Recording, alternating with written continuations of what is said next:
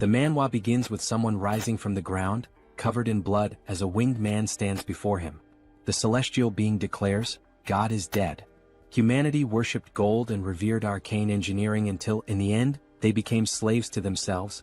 The man holding a sword questions how this can be fair. His opponent wraps the blade in a powerful aura, but despite this he charges forward, asking why this even exists. He screams as he swings his sword, only to be utterly obliterated by a colossal explosion from his enemy. It is then revealed that this is all part of the most popular apocalyptic fantasy game of the moment, Arcane Seoul.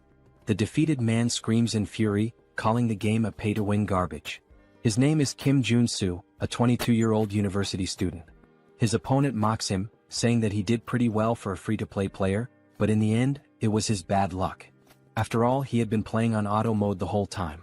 The enemy's ID is rich heavenly demon Chan Joonsoo insults him, but the opponent simply prepares to end the fight, admitting that it was fun and that he had never seen a player get this far without spending money.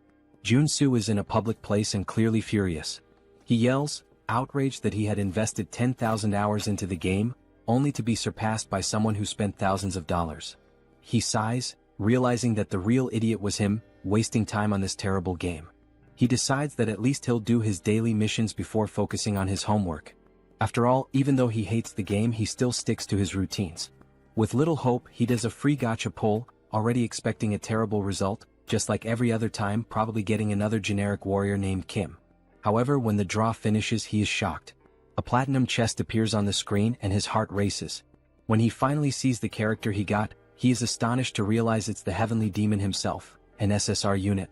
He wonders how the hell he pulled this off, as it's the best character in the game. The chances of getting the heavenly demon in a free draw are ridiculously low. There are an absurd number of zeros in that percentage. Excited, he begins to dance in public, declaring that this game now deserves the Game of the Year award and that he needs to start leveling up his new character. It is revealed that the most efficient way to level up a character in Arcane Seoul is by sacrificing other already leveled characters to serve as experience. Now Joonsoo no longer feels envious of the whale players, the ones who spend fortunes on the game. He decides to use all the countless warrior Kims he's accumulated over his thousands of hours of play to strengthen his heavenly demon. On the screen we see the characters being consumed one by one, their experience pouring into his new champion. With a smile on his face, he says that he'll finally be able to play the game just like the whales. But in the middle of his excitement, he completely forgets that he's in a public place and starts walking absent-mindedly, right into the middle of the street. When he looks to the right, he realizes, of course, the phone slips from his hands and he mutters that this situation feels strangely familiar. When he opens his eyes again, he's staring at an unfamiliar ceiling, completely confused. He wonders why he's in a hospital. His head throbs and then the memory comes rushing back. He walked right into traffic like a complete idiot and nearly got run over. He mentally curses himself for being so careless. Suddenly, a woman enters the room, calling him Warrior Kim, surprised that he's awake. He furrows his brow and asks what she's talking about. The woman says she'll call the doctor and leaves in a hurry. Joonsoo is puzzled by the name she used, and when he looks at the clipboard with his information next to the bed, he's shocked. It clearly says Warrior Kim. Additionally, the report indicates that he suffered a dislocation and a concussion due to the accident. He wonders what kind of absurd mistake this is and lets out a long sigh. Perhaps, deep down, he really does feel guilty for sacrificing all his Warrior Kims to gain experience, but that still doesn't explain why his name on the clipboard says Warrior Kim. Trying to make sense of the situation, he attempts to get up, but the instant he puts weight on his leg, a searing pain shoots through his body, and he lets out a deafening scream. A nurse rushes into the room, telling him that he can't move yet. Still writhing in pain, he asks why it hurts so much. At that moment, the doctor enters the room and explains that he was hit by a truck and, considering the circumstances, got off with few injuries. Still completely confused, Joonsoo furrows his brow and asks what they're talking about. The doctor responds that they still need to do more tests and that he'll need an MRI and a magical vision test. He freezes when he hears the word magical and wonders what the hell they're saying. Is he having a stroke? Is he still dreaming? Meanwhile, at the reception, they're calculating the costs of his hospitalization, including the tests such as the CT scan and MRI. When they finally give him the total, his heart almost stops. 22.3 million won, around $16,000. Totally outraged, he retorts that he was there for just 4 days, so how can the bill be this absurd? The receptionist, with complete calm, answers that he doesn't have insurance and has to pay everything out of pocket. Confused, he asks what she's talking about. After all, every Korean has national health insurance. The woman looks at him as though he's delirious and responds with a question. What are you talking about? You don't have insurance from the Legion or the Magic Tower. A chill runs down Joonsoo's spine when he hears those names. He doesn't fully understand what's going on, but those words sound strangely familiar. Legion, Megacorp, Magic Tower, Sacred Order. Then it hits him. These are the 4 factions that dominate Arcane Seoul. The world where God abandoned humanity. Where arcane science advanced drastically. Where Earth was overrun by monsters. Where humans modified their own bodies to survive. His mind starts to fail him. He falls into denial. No. The summary? This world is a hell to live in. Hours later, he finds himself in a dark alley shouting at the top of his lungs. Why the hell did I end up in this game? He remembers how happy he was when he went to sleep that night, after finally getting the heavenly demon. But now he realizes the cruel irony of fate. He didn't reincarnate as a protagonist. He became a tutorial character. Maybe this is divine punishment for sacrificing all of his old characters.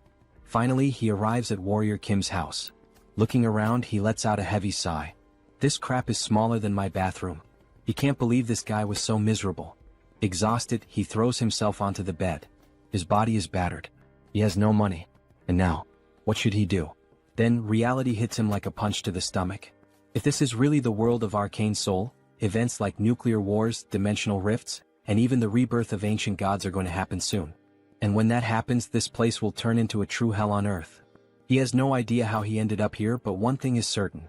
If he stays still, he will definitely die. Then, suddenly, something occurs to him. His gaze locks on his own hands and he finally understands what this means. Without hesitation, he grabs a pen and raises it above his palm. Looking down, he murmurs that he needs to test this before it's too late. For a moment, he hesitates. But then, gathering all his courage, he stabs the pen into the top of his hand with all the strength he can muster. The pain explodes in his skin, and he lets out a loud scream as he pulls the pen out. It has pierced his hand completely. Immediately, a green aura begins to swirl around the wound, healing it before his eyes. A smile spreads across his face. I knew this would work. He has just obtained a trait called Wound Recovery. Now everything makes sense. The reason he created and sacrificed so many Warrior Kims was because this character is the only one without a base trait. However, this means it's possible to unlock and swap traits freely, allowing players to shape Warrior Kim however they want. For someone like him, who always played strategically and never had luck with rare characters, Warrior Kim was the best choice. And now, he is Warrior Kim. This means he can acquire any trait as long as he works to earn it. As he watches, his wounds start to fully heal, regenerating thanks to the newly acquired ability. He takes a deep breath and reflects. In Arcane Seoul, you die if you're poor, weak, or if your luck runs out. But he won't let that happen to him. He spent 10,000 hours playing this game. He knows all the shortcuts. He knows how to break the system. The scene cuts to his global ranking, which plummets from 115,000th place to the top 7,000. Then he climbs into the 3-digit ranks, finally reaching the top 9. Now he's above monsters, literally in the top 9. He doesn't know exactly what that means, but he'll figure it out. Plan change, make money. Now he walks confidently into a talent agency, muttering to himself. With Warrior Kim's body, this is a free pass to the top. Inside the player registration sector, a man reviews his file and raises an eyebrow. So, this is your first time at a player recruitment office? Joonsoo nods in confirmation. Yes. I want to enter the monopurification field. The recruiter stares at him, surprised. Monopurification? Joonsoo nods. He needs money to fund that pay-to-win gacha nonsense, and using his own body for work is the only option available. The man leans back in his chair, putting his feet on the table. He sighs, then looks at Joonsoo with an amused expression. They even call it monopurification, but do you have any idea what clearing a dungeon really means? The badge on the table reveals his name, Choi Seon-soo, Player Recruitment Director. Joonsoo crosses his arms and responds without hesitation. Of course I know. Seon-soo lets out a sarcastic laugh. Are you sure? Because honestly, your resume is completely empty. Joonsoo rolls his eyes and confidently responds. It's obvious that I understand how this damn game works. I know that the mana contained is what caused the monsters to overrun the world of Arcane Seoul. He continues explaining, clearing a dungeon isn't just about killing monsters and collecting loot. In the long run, prolonged exposure to the contained mana can erode someone's humanity, turning them into something else. This process is called mutation. And that's what makes the job so deadly. Seon-soo sighs and says it's fine. Once they gather enough people, he'll assign him to a team. Joonsoo thanks him, but the man still looks skeptical. He stares at him and asks if he's absolutely sure about going through with it. I am, Joonsoo answers without hesitation. Seonsoo sighs again and comments. I've seen many guys like you take this job for money and come out completely dead inside. Joonsoo laughs casually. Relax. I'll leave here in better shape than you. Seonsoo frowns, confused by the response, but Joonsoo just smiles and says, working hard without spending a dime has always been my specialty. First contact with the team. He then meets his team leader, a man named Deer. Deer crosses his arms and looks at him with a stern expression. So, you're the newbie they sent here? Joonsoo shrugs. I guess so. I'm just here because I was assigned. Without warning, Deer grabs the collar of his shirt, pulling him closer. You think this is a playground? He says, his eyes cold. Do you think you have what it takes to be here? Joonsoo doesn't answer, simply staring back at him. You'd better not beg me to save you if you start mutating, Deer continues. If I see the slightest sign of it, I'll kill you on the spot. Joonsoo smirks and calmly responds. I'll keep that in mind. For him, this is nothing new. In the real world, people always try to scare the newbies. But what really intrigues him is the fact that Deer is an R-rank character in the game. This is what he looked like before awakening. Joonsoo thinks, noticing that at this moment, Deer's legs are still normal. Before the tension can rise any further, another man enters the room and sighs. Deer, I've told you not to treat the newbies like that.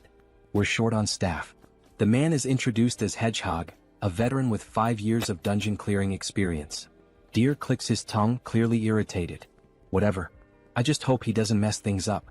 He then turns to the group and gives his instructions. We have 4 hours to clear 5 locations. No time to waste. Joonsoo watches Deer and thinks, this guy's much tougher than he was in the game. Hedgehog notices and pats him on the shoulder. Don't mind him. He may seem tough on the outside, but he's a good guy deep down. Joonsoo gives a nonchalant "hmm" in response, not paying much attention. The first dungeon. The first location they need to clear is a junkyard. As soon as they arrive, everyone complains about the terrible smell. No matter how many times I come here, I never get used to this stench, one of the workers says. Deer ignores the complaints and says, I'm opening the entrance. Get ready. He activates the access card and the dungeon door opens. What they see on the other side is simply disgusting. The place is covered in filth, a complete mess of waste and magical residue. Deer gives the command. Everyone, position yourselves. Inside the dungeon, there are low-level monsters known as contaminated slimes, creatures that feed on trash and residual mana. Joonsoo quickly assesses the situation and starts explaining to himself. The core of mana-contaminated clearing is eliminating these slimes. They're weak but troublesome. If you cut them in half, they just multiply. The only way to truly kill them is by destroying the small mana core inside their bodies. As they begin to fight them, the workers quickly realize the problem. How the hell are we supposed to find these cores in the middle of all this mess?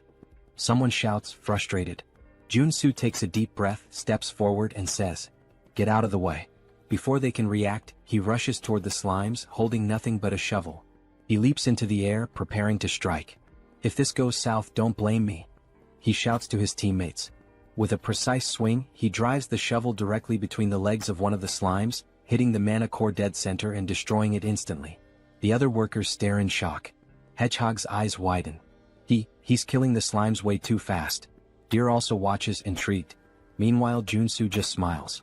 This is perfect. He continues to move forward, destroying the cores one by one before the slimes can multiply. And the most impressive part? He's doing all of this with nothing but a shovel, without needing a real weapon. The other workers watch in disbelief as he moves rapidly across the battlefield, crushing slimes as if it's the easiest thing in the world. Is this really possible? One of the workers exclaims. Joonsoo answers with a confident smile. Of course it is. Suddenly the scene cuts to a flashback from 2 days ago. We see Joonsoo crawling on the ground as if searching for something. The curious detail? He's in the middle of a children's playground. Joonsoo looks around and murmurs to himself. It must be around here somewhere. After a few seconds of searching, his eyes finally spot what he's looking for. Found it. He crouches down and picks up a coin from the ground. The moment he holds it in his hand, an invisible notification seems to appear in his mind. Trait acquired, treasure hunter. A wide grin spreads across his face. Got it? This is the most important trait for Warrior Kim. Excited, he starts spinning in place, celebrating his achievement while holding the coin like a trophy. Nearby, a mother watching the scene covers her child's eyes and sighs. Just think happy thoughts. Joonsoo doesn't care about the strange looks and continues on his journey to acquire more essential traits. The price of evolution. He learns some fundamental rules while hunting for important traits. Cut to a less glamorous scene. Joonsoo is vomiting into a trash can, his face completely wrecked. That went too far, he groans. The truth is, to acquire a specific trait, he put himself in the middle of Asmongold's room, or at least something as disgusting as it. The notification appears once again. Trait acquired, contamination resistance. Joonsoo wipes his mouth, panting. That was the hardest one so far. The logic for acquiring traits in this world works exactly like in the game. If you meet the conditions, it's yours. He opens the mental menu and reviews his abilities, explaining to himself that it's possible to equip up to 6 traits at once, and that he can switch between them at will. Now, thanks to Treasure Hunter, he can see the mana cores inside the slimes, which explains why he's able to eliminate them so easily, even the giant ones. However, another slime is attacking his team, shooting a barrage of sticky slime. Deer gives an urgent warning. Don't let that stuff touch you. But Joonsoo simply walks through the toxic substance without hesitation. Finally, all this work paid off, he comments, satisfied. Thanks to contamination resistance, he feels no side effects from the slime. I personally wouldn't stick my tongue out in this situation. End of shift. The scene cuts to the bus on the way back home. Joonsoo leans against the window, exhausted. Even with all these traits helping me, working all day is still draining. Hedgehog smiles and comments. But thanks to you, we finished early today. It was incredible seeing all of that up close. He pauses and asks curiously, "Are you hoping to awaken like Deer?" Joonsoo laughs. "No way. I only know how to use a shovel. Military training to blame." Hedgehog whistles. Impressive. As they talk, something strange happens. Small horns begin to grow from Hedgehog's head. Joonsoo furrows his brow. "Your mutations are getting worse. You've been exposed to too much contaminated mana." He observes his colleague more closely. "You don't look so good. You should rest for a bit." Hedgehog just shrugs and lets out a bitter laugh. "I'd rather mutate than face the debt collectors." Joonsoo sighs, understanding his situation better. "Now it makes sense why you wanted this job. Not exactly the kind of position people queue up for." 4 days later. A time skip brings us 4 days forward. The work finally comes to an end, but everyone is exhausted. "We're done," someone murmurs. The team members are wrecked after days of non-stop dungeon clearing. On the other side, a worker is vomiting uncontrollably, almost doubled over. Joonsoo immediately recognizes him. "Hedgehog. I told you not to push yourself so hard." Deer approaches and pats Joonsoo on the shoulder. "The only reason you're still in one piece is because you're young. Never thought you'd do your part properly, but good job." Joonsoo gives a faint smile. It was thanks to everyone. But deep down he knows the truth. He only managed to do well because of his traits. He watches Deer, noticing that he's holding up surprisingly well against the exhaustion. For someone at our rank, he's holding strong. Before they can continue talking, a desperate scream echoes through the area. Joonsoo turns to find Hedgehog. Something is terribly wrong. A dark aura begins to form around him. His colleagues look horrified. What's happening to his spine? Deer runs over, his expression turning serious. "Hedgehog. Hang in there." Joonsoo understands everything in that instant. Hedgehog is mutating. Deer tries to hold his friend back. "Hold on. We need to get out of here." But it's too late. The mutation consumes Hedgehog completely, and his body explodes into pure energy, creating chaos around them. Joonsoo feels the impact and murmurs. "Shit. Now this is serious." The battle begins. Hedgehog has lost all trace of his humanity. His silhouette now resembles that of a giant porcupine, and his foaming mouth makes him look like a rabid dog. Joonsoo watches the creature and immediately concludes. He's gone. There's nothing left of Hedgehog in there. If they don't defeat him, no one will walk out of here alive. But there's a problem.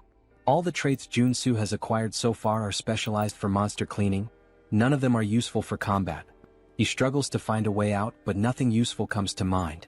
The first attack comes directly at him. Joonsoo has no time to react. The strike hits him square in the face, sending him flying like a ragdoll into a wall. He crashes to the ground, spitting blood. The power difference, it's absurd. A new notification appears. Trait acquired, endurance. He smiles faintly, wiping the blood from the corner of his mouth. It's still too early to give up. If he wants to survive, he needs to act now. He quickly opens the menu and starts switching his traits. I need something that will actually help. He selects Strength, which will increase his physical power, Mana Heart, which will allow him to control his magical energy, and Endurance to reduce the damage he takes. Let's see what I can really do. The counterattack begins. Joonsoo finishes selecting his traits. Mana Absorption allows him to absorb magical energy directly from the environment. Deep breathing accelerates his mana regeneration, ensuring a steady flow of energy. Finally, the last piece of the puzzle, Corruption Resistance. Now that his traits are set up, he's much better prepared for combat. Hedgehog charges at him, screaming as Joonsoo activates Strength, multiplying his physical power by 10. He swings his shovel back and roars, spinning his body with full force before delivering a crushing blow. The impact hits Hedgehog square on, launching him into the air. Joonsoo feels a flicker of hope. This is working. I can really win this. But then, in midair, Hedgehog starts spinning violently, turning into a deadly ball. Joonsoo's eyes widen. That should be illegal. Hedgehog launches himself at Joonsoo like a projectile, but at the last second he crashes into a rock, losing control and flying back up.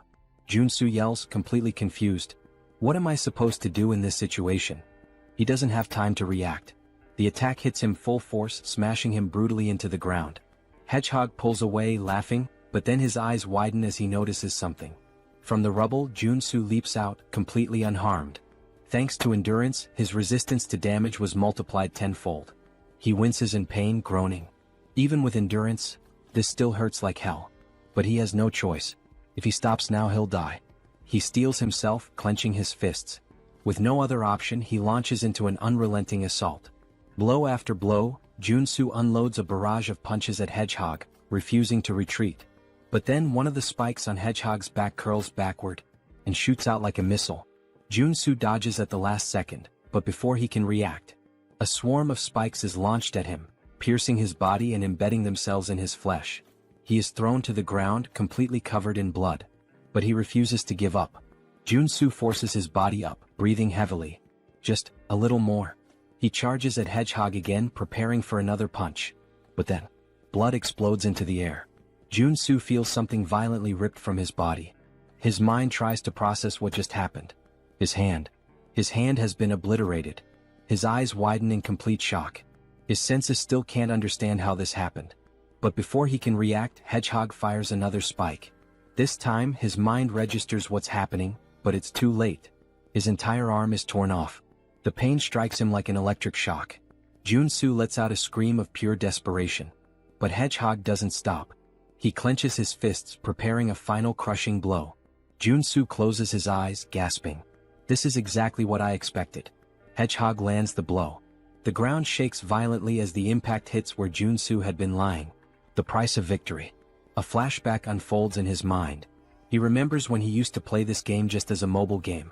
Back then, everything felt easy. All he had to do was press a single button to defeat monsters. He never stopped to think about what the character felt. He pushed it to the limit over and over under the guise of efficient training. But now he finally understands. He understands the pain. He understands the suffering required to earn even a mediocre trait. And above all, he understands that there is no victory without sacrifice. When Hedgehog looks down, he realizes something is wrong. Joonsoo blocked the attack. His arm regenerated. Before Hedgehog can react, Joonsoo rushes at him with lightning speed. His fist connects with the creature's face, and the impact is devastating. Hedgehog is thrown away, sliding across the ground, incapacitated. Joonsoo exhales deeply, gritting his teeth. There is no victory without a price to pay. He looks at himself. His muscles are pulsating and growing uncontrollably. His body has been pushed to its absolute limit. A notification appears in his mind. Trait acquired, mutant muscles. Joonsoo smiles despite the pain. The real fight is just beginning. The awakening of the monster. Joonsoo's body is still covered in spikes. Hedgehog is thrown against a wall and Joonsoo grins to himself. The reason he had recklessly charged at him with all those attacks was for the trait. By pushing his limits with mana, heart, and strength, he knew he could gain something greater. And now they merge, activating his new trait, mutant muscles. Hedgehog charges at him again without hesitation. But Joonsoo stands his ground. Everything I've done so far was for this moment. Hedgehog throws a punch. Joonsoo easily blocks it. Then he starts to laugh. This doesn't work anymore.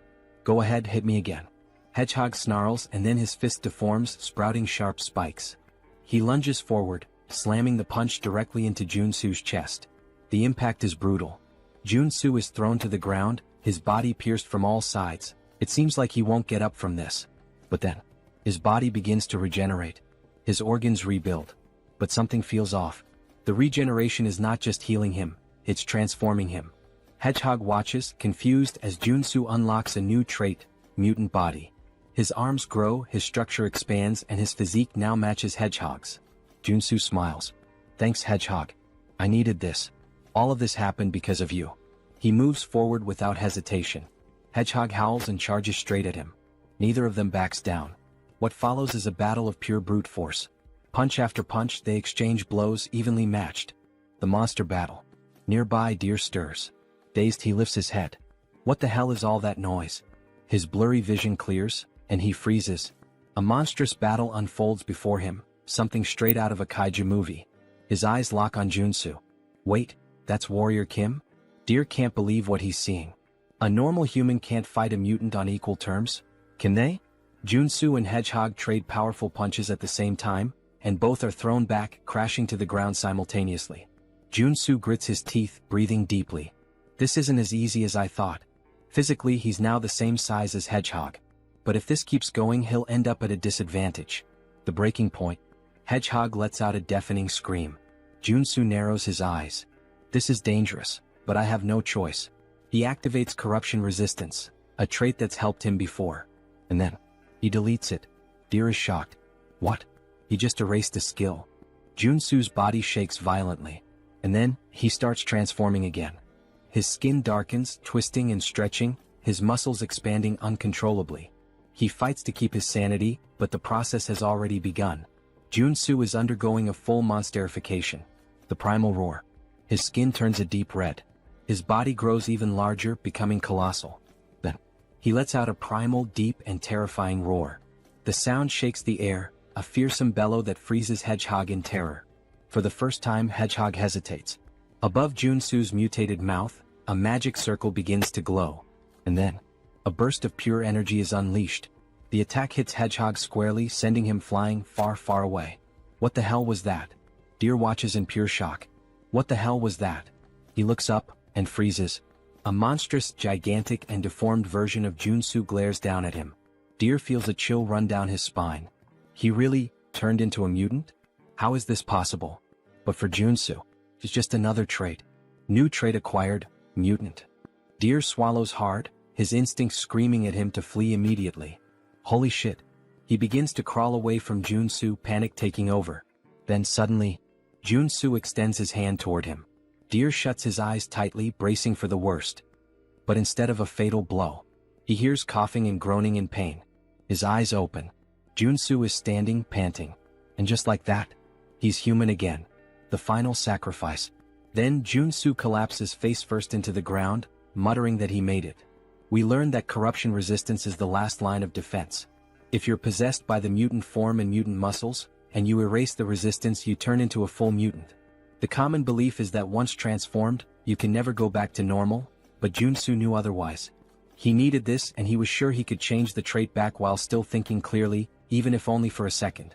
That's why, even though his body was disintegrating and rebuilding repeatedly, and the pain was unbearable, he kept fighting for his sanity, allowing him to swap corruption resistance for the mutant trait. The end of the battle.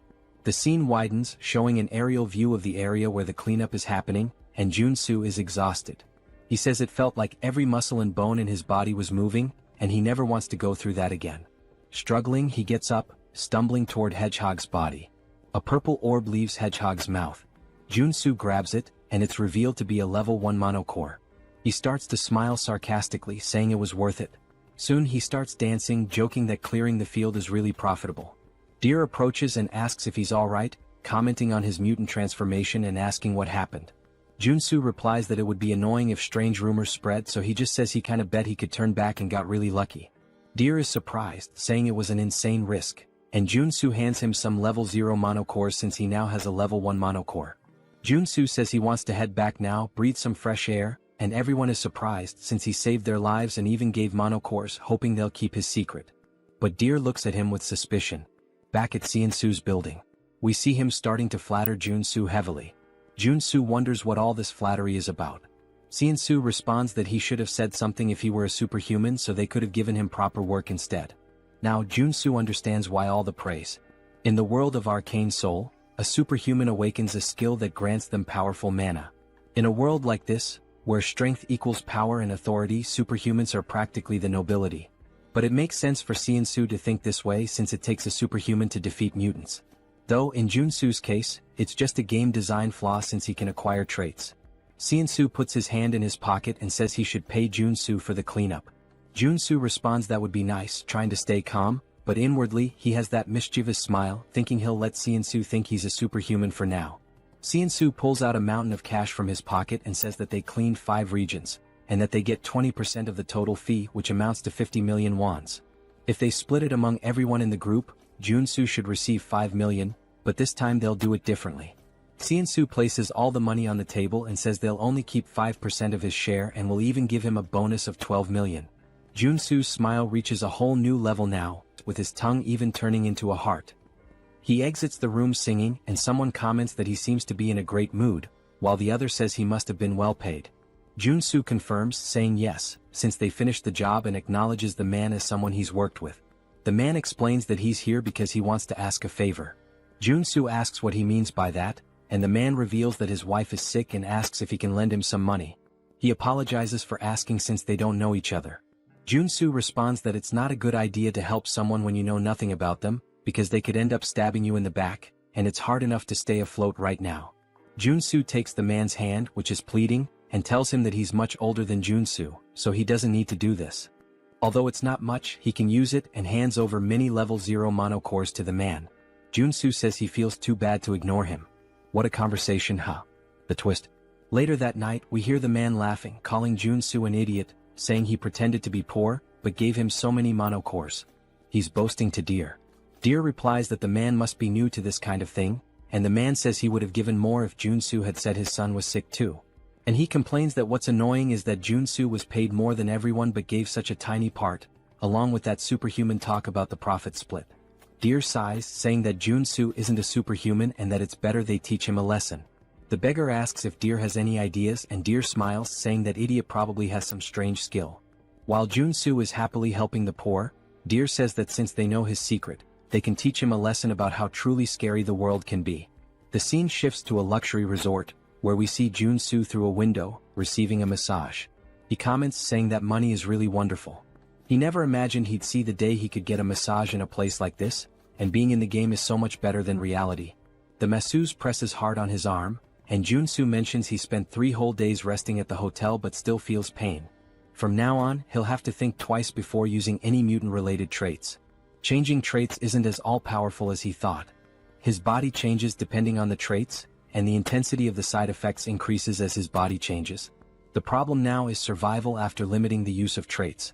He looks out the window and recognizes a few people, saying that's the Iron Fist gang, while we see them all by the pool. He explains that Arcane Seoul is ruled by local gangs, not the law. That's natural since there are so many monsters around, and people have to rely on superhumans. He says he's managed to survive so far, but it would be foolish to rely only on his traits in such a dangerous place. He starts to smile, saying that in the end, it all comes down to being overloaded with equipment. He goes to a miscellaneous goods store, and a woman asks if he's there to sell things. He says yes and mentions he has some monster byproducts. She looks at his clothes and warns that they don't buy level 0 monocores since he's not dressed well. He replies that he already knew that. He pulls something out of his bag and says that this is what he would like to sell, revealing a blue monocore, which surprises her. She asks if it's a level 2 monocore and he confirms, telling her to take a good look at it. He comments that it's nice to see she's surprised. He's really happy he managed to get a level 2 monocore, and the effort at the hotel was worth it. If he can sell it for the highest price, this will be the right path. He asks if she sells weapons and armor. She replies that she does and lets him into the back area. As he enters, he's surprised, saying that it looks like she has everything back there. He thinks the government should start keeping an eye on this woman since all the essential game items are there as well. She tells him to make himself comfortable. He responds affirmatively and then begins to get excited. He says that now is the time to get properly equipped. He starts putting various weapons into his backpack and says that now that he has weapons, it finally feels like he's playing Arcane Seoul. Then he hears a woman calling for him and turns around. She asks almost casually if he's a mercenary, saying she needs help. He replies that he's not a mercenary and suggests she should look for someone else, but she pulls out a little money, explaining that she's on a business trip and that the Iron Fist gang scared her. She asks if he could protect her until she reaches her lodging. He realizes she's trying to offer him at least 500,000 to be her bodyguard, and wonders if he should accept now that he's well equipped. He places a hand on her shoulder, saying that he can't ignore a lady in distress, and tells her it's time to go, looking ready for the situation. They start walking through some alleyways and she says they're almost there. He wonders why she's staying in such a shady place, saying that, forget about people, there isn't even an ant around there. She quickly dashes around a corner, and when he turns, all he sees is darkness. She says they're nearly there and urges him to hurry. He replies that it's too dark and he can't see anything. Then his eyes begin to glow yellow as he acquires the night vision trait, and says that now he can see, but he didn't plan for this. In her hands there's a pistol aimed directly at him, and she remarks that he's a lot more cautious than she expected. He wonders who she is and if all of this was a trap, only for him to turn around and see Deer, who laughs and asks where he thinks he's going. Deer says it's good to see him again like this, asking if he agrees. Joonsoo asks what he did to deserve this, and Deer responds that he didn't do anything, he just looks stupid. There's no other reason, calling him naive. Joonsoo lets his weapons drop, immediately rushing to knock the woman down. Deer asks why he would start a conversation just to run away. He tells the woman to shoot him and she fires her gun directly at him, hitting him in the back. He starts falling down the stairs. Then Deer asks, "What the hell?" saying she should have shot him in the leg, not the chest. She responds that it's better than him running away. Deer says, "Damn, I think he's dead. Honestly, I think the guy can just get up, he looks fine." The woman mentions that someone might want to buy his body since he came back from being a mutant. The beggar says it's time to loot his gear now. When Deer looks down again, he says there's no way and they should do this first, only to find that Joonsoo's body has disappeared. They all start wondering where the hell he went, growing uneasy. The street lamp breaks and the beggar is hit in the neck. The rest of them start panicking, wondering what's happening, and Deer says there's no way he's still alive. Joonsoo says that he can't die at the hands of someone who repays kindness with betrayal, and it's a good thing he left the store after putting on the bulletproof vest. Thanks to that, he acquired the trait of playing dead after being shot. Deer looks around in panic, saying he can't see anything since the street lamp broke, wondering where Joonsoo is. Joonsoo suddenly appears behind him, saying he's right there. He says he saved his life, so now he's going to take it, landing a punch directly to Deer's face. Joonsoo punches Deer in the face, sending blood flying everywhere. Deer falls to the ground but instantly gets back up, wiping his mouth. He stands up and kicks Joonsoo, who dodges. Joonsoo says he should be grateful for being saved in the first place, asking if Deer thinks trying to kill the person who saved his life is the right thing to do. As Deer is about to fall to the ground from the attack, Joonsoo tells him to bite the curb and is about to land a kick when the woman shoots her gun at Joonsoo, asking Deer if he's okay. She manages to hit Joonsoo in the arm with a shot, and he says he was too careless. In Arcane Seoul, the scariest thing isn't the monsters or mutants but the people. He was incredibly naive and trusted them too easily. He places his hand on his waistband and pulls out his weapon to avoid making the same mistake again. He shoots the gun out of the girl's hand and then shoots one of the men in the shoulder, telling them that's enough, as we see both of them on the ground, writhing in pain. Something bounces off the wall, and Joonsoo turns, thinking he should kill Deer to stay safe, only for Deer to launch a surprise attack. Joonsoo wasn't expecting that but manages to react just in time by blocking the kick, although he loses his weapon. We see that Deer's legs have now transformed, and he's awakened as a level 1 superhuman. Joonsoo says the game is poorly made, explaining that the superhuman awakening is something all playable characters can undergo. It's considered the basic growth system in the game. According to the world of Arcane Seoul, a level 1 superhuman is strong enough to threaten an ordinary civilian with an automatic rifle. Joonsoo starts backing away to create distance, while Deer declares he will kill him, and now Joonsoo has to deal with a superhuman with nothing but his body. Deer disappears instantly before Joonsoo, and he wonders where the hell he went. We learn that Deer has 2 unique traits, stereoscopic movement and kick. Stereoscopic movement allows him to use his incredible leg elasticity to move freely in any direction he wants. In his case, he's running on wall. Joonsoo looks up and sees him coming from above. He used stereoscopic movement to gain height and is now coming down with a kick, using both the momentum and the height. Joonsoo says he needs to dodge this and he rolls to the side, letting the ground get completely smashed. Deer is surprised and irritated that he dodged, preparing to attack again, saying that this time Joonsoo won't be able to dodge. The impact happens and Deer starts to smile, thinking it's over. but Joonsoo says, "Sorry, but I didn't plan on dodging." As we see, he blocked the kick with a weapon, calling him a mutt who doesn't know his place. He knew buying that extendable baton was a great idea. A few hours ago in the girl's store, he was wondering if a weapon would really be worth it. Since Warrior Kim is a warrior class character, even though he gets stronger, there's a limit to how effectively he can use a weapon. That's why he decided to buy a close combat weapon, which turned out to be nothing other than this extendable baton. Each character has weapons and traits that are more effective for their class. We see Deer's leg trembling, and Joonsoo manages to push him back. To defeat Deer, he needed to use a close combat weapon and traits suited for a warrior like him. He swings the baton downward, hitting Deer and knocking him to the ground, then acquires a trait called Strike. This is a trait specific to the warrior class. He then starts spamming his attacks to acquire even more traits, using moves like a downward strike, uppercut, and even an advancing attack.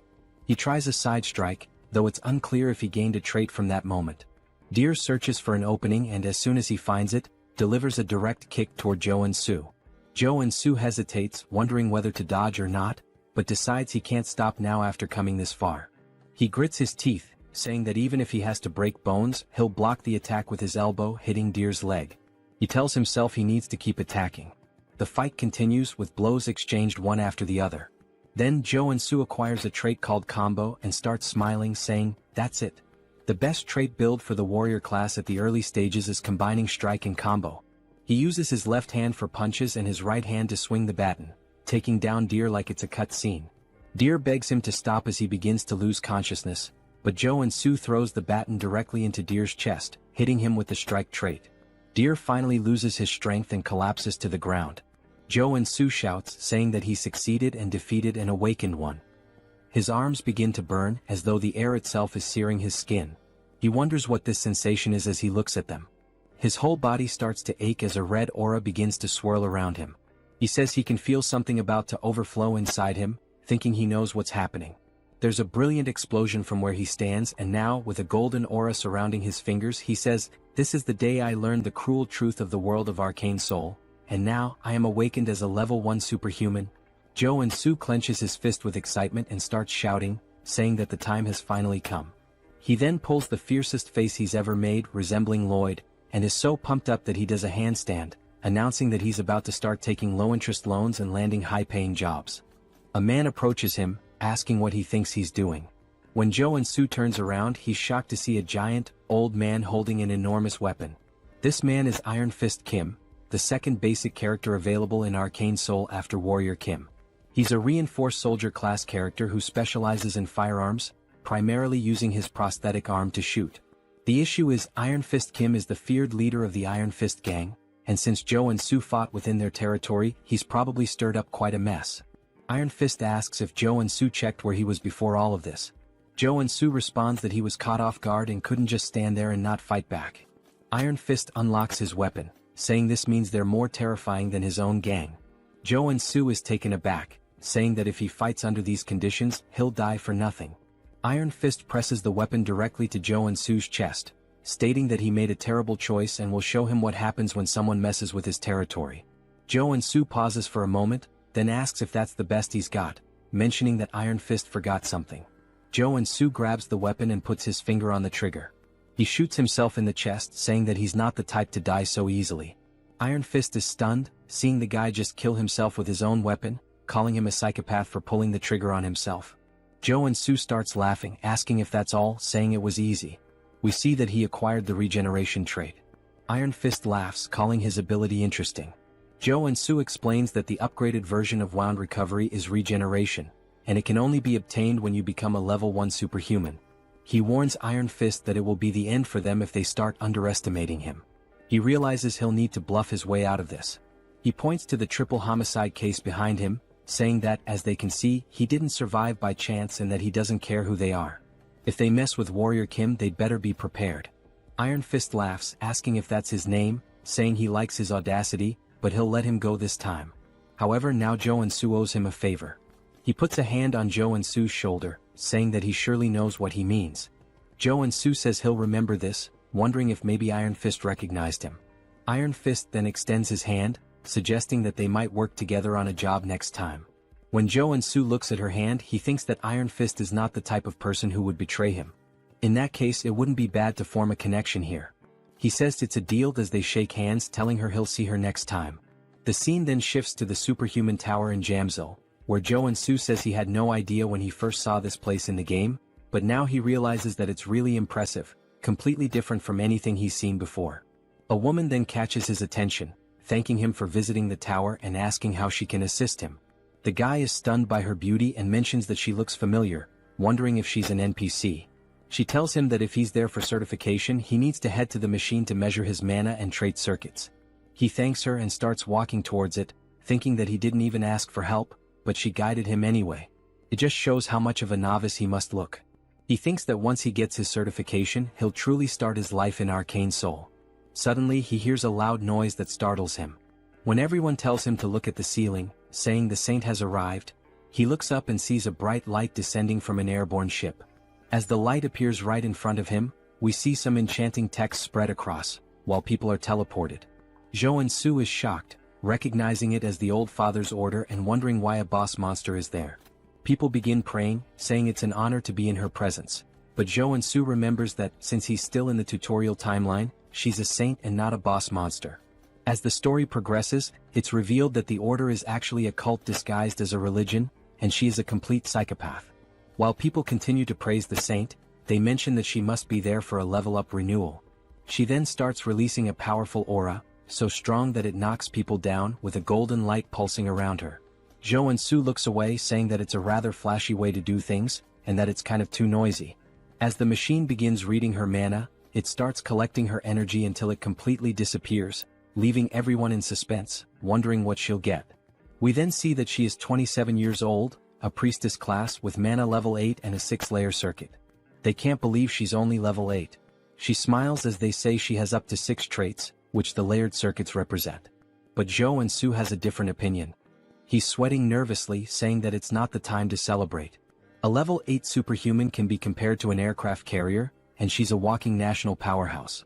Why are strong women always crazy? But even if he tried to warn them, they would just treat him like a madman and stone him to death as if it were the Middle Ages. For now, he decides to just measure his mana. It would draw too much attention if he had 6 traits, so he'll lower it to 3. The saint suddenly turns, sensing something. When her men ask what's going on, she says that she's found something that caught her attention. She appears right behind Joonsoo, saying that he has an interesting ability. He says, "Damn," surprised, and then repeats what she just said, asking if she really noticed that he swapped his traits. He freezes for a second as the window remains open. Everyone wonders why the saint is talking to him, saying he looks like a normal guy. She then takes his hands, asking what his name is. He says his name is Warrior Kim and comments that the only reason a priest would ask someone's name in Arcane Seoul is. Before he finishes his thought, he's interrupted as she declares that she represents the Old Father's order and baptizes him. Since the Old Father always desires powers like his, she tells him that he must submit and find peace in this hellish world, as the enchantment table begins moving across his arm. Everyone around him envies the fact that he's being baptized, especially because she is the Old Father's first daughter. Joonsoo, however, has a different perspective. He's extremely nervous, thinking that if he's baptized and gains the baptism trait, he will have no choice but to become a paladin of the order. However, the Old Father's order loses to major figures in Arcane Seoul during the war with South Korea, and this figure is none other than the celestial demon. As she continues with the baptism, he rips her hand off of him, saying it feels like being forced to invest in a stock that's about to crash. He kneels, refusing the baptism. We see her eyes turn completely psychopathic as she says that he must not have heard her correctly. He responds, saying he's very serious despite being a little exhausted. She starts to control her anger, saying that it's anyone's right to serve or refuse. However, the Old Father has already set his eyes on him. She places her hand on his shoulder, warning him not to forget that a powerful divine energy is already rooted inside him, and that if he can't overcome such a small power, his fragile free will won't mean anything in the end. Then he begins to be enveloped by a yellow flame as he starts screaming in front of everyone. They question how someone like him can refuse the baptism, asking if he isn't religious or something. We see that he's being affected by divine fever, and that he will suffer a burning, endless pain as punishment for refusing the baptism. He was prepared for this, but it still hurts like hell, his whole body burning. This is one of the strongest debuffs in the entire game. The effect causes continuous, searing pain, preventing the person from continuing their normal life. The only way to get rid of it is to go to a temple and be baptized. He refused the baptism thinking about the future, but it seems he might die right here as we see his eyes rolling back. He loses consciousness until someone splashes water on his face, waking him up again. He wonders who it is only to see the woman from before asking if he's okay. She seems genuinely concerned. He says that no one helps someone affected by divine fever because they fear the negativity will spread to them, and he's grateful that she took the risk to help him. He sits up again saying that he'll endure a little longer. As he enters a lotus position, he gains a trait called divine resistance. We see that he's starting to build a resistance to the flames. He says he didn't refuse the baptism recklessly either, and that the debuff gets stronger depending on the total mana of the target. Since he's still level 1, the debuff is weaker in comparison, so there are some solutions. The first is to acquire the trait, which he just did, and now he'll focus more mana within himself. It's unclear whether he unlocked his traits or activated mana absorption.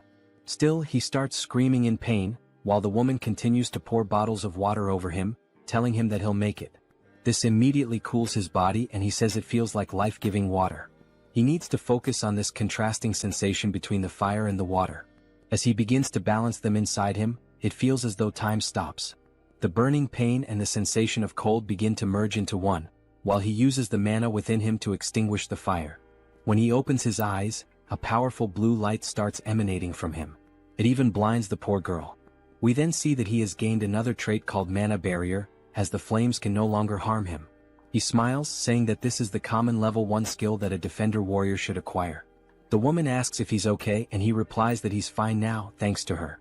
But everyone is in disbelief that he managed to overcome the divine fever, asking if that's really possible. Of course, he hasn't fully overcome it, and this is just a temporary measure against the fever, using the barrier. But at least he's free from the burning pain, and the black flame even makes him look cool. Now it's his turn to measure his mana as he steps onto the magical device. He begins to charge up, rising higher and higher. He smiles, awaiting the measurement, and we see that the device reports he is level 1 but has a 6-layer circuit. They can't believe he has 6 traits, saying this is the birth of a super newbie. It must be why the holy figure had her eyes on him. Joonsoo says that he has attracted a lot of attention, and that his goal is to be the overpowered protagonist, but hidden in the shadows. The woman then congratulates him, saying she's never seen anyone start with a 6-layer circuit and that they can now issue his license. They move to another part of the tower where she places it on the table, congratulating him for being officially certified as a superhuman. He starts crying tears of joy, saying that he worked so hard to achieve this, and she says she'll explain all the privileges. He replies that he doesn't need an explanation as he already knows everything. He begins to list the privileges and she's surprised at how well he knows them. He says that he's addicted to games, or rather, a doctor in superhumanology. He then warns her that he doesn't like to waste time. While we see a crowd watching them, he asks if there's a way to leave discreetly. She laughs, saying of course she's already prepared a way. We see him blush as she stands up, asking him to follow her, smiling. They both appear cloaked, and he thanks her for taking such good care of him. She even provided him with a secret passage, along with a cloak, saying that it was nothing as everyone should help each other in the end. Just by wearing the cloak he acquires the stealth trait. The guy is broken. The woman then points to the exit, saying that he just needs to walk there as she can only guide him to that point due to the rules. He bows, saying that this is more than enough and thanks her for everything she did. She wishes him a good journey back. As he watches her walk away, he says he didn't know such a kind person existed in Arcane Seoul. She's also beautiful, and once he becomes stronger, he'll have to repay the favor. Then he wonders what her name is. When he looks at the business card, he's completely incredulous. We see that her name is Baek Soren. He says this is the name of one of the 3 strongest warriors in the SSR class in the game. She's a berserker and has always had a rather intimidating appearance. He finds it strange that her face looks familiar and never would have imagined she once had such a calm demeanor. He wonders what happened to her between then and now. The scene shifts to him working as he cuts a slime in half. He says that he takes back everything he said about being cool as a superhuman, mentioning that he's been cleaning these monsters for a whole week and is about to die from exhaustion. Me too, man, me too. He then sits down, sighing, saying he's only finished 1 cave, but he's so tired that he can't go on. His efficiency is terrible. All of this happened because he focused his traits on maintaining the mana barrier. If he could customize them to specialize more in monster cleaning, he'd have been done hours ago, but now he can't do any other work because of that damn debuff. He needs a rare potion called Nectar to get rid of the divine fever, but it's so expensive that this monster cleaning job isn't worth it, and he starts feeling incredibly depressed. His phone starts ringing and we see it's none other than Seonsu. He wonders how many times this guy is going to call him, saying that Seonsu is persistent. Before he can reject the call, thinking he's tired of this guy, an idea pops into his head, and he starts grinning wickedly. At Seonsu's agency, he's thrilled to see him and says he can't believe he managed to overcome the divine fever without being baptized, starting to turn into a big brown noser. Joonsoo says that things have ended like this and asks if Seonsu has found the job he requested. Seonsu tells him not to even mention it, saying it was so difficult because nectar is a medicine that can only be obtained through level 5 or higher requests. Joonsoo says that if he hasn't gotten the nectar, he'll leave, but Seonsu tells him to wait, explaining that it involves their exclusive contract, and he needs to secure it at all costs. And of course he did. Joonsoo starts smiling, saying that since Seonsu is so desperate for a superhuman contract, he knew he would do anything to ensure the request was fulfilled. He then sits back asking what the content of the request is. As Seonsu hands him the paper, he asks if Joonsoo has heard of Security Number 1. Joonsoo says this is the first time he's hearing about it, wondering if it's a security company. Seonsu explains that it's a private military company, one of the top 10 in the sector. The CEO and the vice CEO are a married couple, both come from traditional martial arts families, which makes their foundation very solid. Joonsoo asks what they might be lacking that would require them to make such a request. Seonsu replies that the issue is their son. He's already over 20, but still hasn't awakened as a superhuman. Joonsoo finds this surprising, given that both parents come from martial arts families. Seonsu says the rumor is that he's already accumulated level 8 mana, but simply can't awaken, which is a mystery. Their condition was for a warrior-type superhuman, level 1 or higher. So, it seems to fit perfectly. Joonsoo then starts smiling, saying that he'll go see them right away. As he heads to their property, we see Seonsu's legs shaking uncontrollably. He says that they're quite busy as they aren't the type to be late. Joonsoo just looks around the house, commenting that it's very expensive. We hear a woman apologizing, saying she's very sorry for making them wait so long. The guy's about to have a heart attack. Finally, we are introduced to them. She says they are the clients. The husband's name is Seo Youngju, and the wife's name is Lee Miria. Seonsu bows, saying it's nothing, thanking them for the time they've spent with them. Joonsoo does the same, saying they must be superhumans of at least level 6, as both have a considerable amount of aura. Youngju sighs and says he can tell this one is weak just by looking at him. Miria tells him not to be like that, and if he's going to act that way he should go back to his room. He sits on the couch, saying he can't do that, and she says he's so stubborn before asking both Joonsoo and Seonsu to take a seat. They thank her, and Miria says that since they've come all the way here, it means they intend to accept their request. Joonsoo says that, first, he'd like to see the condition of their son, as there might be a special reason preventing his awakening. Youngju bangs his fist on the table, asking if he really thinks he'd share that with a novice like him, and he's absolutely furious. Miria tells him to calm down and apologizes, saying he gets worked up easily about anything concerning their son. She says this isn't something they can tell a stranger, but if he accepts the request, they'll call the son in and explain the situation. They're sure he's also desperately in need of the nectar, as they can tell the divine fever is affecting him. Joonsoo says that if it's a confidential matter, but they know exactly what he needs, it only makes him more certain that he will accept the request. He says he'll accept it and asks them to call the son in. While they do, he opens the door. He introduces himself as a Woojin. Joonsoo says it's a pleasure to meet him and shakes his hand, noting that he doesn't feel any mana coming from him. Then he notices something and tells the guy that his cloak is really cool. The guy responds that it's more than he deserves, but he always wears it with gratitude. Joonsoo says he imagines he needs it to seal his mana.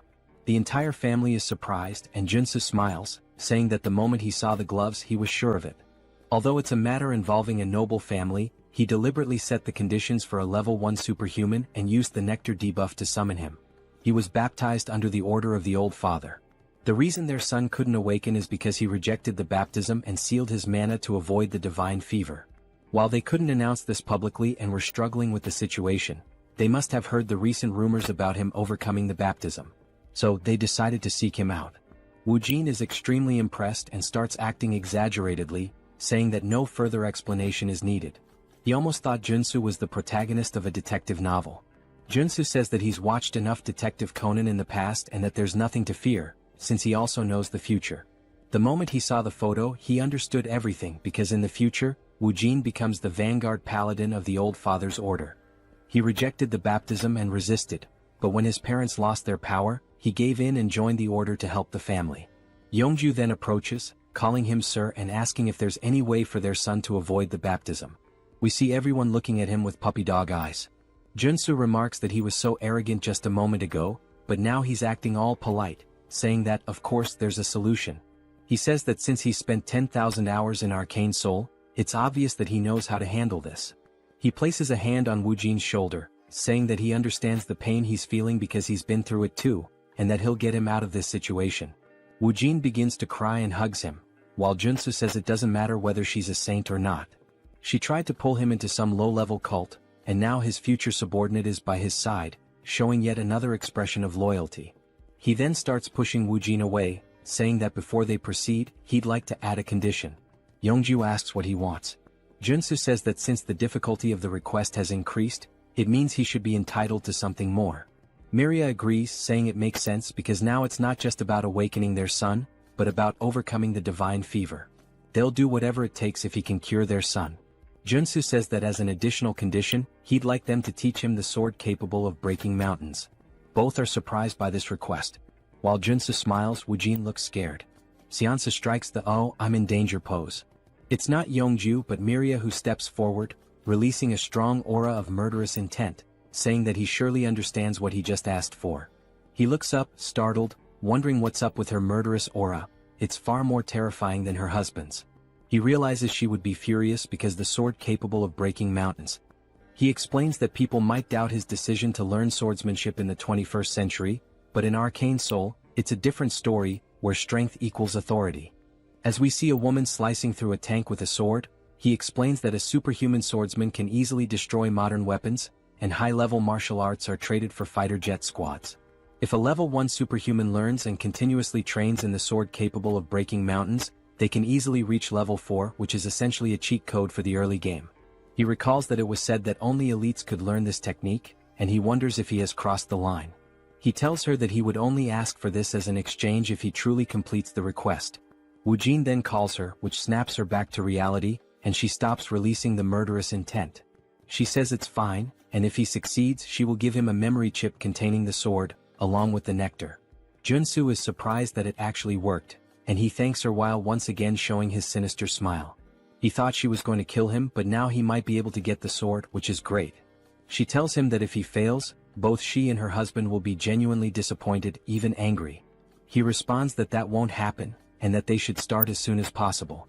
As we see them heading towards a warehouse, Miria says that a room with a mana focus circle and 200 intermediate-grade mana potions have all been prepared, just as he requested. He says that should be more than enough, and that he would prefer to be alone with the patient during the treatment. She apologizes for what happened earlier, explaining that Woojin was forcibly baptized before he even had a chance to start school. He never got the chance to make friends, let alone go out as a family. He had to suffer being forced to stay in his room. It seems that she was being overly sensitive due to the situation, so she will trust him completely now. Joonsoo comments that everyone had to suffer because of the saint's trap, and Woojin tells his mother that it's okay. Joonsoo notes that in the game, Woojin ends up opposing his family, even though they were the reason he joined the order. It makes sense that he became so cold in the future, but he feels sorry for them. He says that he will succeed at any cost, and now that it's just the two of them they can begin. We see Woojin trembling and Joonsoo tells him to take it easy, asking what he's afraid of. Woojin replies that he thought Joonsoo was going to torture him, forcing him to awaken using electric shocks or something like that. Joonsoo asks what the hell they've done to him so far, and explains that the general treatment for curing divine fever is to drink nectar after awakening. However, since he had too much mana in his body, the divine fever was so severe that he couldn't awaken, and he failed. Joonsoo then tells him not to worry but to remember one thing. Everything he sees today is a secret. Joonsoo says he's about to begin. First, he needs to expand the mana barrier to its absolute limit. Then the barrier will weaken. As we see the divine fever starting to consume Woojin once more, he removes the caps from the healing potions, pouring them into his throat, saying that now is the time. Woojin is confused as the cycle repeats relentlessly, and he continues drinking the potions. He comments that it tastes awful. After several bottles fall to the floor, he finally acquires the drug addiction trait. The damage taken and mana consumption increase, but the effects of the drugs are amplified. He says that now, if he focuses on the mana shield with the drugs, he can level it up, transforming it into an area shield. After configuring the shield around him, he wipes his mouth, saying that the divine fever has been completely expelled from the barrier. Woojin says that was amazing, and Joonsoo responds that it's still too early to be impressed, asking him to take off the glove. Woojin is confused, asking if he heard correctly, and Joonsoo explains that he needs to push his hand through the barrier, and then he just needs to grab his hand. Woojin says that the two divine fevers will create a resonant reaction. Joonsoo begins to step out of the barrier while the divine fever starts to burn him again. He says that the pain will be bearable as he stays inside the barrier, and asks him not to question why, just follow the orders. Woojin's heart starts to race because it's the first time he's taking off the glove since he was baptized. He places his hand through the barrier and it starts to burn intensely. It's even more painful than Joonsoo's divine fever, even though it's only his hand. Joonsoo wonders how much mana this guy has in his body, to the point of being terrifying, but he grabs his hand because there's no other choice. Then he experiences one of the most unbearable pains he's ever faced, as if his entire body is burning. He screams in agony, saying it hurts much more than when he was originally baptized. Joonsoo's eyes start to roll back and he says it feels like his bones are being shattered into pieces. He bites his lip, saying that he needs to stay focused and endure it. Then he hears the notification of a new trait appearing, and he immediately jumps back into the barrier toward Woojin, and the two of them fall to the ground. Joonsoo starts to pant, and we see that he's still holding Woojin's arm, while Woojin acquires the damage absorption trait, meaning he can absorb damage from others. Joonsoo says that this was a success, and Woojin is staring at his hand, now gloveless, saying that he can't believe it's still bearable. Joonsoo says that everything was planned to go this way. Besides the barrier, he used damage absorption to take some of his divine fever for himself, which means his fever is severely weakened, and now it's the final stage. He hands a wooden sword to Woojin, saying that he can't stop and that he needs to attack him until he awakens. Woojin says he understands, and that it's time to use the swordsmanship he's been training since childhood. He then takes his stance and attacks Joonsoo, who we see getting hit in the forearms. While using the armor to block the attack, Woojin runs behind him, and Joonsoo just looks at his guards, armed with fear, since they're made of iron and were broken by a wooden sword. This means the situation is going to get bad. He acquires the protection trait and says that even with this trait, he'll be in a critical state if he's hit even once by these attacks. And to think that this is coming from a guy who hasn't even awakened yet is pretty terrifying. When Woojin begins to attack again, Joonsoo extends his hand, dodging the strike. He places his hand on Woojin's shoulder, spinning in the air, wondering what on earth they've taught this boy. He's struggling even to dodge the attacks. When he lands, he turns around and notices a small aura starting to leak from Woojin, and he's also acquired the evasion trait. Joonsoo smiles, saying that this means Woojin is about to awaken. As Woojin releases more aura than before, Joonsoo remarks that this is bad because the sword also starts to glow, and Woojin is now ranked SSR. It seems like he's unlocked a powerful trait, one with the sword, a state where the sword becomes the person themselves. That's an insanely powerful trait for a warrior class. But it's not the time to get excited, as the guy is completely in a trance, firing a wave of aura directly at Joonsoo. He watches it approach and says that if he gets hit, he'll definitely be dead. Joonsoo says he needs to use all possible defensive traits and focus the barrier on his arms. With the help of the mana focus circle in the room, he might actually have a chance, and he begins using them together. The attack closes in and explodes, and the impact alone destroys the ground beneath him, sending out a powerful shockwave. We see a shield forming from the smoke as he acquires the mana shield trait. He says he's glad he managed to pull it off, and that when you combine mana barrier with protection, this is the result. He comments that he really almost died there. Woojin starts to stagger, which surprises Joonsoo as he watches the guy fall unconscious. Joonsoo asks how he can just lie there so peacefully after trying to kill him. He's relieved that Woojin is just sleeping, since he was a bit worried he might be having a seizure. He probably just lost control due to the awakening. In the game, Woojin was a strong character with an SSR rank just like he is now. But because he awakened as a warrior instead of a paladin, he acquired the sword trait as his initial one. Joonsoo then picks him up, saying he doesn't know how this is going to change the story, but Woojin is a guy with privileges and immense strength. It's good that he now owes him a favor, as he smiles again. This guy might just be a villain. We see Joonsoo lying on his bed, and they're extremely happy that he's truly overcome the divine fever to the point of bowing in gratitude to Joonsoo for everything. Joonsoo says it was nothing, and Seonsu once again becomes a sycophant, holding out a cup for him to drink. Miria gently pats Woojin's head, saying it's been so long since she's seen him sleep so peacefully and that she doesn't know how to repay this debt. Yeonju nods and she does the same. He says that, along with the promised nectar and memory chip, they would like to offer an additional success fee. Joansa replies that he doesn't have to, and the other man responds that he would like to give 1 billion wons, although this may seem small compared to what Joonsoo has done for them.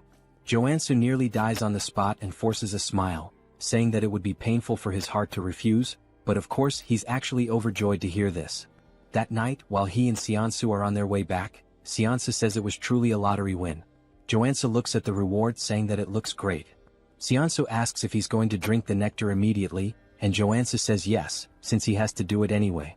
He plans to take a break for a while. Seonsu says he understands, as Joonsoo doesn't want to attract attention from the order or anyone else who might hear about the rewards and try to pursue him. But it's a shame because if he refined the nectar and consumed it, it would significantly increase his mana. Joonsoo agrees, saying that if he refined it, his superhuman level would increase a lot instead of spending it on treating the divine fever.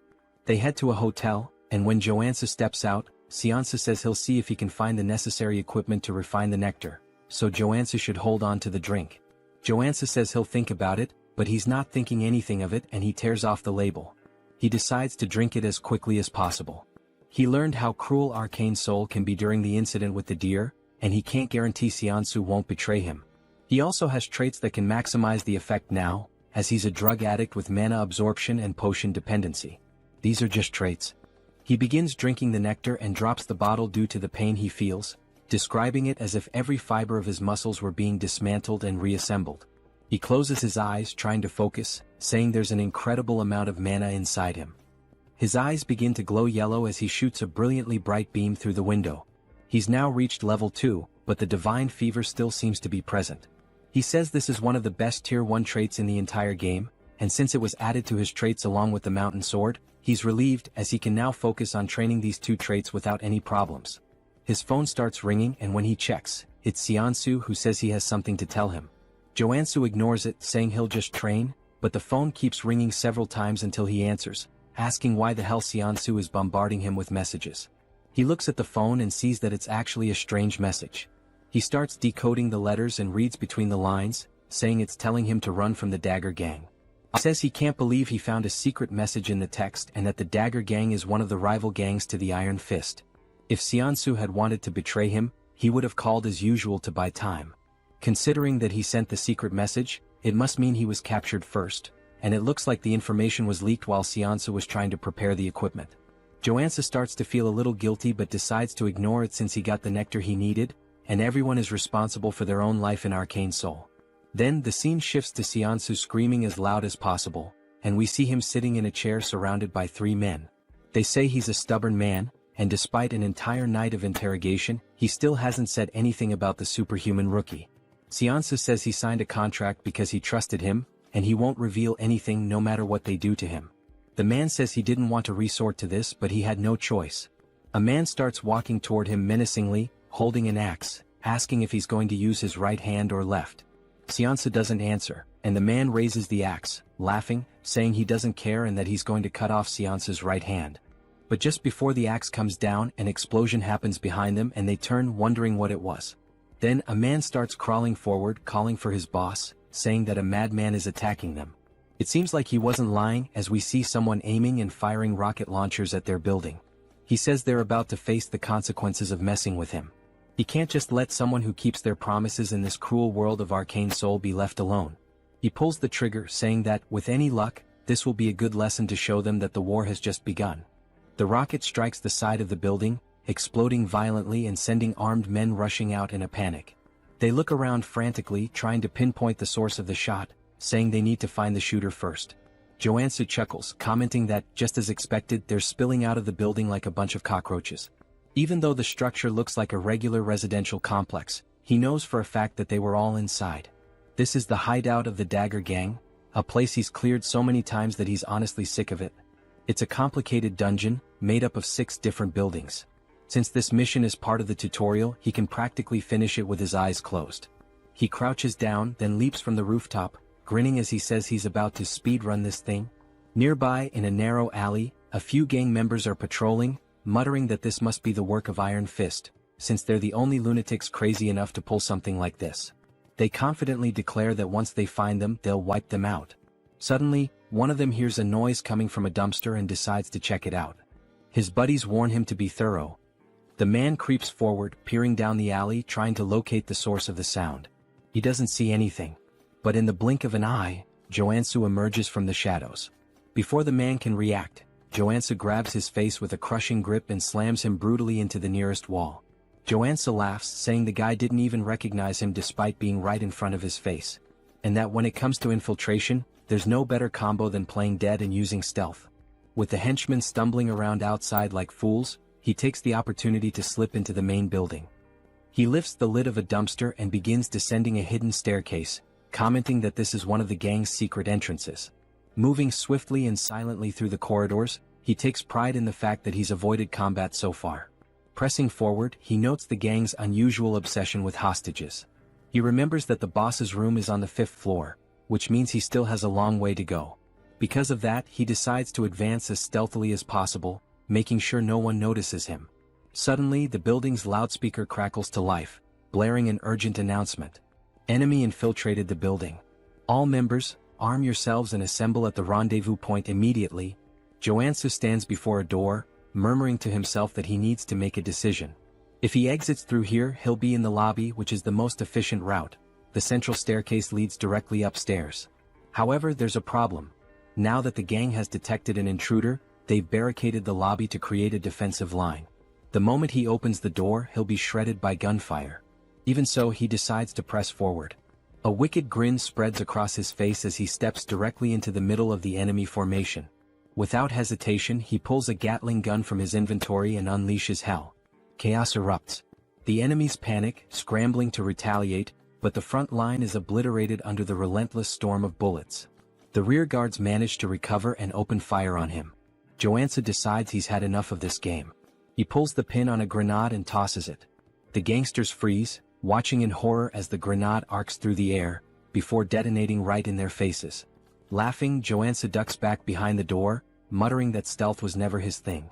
Then, lowering his gaze, he reveals a fistful of explosives, grinning as he says he knew one grenade wouldn't be enough. Without hesitation, he hurls 8 more into the room and slams the door shut. Screams of terror echo from the other side. Joonsoo simply smirks. "Hope you guys enjoy the show," he muses. Moments later, silence. Stepping back out, he surveys the scene. Bodies litter the ground. He wonders if he managed to wipe out the entire group in one go, but he knows better than to lower his guard. And sure enough, as if on cue, one of the enemies suddenly staggers to his feet, gun raised, screaming that Joonsoo is going to die. Joonsoo watches calmly. Then, at the very last moment, he sidesteps the shot. A notification pops into his mind. New trait unlocked. Sensory awareness. He chuckles. This was exactly the trait he needed from this dungeon. And now, there's not much left to gain here. Joonsoo stares down the enemy, letting out a cold, sharp laugh before stating flatly that the only one dying here is him. The only sound that follows is the man's scream, cut short by dead silence. When the scene is revealed, a bullet hole is clean through the unfortunate man's skull. With the henchman out of the way, Joonsoo announces that it's time to move up. He may have reached the 4th floor without much trouble, but he knows the real danger begins now. The 4th floor houses the gang's gambling den, and directly above it on the 5th floor is the boss's room. Moving cautiously, he edges toward a corner and peeks around, expecting enemies. But to his surprise, there's no one there. His brow furrows. Keeping his guard up, he advances to the game room's door and carefully pushes it open. Empty. Something's wrong. He can feel the air itself thick with danger. At that moment, a notification flashes. New trait unlocked. Focus. Suddenly, a sound from above catches his attention. He snaps his gaze upward. It's not an enemy. It's a drone. And worse, it's dropping a grenade. His eyes recognize it instantly. A flashbang. The grenade detonates. For a moment, Joonsoo is left blind, deaf, and completely vulnerable. Taking advantage of the opening, a man bursts from one of the side rooms, sprinting toward Joonsoo from behind, knife raised high. The impact lands. The attacker laughs, convinced he's caught a rat in a trap. And just like that, the boss of the Dagger Gang makes his entrance, a level 2 assassin named Tongue. But Joonsoo remains unfazed. He smirks and tells Tongue he really shouldn't be so excited. Tongue, confused, notices something's wrong. His blade didn't pierce. What? Why the hell didn't it go through? He instinctively steps back, creating distance, still struggling to process what just happened.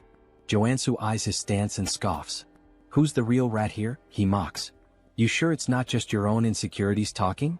Joonsoo hadn't expected the gang boss to show up on the 4th floor. That complicates things. This wasn't in the original game. But even so, he had anticipated the attack pattern. The flashbang was part of a chained ambush triggered as soon as the player stepped into the boss room. If he hadn't unlocked sensory awareness and focus before this point, he would have walked straight into the trap. Tung may be a skilled assassin, but Joonsoo knows that the key to defeating him is to predict where the attacks will come from. Tung, in disbelief, asks how Joonsoo managed to block his ambush. Joonsoo simply smiles and replies that it's the bare minimum. Without wasting any time, he draws his blade and warns Tung that he's going to regret picking him as a target. He moves swiftly, launching an attack, but Tung dodges at the last moment. In the blink of an eye, the assassin disappears and reappears behind him. "You're acting pretty tough for someone so slow," Tung taunts. Tung throws a dagger directly at Joonsoo. He notices the movement, spins his blade and deflects the projectile in midair. As expected from an assassin. "You're damn fast," Joonsoo acknowledges. He quickly realizes that the dagger was enchanted with poison. One simple touch and it would be lethal. The longer the fight drags on, the worse it'll be for him. Tung grins maliciously. "You're pretty lucky, huh? How about making a deal? If you surrender now, I'll only cut off one of your arms." Joonsoo rolls his eyes. "Less talking, more fighting?" Tung laughs and mocks him. "I can tell from a mile away that you're a gunman just by how terribly you hold that sword. And you talk too much." Joonsoo wonders why Tung is so confident about that. Maybe it's because until now he's only used firearms. The gang leader charges at him, declaring that he's going to make his death painful. Joonsoo raises his sword above his head. "I only have one shot, and it's now." He strikes but Tung easily evades and laughs. "Too slow?" But that's exactly what Joonsoo wanted. In the middle of the swing, he twists his body, spins the sword, and redirects the strike straight at Tung's head. The assassin's eyes widen in shock, realizing too late the mistake he made. What?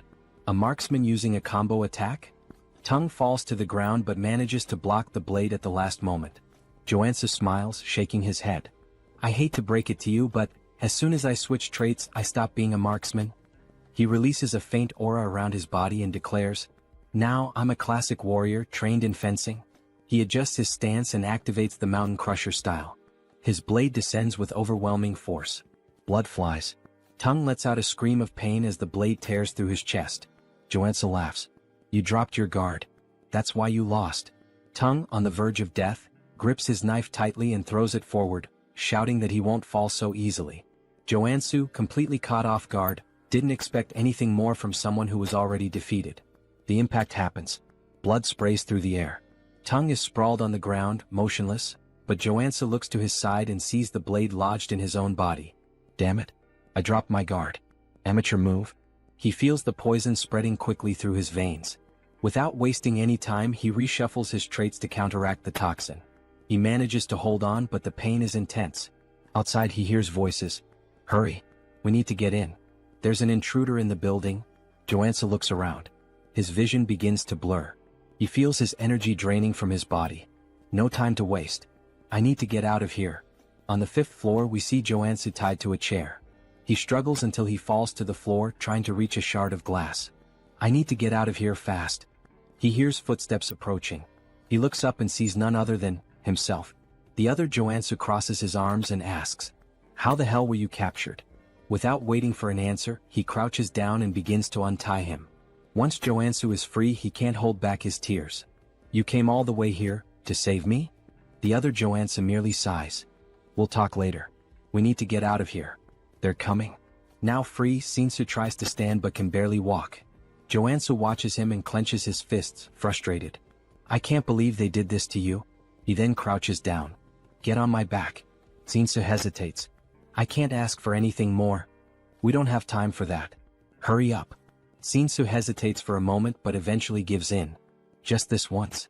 He climbs onto Joansoo's back, apologizing for the inconvenience. Joonsoo, however, is surprised by his loyalty. "I thought this world was a hell where I couldn't trust anyone, but I guess I was wrong." Back in Shinsu's office, Joonsoo devours healing soda bottles one after the other, trying to purify his body. After a while he finally smiles. "I did it, poison resistance. That took hours." Shinsu says, bringing even more bottles. "Drink as much as you need." Joonsoo grabs one last bottle and refuses the rest. "That's enough. I got the trait I wanted." Shinsu lowers his head. I can't apologize enough." It looks like information leaked while I was preparing the nectar. I shouldn't have trusted my employees. Joonsoo just smiles faintly. Relax. In the end, I drank the nectar anyway. Joonsoo is shocked and asks why he did that. Joonsoo responds casually. If I hadn't drunk it, I never would have been able to save you. Joonsoo starts to feel incredibly guilty. I can't believe you wasted the precious nectar just to save me. Of course, that wasn't the real reason, but Joonsoo prefers he thinks that way. Suddenly, someone starts banging loudly on the door. Joonsoo panics. Is it the Dagger Gang? What do we do? Joonsoo smiles. Let's welcome them. He opens the door and to Joonsoo's surprise, it's not the Dagger Gang standing there, but the Iron Fist Gang. The leader of the group looks at Joonsoo with a half smile. It was about time I got here. He crosses his arms. I knew you weren't an ordinary guy, but I never imagined you'd wipe out the entire Dagger Gang. What do you want from me? Joonsoo reflects for a moment. Well, it's my turn to receive the reward for cleaning up this tough mission. He begins to explain how the two gangs hated each other and were constantly fighting over territory. In the game, the tutorial required the player to annihilate the Dagger Gang by helping the Iron Fist Gang take the building. As a reward, the rival gang offered various advantages. But now, Joonsoo is struggling with an internal dilemma. Iron Fist asks, do you intend to create your own organization? Joonsoo shakes his head. That's not my style. I called you here to tell you that you can have the entire area that used to belong to the Dagger Gang. The gang leader is surprised. You don't want anything for yourself? I prefer to work alone and have no intention of getting into the crime world. This is the best deal I can offer. Iron Fist ponders. Such a deal has no drawbacks for me. Compared to the debt I had before, this feels like a bonus. Joonsoo laughs. Looks like we're on the same page. Now that Iron Fist has the territory, Joonsoo finally makes his request. So, I want a favor. What do you want? Just thinking about it, Joonsoo starts laughing darkly, but at the same time he smiles genuinely. I want a house. Iron Fist is taken aback by the request. A house? Joonsoo explains. I've been alone for a long time, and I realized I need a real base. He then begins clutching his stomach, pretending to be gravely wounded. Joonsoo panics. Joonsoo, are you okay? Iron Fist clears his throat. You wiped out those bastards. Then it's a deal. Joonsoo smiles. I like direct people. Inside he's buzzing with excitement. What kind of house are you looking for? A villa? An apartment? Joonsoo shakes his head. None of those. I need a secluded house with security, soundproofing, and an underground training center. Iron Fist thinks for a moment, then starts listing some options. Joonsoo bites his lip, hoping he'll mention exactly what he's waiting for. Then, finally, Iron Fist mentions a place. There's a house on the outskirts of the area, on the Jenyabang slope. Bingo. Joonsoo feigns indifference, but inside he's ecstatic. That's the first house the player gets in the game. The main base in Arcane Seoul. He heads to the location and upon arriving, can barely contain his excitement. Finally, he takes in the view and laughs to himself. This house is way better than I imagined. Memories flood his mind. When he first fell into Arcane Seoul, he had no idea what to do. His hospital bill was a ridiculous 20 million won, and now he has a house that feels like a palace. Plus, now he has money coming in from the city's biggest security company. He could pay for a full year of hospital bills without a second thought. But this is still Arcane Seoul. No time to relax. The game's story is going to move forward, and he'll have to face enemies like the Saint, who threaten to destroy the city. He grabs his pickaxe. Time to find out the real reason I chose this house. He heads down to the underground training room and starts tapping on the walls. It must be around here. After a few minutes, he finds a specific spot and begins hammering with force. The wall finally breaks. Joonsoo smiles. My instincts never fail. I think I'll finish this faster than I thought. He continues swinging his pickaxe back and forth, deep in the mine. However, things aren't going as quickly as he expected. Man, I had no idea this was so deep when I played. Even so, he's determined to continue. There's no turning back now. He keeps breaking the rocks until, suddenly he hits a water source. Water begins pouring out and without hesitation he takes a drink. Immediately he feels a wave of revitalization course through his body. This is perfect. Along with the refreshing feeling, his body also starts to warm up. So this is it. A mana spring. As the name suggests, this spring is filled with pure mana. Even characters whose HP has reached 0 can fully recover by immersing themselves in it. Additionally, most debuffs disappear, showcasing its incredible therapeutic power. And guess where one of these free springs is located? That's right, in the house Iron Fist gang gave him. This was one of the main reasons why this house was essential for his progress. Without wasting any time, he prepares a bath. In the game I handled this with a click. Here it's much more labor-intensive. But it was worth it. He feels the energy flowing through his body, confirming just how powerful this spring really is. He grabs his blade and holds it firmly. This place is perfect for training. Here he can fully heal whenever he runs out of energy. So there's no excuse not to give his absolute best. 2 weeks pass. Throughout this entire time he's been locked in the training room. Now he can activate the black flame whenever he wants while wielding the Mountain Breaker sword. He lifts his blade and strikes downward. Mountain Crusher. In a fluid motion he moves into the second stage. Mountain Divider. Finally he finishes with the third stage.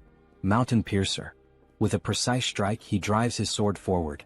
Not only has he mastered this technique, but he's also become accustomed to combining it with the black flame. Additionally, he gained new abilities during his training. Crushing Strike, Single Point, Meditation, Mana Stabilization, Fire Resistance. He leans back, catching his breath. Now that I've completed my training goal, there's just one thing left. The Mana Cultivation Technique.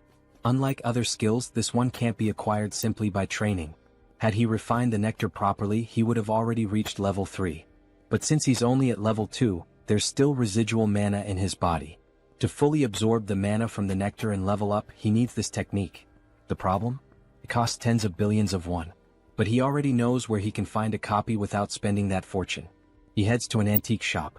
The shopkeeper eyes him, confused. Are you sure you want to buy this? It's been sitting in the back for over a decade. At that moment, a memory floods his mind. He recalls when he played Arcane Seoul and discovered this secret. He's probably the only person in the world who knows that this technique is hidden in this shop. He makes his way to the market where the shop is located, walking casually. Time to level up. Upon arriving, he notices something strange. The shop's door is locked, and surrounded by a blue mana barrier. He touches the barrier, feeling the energy pulse. Not only is the door closed, but there's a mana seal blocking the entrance. Looking around, he takes in the vastness of the area. This is the market with the most shops in the city. You can buy anything here, but what he needs is locked behind that barrier. And he's going to find a way in. In the game, this shop would be open at any time during business hours. But now in real life it's closed. And not just that. All the other shops around it are closed, leaving only this one standing. This is the complete opposite of how it was in the game.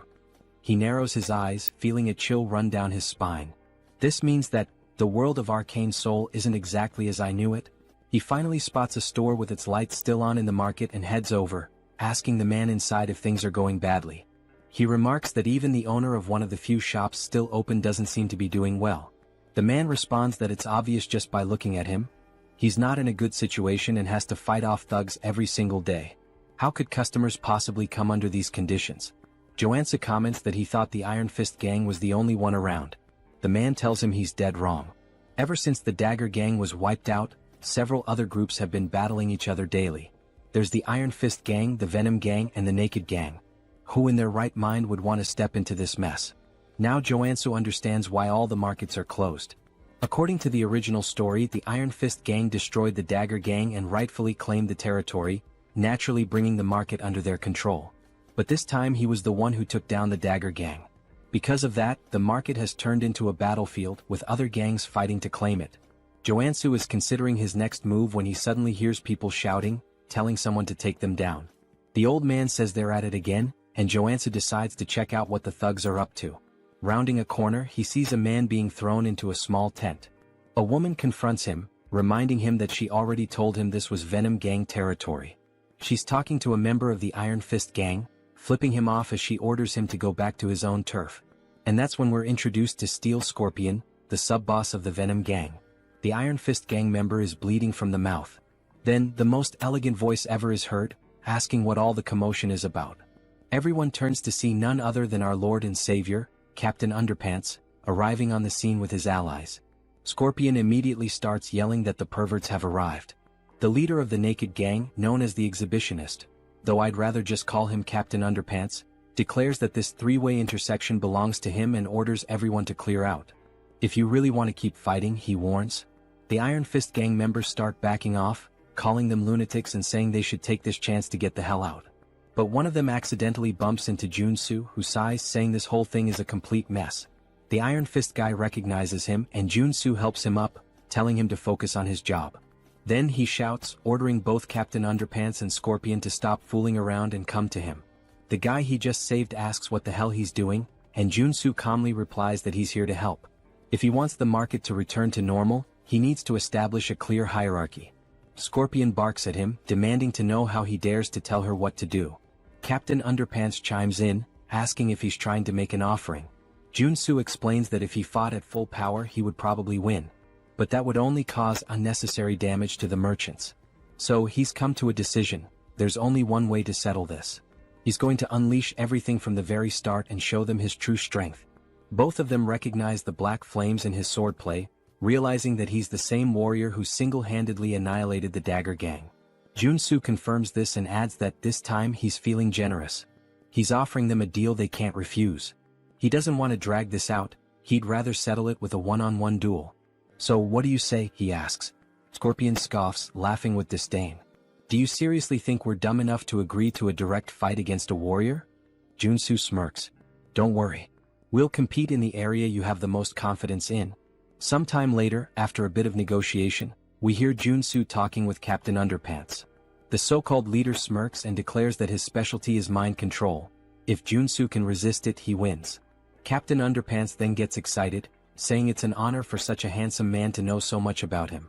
Scorpion looks like she can't believe what she's hearing, while Captain Underpants continues, insisting that they don't even have to go through with this competition. Joonsoo can just join his religion instead. Joonsoo replies, "Nah bro, I'm good," and tells him to think for a second. His religion isn't even one of the 7 major ones or even one of the lesser ones, it's literally an unnamed backyard cult. Why would he join a random sect that isn't even listed anywhere? Captain Underpants sighs and says that, as expected from a non-believer, Joonsoo will have to be enlightened by the love and mercy of his goddess. He then stretches out his hand and a green aura begins to form around him. He commands Joonsoo to kneel before him so that he may grant him the privilege of meeting his goddess. As the aura starts wrapping around him, Joonsoo immediately recognizes that the mind control ability of a combat priest is no joke. He struggles against the influence, admitting that he feels the urge to kneel, but his traits are far too strong to let that happen. Then, without warning, he delivers a brutal uppercut, sending Captain Underpants flying. As the cult leader crashes to the ground, Joonsoo casually apologizes but warns him that not even a saint could manipulate him. His divine resistance is too high. Captain Underpants' followers rush to carry him away, muttering that it was one hell of a fight. Joonsoo then turns to Scorpion and says it's her turn now. She folds her arms and smirks. Not bad, I'll give you that. But the Venom Gang is on a whole different level compared to the perverts you just dealt with. Joonsoo grins. Yeah, I don't think so. But I guess we'll find out soon enough. He tilts his head toward her. Your specialty is obviously poisons, right? Then go ahead, prepare the strongest one you've got. He gestures at himself. I'll drink it. She laughs. If you're that eager to die, I'll be more than happy to help. The Iron Fist guy starts begging, saying he knows Joonsoo is strong, but drinking poison is literally suicide. Joonsoo waves him off. Relax. I got this. Scorpion extends her hand, holding out a small vial. Drink it. If you survive, you win.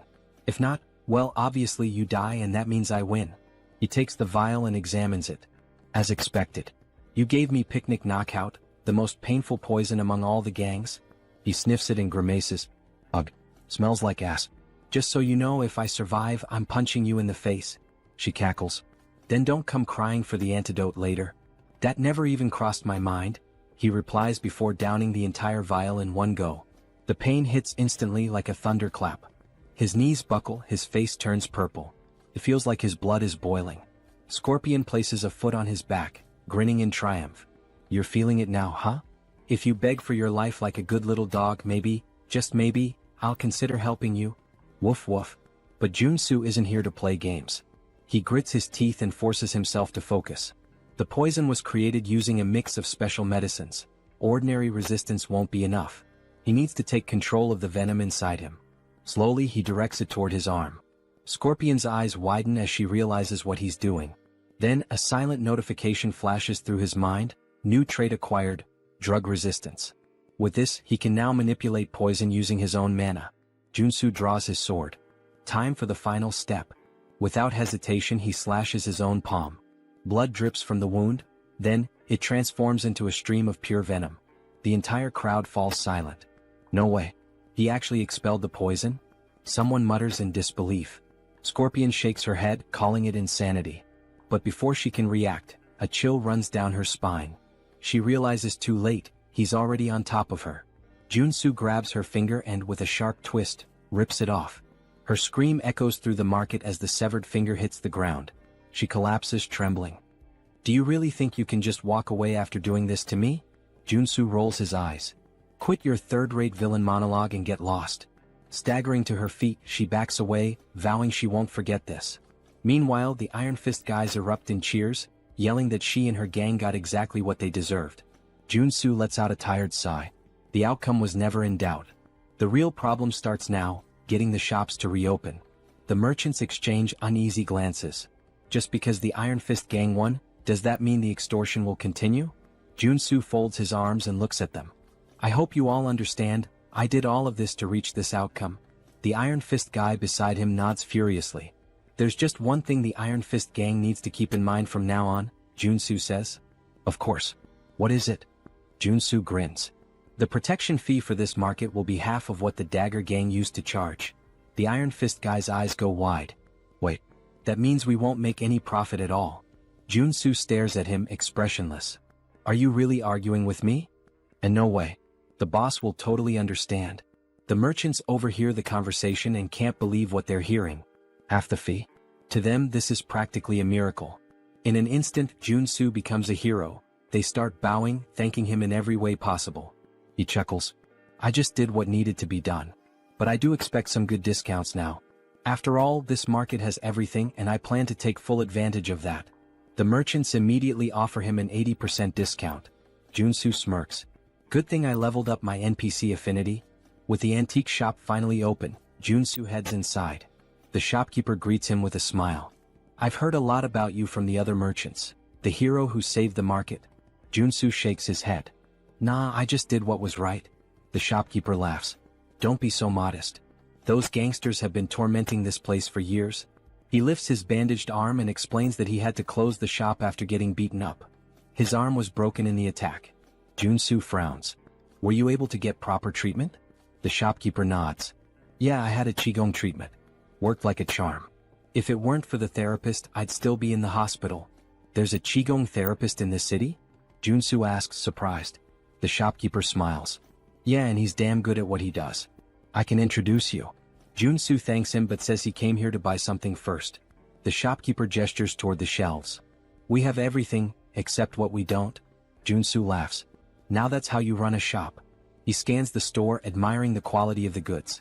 Then, tapping his foot against the floor, he says, I want to see what you've got downstairs. The shopkeeper's eyes widen. How do you? Joonsoo flashes a smug grin. I have my ways. Of course he does. He's a no-lifer. They head downstairs and the shopkeeper explains that he normally never shows this collection to new customers. But for Joonsoo, he'll make an exception. Appreciate it? Below, the secret collection gleams before him. A true treasure trove of magical artifacts. Joonsoo's gaze sweeps across the items, confirming that Chunbok has always had rare pieces, both in the game and now. But the real prize is right there. The hornpipe of the ancestral god, which contains a secret mana cultivation technique. This is the jackpot. Now that he's secured the most important item, he might as well grab a few extras. He gathers everything and sets it on the table upstairs. I'll take these. Chunbok eyes the selection sharply. As expected, you've got good taste. He starts listing each item, but Joonsoo only listens until he hears the price. For everything. 2 billion won. Joonsoo stares at him like he misheard. Chunbok bursts into laughter. Relax, relax. That's the price for a stranger. But you? You're the market's guardian angel, so I'll cut you a deal. 500 million. Joonsoo lets out a relieved sigh. Damn, you almost gave me a heart attack. That 80% discount is a lifesaver. Now, all he needs is a superhuman priest capable of removing the sacred seal on the hornpipe. Luckily, he already has a lead on where to find this person. Purely by chance, of course. He asks Chunbok for the Qigong therapist's address and heads deeper into the city. There, he spots someone knocking on the door of room 101. Hey, anyone in there? No response. Joonsoo presses his ear against the door, wondering if the guy stepped out for a bit. Suddenly the door swings open. A pale man with white hair glares at him, looking more than a little annoyed. "What do you want this early in the morning?" Joonsoo raises an eyebrow. "Dude, it's the afternoon." The man shrugs. "Morning for me. Now hurry up and spit it out." Joonsoo studies his appearance and confirms it. "This is the guy. I heard your treatments are top tier." The man's expression shifts immediately. His suspicion fades, replaced by interest. "Oh, I see. Thought you were one of those gangsters. Come on in." He gestures toward the bed. "Lie down. Where's the injury?" Joonsoo glances around the room, noticing a statue in the corner. That just confirms his suspicions even more. The therapist frowns. "What are you doing? Just get on the bed." But Joonsoo smirks and reaches into his bag. "Actually, I'm not here for treatment." He pulls out the hornpipe of the ancestral god and holds it out in front of the man. "I came here for you to remove the seal on this item." The man furrows his brows. "What do you mean, remove the seal?" "I'm a therapist, not a priest. If that's what you want, go to a temple." Joonsoo shakes his head. "Not a chance. A temple would charge a fortune. Not to mention they might just confiscate the item." He then smirks and continues, "But if you do it for me, I'll pay you 100 million won." "Priest Kim." The man freezes. "How do you know that name?" Joonsoo shrugs. "Of course I know. You're the third tutorial character in Arcane Seoul." He explains that Kim is a priest of a forgotten religion that worshipped a god who died 3,000 years ago. Among the countless corrupt priests in Arcane Seoul, Kim is one of the rare few who are truly innocent. "With so many frauds out there, finding a good-hearted guy like you is practically a miracle," Joonsoo says with a grin. "And that means you're going to be very useful to me." He leans in slightly. "But let's keep this between us, yeah?" The priest sighs, scratches his head and replies, "This won't be easy, but I'll try." Joonsoo smiles. "I knew you were a good guy." The two sit down on the floor. Kim places the hornpipe of the ancestral god between them, closes his eyes and takes a deep breath. Slowly, a divine aura begins to surround the artifact. The seal weakens bit by bit and he murmurs, "It's working." The sacred ribbon wrapped around the artifact starts unraveling, then snaps entirely, revealing its true nature. Just as expected, the hornpipe holds within it the Einherjar cultivation technique. Kim stares at the item in awe. "I actually did it?" Joonsoo nods. "As expected, you've got incredible talent." Kim keeps his gaze fixed on the hornpipe. "This is a mana cultivation technique?" Joonsoo confirms and thanks him. Then, without hesitation, he brings the hornpipe to his lips and blows. A powerful energy field spreads through the room, hitting him like a tidal wave. His mana circuits start purifying. "The bad mana inside me, it's being completely absorbed." A deep sense of tranquility washes over him, as if he's reached a new level of serenity. If he keeps this up, in 2 weeks he'll reach level 3. Kim claps his hands, impressed. "This is the first time I've ever seen a warrior using a mana cultivation technique." "It's a rare sight for sure," Joonsoo replies. Kim grins. "You must be exhausted. Lie down for a bit." Joonsoo shivers slightly. "I just got hit with too much information at once. I'm fried." He lets out a deep sigh and collapses onto the floor. "I'll rest for a while. I'm in your care." Kim chuckles. "For what you paid me, you can stay as long as you want." As Joonsoo drifts into deep sleep, a thought lingers in his mind. This guy is really reliable, just like in the game. Having a trustworthy priest around is going to be a huge advantage later on. Sometime later, a sound wakes Joonsoo. Something is being poured. He opens his eyes, confused. What the hell? The strong smell of gasoline floods his nostrils. He turns and sees Kim pouring gasoline over the bag full of money. Joonsoo's eyes widen. "What the hell are you doing?" Kim sets the gas can down and pulls out a lighter. "Oh, forgotten god, accept my offering and rise once more." He drops the lighter. The fire devours the bills instantly. Joonsoo can only think, what the hell is happening? Without hesitation, he lunges forward and grabs Kim's wrists. "Are you insane?" He pushes the priest to the floor, pinning him by the shoulders. "What the hell is wrong with you? Why are you burning the money I just gave you?" Kim, his eyes glowing with devotion, responds, "It's an offering to my god." Joonsoo clenches his jaw. "And why the hell would a god need money?" Kim answers as if it's obvious. "Because my god only accepts cash offerings. It's the only way to obtain divine power." Joonsoo sighs. "Ah, so this is that phase where you still believed in this nonsense." He crosses his arms and continues, "The god you worship has been dead for 3,000 years. Even in the game, your religion was weak and had no influence, until you resurrected him. Which means, You clearly didn't know how to worship him properly. And you know what? Your method is wrong. Kim furrows his brows. Wrong? Yes, Joonsoo states firmly. You're not supposed to burn cash. What you actually need to burn is gold. You have to melt it down and vaporize it. Kim's eyes widen in outrage. Only a heretic would say that. Joonsoo shrugs. Or maybe it's something only someone who actually knows what they're doing would say. I bet you've never even tried it before. Kim scoffs. Don't talk nonsense so confidently.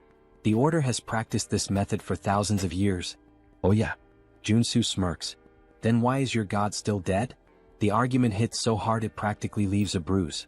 Kim is speechless. Joonsoo stands up and dusts himself off. Melting gold is kind of complicated these days. But I have another solution. Kim eyes him suspiciously. What solution? Well, Joonsoo grins. You helped me obtain my cultivation technique, right? So now it's my turn to help you. Cut to a pot filled with a shimmering golden liquid. Kim stares at it, hesitant. I'm pretty sure we shouldn't be doing this here. Joonsoo pushes a bowl toward him. Just drink it. Kim hesitates. If you do, your divine power will increase drastically, Joonsoo insists. But you need to focus and sense whether your god is responding. Kim bites his lip. Diske, since you won't shut up about it? He closes his eyes and downs it all in one go. Joonsoo smiles, satisfied. Suddenly, Kim trembles. His chest burns, his hair stiffens, and divine energy begins to surge through his body. Joonsoo crosses his arms. So, how do you feel? Kim's eyes widen in shock. Holy shit. This is real. This is way better than burning millions in cash. Joonsoo nods. Your growth will skyrocket if you stick to this method from now on. Kim wags his tail excitedly. I have no idea how I can ever repay you for this. Then, as if suddenly remembering something, he pulls a necklace from inside his robes and hands it to Joonsoo. Take this, Kim says. Joonsoo takes the object and examines it. A sacred artifact with the heal ability. Not bad. Kim smiles. I believe my god will be pleased to see you with it.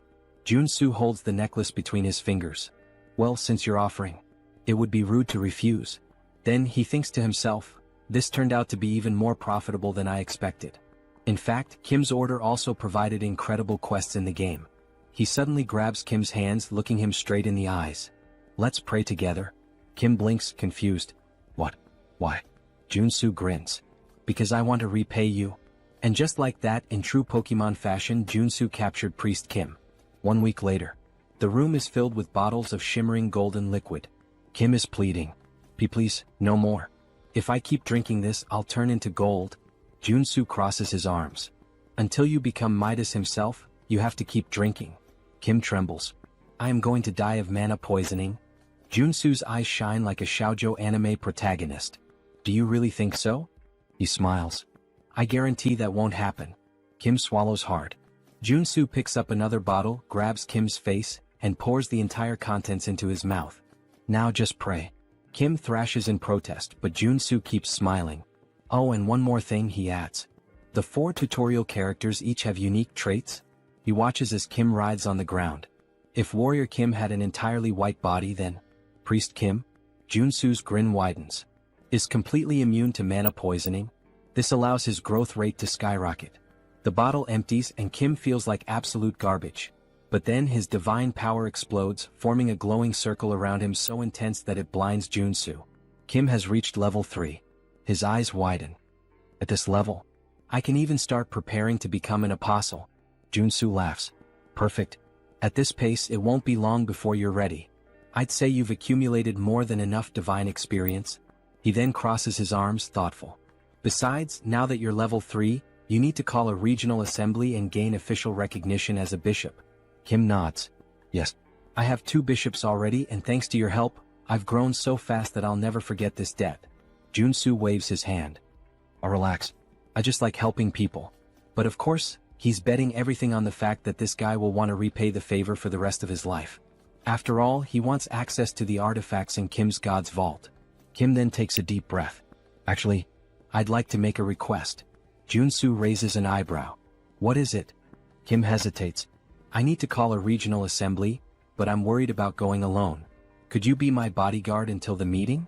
The other bishop will be there too. Joonsoo smiles. Of course. That's easy. Now that Kim has completed his growth, It's time to start the mission line. The next day, the church is still under reconstruction. The faithful surround Kim, congratulating him for reaching level 3. Kim thanks them, but Joonsoo just watches disappointed. What's this? The scale is so small. I can't believe this is all that's considered an assembly. Then a man enters the room. He looks around and scoffs. What a sight, pathetic. The other bishop finally appears. He glares at Kim. Tell me, who gave you permission to organize an assembly? Kim breathes deeply. Every priest in the order has the right to call one. The bishop smiles coldly. That only applies to regular priests? He leans forward. When it comes to an apostate, it's a whole different story.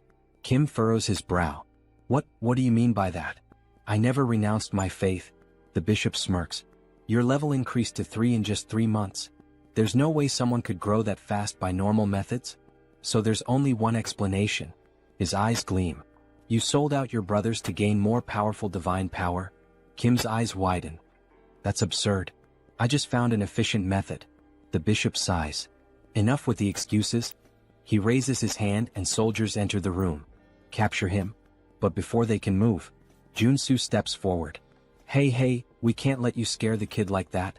The soldiers turn to him. And who the hell are you? Joonsoo laughs. I'm his bodyguard. The bishop narrows his eyes. This is an affair of the order. We don't need outsiders interfering. Joonsoo smiles. But I just said I'm his bodyguard. So I'm not an outsider. He crosses his arms. By the way, what kind of boomer logic is that? Kim then speaks up. I just drank gold to level up. This can't be considered a crime. The bishop grows furious. Consuming gold is the act of a heretic. How dare you commit such blasphemy and still expect to escape unscathed? Kim opens his mouth to retort, but the bishop raises his hand. A fireball materializes in his palm.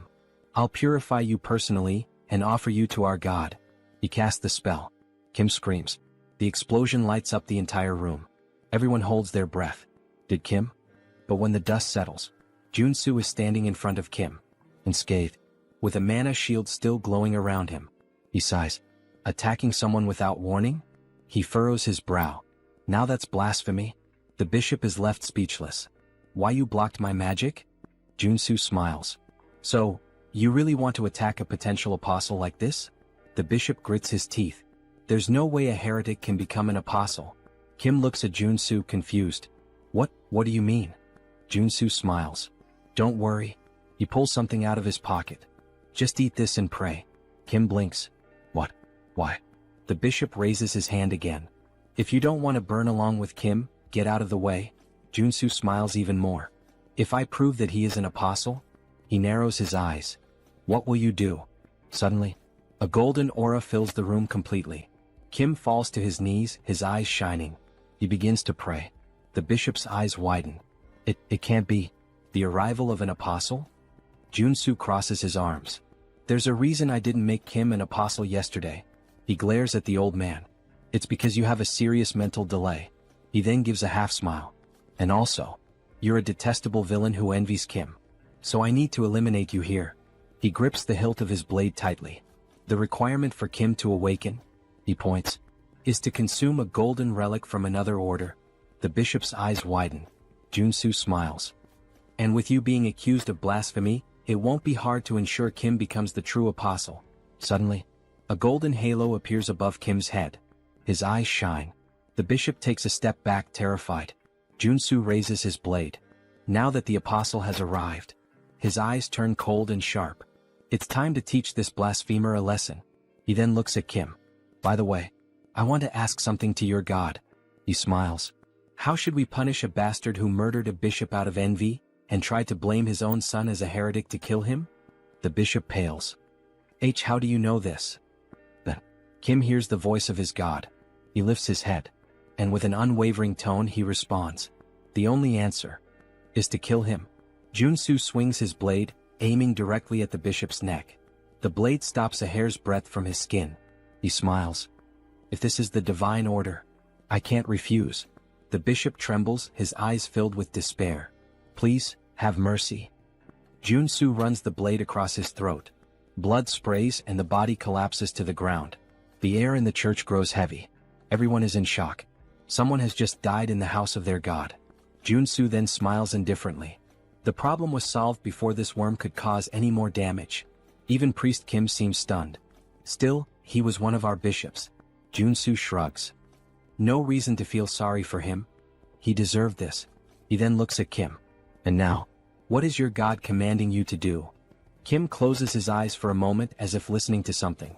Then he breathes deeply.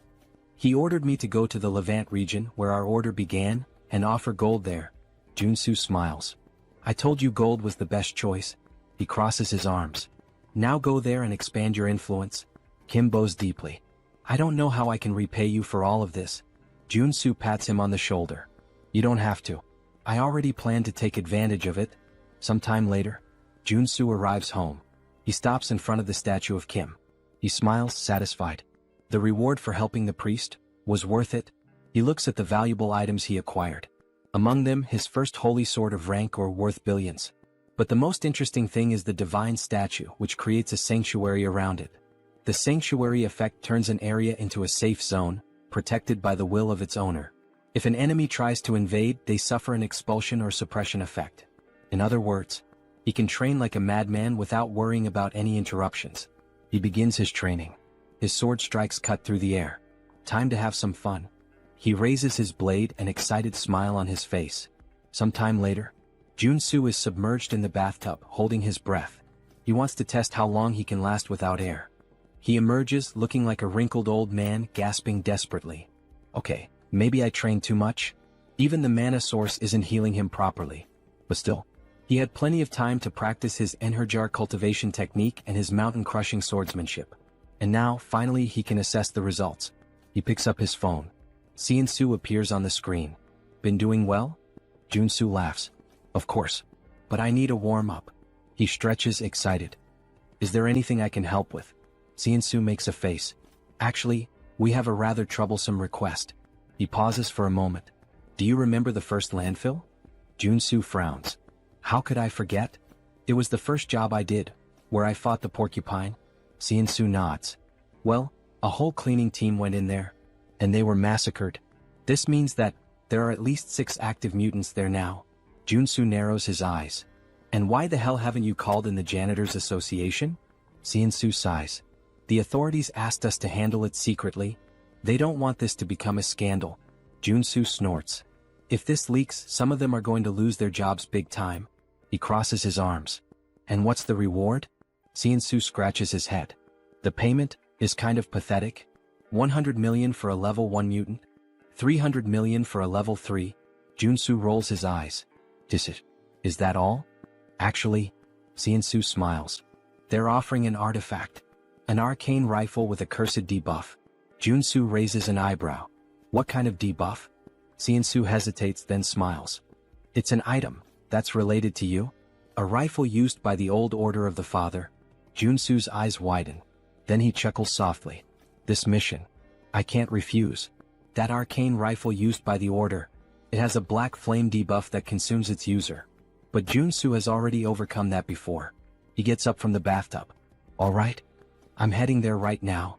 Joonsoo is definitely fired up.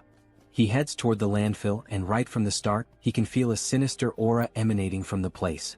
As he moves forward, holding his rifle, he mutters. They haven't cleaned this place for just a few days, and it's already this chaotic? Something's very wrong here.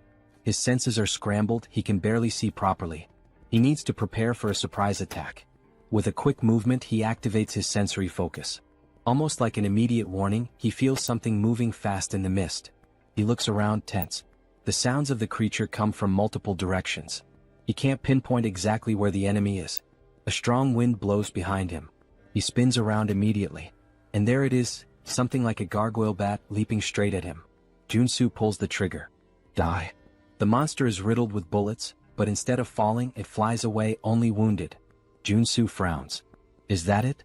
He keeps firing, but soon realizes the bullets are ricocheting off the creature's wings. The beast loops through the air and launches back at him. Joonsoo rolls to the side, sliding to avoid the strike. Oh shit. If he hadn't switched to the evasion trait, he would have been torn in half just now. A flying, bulletproof enemy? If I keep this up, the longer this fight lasts, the worse it'll get. There's only one solution. He lowers the weapon, aiming directly ahead. The monster charges toward him. I need to end this with a single shot. The enemy gets closer and closer. Bang. The shot hits directly between the eyes. With its last breath, the creature screams, crashing down on him, blood pouring from its head. Joonsoo laughs, still lying on the ground. I won. And on top of that, he unlocked a high-level shooting trait. Then he hears footsteps. The sounds of the fight have attracted more mutants. There are too many. He wouldn't be able to handle them all. But then, he smiles. Or maybe, he would. He activates stealth and hides behind a pillar, near the monster's corpse. I'll wait for them to show up first. In the next moment, a group of ridiculous-looking guys starts advancing. They seem to be made out of modeling clay. Joonsoo smiles, holding a grenade. Ah, it's nice that my little cuties have arrived. He throws a few grenades. Let's see, when you all gather in one spot, goodbye. Boom. The landfill explodes, debris flying in every direction. Joonsoo laughs, raising his rifle. That was just the beginning. He begins unloading bullets at the surviving creatures, turning the slime monsters into chunks. And he laughs even more, thinking that he should use these clever tactics more often. Then, something alerts him. More creatures appear around him. But these are different. They don't make a sound. Joonsoo hasn't noticed them until now. And there's one more thing wrong. They're not mutants. They're specters from a necromancer. And there are a lot of them. Suddenly, a radio in one of the specters begins to play. A voice speaks directly to him. Can we have a little chat? Joonsoo narrows his eyes. Are you talking to me? Then he sees it. The specter wasn't speaking. There was a speaker attached to it. He sighs, understanding everything. Well. So you're using these specters to communicate, huh? This means you're the necromancer who created them. The voice responds. Why are you causing destruction in my territory? Joonsoo scoffs. Your territory? This is a contaminated landfill, my friend. But then, something clicks in his mind. The truth hits him like a weight. The Cleaners Association on the surface seems like a benevolent organization. They clean contaminated mana, bringing safety. But in reality, they're one of the most dangerous groups in Arcane Seoul. Ah, I get it. The mana cleaning is just a cover. Behind the scenes, the organization is involved in all kinds of crime, expanding its influence. And this is probably yet another one of their schemes. They created this situation on purpose. The government would have no choice but to ask for their help. And with that, the Cleaners Association's influence would only grow. Joonsoo closes his eyes for a moment. Then, he smiles, full of adrenaline. This just got a lot more interesting. Meanwhile, the Cleaners Association already has another plan in motion. They intend to use these incidents as an excuse to dismiss public employees who oppose them, consolidating their power even further. The necromancer's voice echoes through the speaker. There's really no reason for us to fight, you know? He pauses. I've got a proposal for you. Joonsoo rolls his eyes. Here we go. You're quite talented, the necromancer continues. Why don't you join us in the Cleaners Association? Joonsoo scoffs. And why would I join an organization that spreads terror with monsters and landfills? The voice stays calm. I'm serious. With your skills, you'd be at the top of our hierarchy. Without a second thought, Joonsoo flips him off. No fucking way. Besides, he adds, that name is garbage. Totally lacking style. The necromancer bursts out laughing. Looks like you don't know your place. If you don't want to join us, the voice turns cold and sharp. Then you can just die. The specters charge toward Joonsoo. He shoots, causing a massive explosion that sends the specters flying in all directions. Sit down, buddy, he taunts. But the specters aren't mutants, they're magical summons. As long as there's mana, they simply regenerate. Joonsoo lets out a frustrated sigh. Oh shit. I forgot that firearms are useless against these things. He holsters his weapon and pulls out his sacred sword. Well, if that's the case, sacred attributes will take care of them. The necromancer's voice falters for a moment. A sacred sword? I thought you were just a shooter. Joonsoo charges, slicing through the specters with precise strikes, cutting them in half. Shut up, he growls. I'm going to find you, and when I do, you'll regret it. He advances, slicing through the fast-moving specters, severing limbs and limiting their mobility. Thanks to his attribute advantage, the fight isn't difficult. But the specters keep coming. Okay, enough, he mutters. Time to change tactics. He activates his resistance traits and combines them with the abilities of his artifacts. The sword, gloves, and necklace he bought from the store. Now, with 9 traits active, he believes this will be more than enough. Let's see how far this takes me. He launches forward, releasing an attack in the form of 4 aura blades, sending the specters flying backward. It works, but it's draining my energy pretty fast. He fires another attack, destroying even more of them. But some simply ignore the damage. The world around him begins to spin. Shit. I'm getting dizzy. But just one more attack. His body starts to glow blue. He takes a step forward, and in the blink of an eye, he surges straight ahead like lightning. The ability he just unlocked is called Charge, a trait that allows him to move at high speed, dealing damage to everything in his path. He grins excited. I didn't expect to get this, but I'm glad I did. As he cuts through the specters like a rocket, he's already thinking ahead. If I can unlock another skill now, that'd be perfect. He bends his knees and leaps into the air, unlocking another trait called Jump. Yeah, it's exactly what it sounds like, he laughs. With Charge and Jump combined, escaping or attacking becomes a breeze. As he descends at high speed, he mocks. Now these idiots won't even know what hit them. He leaps and charges repeatedly, bouncing across the battlefield like a human projectile. After a while he collapses, exhausted. Most of the specters have been destroyed, but his body is on the verge of breaking down. The necromancer's laughter echoes from the speaker. I didn't expect you to be a paladin. Now, I want you even more. Joonsoo struggles to get back on his feet. If you're so confident, why don't you show yourself? The necromancer responds with contempt. What kind of idiot mage would face a warrior in direct combat? Instead, accept my gift. Before him, a corpse begins to move. It's a shield bearer, a level 2 undead. Joonsoo clicks his tongue. This is going to be a problem? He still hasn't fully healed. The shield bearer raises its weapon and brings it down violently toward him. Joonsoo narrowly dodges. But before he can react, a purple arrow soaked in dark mana cuts through the air, and it strikes him in the back. He spins quickly, trying to understand what's happening. The necromancer's voice comes through again. Your moves are pretty decent. I can't wait to turn you into a death knight. Joonsoo narrows his eyes. This reminds me of a rule in Arcane Seoul. When you fight a necromancer, you should never focus on their servant. He leaps into the air, pretending to prepare an attack, but it's a feint. Instead, he dives straight to the ground, sliding beneath the undead's shield. His eyes scan the area, searching for the origin of the shot, until he finally spots it.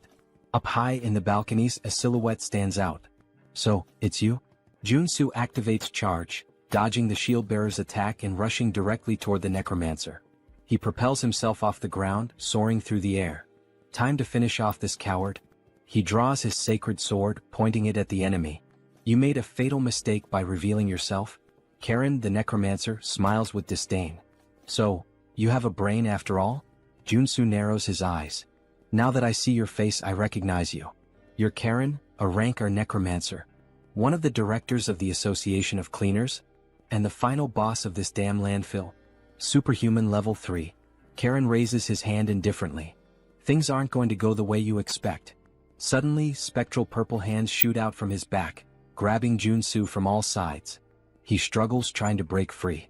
Karen simply laughs. You'll never catch me. Then he fires magical arrows and releases a devastating electrical discharge. Joonsoo screams in pain while Karen watches, satisfied. That scream? It's beautiful. He laughs loudly. You should have known your place. Joonsoo, still trapped, smiles. Actually, this is my ultimate technique. He raises his hand, conjuring a massive black fireball. Black flame. Karen's eyes widen. What? Joonsoo forces his arm to break free. This is the end of the game. Karen tilts his head. Why are you trying so hard? It's actually adorable. Joonsoo grins slyly. You really think so? From the very beginning, I never intended to finish the fight quickly. Karen furrows his brow. Joonsoo continues. When a boss uses their ultimate attack, if you equip the right traits, something fun happens. Karen rolls his eyes. Enough with the small talk. He shoots the black flame directly at Joonsoo. The black sphere, roaring with malevolent flames, advances rapidly. The spectral hands still hold him in place. Joonsoo smiles. It's now. When the three pillars, sword, magic, and physical power, align in perfect harmony, a supreme technique manifests in the face of certain death. It's the ultimate technique. The blade that cuts through everything, both the tangible and the intangible. Joonsoo raises his sword and brings it down. A massive golden burst erupts from the blade, slicing the black flame in half. The light illuminates the battlefield. Karen trembles. It can't be. The name of this trait? Cutting lightning. Karen watches in panic as the golden cut heads straight for him. And then, it cuts through his body, splitting him in half. The explosion of the black flame happens shortly afterward. The shockwave hurls Joonsoo back. He crashes to the ground, gasping for breath. Almost died. He lets out a sigh of relief. But a smile forms on his face. He won. Karen, the dungeon boss, was defeated. In the game, if you want to defeat this boss on level 2, you need an entire group. Even at level 3, winning alone with common traits and basic equipment would be impossible. He only managed it because he's been playing this game for way too long. But now, time for the loot. And since he did everything alone, he doesn't have to share anything with anyone. Cut to Seonsoo's office. Seonsoo is waving at Joonsoo, looking at him with admiration. "You're amazing," Joonsoo boasts. "Oh, it was nothing." Seonsoo lightly touches his shoulder. Joonsoo winces in pain. "Hey, be careful. That's where I got hurt." Seonsoo apologizes. Meanwhile, the others around them are just staring, trying to understand. What the hell did they just witness? They thank Joonsoo, still in disbelief.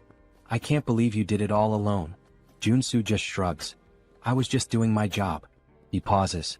"But there's one problem." He looks around at everyone. "When I entered the landfill, something very different from what you asked for happened." Joonsoo slams Karen's equipment onto the table. "Do you recognize this?" The others look at it, confused. He points to the pieces. They're mana equipment, used to create specters. Equipment that belongs to Karen from the Association of Cleaners. A heavy silence falls over the room. Then Joonsoo confirms. "That's right. This incident wasn't an accident. It was planned." The man slams his fist onto the table, his face red with anger. "I can't believe those bastards did this." Joonsoo crosses his arms. "Looks like they never liked you from the start." The man grinds his teeth. "They always charged us ridiculous fees. We've had our own conflicts before, but I never imagined they'd take it this far. Turning innocent people into mutants?" Joonsoo observes his reaction. Did he really not know? But thinking about it, it makes sense. In the game, the reality of the association is only revealed after the player completes this mission. The man lowers his head, ashamed. "I'm sorry we put you in unnecessary danger because of this." Joonsoo shrugs. "I just did what I had to do to blow up the bad guys." He smirks. "But, of course, I hope there's a good compensation, not just a simple apology." The man nods, picking up 2 boxes and placing them on the table. "This is the reward we promised." Joonsoo furrows his brow. "Wait a minute, why are there 2 boxes instead of 1? The man explains. "One contains the arcane pistol we promised. The other is an extra reward for you taking on such a dangerous task." Joonsoo opens the second box, his eyes widening. "Wait, is this sacred water?" He nearly freaks out but quickly hides his excitement. "This is an essential potion and I always have to buy it at the temple." "Are they giving it to me for free?" The man gives him a final warning. "Stay safe. We'll use this evidence to officially accuse the Association of Cleaners." Joonsoo clicks his tongue. "So that means they're going to retaliate against me, right?" The man confirms with a nod. "Exactly. But we can't just let this slide." Joonsoo smiles, confident. "Don't worry. I'll find a way to survive." That night, Joonsoo and Seonsoo are driving through the city center. Seonsoo at the wheel sighs. "Maybe it's a good idea for us to stay off the radar for a while. The Association of Cleaners won't let this go." Joonsoo shakes his head. "I don't think hiding is the best plan. After completing the landfill mission, the player gets a chain of quests. Eventually we'll end up clashing with them again. It's natural. After all, I just killed one of their directors." He looks out the window, thoughtful. "But the most important thing? The Association's quest line splits into 2 routes. The worst one is doing nothing and just wasting time." Seonsoo raises an eyebrow. "And why is that?" Joonsoo smiles bitterly. "Because in that case, the president of the association attacks your house with dozens of superhumans." Seonsoo swallows hard. Joonsoo continues. "On the other hand, the easier route is the one I'm considering." He turns to Seonsoo. "Have you ever heard of Genubong?" Seonsoo goes serious. "Of course. It's that restricted area south of the region. There's a huge poppy plantation there. If you're caught inside, you're screwed." Joonsoo smiles sideways. "Exactly. And guess what? That place belongs to the Association of Cleaners." Seonsoo's eyes widen. "They have dealings with poppies?" Joonsoo shakes his head. "No. It's not about the poppies. They're conducting body modifications and human trafficking there. They're nothing but a luxury crime syndicate." Seonsoo's eyes widen. "Are they crazy?" Joonsoo nods. "Exactly. And that's why I'm going to strike first. Siansu jerks the steering wheel abruptly, almost crashing the car. What? Say that again? Joonsoo ignores him and instead pulls out his phone, showing a list of supplies. Claymores. EMP bombs. Among other dangerous and expensive things. Siansu blinks, confused. What the hell do you plan to do with all this? And, do you have any idea how much this is going to cost? Joonsoo smiles wryly. Money is something only amateurs worry about. These items? I got them while cleaning up the monsters at the landfill. Siansu inspects the materials and nods, impressed. This should cover the costs. But, Joonsoo, even you couldn't take on the association alone. The president is level 4. The executives, level 3. Joonsoo leans back in his seat, looking at him with a confident smile. Who said I'm going to fight alone? For now, just focus on getting the items on the list. 2 days later, Poppy Farm hideout. The night was dark. Guards patrolled the perimeter, but they didn't notice the shadow creeping up from behind. Joonsoo, in stealth mode, holds a cloth and presses it against one of their faces. The guy trembles, his eyes widen until his body goes limp and crumples to the ground. High level, he's done. The other guard turns at the sound. Hey, what? Bang. A direct shot to the chest. The man falls dead immediately. Joonsoo deactivates his stealth and cracks his neck.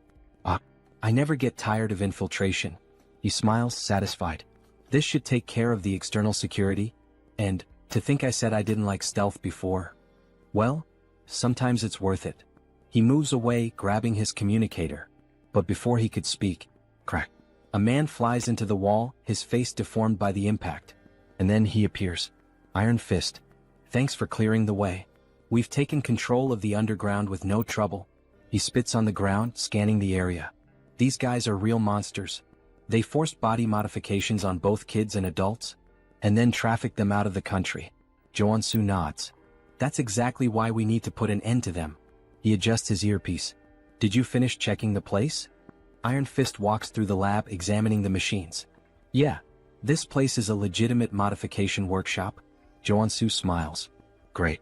Once we're done, it's yours. I'll help you strengthen your men. Iron Fist crosses his arms, studying Joonsoo. This sounds good. But are you sure you can take on the association? If they get involved, it's going to be a problem for everyone. I don't want to deal with the fallout. Joonsoo laughs, pulling out his lighter. Have you ever seen me act without a reason? He lights the flame, watching it dance between his fingers. This farm is their main source of income. But the security here is much weaker than the rest. That means it's the perfect place to start bringing down the association. Iron Fist narrows his eyes. Wait, what are you? Joonsoo tosses the lighter. The next morning, Association Tower. A man runs down the corridor, panting. He bursts into the presidential office. Mr. President, we have a problem.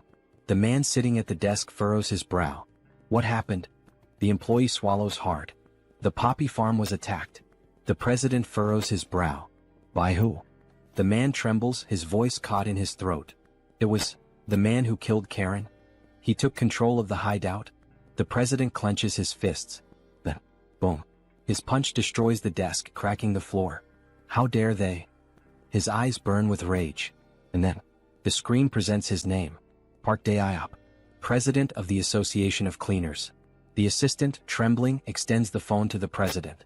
Sir, look at this. On the screen, a ridiculously bold selfie of Joonsoo appears. Behind him, the poppy farm is ablaze. The president grits his teeth, his eyes twisting with fury. Then, with a single grip, he crushes the phone in his hand. I will make sure the warrior Kim is reduced to ashes. Sometime later, farm grounds. The poppy field? Completely destroyed. In its place, an entire battalion from the association. Soldiers scan the area dazed. I can't believe it's all gone. That warrior Kim is a damn psychopath. In the middle of them, a bald man steps forward. It doesn't matter. Our only job is to capture him. The Department of External Affairs will show the president what we're capable of. The troops begin advancing. Baldy, the bald man, eyes the surrounding buildings. He might be sniping from one of these. Stay alert. One of his men grips his weapon tightly. If he shows up, we blow him to hell on the spot. Suddenly, something glints from a window. There. Gunfire rips through the air, striking the barrel of a rifle. Falls and Baldy smirks. My prediction was right. The troops start celebrating, but then the ground trembles. Baldy frowns. What? Boom. A massive explosion sends soldiers flying. The survivors glance around, panic setting in. Are those claymores? Before they can react, a rocket streaks across the sky, heading straight for them. Baldy looks up. Oh shit. Our IP brother didn't even last 5 pages. Meanwhile, in the underground security room, Joansa laughs, watching everything through the cameras. Good thing I spent all night setting up these bombs. And of course, thanks to my special talent. Stealth, obviously. They never would have found them in time. The troops start retreating, but it's too late. Every step triggers more mines, throwing them into total chaos. Joansa crosses his arms, satisfied. I may be crazy, but I'm not crazy enough to take on hundreds of them head-on.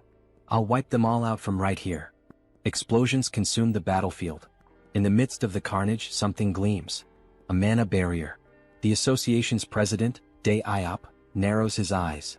Looks like he came well prepared, despite the way he taunted us. Beside him, a man steps forward. Leave this to me. I've analyzed all his patterns. His voice is so cold, so precise it almost sounds... Wait. He talks exactly like me. He must be a robot. On the screen, a name appears. Cyborg. Superhuman class R level 3. Vice President of the Association. Dae Iop glares at Cyborg, his voice dripping with hatred. Bring him to me. I'll make sure he dies the most painful death possible. Suddenly, boom. A grenade detonates near them. Cyborg doesn't move. The blast radius doesn't reach here. Well, since they're throwing grenades to test the waters, we can just clear the traps and move forward. Another rocket fires straight at them. Some time later, Cyborg raises his hand and simply swats the rocket aside, sending it exploding behind him. His men stare, slack-jawed. He turns to them. Did you track the shot? Yes, sir. It came from the right side of the rooftop. Good. Shoot him. The troops open fire, tearing the location apart. But as the dust settles, it was just automated turrets.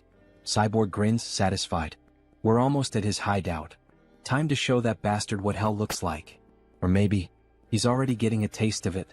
Inside the bunker, Joonsoo clenches his teeth. As expected of cyborgs. Not even remotely human. Suddenly, a red alarm flashes on the control panel. Joonsoo leans forward, surprised. They're here already? Faster than I thought. This newbie hunting event really lives up to its name. Then, crash. The doorknob explodes. The door creaks open. And in the entrance, 2 women appear, smiling. Why are you hiding down here, little rat? Come play with us. God, I wish I were him right now.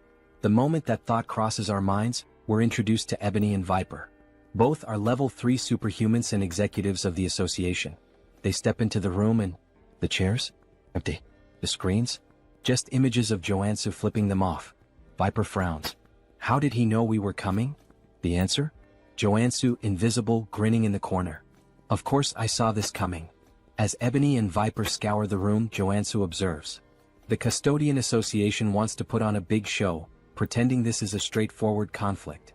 Meanwhile, their assassin executives attack from behind. He chuckles softly. Too obvious. I know all your tricks. Click. He pulls the pin on a flash grenade and tosses it to the floor. Ebony narrows his eyes. What is? Flash. Both are blinded instantly. They realize too late. It was a trap. Joonsoo dashes past them, cackling. Damn, that was perfect. I've got no business with you too. Viper, still dizzy, screams in fury. I'll kill you, you little shit. But he's already sprinting up the stairs. The assassins will catch up soon. I need to move fast. Gunfire. Bullets zip past his head. He twists, gritting his teeth. Shit, they're already on me. I need to focus on defense. He activates his mana barrier, forming a shield in the hallway. Bullets slam into it, but don't break through. And yet, crack. The barrier begins to splinter. Joonsoo grins defiantly. Shoot all you want. I'll block everything. Ebony smirks. You sure about that? Bang. A bullet pierces the barrier. Joansoo's eyes widen. Shit. The shield shatters. Shards fly across the corridor. He stumbles back, trying to recover. Ebony steps forward, gun still smoking. How'd that taste? These bullets are laced with explosive magic. Joonsoo mutters a curse under his breath, but then, his eyes land on a clock. Important enough to catch my attention now? Viper pulls out a crossbow, loading a shot.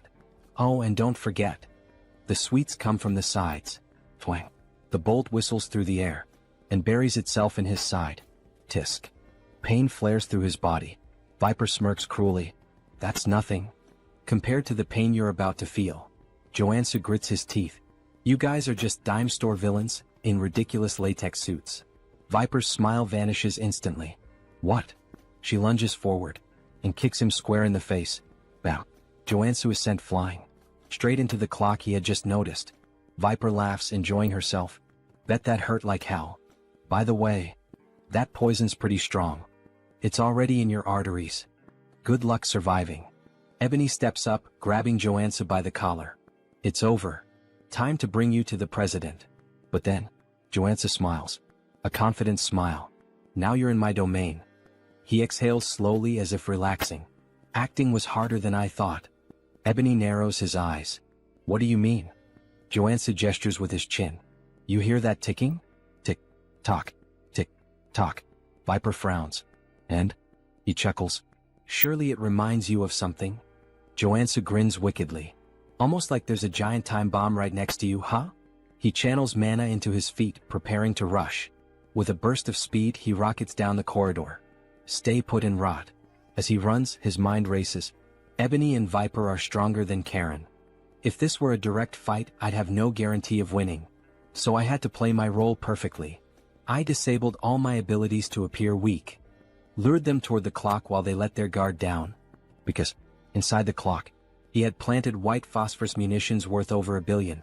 Pretty sure that's illegal under the Geneva Convention. Now he shifts into a dramatic tone, like a character from a novel. Sleep tight, ladies. And dream of me. With a smug grin, he presses the button. Boom. The explosion engulfs the corridor. Ebony and Viper's weapons fly from their hands, their eyes widening in horror. They realize they've walked right into his trap. But it's already too late. After the explosion, Joonsoo starts laughing. He has successfully eliminated the executives, but more of them are coming. He needs to recover quickly, so he equips all his healing abilities, especially because he has no idea when the guy with the machine will show up. And then, suddenly, multiple enemies start appearing. Speak of the devil. A group of men with robotic features approach the protagonist. You took down Ebony and Viper? Yeah, Joonsoo replies, grinning. And you'll be the next one buried in a grave in just a few moments. Don't even think about walking away from this unscathed. One of them snarls. I'll make sure to modify you until you're begging for death. Joonsoo smirks. Wow, what a terrible attempt at being scary. Try acting a little more human next time, he mocks, playing on the fact that his opponent is part machine. I can already tell talking to you is a waste of time. I'll end this right now. The enemy growls as a metallic claw extends from his wrist, just like Wolverine's. The others raise their weapons. Joonsoo chuckles. I love how you guys modified your bodies based on your own wild imaginations. Thanks, idiots. He grins, pressing a red button. Suddenly, sparks erupt from the area, and an electrical surge paralyzes all the enemies. Without missing a beat, Joonsoo opens fire. $1 billion in EMP bombs. EMPs and rifles, my best friends when fighting machines. With the robotic men stunned, Joonsoo mercilessly guns them down. However, one of them remains standing. I guess that's the real RoboCop, he mutters, staring at the unfazed enemy. Damn. How much money did you pour into that stupid body of yours? The EMPs didn't even faze you. This is unavoidable, the cybernetic warrior growls. I'll rip you apart and kill you right here. Dragging his blade across the floor, he charges at Joonsoo, swinging with lethal intent. Joonsoo narrowly dodges, but in the process he loses one of his guns. You're just gonna keep dodging forever? The enemy taunts. Fight like a man. Or better yet, like a machine. Damn, he's seriously strong. I have to be faster, Joonsoo thinks. He slashes at the enemy's midsection, but even his abdomen is made of iron. Only his eyes remain human. What a joke, the enemy laughs. What a pathetic excuse for a sword. Then, with a burst of fire from the thrusters in his feet, he lunges forward. That sword strike didn't even scratch me, bastard, he sneers, delivering a brutal kick to Joonsoo's chest. The force sends him crashing into a concrete wall, blood spraying from his mouth. His entire body is covered in mana, so swords don't work on him. Before Joonsoo can react, the enemy steps on his chest, pinning him down. What did you expect with such a weak body? The enemy scoffs. Humans are pathetic. You machine bastard. Wait. Joonsoo's eyes narrow. A mechanical body that only moves using mana? How the hell is that even possible in this world? I'm going to cut off your arms and replace them with umbrella handles, the enemy sneers.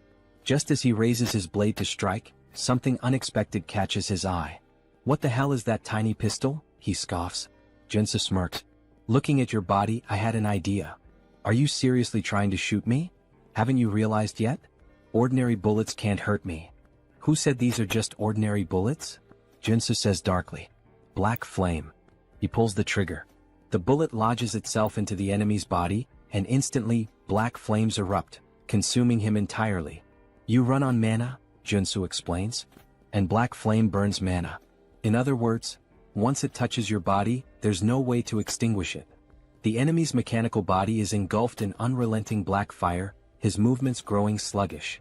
You really should have stopped modifying yourself at some point, Joonsoo taunts, laughing wickedly as he watches his opponent burn. RoboCop continues to burn. As he falls to his knees, Johnson bids him farewell and drives his sword straight into his eyes, leaving his lifeless body sprawled on the ground. Now there's only one step left in his plan. It's time to wipe out the entire association, he declares, laughing as he guns down every enemy in sight. Explosions erupt throughout the garden. They're just headless chickens without their executives. Run, run, there's no hope for you. The screams of his enemies are music to his ears. Suddenly, a deafening sound rings out, sending a sharp pain through his head. What the hell is this? And then he finally arrives. Eyes glowing red like a tiger's. It's really him, the president of the association. A level 4 superhuman. His gaze locks onto Joonsoo, and then, he leaps. A massive jump, like something out of a superhero movie, soaring straight up and landing right in front of Joonsoo. What the? Did he just jump from the ground to the rooftop of a 5-story building? I have never experienced such humiliation before, the president says coldly. I will take great pleasure in punishing you for interfering with the Custodians Association. He moves fast. Shit. Joonsoo tries to unsheath his sword, but before he can react, boom, he's sent flying. Had he not swapped his abilities to defensive traits in time, that single attack would have killed him. But I can't beat him if I only defend myself. Without hesitation, Joonsoo switches back to offensive traits and launches a piercing attack. The president dodges effortlessly. Interesting skills you have, he muses. But how will you handle this? Joonsoo pulls out his pistol loaded with black flame rounds and fires. The president smirks. Oh, I like that. With a flick of his hand, a barrier materializes, blocking the attack with ease. He nullified my 2 best abilities like they were nothing. Before Joonsoo can react, the president charges in and lands a rapid barrage of punches, knocking him to the ground. He's unbelievably strong. Is that all? The president sneers. As expected. It was impossible from the start. Park Daop was born with an SR rank, his stats overwhelmingly powerful from the beginning. Meanwhile, Warrior Kim was just an NPC. A weak, low-level character. The gap between them was absurd. Is this your final battle? The president taunts. You know how I took down your subordinates? Joonsoo asks, wiping blood from his mouth. What? I took out Ebony and Viper with white phosphorus rounds. The cyborg? EMP bombs. Now tell me, what do you think I've got prepared for you? You? Prepared for me? Impossible, you idiot. No, it's not. Joonsoo's body begins to change. For a level 2 superhuman to defeat a level 4 superhuman, there's only one way. Trait activated, body mutation. Muscle mutation. His body shifts and twists into something monstrous. Warrior Kim has become a mutant once again. What? He chose to become a mutant. Joonsoo's breathing grows heavy. I won't be able to control myself for long. But he's prepared for this. Flashback. In the shop he bought a specific item, Berserk glasses. This item grants the frenzy trait for a limited time. And that's exactly what he needs right now. Joonsoo crushes the glasses. A new sensation floods his mind. All distractions disappear. His thoughts fade.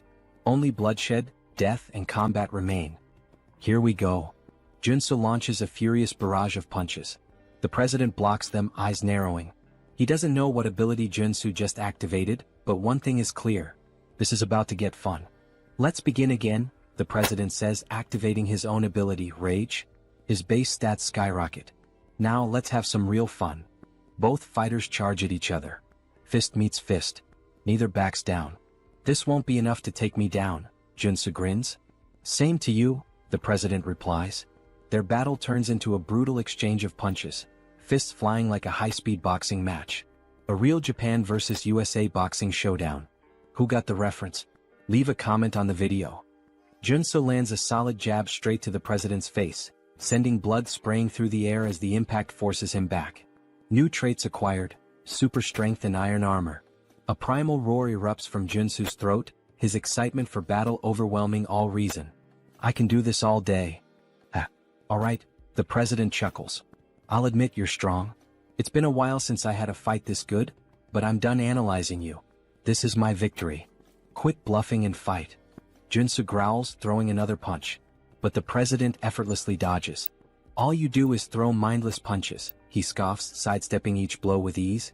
Then, in one swift motion, he counters, driving a devastating punch into Joonsoo's gut. Blood spurts from his mouth. Bastard. The president smirks, dodging again. Go on, keep swinging those sloppy, untrained fists, he taunts. And then, boom, he delivers a brutal uppercut, sending Joonsoo flying. Damn it. In close combat, he has a massive advantage.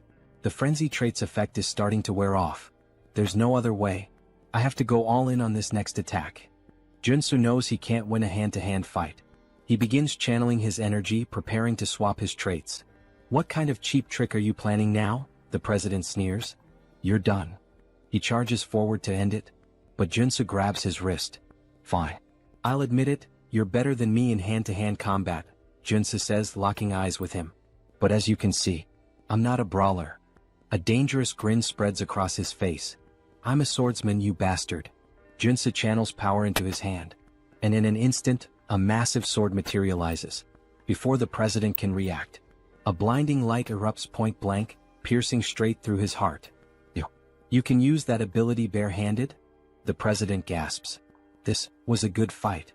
His body trembles, and then collapses lifeless. Joonsoo exhales heavily. Shit. I really pushed my body too far this time. A system notification appears. Status effect, disease. Suddenly, a wave of unbearable pain surges through him, like his body is tearing itself apart. Arg? But then, a golden beam of light bursts from his body. His monstrous form begins to fade, his body slowly reverting back to normal. Warrior Kim has ascended to level 3. Oh god. Thank you, I leveled up just in time. A weak chuckle escapes his lips. I really am one lucky bastard. Then, his body gives out. He collapses unconscious. When Joonsoo finally regains consciousness, he finds himself submerged in the bathtub of his own home. Home? Mr. Superhuman, are you alright? Joonsoo blinks, looking up at the concerned face of Director Choi. What happened? Choi. I thought you were dead. Choi says, tears welling in his eyes. You were lying there, surrounded by all the members of the association. So, you brought me back home? Joonsoo asks, piecing it together. Yeah, Choi nods. I noticed you were still breathing, so I threw you into a mana spring. You've been unconscious for a week. A whole week. Now that Choi mentions it, he does feel a lot better. You're seriously amazing, Choi says, shaking his head. You single-handedly wiped out the president of the Plumbers Association. Yeah. I know, Joonsoo smirks. I guess I'm kind of a big deal now. Not just kind of, you're insanely incredible. Stop flattering me, Joonsoo laughs. Oh, and by the way, Choi adds, I took the liberty of collecting all the loot from the fight. Take a look later and let me know if you need anything. Got it?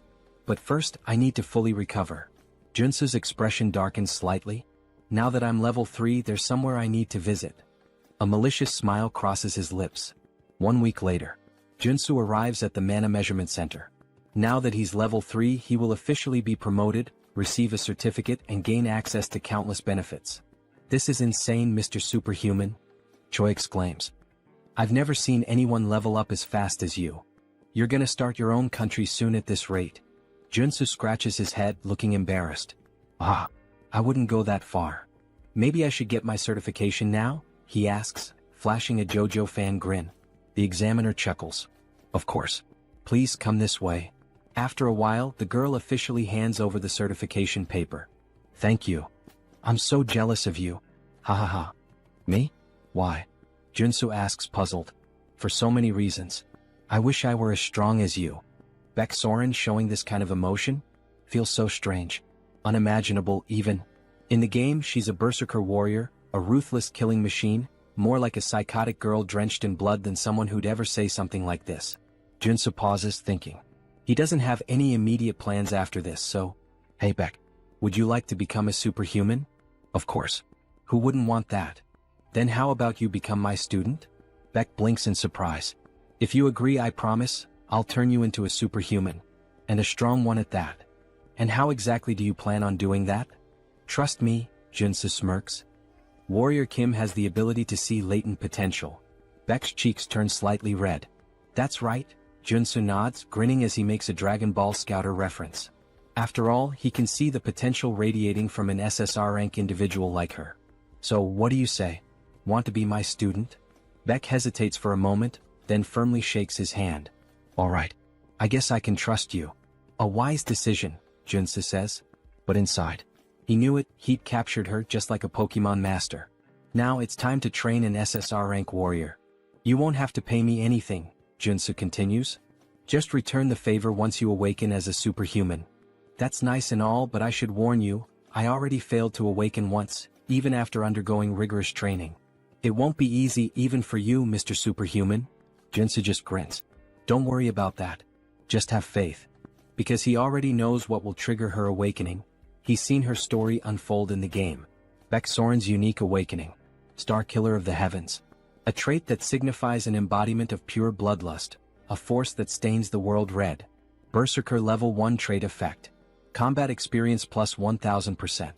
While this trait dramatically increases the experience gained in battle, it comes with dangerous side effects. It risks corrupting her mind, turning her into a bloodthirsty psycho killer obsessed with combat. Her awakening event perfectly matches her unique trait. You'll need to prepare yourself, Joonsoo warns. Prepare? As in, I'll need a lot of money? I don't make much in this job, Beck jokes, making a quiet hand gesture. No, Joonsoo shakes his head. You'll need something far more important than money, mental fortitude. Beck tilts her head, confused. But before she can ask more, Excuse me, Mr. Kim, a staff member interrupts. You've been invited to a meeting. Would you follow me to the 5th floor lounge? Joonsoo's eyes narrow. An invitation to the 5th floor? That's strange. As he and Beck step into the elevator, a realization dawns on him. In this tower, superhumans are divided by their power levels. He's being summoned to the 5th floor. That means a level 5 superhuman invited him. Who could it be? As the doors slide open. Professor? Wait, it's really you? A familiar voice greets him. Seo Woojin. A level 5 superhuman. Congratulations on earning your level 3 certification, Woojin says warmly. I'm so happy to see you here. I'm happy to see you too, Joonsoo replies. But inside he's assessing him. Despite his natural-born talent and wealthy family, Woojin reaching level 5 this quickly is still surprising. He's already surpassed me. Also, Woojin continues, I'd like you to have this. He hands Joonsoo a small ornate box. A gift? You didn't have to. Inside, Joonsoo sees the item description. Item acquired, Mana Focus Crystal. A rare artifact that enhances mana control and efficiency. Perfect for Warrior Kim. A warrior who relies on mana. For a split second, Joonsoo almost drools at the thought. But instead, he clears his throat and coolly says, I shouldn't refuse a friend's gift, right? Thanks, Woojin. Use it well, Woojin nods. But then Woojin's expression turns serious. Mr. Warrior, he says, there's another reason I called you here. Joonsoo raises an eyebrow. A favor? Yes, Woojin nods. Joonsoo leans in slightly. Why do you suddenly look so serious? Could you help some of my friends who are also suffering from divine fever just like you helped me? They contracted it as well? Yes. The 4 of them have been dealing with this since childhood. They were blessed alongside me. For people suffering from divine fever, huh? Wait a second. Is he talking about those characters? If so, then this is the perfect opportunity to make things a lot easier. Of course, Joonsoo nods, radiating an angelic aura. I could never refuse to help those in need. Thank you so much, Sir Warrior, for your generosity. But before we begin the treatment, I'd like to meet them first. Of course. I'll arrange a meeting right away. Later that day, Woojin's estate. Here they are, Professor. As expected, Joonsoo was right. These 4, they're the supporting characters meant to assist Paladin Seo Woojin. They're all children from wealthy families, essentially kidnapped and forcibly baptized under the orders of the Old Father. Joonsoo folds his arms and cuts straight to the point.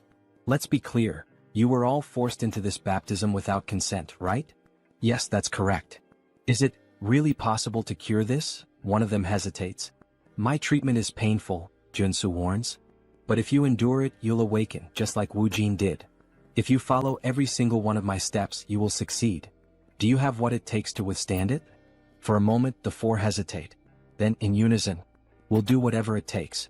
Please help us. Joonsoo smirks. Spreading massive black angel wings, he declares.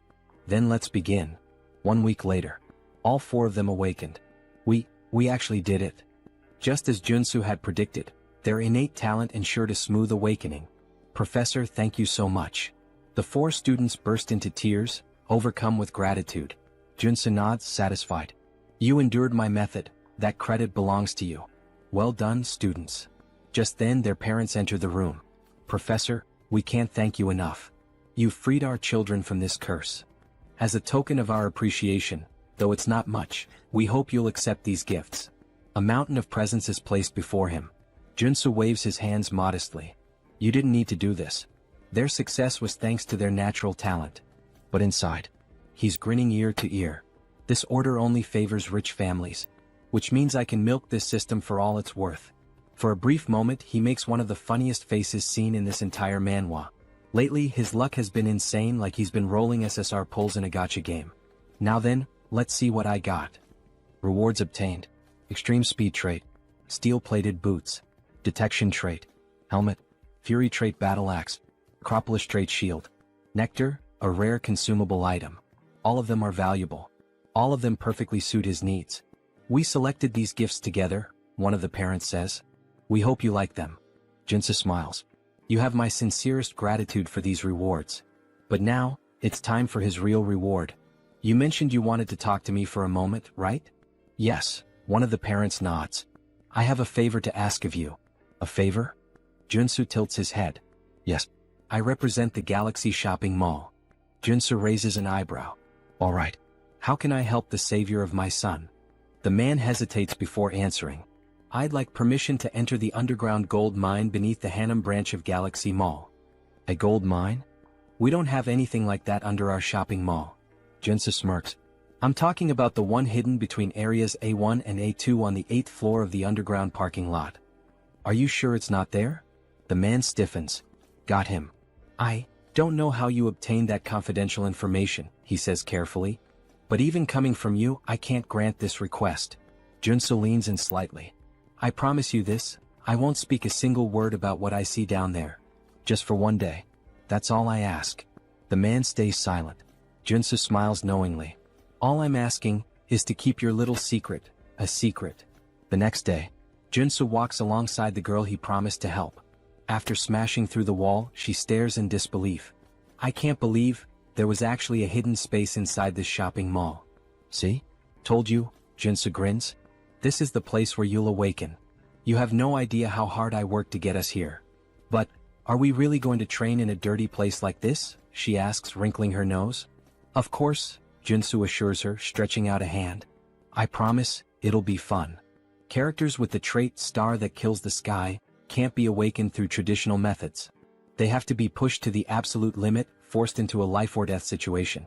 This dungeon hasn't been discovered by the world yet. But this is the exact place where Baek Soren awakens in the future. Sir Warrior, this place is so dark, and it smells weird. Her voice trembles and she grips her arms tightly. Joonsoo can tell she's afraid. Then, a zombie suddenly lunges at her. She barely dodges in time, but the impact sends her glasses flying to the ground. Warrior. Please help, she cries out. Joonsoo tosses a sword to the ground. The training has begun. Excuse me, what?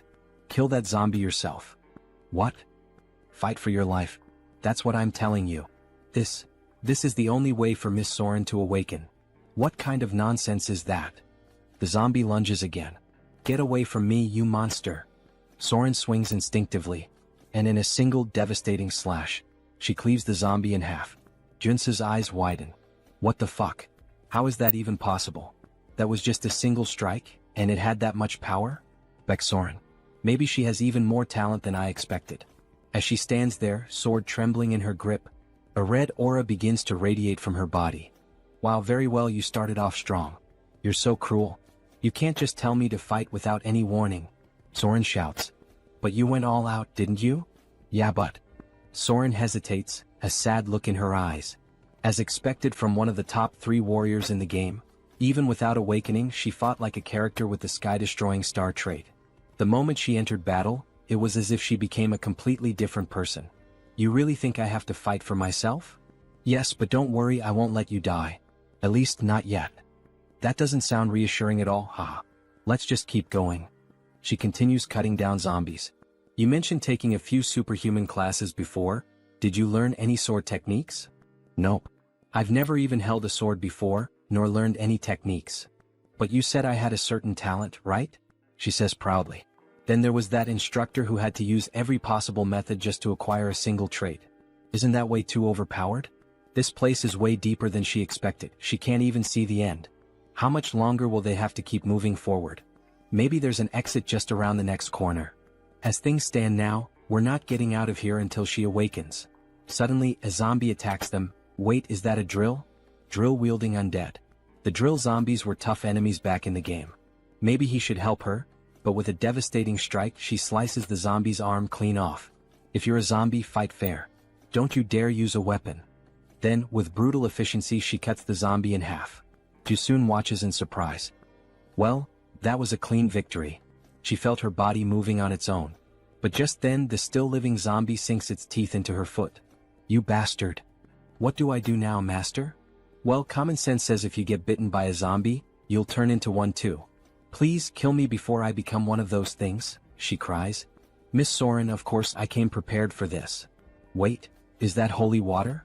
Yes. In this game they actually developed a cure for the zombie virus. After the chaos they decide to rest for a bit. She had been so desperate, she really thought she was going to turn into one of those horrible creatures. It's a harsh world out here, but these zombies are acting strange. Some of them are even picking up weapons and using them like gear. It's almost like this place was artificially designed. Well, you're not wrong. The Galaxy Mall was built much faster than any other location of this size. It was thanks to the efforts of a massive workforce.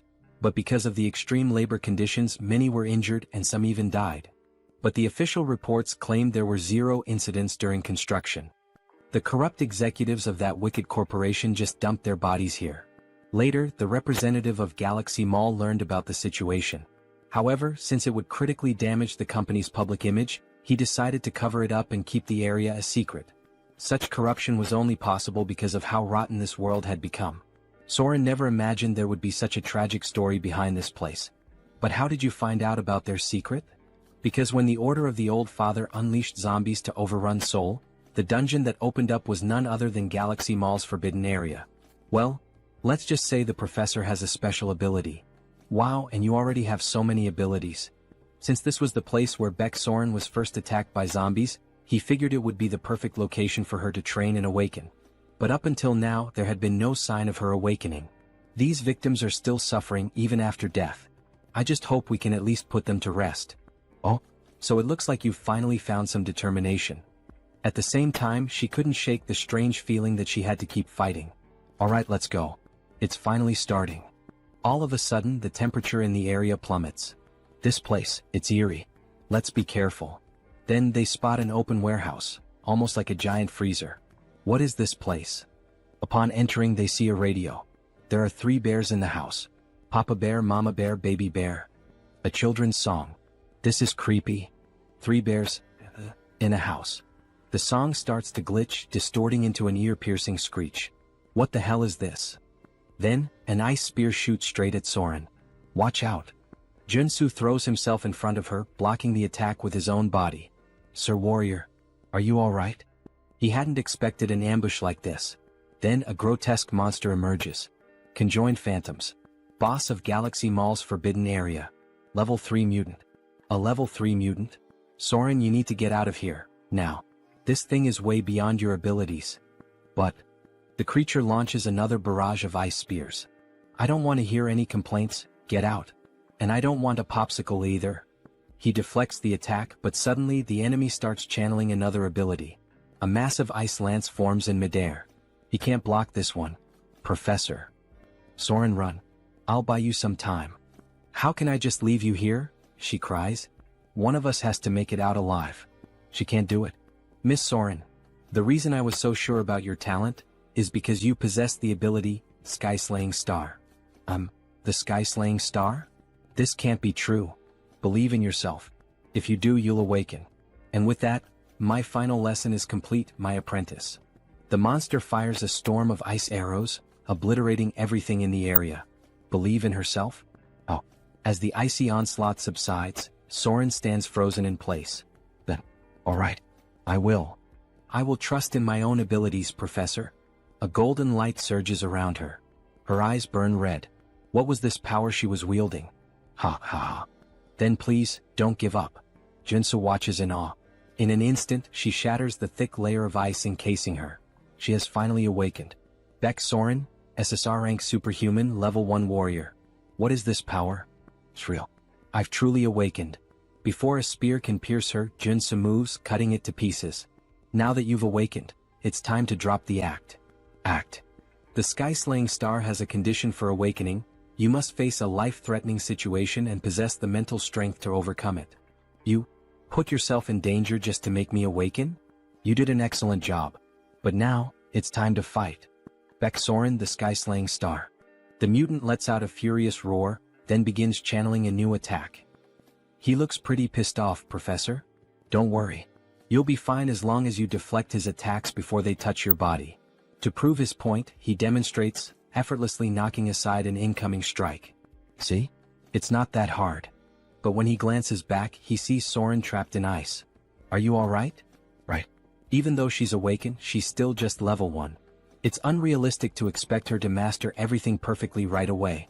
She had been caught by multiple ice barrages, yet she wasn't seriously injured. Looks like you're fine. Upon awakening, every warrior receives their initial trait. Hers was Indomitable, a trait that grants strong resistance against all abnormal status effects. Before awakening, she constantly felt like she was about to die. Now she barely feels a thing. Fascinating. As expected from an overpowered character, she got Indomitable, the best defensive trait.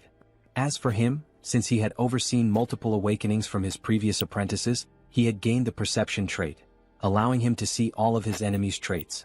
A ridiculously powerful PvP ability. Oh yeah, that's broken. I don't think that'll be of much help right now. Well, don't worry about it. For now, let's train with your new awakening.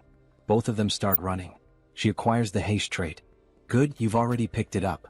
Her combat growth is incredible. Her body feels like it could take off at any moment. She wants to keep fighting. Watching the professor leap to dodge 2 ice blocks, she instantly learns the same technique. Wait, I'll cut it for you. But before he can react, she's already next to him. What the? How did you get here? Well done. You can already use that ability. It felt like I was flying. Will she surpass Joonsoo in just a few days? Just like Seo Woojin did? Alright, Professor. What's the next move? Use the traits you just learned to pull the mutant's attention. While you keep him occupied, I'll finish him off. I've already taught you everything I could, so it's best to end this quickly. Understood. Soren starts dodging every attack with ease, gliding across the ice as if she were skating. Come on, hit me, you dumb mutant. She suddenly gains 2 more traits. She keeps accumulating traits. Her talent is truly something beyond normal. Alright. Now that I've helped Beck Soren awaken, it's time to wrap this up. Joonsoo channels a golden aura into his sword. With the skill flash, he unleashes a devastating light-infused slash, instantly obliterating the mutant. Well, congratulations, Professor. That was amazing. Nah, that was nothing. Then a phone appears on the ground. So this was the monster's mana core? How does a phone work as a monster's mana core? Well, this happens a lot with ghost-type monsters. A worker who ended up here valued his daughter more than his own life. Before he died, his resentment possessed this phone, turning it into a monster's core. I hope he can rest in peace now, Soren says, tears welling up in her eyes. I'm sure he will. Suddenly, the phone transforms into 2 mana cores. These are called crystals. If you hand them over to someone who knows how to use them, you can get some pretty good equipment. This is an incredible reward, something only obtainable by defeating this area's boss. Suddenly, the ground starts shaking. What's happening now? We already defeated the boss. This area is collapsing. Then what should we do? Have you managed to fully adapt to the traits you just acquired? What? There's no time. Start running if you don't want to die. Now. Both of them take off at full speed. Run as fast as you can, Soren. If you keep going this slow, it'll be the end for you. This is as fast as I can go, Professor. There's still a long way to go before they reach the teleportation portal. If she doesn't push past her limits, she won't make it.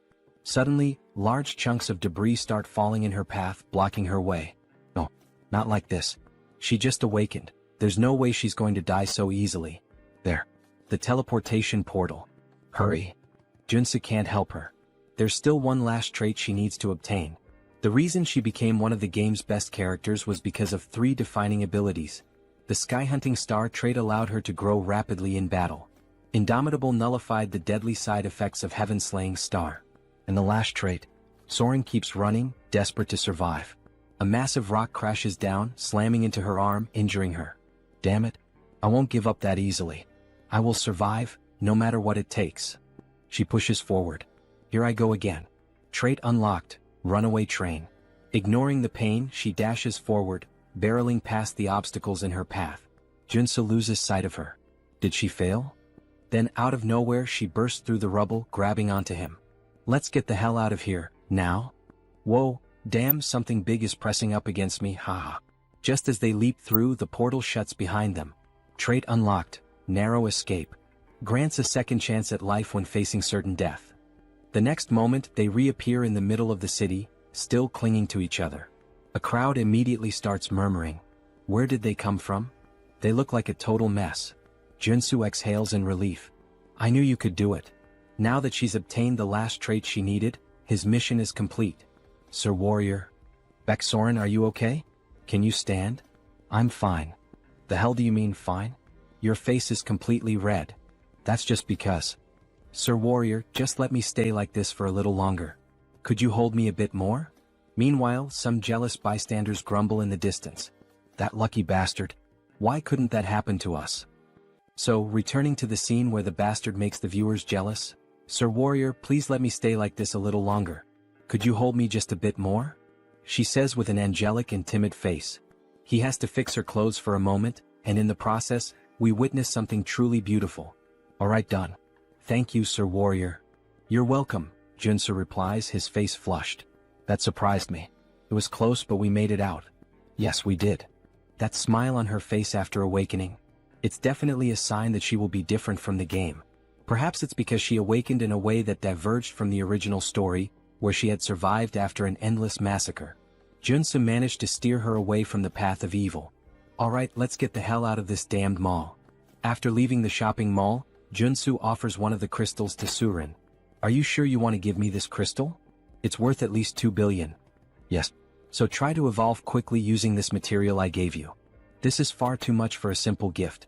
Honestly, I don't even know how to repay you for this, or if I should even accept it. Don't worry about it. Just pay me back in the future when you can. Of course, our protagonist had a plan behind this. There was another reason he was willing to spend so many resources to awaken Baeksoren. The Martian Sword Technique, one of the 3 top-tier sword techniques in the Arcane of Seoul. Once learned, a character experiences rapid growth. However, it's a unique trait that only Baeksoren can use. The only way to acquire it is to obtain the trait in the form of a memory chip. Thank you very much, Sir Warrior. Don't worry about it.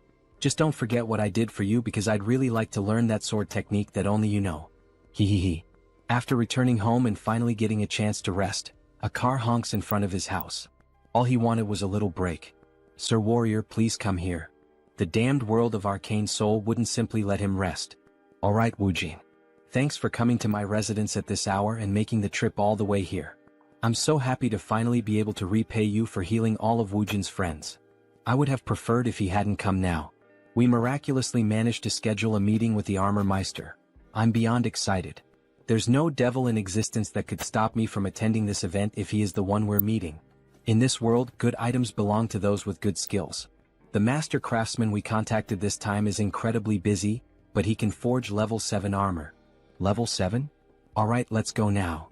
Moments later, they arrive at the entrance of a grand house, with several guards stationed outside. Are you serious? What a fine house for such a fine craftsman. Woojin, do you have any idea what religion this artisan follows? Religion? Why are you asking something like that all of a sudden? I see, so you don't know. Of course he wouldn't. Considering all the suffering he endured because of the Order of the Ancient Fathers, it made sense. This is the home of an artisan devoted to the Order of the Old Father, Jo Chul. Joonsoo is a devout believer firmly committed to his faith. In the future he will stand at the forefront of the war artisans of the order. Joonsoo, the artisan of death, mid-boss of episode 3. I already refused to be baptized, yet he's still willing to craft armor for me? What does he want from me? Stop. Extend your hand for identification. Identification. Show me your black flame. Grabbing the protagonist's hand roughly, what the hell is with this guy? Here it is. He then releases a powerful surge of black flames. Are you satisfied now? Yet the guard doesn't seem pleased. What is the meaning of this? Let go of his hand. We are visitors with a reservation to see the artisan. Stop. Who said you could treat my guest this way? The master artisan, Joonsoo. Level 6 superhuman. Sir. My apologies for the intrusion. Refusing baptism and awakening the black flame. You are indeed an honored guest. And this is how you treat me? Please forgive me. The light and the savior recognized by the saint. What? The light and the savior recognized by the saint. What the hell does that nonsense even mean? Alright, now come inside. Let's start discussing what kind of equipment you're looking for. Alright. A plate armor of this style is my specialty. Since it's a request from the saint, I can craft it in this design if you'd like. Before them stands a medieval suit of armor, reminiscent of the Templars. Joonsoo scans the area, searching carefully, until he finally finds something that catches his interest. Alright, I've decided. I'd like this outfit. Its appearance resembles a military uniform. Seriously? You want that kind of clothing? Yeah, I love its style. This is ridiculous. Infusing magic into that type of armor is incredibly difficult. We won't be able to create a holy armor with it. He doesn't need holy armor, the artisan remarks. I just need to infuse it with the magic of giant and extreme. Judging by his reaction, Joonsoo can already tell what the order is trying to do, push him toward holy armor. Also known as Paladin's armor, it grants an absurd amount of attributes to tank-type users. However, in order to wield it properly, the user needs immense divine power. To increase his divine power, he would have to join a religion. The artisan sighs in frustration. So he's choosing the worst option instead of the best one. But fine. The customer makes the final decision. They're pretending to offer me something good while trying to trap me in their religion. Then I'll be expecting great work from you, Master Artisan Joonsoo, Joonsoo says with a grin, shaking the artisan's hand. After a long discussion, they finally leave the house. Woojin hesitates, then asks, "Are you sure that was the right decision? Not choosing the holy armor?" Joonsoo shrugs. "Nope. I just like the other one more." Meanwhile, the guard from earlier continues watching Joonsoo strangely. "I can only imbue a few traits into this type of armor," the warrior comments. "Are you really going to make it the way he asked? So, you want me to defy the saint's order? She said that man is the light and the savior of our order." The warrior cannot believe the saint's words. No matter how many times he thinks about it, there's no way Joonsoo is the Messiah. He'll have to confirm it with his own eyes. 1 week later. Joonsoo is back at the shopping district. "Sir Superhuman, you really shouldn't be downing mandrake elixirs all at once like that. You glutton." "Thanks, but I'm fine." "Are you sure?" "Of course. I got the treatment I needed." A notification flashes. "New trait obtained, energetic. Thanks a lot for giving me these elixirs for free." "Don't worry about it. It's thanks to you that our market was saved. Now we're flooded with customers every day. Consider this my way of saying thanks." "So that's why there are so many people here today? Looks like business is really thriving." "That's great." "Hello, Superhuman," a man says, lowering his head in respect. "Hey, you're that guy from the Iron Fist gang? It's a pleasure to see you again," Joonsoo says, laughing loudly as he slaps the poor guy on the back. How have you been, sir? Could I kindly request a few minutes of your time?" "For what?" "Our boss wants to see you for a bit. There are too many eyes around." "Let's move somewhere else," Joonsoo says. "Understood." They get into a car and drive onto the road. "We've prepared a high-quality bulletproof car for you, sir. Do you like it?" "Not bad." A sign reveals their destination, Miram. Something feels off. Has the Iron Fist gang always used Miram as their meeting spot? If Joonsoo remembers correctly, that place is nothing but a slum filled with human garbage, the worst kind of murderers and degenerates. The car runs out of gas, forcing them to stop at a gas station. Of course. Wait, this place is Miram gas station. Joonsoo turns back, only to see the driver grinning. "Alright then, have a nice rest here, sir." With a murderous gleam in his eyes, the driver grips a detonator. "Seriously? He's trying to set me up?" Joonsoo glances at the car. Several C4 explosives are planted inside. Shit. I walked right into a trap. Hey buddy, do I look like an idiot to you? Who do you think you're messing with? Excuse me? What the hell are you even saying? Joonsoo suddenly kicks the car door open and swiftly jumps out. Stay in the car, you idiot, with all those bombs you set up. Go ahead, stay inside forever. Then Joonsoo throws a grenade. The driver screams in panic as the car erupts into a massive explosion. Joonsoo dashes forward, activating his abilities, speed and breakthrough. But something is off. That explosion was way too powerful for just a single grenade. There was no way it should have caused that level of destruction. As expected, that guy was a traitor. The bulletproof luxury car speeds toward Miram and ultimately the gas station. That lingering sense of déjà vu, there was a reason for it. A flashback begins. We see Iron Fist's boss lying on the ground.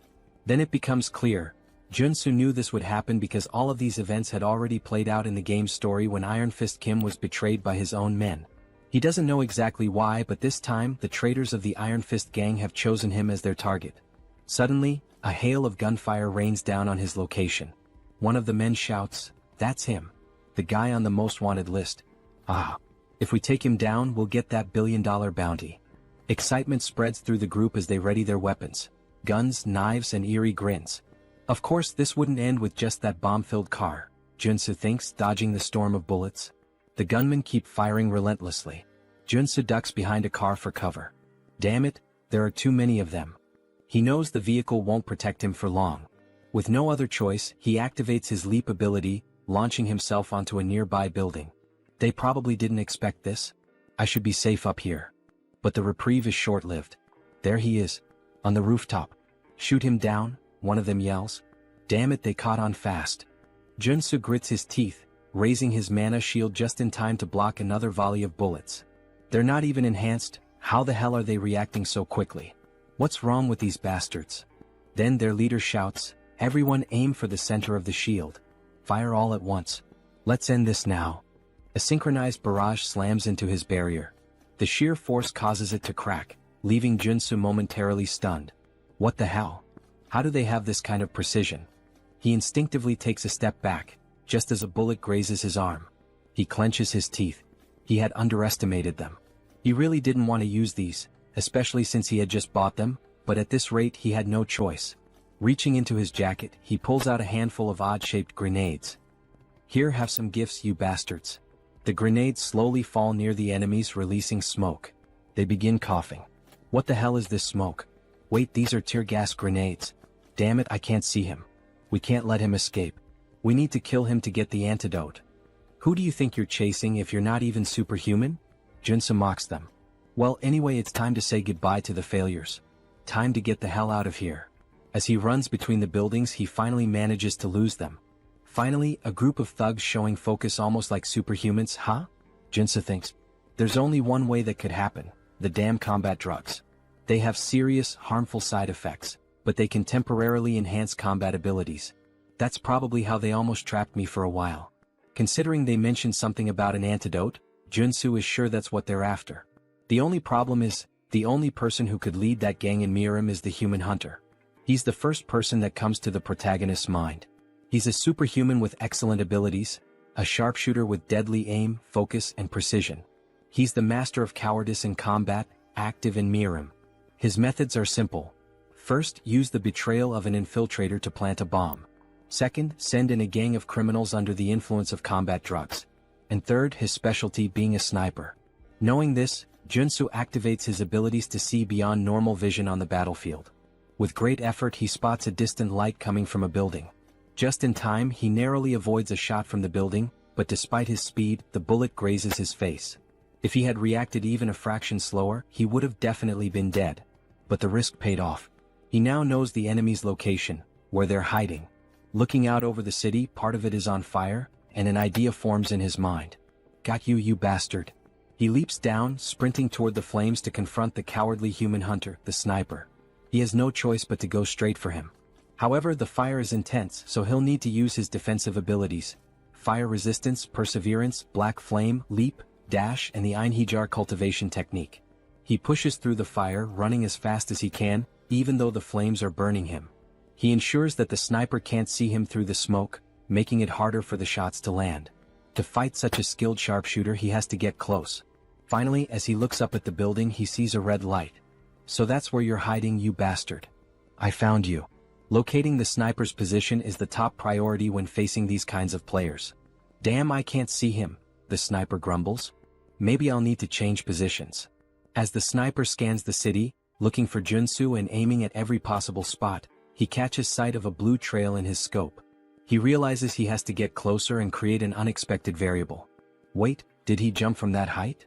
The sniper is taken aback by Joonsoo's move. And how dare he challenge a sharpshooter to a shooting duel? With that, the sniper activates all his abilities: sniper, focus, deep breathing, insight, gun shooting, ein. He fires his pistol, the black flame, at the same time that Joonsoo shoots. What will happen next? Who will win this cowboy-style shoot? Then both fire at the same time. They take a deep breath in this moment of tension. It's all or nothing. The sniper's shot hits Joonsoo's arm. Shit. He really is a damn sniper. And to think that even in this surprise situation he was still able to shoot. But we know our protagonist never does anything for no reason. With a smile on his face he declares that it's over. He also managed to land a shot on the sniper's shoulder. The sniper is shocked. After all, it was just a shot from a regular pistol. But then, flames start spreading rapidly over his body. Black fire engulfs him as he screams in agony. Joonsoo barely manages to land on the ground, struggling due to his injured arm. Their bullets are deadly even if they only graze the enemy because they consume their target's mana. As he writhes in pain, Joonsoo declares his victory, only to realize he has fallen into a trap. A pool of sand appears beneath his feet. It's a magical snare. Meanwhile, Human Hunter starts taunting the protagonist, calling him a brat and a fool. Don't think this is over, you bastard. He pours holy water over himself to extinguish the black flames. Shit, this is bad. If Joonsoo doesn't get out of this trap now, he's dead. The moment I put out this damn fire, I'll fill your body with bullets. You'll look like a damn sieve. Damn it, I need to think fast or I'm a dead man. He hadn't expected this to turn into a race against time. For now, he needs to slow down the infiltration of magic and minimize the damage. He equips the traits: mana barrier, perseverance, and resolute. Then he adds the traits of brute strength, strength, and super strength. Pressing both hands against the ground, he yells that survival comes first, pouring all his strength into escaping the trap. He activates his last available trait, purification. With purification, he will destroy as much mana in the trap's magic as possible. But before he can react, his enemy is already in front of him, fully recovered. The enemy acknowledges the protagonist's resilience against the magical trap, but it's too late. Has he already extinguished the black fire? This victory is mine. If he kills the protagonist now, he'll spend the rest of his life relaxing on beaches. He raises his gun to shoot, but the protagonist vanishes. Before he can grasp what's happening, a fist slams into his cheek, making him spit blood. This is what a comeback feels like, you bastard. Thank God he managed to obtain the trait at the last second. Earth resistance. It worked. Since you're a sniper, don't even think about fighting back at this distance. Now tell me who ordered this assassination. Alright, he admits defeat. He'll tell everything he knows, he just wants to light a cigarette first. Fine, you're free to talk, start now. As he lights a cigar, the protagonist already finds it suspicious. His expression shifts as if he knows exactly what's happening. So, do you enjoy the taste of that cigar? Of course he does, without a doubt he loves it. His mouth changes shape. Because it tastes like my sweet victory. He looks like a zombie now. Just as he is about to attack Joonsoo, a sudden gunshot rings out, and a hole appears in the human hunter's chest. So, you knew what was going on. Of course he did. Did he really think that a player with 10,000 hours of experience wouldn't recognize the cigar that turns the smoker into a mutant? What a mess. In the end he had to put him down. That was unexpected and bizarre. The hunter was always a cunning bastard, but in the game he usually surrendered after admitting defeat. This time though he chose to fight to the very end, transforming into a mutant? Maybe he had a hidden motive. Not that it really matters. What's important is making it out of this alive. As he searches through the hunter's clothes, he finally finds a flash drive. Alright, let's see who's behind this plan and trying to kill me. The next day the news is all over TV, reporting on the chaos from the previous night. Last night, a large-scale shootout between gangs erupted in Harem. The explosion of a gas station triggered a massive fire, and it is estimated that the death toll is in the dozens. The president doesn't believe Joonsoo was involved in the massacre. How did you even survive that? That's why he's in such a complicated situation. It was truly dangerous. Who the hell tried to kill you? Tell me now. That's a long story, where should he even begin? Suddenly the door is kicked open. The president of the Iron Fist gang steps in and throws a body onto the floor. Both the president and Joonsoo are taken aback by his sudden arrival. The gang leader immediately starts apologizing. He failed to keep his subordinates in check. At least now he knows what happened. Hey you bastard, stop breaking the damn door every time you come in, the president complains. So, was it the Iron Fist gang that attacked you? The president asks, his expression somber. The gang leader responds that it was one of the lower-ranking members of his group. Still, after interrogating the culprit, he managed to obtain some useful information. The guy who set up the trap was desperate for money? Something like that? How did you know? Turns out he had lost everything in illegal gambling and was drowning in debt to loan sharks. Well, the reason for his betrayal is pretty obvious, isn't it? Whatever the reason, it's his fault. Once again I apologize. Apology accepted. Even as a gang leader, keeping every low-level member under control isn't easy. Iron Fist Kim truly had no knowledge of what was going to happen, because if it hadn't been Joonsoo, he would have been the target of the betrayal himself. He'll take responsibility and track down whoever was behind this malicious plan to have Joonsoo killed. Oh, for that, he already has a piece of evidence that might lead to the culprit. He then shows the flash drive. The president looks at it. Is this a USB? The superhuman who tried to kill Joonsoo had it on him. Do you know how to use a computer? I even have a license for it. Has my time to shine finally come? Aside from my bald head, obviously. After plugging the USB into the computer and searching through its contents, he finally finds something. Alright, this guy was a big deal. He killed at least 20 superhumans. He's a psychopath. Well, his name was Human Hunter, so that makes sense. Forget all that, let's get to what really matters. Let's check his most recent job requests. Alright. His latest request. Let's see. This was the last one he received about 5 days ago. The bounty was 20 billion? The president is shocked. 20 billion? Even the protagonist is stunned by the absurd amount. Maybe it would be worth turning himself in just to collect the reward. Who the hell could afford to offer that kind of money? The client was someone from the Ascendant Group? Someone from a major corporation? This person right here was the one who made the request. As soon as the name appears on the screen, Joonsoo recognizes it. Son of a bitch. So it was that bastard. The paladin who had gripped his hand tightly and questioned him. Things just got complicated. So it was that bastard. He's the paladin Joonsoo saw at Juchul's house. Why the hell is that rich kid trying to kill him? Maybe he has a suspicion. Can you pull up the Ascendant Security family tree? Sure, just a minute. Here it is. Just as he suspected. Now he can finally piece together what's going on. Ascendant Security, a private military company under the Ascendant Group, one of the top 5 corporations in Arcane Seoul. Lee Jaeol, the eldest son of Ascendant Security, was originally first in line for succession.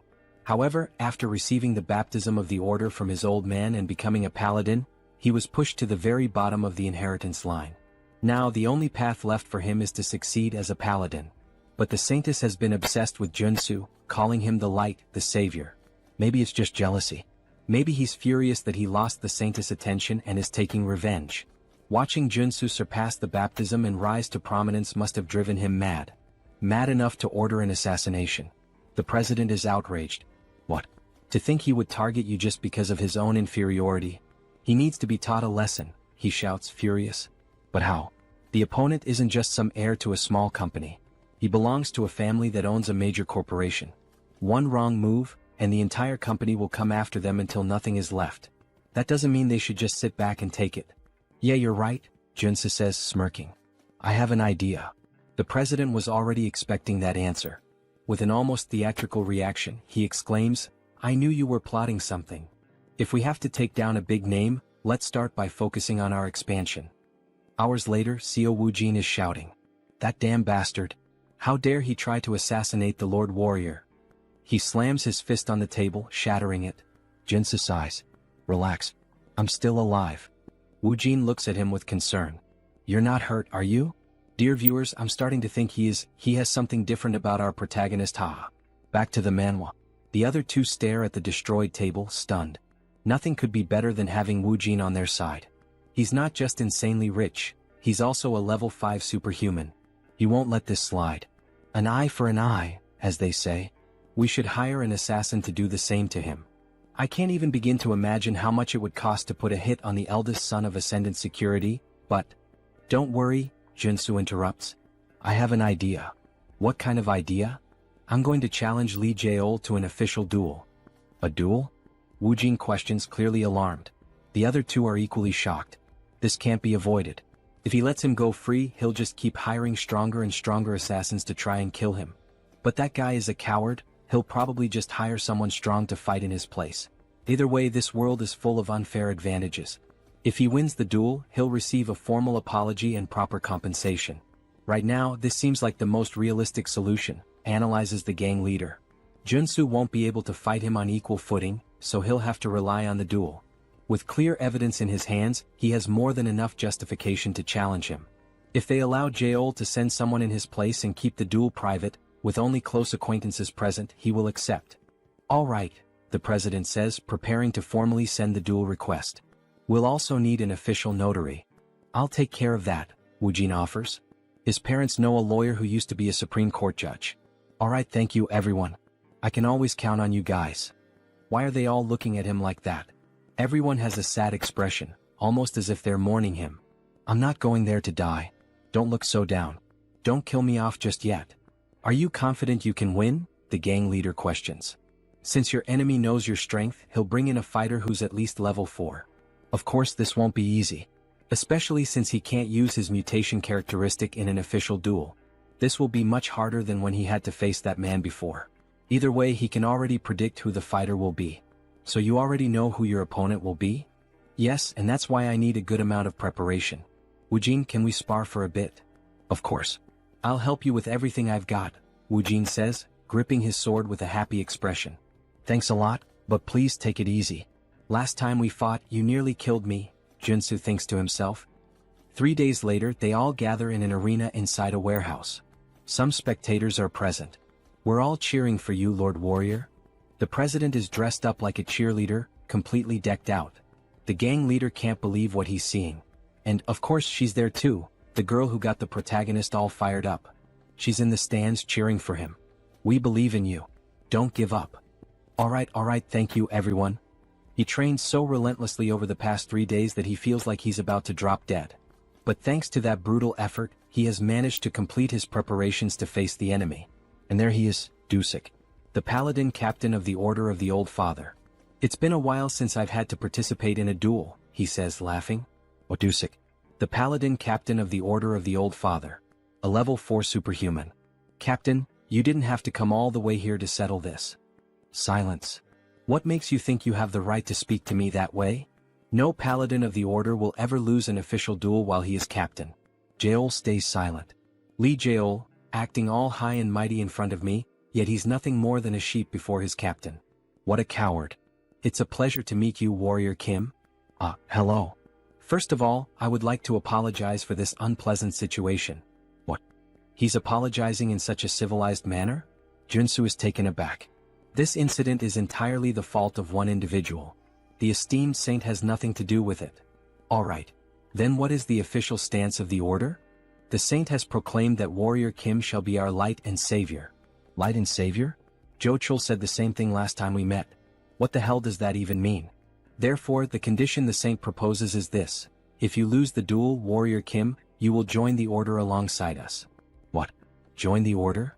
Why are they so obsessed with this? Why do they want me to join so badly?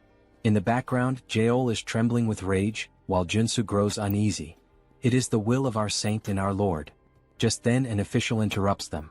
It is now time for the duel to begin. Now that all parties are present, please confirm the terms of the duel oath.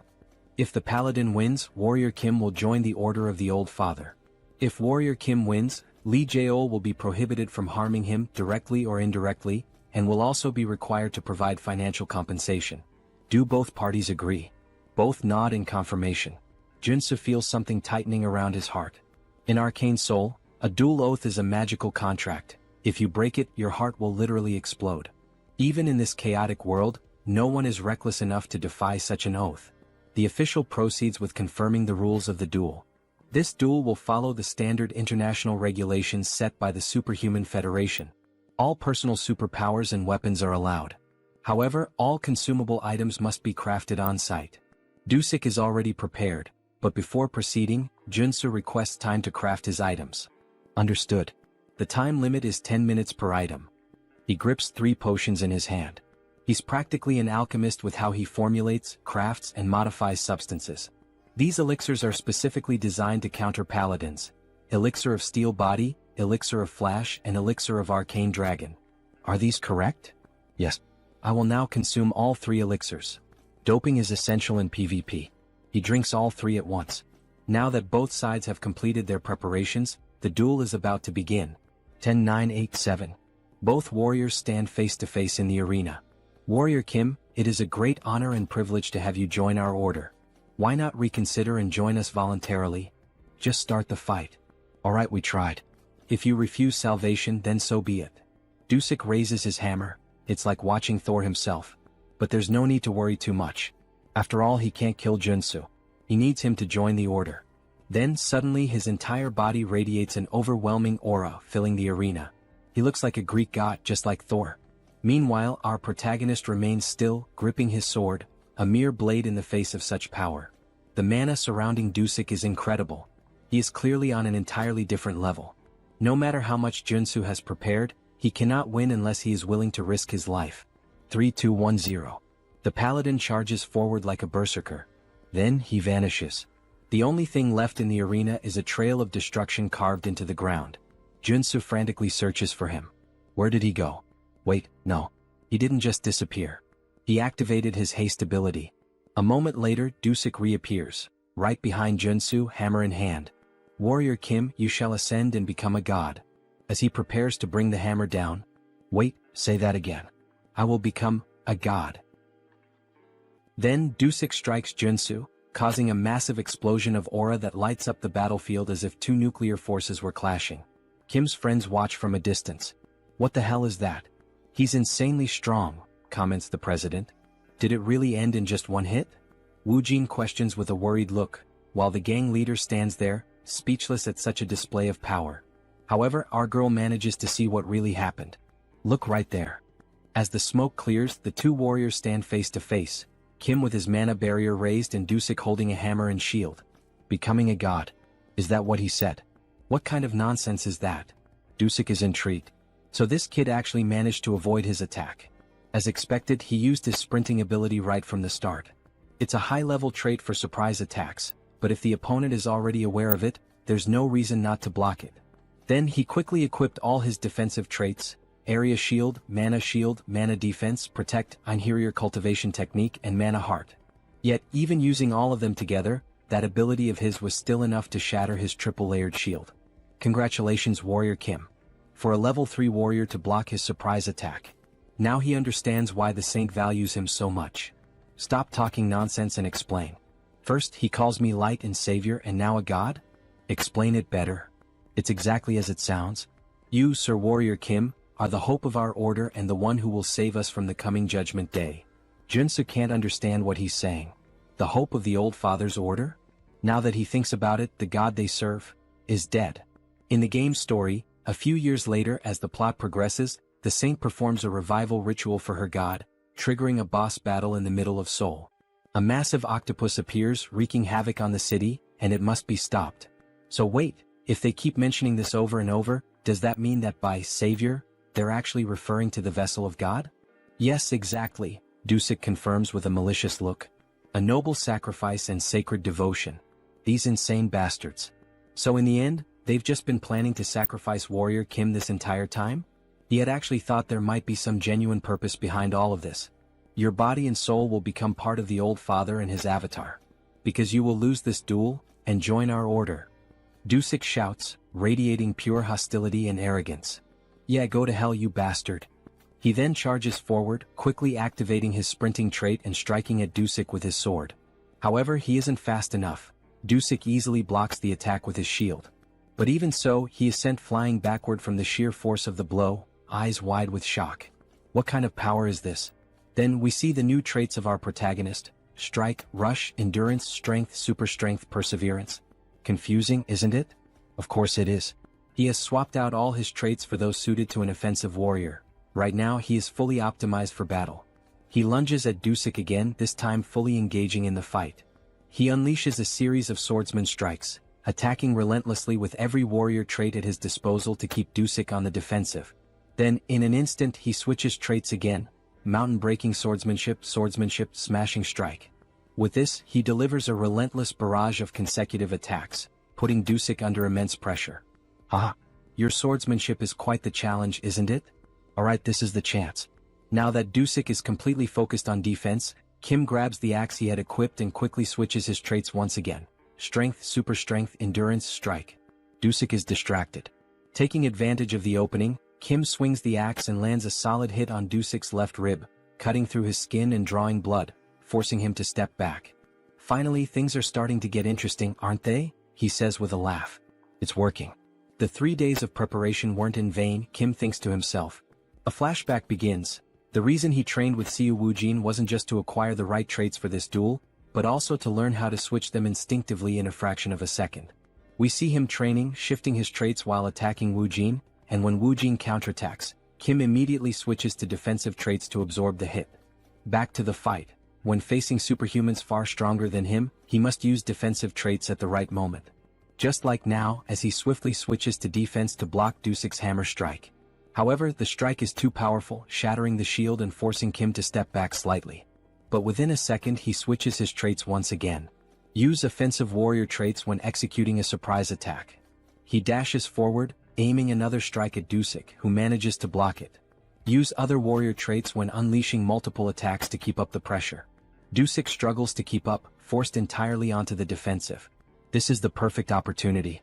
Wielding both his axe and sword, Kim activates his berserker traits, taking full advantage of the opening to push forward.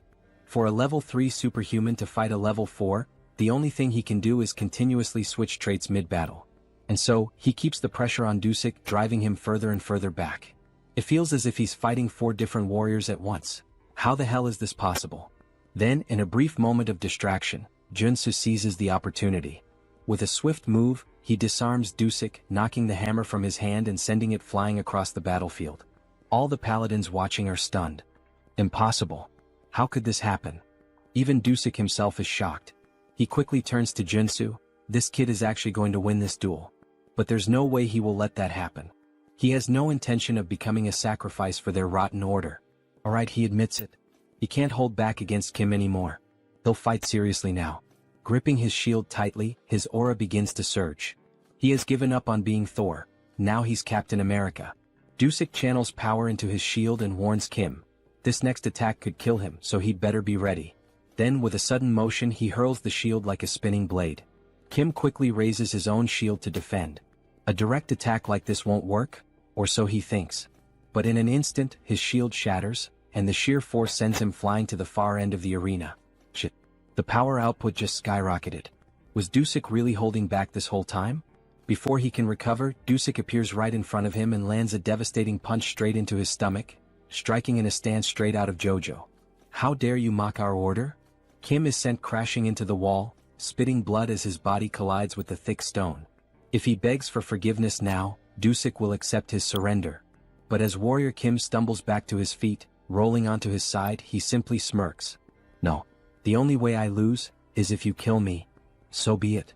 Now both warriors engage in an all-out frontal clash, neither backing down. Kim charges at Dusik, who manages to block his attack. Then, in a calculated move, Dusik allows himself to take a few hits just to land a clean strike on Kim. With all his strength, he slams his shield into Kim's shoulder, cutting deep. The pain is so intense that Kim nearly loses consciousness, but he refuses to give in. In an instant, he counterattacks, driving his axe once again into Dusik's ribcage. Dusik grits his teeth and retaliates with a powerful kick to Kim's chest, sending him flying across the arena once more. Both fighters lock eyes, exhaustion weighing on them. Their bodies are battered, barely holding together, they are at their absolute limit. Dusik declares that it's time to end this meaningless battle. Oh, great Father! Lord, hear my prayer and fulfill my wish. From heaven bring down the hammer of your wrath. Raising his shield to the sky, he calls upon a massive storm. Dark clouds swirl, and the arena trembles as if about to be swallowed by a raging sea. Kim instantly recognizes the ability, Dusik's ultimate move. Darkness Tsunami.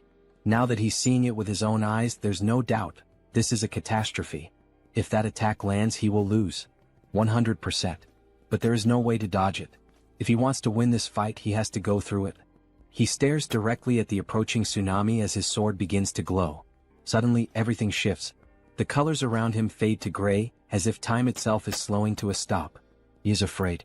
But he has to trust in the traits he has built as Warrior Kim. He takes a deep breath, shutting out everything around him as if he exists in another world entirely. Mountain-breaking swordsmanship, the technique he has never stopped training. The swordsmanship, sharpened through battles and sparring against Seo Woojin. The Einherjar cultivation technique, honed through years of dedicated practice. Mana heart, which has grown alongside him. Rush, earned through sheer desperate willpower. And finally, the ultimate trait, one that can cut through any material in the universe, Flash. Then, as if a divine force is descending upon him, a surge of power crashes down over his body. He will trust in his abilities. He will trust in the time and dedication he has poured into them. A brilliant four-pointed star flashes for an instant. Kim launches himself forward, dashing headfirst toward the oncoming tsunami. And above all else, he will trust in himself. He charges straight into the massive wave that gave birth to the tsunami. The entire arena is consumed in blinding light. No one understands what is happening. What the hell is that light? What's going on? Kim's friends question in shock. Then finally the light fades. Kim is on his knees, gasping for air, while in the background, Dusik remains standing. Suddenly, Kim starts coughing up blood violently. His body is battered, barely holding on. Dusik speaks, his voice steady. That was a magnificent duel, Warrior Kim. But then the truth becomes clear. A massive hole gapes in Dusik's chest. Kim's power had been so overwhelming that it pierced straight through Dusik's ultimate ability, shattering his shield and tearing through his body. All that remains is an empty husk, standing lifeless. Then the announcement is made. The judge raises Kim Warrior's arm, declaring him the winner of this duel. His friends start running toward him, and in that moment we get a glimpse of the arena, now scarred by the destruction. Joonsoo is happy he did it. He managed to defeat a superior-level superhuman without using the mutation trait. Professor, he really is the best. That was unreal, almost inhuman, our girl remarks, her face lit with joy. He knew he was capable of defeating that paladin, the president says, tears streaming down his face. He couldn't help it. He was simply amazed by what he had just done against that superhuman, adds the gang leader. But suddenly someone shouts, "Son of a bitch." It's Jaeol, gripping his axe, ready to strike Joonsoo. Die now, cheater. However, Seo Woojin was prepared. He reacts instantly, protecting his master as we see a punch followed by a blue explosion, sending Jaeol flying. He crashes to the ground, landing near other paladins after being thrown several meters. How dare you refuse to accept the outcome? That chief paladin Dusik lost in a fair and honest battle, and yet you still try to attack his teacher? Do you truly wish to meet death now? At last we see Woojin in a fighting stance, his expression filled with rage. Sir Lee Jaeol, do not forget the magical pact both fighters agreed to.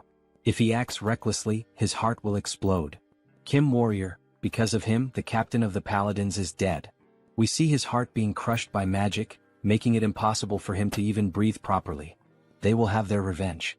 The Order of the Old Father will not forget this, the other paladins shout. So they're saying that Kim was the one who killed Dusik in this duel? Is that really what that worm is trying to claim? Yes, everyone saw it, he was killed by Kim Warrior's hands. Stop talking nonsense, Joonsoo says in a serious voice. The one truly responsible for Dusik's death was none other than Jaeol himself. Though he was an enemy, Dusik was an outstanding example of a warrior. He fought bravely for what he believed in and battled to the very end. Without a doubt, he was not someone whose life should have been lost in an open duel, all because of Jaeol's petty assassination plot, driven by his inferiority complex. In the end, he was just a captain trying to protect his battalion, the very battalion Jaeol tore apart and led to his death. In the name of Dusik's honor, accept the outcome of this duel and uphold your promise. Jaeol begins to cry. Deep down he knows the truth. Dusik died trying to protect his reputation. Captain, forgive me. We need to leave now, sir. The paladins lift Jaeol and begin to retreat. Not even the Order of the Old Father would dare seek revenge after he had already gone this far. The next day we find ourselves at Seonsu Workforce. The president is on a call, bursting with excitement. That's right. He officially hired the superhuman warrior Kim, the one who defeated the captain of the Order of the Old Father. He understands you'd like to make a request. All right, my apologies, I'll call you back in a few minutes. Then we see that Joonsoo has entered the room. He had been worried that Master Craftsman Jo Chul might have tampered with his armor. But no, he had crafted it just as requested, embedding the giant and extreme traits. Wow, this armor really suits him. Here, why not try this on while we're at it? It's a gift from the president. A gift? Seriously, this is much better. It's a handcrafted luxury training suit. It even has self-cleaning and regeneration magic. Very nice, this is quite to my liking. President Choi knows exactly what I like. Thank you. Haha, wearing this you almost look like a model. Well done. Then our protagonist makes one of those familiar expressions just like Lloyd. In any case, maybe he can ask Joonsoo for something? And what would that be? Thanks to him, our business is thriving now. But since you have a relatively short work history with us, some people are questioning our contractual relationship. If that's the reason, then he should comply. Do you have any decent work for Kim?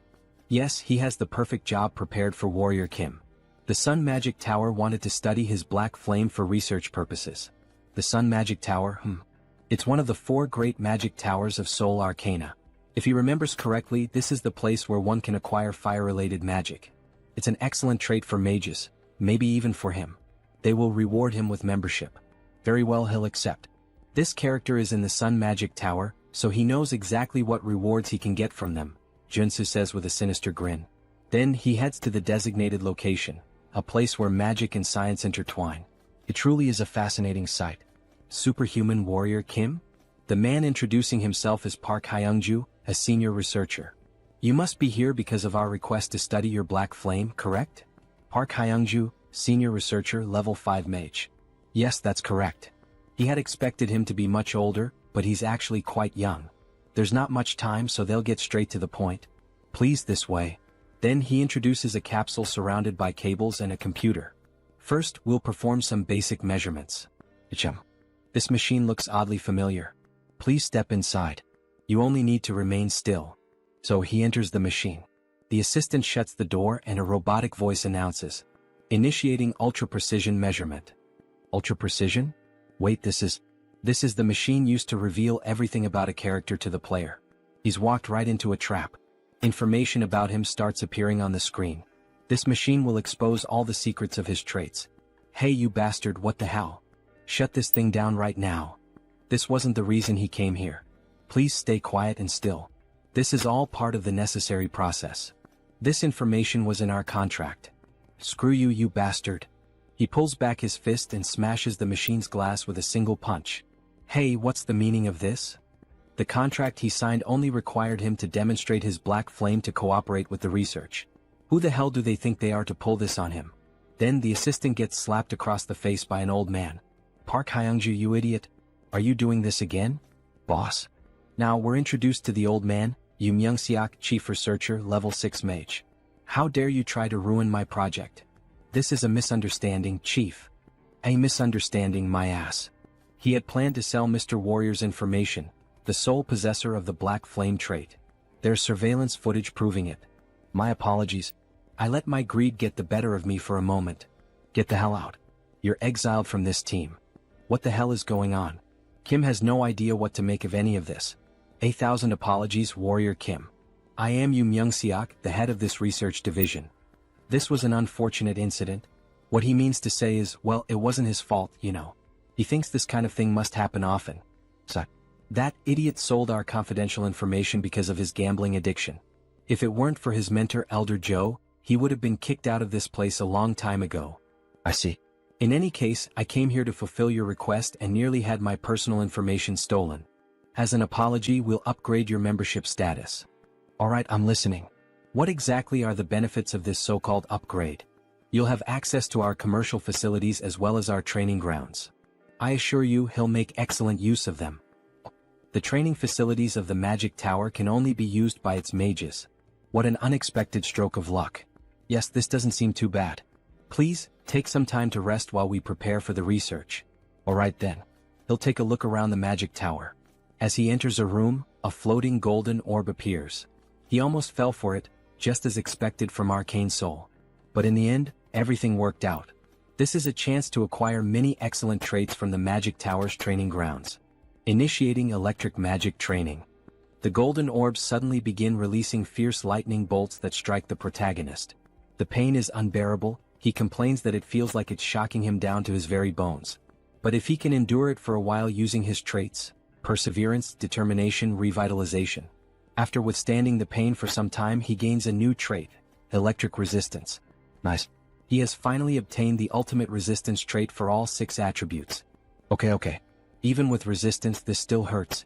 You can turn it off now. At this point, he's going to get fried alive. However, something happens. The lights turn red and the robotic voice announces, "Training system has been switched to manual. Warning, warning. The intensity of the electric magic has been adjusted." Wait, what? It said the training was already over. Who the hell switched it to manual? Wait, that bastard, what is he doing there? He tampered with the settings, that son of a bitch. So he pulls on the machine. Maximum output. Electric magic beginning. All the golden orbs begin to gather massive amounts of energy simultaneously, and then they release it all at once, like a huge Kamehameha of electricity aimed straight at Joonsoo. Hey, calm down, what the hell is this? Die, you bastard. Then Joonsoo receives an enormous, concentrated surge of energy. Hyungja laughs a lot. This is what happens when someone messes with his business. Now die. However, after a moment he's surprised. What the hell is going on? Is he actually withstanding this massive electric discharge? There's no way he would go down from a simple low-level lightning strike like this garbage. There's a reason he's been training during his free time. We see his trait window showing 5 resistances already acquired. Divine resistance, which he gained by enduring the holy baptism. Fire resistance, obtained by boiling himself in the mana spring. Darkness resistance, earned during the battle against the necromancer Sharon. Cold resistance, obtained in the fierce blizzard of the conjoined ghosts. Earth resistance, which he acquired while trying to escape the magic trap set by the human hunter. And lastly, not least important, electric resistance, which he obtained through the training he just did. With all 6 traits now combined, we see a bright green aura surrounding the protagonist's body, as if he's undergoing some kind of mutation. His body begins to change from the inside. His heart starts beating harder as it draws more blood, more veins connect to his heart to increase its power. Then he finally gains a new trait, magic resistance. A green shield forms around him. How thrilling. This new trait came at exactly the right time. Hyungju can't believe what he's seeing. How is this possible? Can he really block a level 3 magic spell using only his body? Is he even human? This is going to be harder to deal with. Attention. The program is now out of control. Please terminate all training and evacuate the facility immediately. The system is out of control. This is going to get dangerous.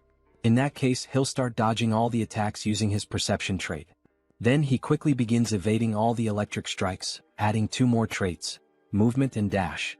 By using this combo, he ends up gaining another new trait, secession. Good. He managed to acquire this useful trait as well. At this pace, he should be able to obtain the high-class trait, air raid. Damn it, what the hell is going on? Hyungju starts to panic and frantically presses all the buttons. He's really trying to kill the warrior Kim. However, he's stopped by his superior. That bastard of an assistant. He thought he'd heard the warning sounds and came running to check what was happening. What the hell does he think he's doing? Shut it down now before it explodes. Yes, sir. Resetting the training program. The training program has been stabilized. Lunatic. How dare you try to harm Mr. Warrior Kim? Chief, that's not what you think. Harm who? Mr. Warrior Kim? He seems to be unharmed after all that electricity. Well, it was definitely a bit electrifying, no doubt. But it was a good warm-up. Everyone present is left in disbelief at what they're seeing. Chief, please forgive this fool.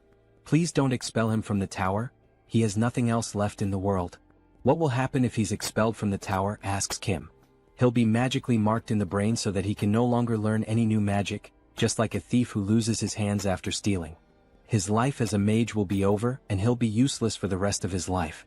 That seems fair, considering the trouble he caused Joonsoo. He's already done many bad things. This is just a natural consequence. And look at this, Mr. Kim. It may not be much, but it's a symbol of our apology. This is an elixir. It's a miraculous potion that can take you from 1 HP to full health in a single gulp. Thank you. This gift is like an extra life for him. He needs to calm down. Ah yes. He believes this is the proper compensation. He doesn't want this incident to turn into something bigger. But there's something else he needs to gain from this magic tower. But he must say that although this gift is great, still, it's not enough to make up for the fact that he was attacked twice after visiting this tower. So, could he be informed of what he might need in order to receive proper compensation? He's held on to this request for a long time, ever since he arrived at the tower. It's to experience the 4 magical spells from the 4 great magic towers. Pardon? Is he perhaps saying that he would like to experience the solar explosion? Yes, that's exactly it. Please, fire the solar explosion at him. The doctor is afraid that this request might not be possible. A level 3 superhuman can't withstand the solar explosion for even a single second. Maybe after he becomes stronger and grows a bit more. No. He's certain he can endure it for about 15 seconds. But that's a feat not even a level 5 superhuman can achieve. Alright, but he is different. Then he starts emitting black flame from the palm of his hand. Ah, the black flame, it can burn away an enemy's mana. Maybe with that, he'll be able to withstand the solar explosion a bit longer. But even so, it will still be dangerous. Let's see it, says Kim, excited. And of course, our protagonist clearly has some kind of plan. Then we see a massive cannon being aimed directly at Kim. It's quite terrifying now that he's about to be hit by the solar explosion. But it can't be avoided. There are only 3 ways to obtain the solar explosion trait. First, enter the magic tower as a disciple of a tower master. Second, defeat the tower master in a one-on-one duel. But both of those are only possible for mage-type superhumans, so he can't do either. Alright, pay attention, Warrior Kim. We're about to begin the explosion. Get ready. In any case, there's one reliable way to obtain it. He can use a hidden quest, which is unlocked when he builds enough favorability with the tower master. A man who looks slightly old, dressed like a corporate executive. Then we see the solar explosion starting to activate like a rocket being powered on. In other words, he's putting on a show to prove his worth to him. The solar flare will be activated for 15 seconds. Then, the solar attack is launched. Kim stands with his chest exposed, ready to endure this insane assault. He begins to burn, but he can handle it. Because there's a trait he can obtain, magic armor. Through the trait embedded in his gear. Magic armor. Wait, is he actually withstanding it? So they're telling us that this superhuman isn't level 6? He's only a level 3 warrior and yet he's enduring all 15 seconds of our strongest magic? That bastard is level 3? How is that even possible? It hurts. He prepared so much, acquiring all the necessary traits, but even so, it still hurts a lot. Alright, the 15 seconds are over. Shut it down now. Abort the solar eruption. Finally, the machine stopped. We see smoke rising from it after being used. Damn, it's finally over. He really thought he was going to die. Those were by far the longest 15 seconds of his life, even longer than when the woman's on top. Haha. What was his name again? Warrior Kim? Truly very impressive. Then we see the two of them having a cup of tea together. That was truly impressive, Mr. Kim. Using the black flame to endure the solar explosion for so long. He will be a great help to our long-awaited project. It would be a great honor if he could help in any way. Favorability increases at this moment. Haha, he enjoyed the words spoken by Warrior Kim. So, he would like to request a favor from Kim. A request, you say? Yes. It worked. I triggered the secret quest. Grandfather, I came because I got a call. Was it you? Yes, and say hello to Mr. Warrior Kim. He's a level 3 superhuman. Nice to meet you. Nice to meet you too. His name is Mage Kim. Magic Kim is the mage-type tutorial character who appears after Iron Fist Kim and Priest Kim. Apologies, he's late. Was he always this gloomy? He's my grandson. He has the potential to become a high-level superhuman, but his growth was halted at level 1. That's strange. He apologizes for being strange. Forgive me for being the shame of this magic tower. That's not what he meant. What the hell is wrong with this kid? So, how does this work, Mr. Kim? He heard that Kim also healed Director Seo's son.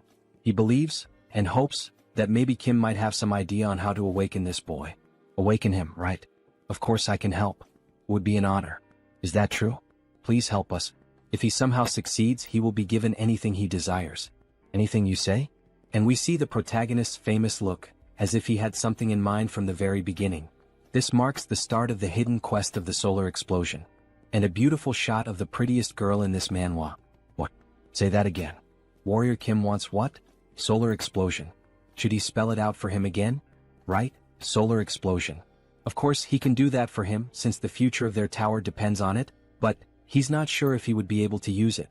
That's why he's going to give it to him in the form of a memory chip, right? So he can learn it instantly. Well, fine. If he can solve the problem with his grandson, then his request won't be a problem. Alright, sorry to interrupt you both, but how is Warrior Kim planning to train him and make him awaken? Alright, let's begin. First, we need to figure out what the cause of the problem is. His biggest issue is that he's stupid. The grandfather says harsh words. He needs to become a mage, but he barely knows any math. Meanwhile, the depressed grandson starts tormenting himself. Sorry? Sorry for being so terrible at math. Alright, of course Joonsoo already understood Mage Kim's problem very well. He's smart enough to have graduated in business administration from Seoul University. However, he gave up on mathematics, which makes him unsuitable for magical research. No matter how hard he tries, he just can't grasp magic. He's just making excuses at this point. Sorry? So, why don't we learn a type of magic that doesn't require mathematical calculations? What did he mean by that? Magic that doesn't require mathematical calculations? By using spirits he will become a flame sorcerer. He says he's a flame sorcerer, but that's not the same as a mage. So does he prefer to let his grandson remain in that state forever? Or would he rather train him as a flame sorcerer, so that he can unlock his potential? Alright, for now, explain your theory in detail. The problem is the magical enchantment, isn't it? Since he can't perform the calculations for the formula, he can't cast spells. So, just leave that difficult task to the spirit that will assist him. In exchange, he only needs to supply mana directly to the spirit. That's not possible, he has no familiarity with spirits. How is he going to deal with one? He just needs to make a contract with a spirit like he already explained. The boy will only be using the spirit's strength. He inscribes just a single spell into the mana circuit. That way the user handles the mana, and the mana circuit handles the spell itself. Incredible, he's right to suggest that we capture a spirit and use it as a mana circuit. Or better yet, we could simply transplant it into his circuit. That's right. Truly amazing. An incredible theory. He thought he was a warrior. How does he come up with something like this? Of course, he knows, after all, the guys thought of this in the future of the game. He didn't just come up with this now. And honestly, he doesn't even know what the hell he just said. He just repeated what he saw in the game. But there's a problem. The gate to the spiritual realm is closed at the moment. We can't summon any spirits. So instead, we can use spiritual animals. Spiritual animals? Like a phoenix? That sounds difficult. How are we going to find a legendary creature? Don't worry about that. Warrior Kim has a way. Then we see several phoenixes gathered, flying. Wow. There really is a phoenix valley in a place like this. Even high-level superhumans have difficulty finding places like this, so how? Contrary to the rumors, it was hidden in the alleys. He also found it by accident. My god, he really is one of the luckiest. So, about the promised solar explosion. Yes, he'll make sure to give him one.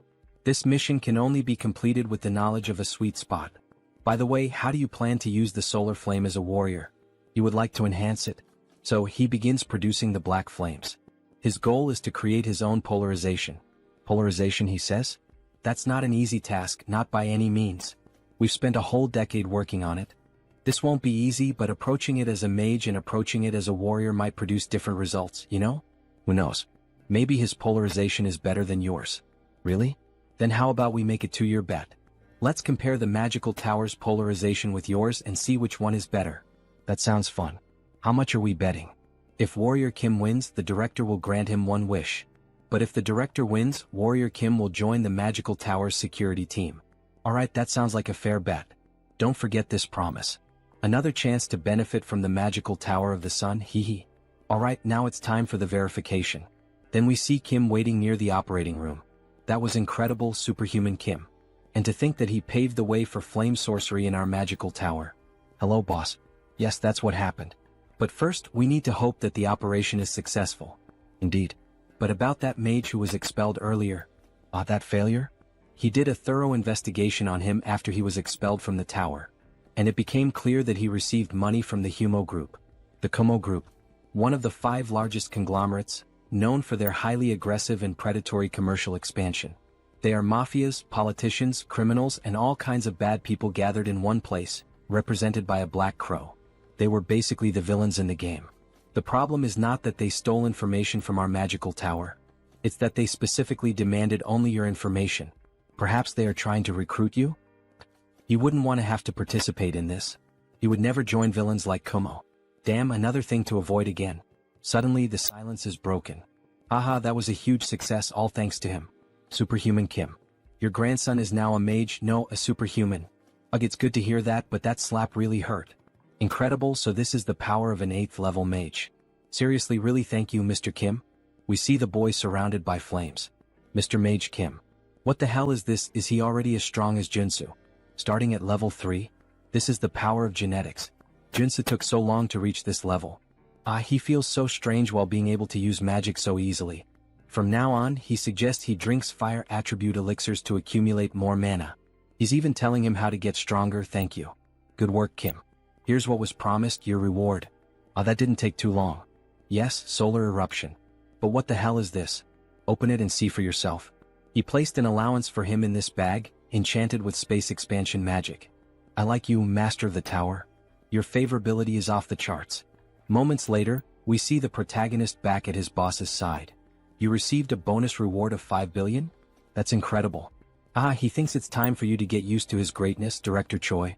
Anyway, he thinks it might be time for him to take that nectar he's been saving for a while. Nectar, he says?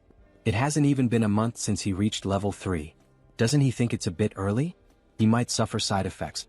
So, can you refine the nectar, Director Choi? Refine, huh? You can count on me. Then he opens a cupboard with several items ready to start the process. Yes, Director Choi. He just needs the main ingredients. These are the most popular ones. He will gain different resistances depending on the ingredients used, so it's done. We see some items on the screen that grant different attributes. Super resistance, steel, regeneration. He already has super strength and regeneration, and he has steel armor on his shield. He will choose the heart of the horned tiger. Oh, this one? Does it have to be the horned tiger? What's the problem?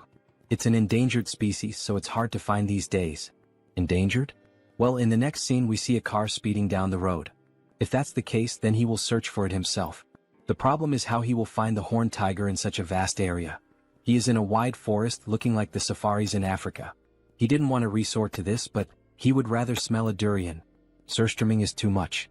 It's a smell that many YouTubers make videos reacting to and vomiting. Fermented herring from the Baltic Sea. So after vomiting he gains a new trait. Dog nose. God, it still smells like rotten shit in his lungs. But thanks to this trait he can now smell all kinds of things. Like this. He smells a lot of blood here. Was there a predator nearby? That means yes. Here it is. He spots a car with hunters in it. They're chasing some animal. Shoot, guys, over there. Get that damn thing. Shit, other competitors? Wow, that Scar. It's not an ordinary horned tiger. King of the mountain. It's the most famous mystical creature of the Chulwan Plains. And it also has 6 full traits. The monster charges toward our protagonist. He will die if he lowers his guard and doesn't take this fight seriously. Then the king of the mountain charges swiftly toward the protagonist, who narrowly dodges the sudden attack. However, even while using the evasion trait, he still gets slightly injured on the face, showing that the monster is a real challenge. He won't have many chances if he plays around. He needs to take this seriously. He has to finish it with a shot. A lethal shot, fast, and preferably one that doesn't damage the heart. He needs to trust his own senses and instincts. The tiger charges quickly to strike him, but he dodges by leaping over the tiger, equipping all the perfect traits to execute the shot perfectly. Gun shooting. Focus. Resolve. Shooting technique. Rapid reloading. Then, with steady composure, he pulls the trigger. However, he misses the target, hitting only part of the face. Alright, so even after using all those traits, that monster still managed to easily dodge the perfect shot. But he's not done yet. He has one last trick up his sleeve. Face to face with the king of the mountain, he unequips the rifle and draws his pistol, while wielding a sword and a shield. He's feeling confident in his shooting techniques even while fighting as a warrior. So he switches his trait, resolute for black flame. Then he manages to land the shot. The black flames, which primarily target the enemy's mana, begin to consume the body of the Tiger King. However, even with Kim thinking it was over, the king keeps advancing toward him, as if the flames weren't affecting him as severely as Kim had expected. He narrowly dodges the brutal attack from the king. This thing can still move like that even after being hit by the black flames? What an insane monster. If the black flames aren't enough, then he'll have to engage in close combat. After all, he is a warrior. The tiger notices the shift in Kim the warrior's stance and prepares as well. With all its strength in its legs, it charges swiftly at the protagonist using the trait Rush. There it is, the strongest ability of the King of the Mountains. Rush. He accelerates his massive body, weighing over 1.5 tons, and pierces straight through his target.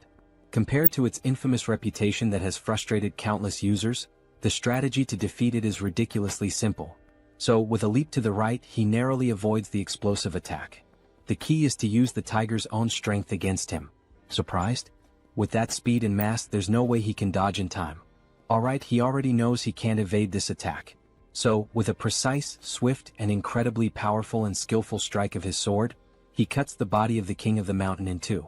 At sunset, in front of the monster exchange shop, several people are stunned by what they're witnessing. What the hell is that? Someone says. The king of the mountain, I think, says another guy. Hell yeah, that's right, that's the king of the mountain. Look at his heart right here, living proof. Wow, impressive, say the onlookers. He handled it himself because he was worried a contractor might try to scam him, and he ended up gaining a trait in the process. The trait, Butcher. It's a 1+1 event. He only needs the heart of the king of the mountains, so he's planning to sell off the rest of the body. Anyone interested in buying? Let's see how much the king of the mountain is going to go for.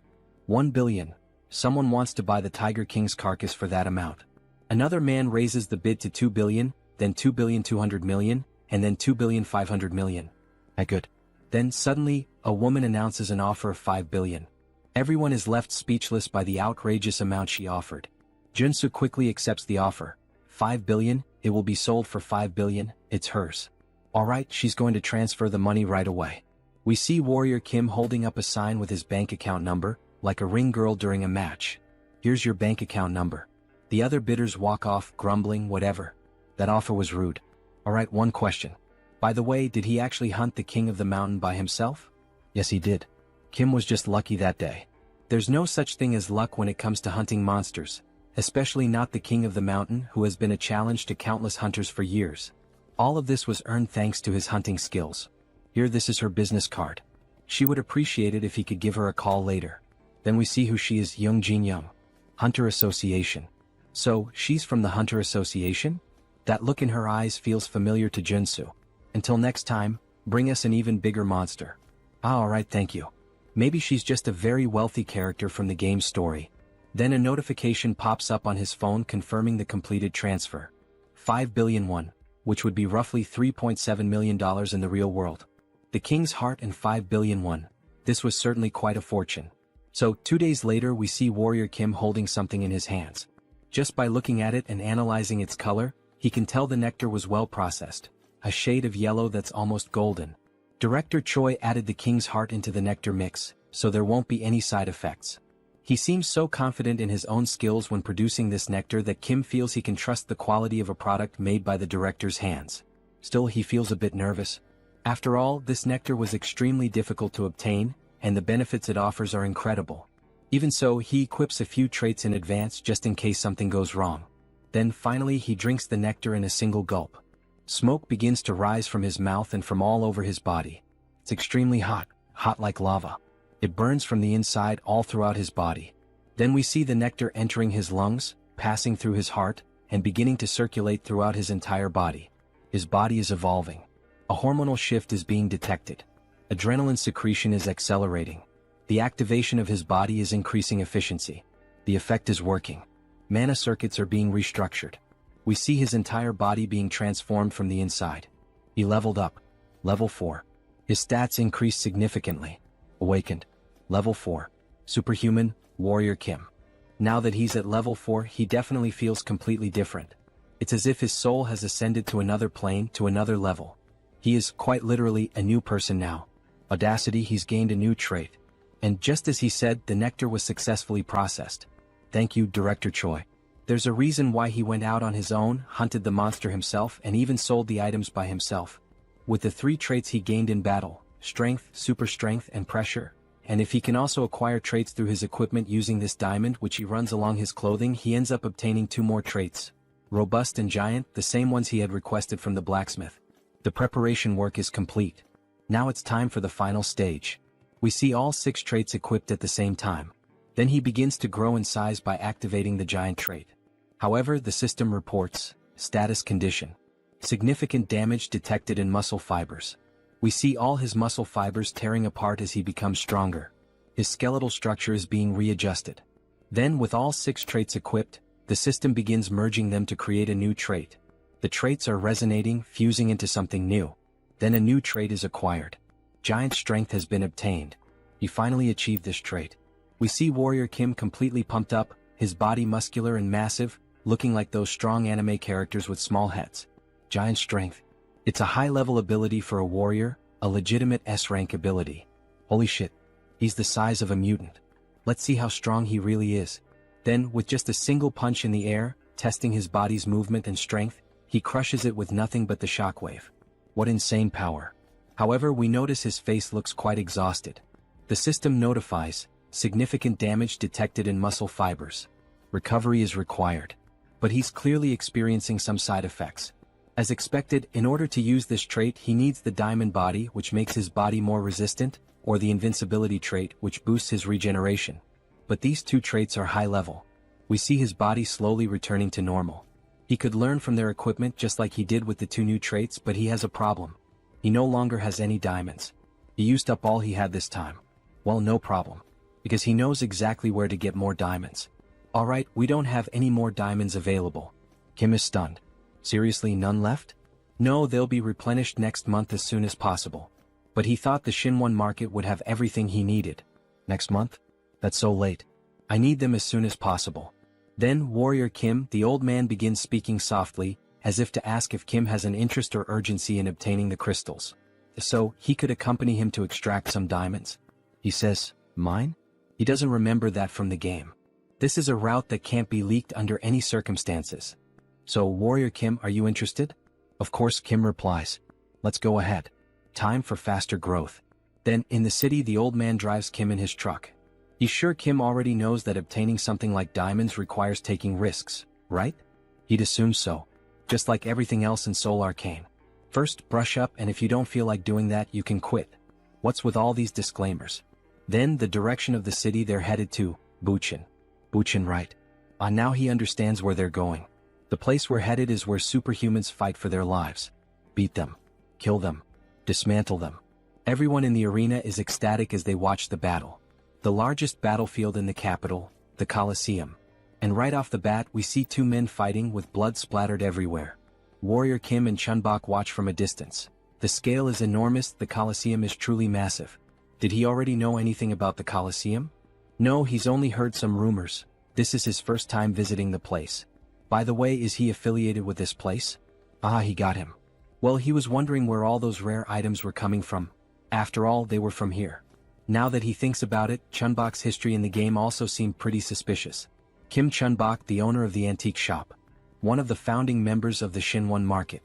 He sells magical items from unknown sources and occasionally offers high-level magical products at surprisingly low prices. But he'll let him know that he didn't bring him here to force him to participate.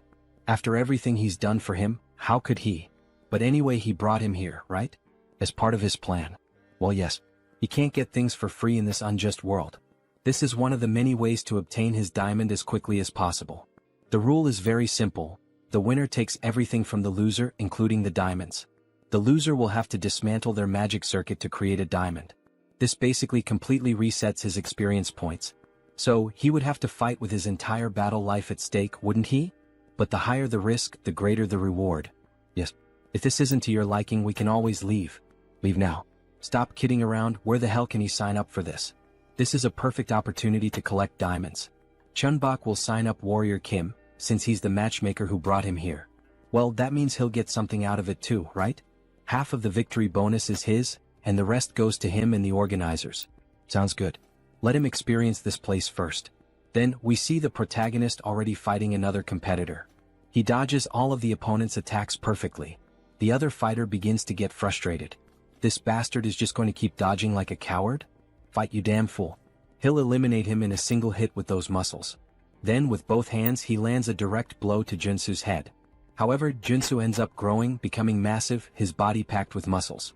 This guy talks too much. Then he activates the trait, Giant Strength. Now it's his turn, right? He then strikes a pose to deliver a powerful punch, just like All Might from Boku no Hero. He lands an uppercut with extreme force, causing the other fighter to spit blood from his mouth and lifting him into the air with the sheer impact of the punch.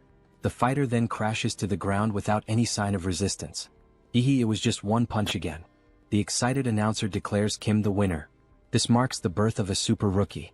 He is on a 5-win streak. Wow, that's incredible. 5 consecutive wins. He bets he has a lot of diamonds now, thanks to him. Not only that, he also made a lot of money from all these fights. So, what does he plan to do with all this money he earned today? Well, Joonsoo is thinking about getting some better equipment. He needs new weapons and armor, maybe a new tactical set. Wow, even with all that money he only thinks about ways to get stronger. Amazing. Maybe that's why he's so strong. He's a fanatic in search of power. Yes, of course. After all, strength defines a person's capability in Arcane Seoul. The world is unfair and only the strongest survive. You wouldn't want to live like a failure, deceived in this rotten world. Suddenly, Chunbok receives a notification on his phone. Look, it seems like Warrior Kim just received a duel invitation. Oh, from whom this time? From a level 4 superhuman named Destroyer King, ranked first. Destroyer King? Who the hell is that? Maybe this fight will be tough. After all, he's ranked first and Warrior Kim is in 10th. If you want, you don't have to accept this duel challenge. Don't push yourself too hard. Destroyer King, alright. That name is even somewhat familiar to him, maybe he can manage. Then a ring girl appears, announcing the start of the first fight between Warrior Kim and of course with the huge crowd shouting, Destroyer King, kill this rookie, we've bet a lot of money on his defeat. Destroy that growing sprout of a rookie. Then he finally appears, the king of the Colosseum. Wearing a characteristic WWE outfit, he introduces himself as the Destroyer King. And while laughing he shows off 2 silver teeth with diamonds embedded in them. He then begins speaking to Kim. He didn't expect him to accept the duel challenge, maybe he's out of his mind. After all, no one would accept a duel against the top-ranked fighter of the Colosseum. Alright, this Destroyer King. He's certainly someone hard to deal with. He's a character with 3 rank S attributes. Practical combat, giant strength, fighting technique. He is the strongest when it comes to unloved fighting, possessing these 3 top-level traits. But it is possible to beat him. Difficult, yes, but there's a chance. Back in the game he was level 5. However, at this moment he's still level 4. So, there is a chance to take advantage of the level difference. Besides, he was starting to think that diamonds weren't a good enough reward after all. Let me wipe that smile off his face. Then the king rushes forward, attempting to strike Kim, who quickly dodges.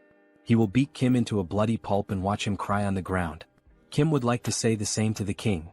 Don't make a mistake, he will defeat him. Then the king finally manages to grab Kim. Look at those arms. Our protagonist really must have taken those forbidden poisons that bodybuilders use.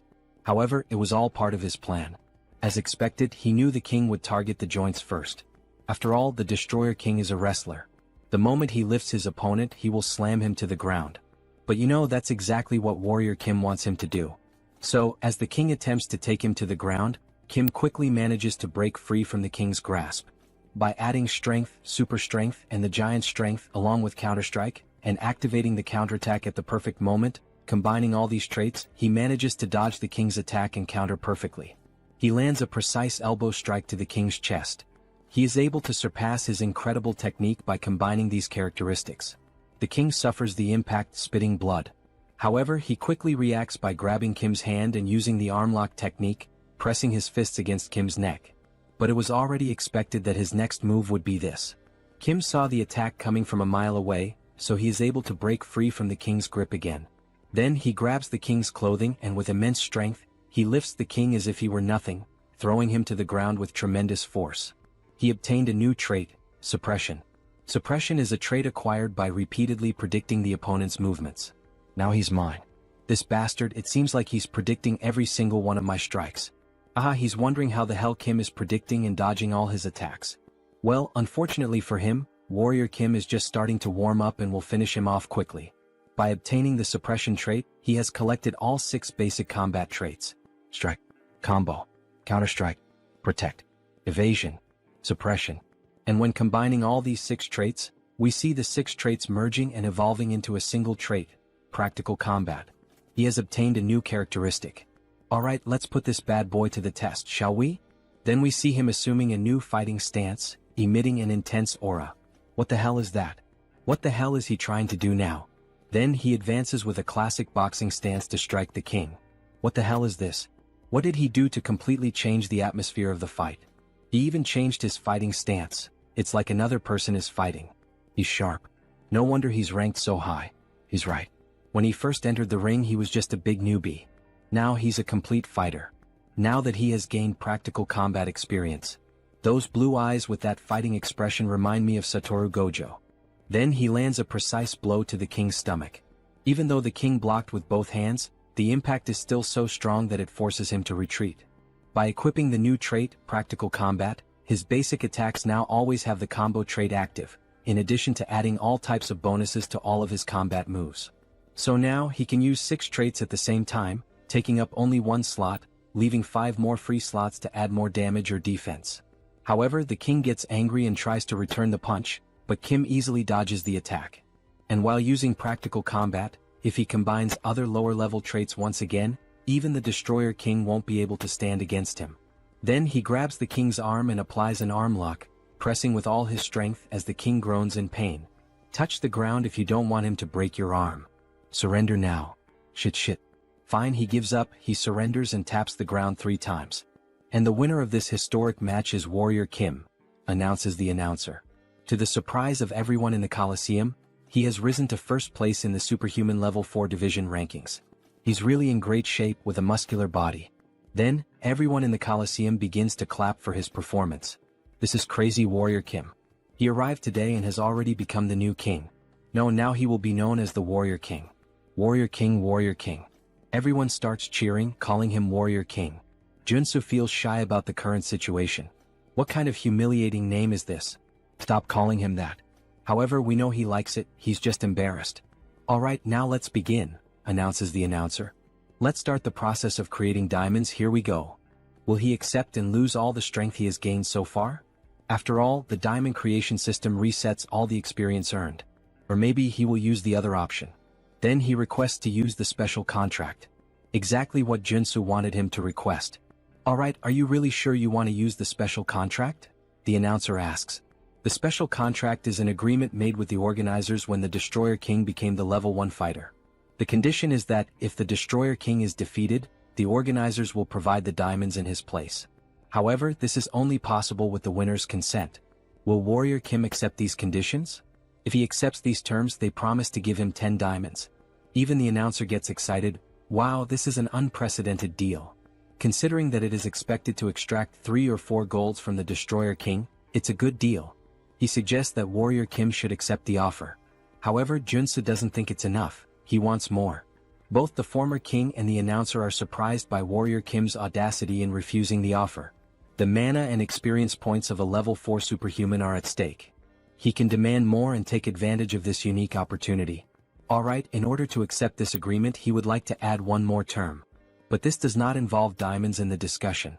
So what would he like to add to the contract? He wants the item he was using when he first appeared in the game. If he gives him the Steel Fist, the item he has been hiding all this time, he will accept the conditions presented. Give me that damn SS level magic weapon. He is perplexed by the proposal. What did he just ask for? Steel Fist? He has no idea what that is. It's too late to act as if he doesn't know anything. He saw the look of surprise and suspicion on his face. He will accept nothing less than the 10 diamonds and the Steel Fist.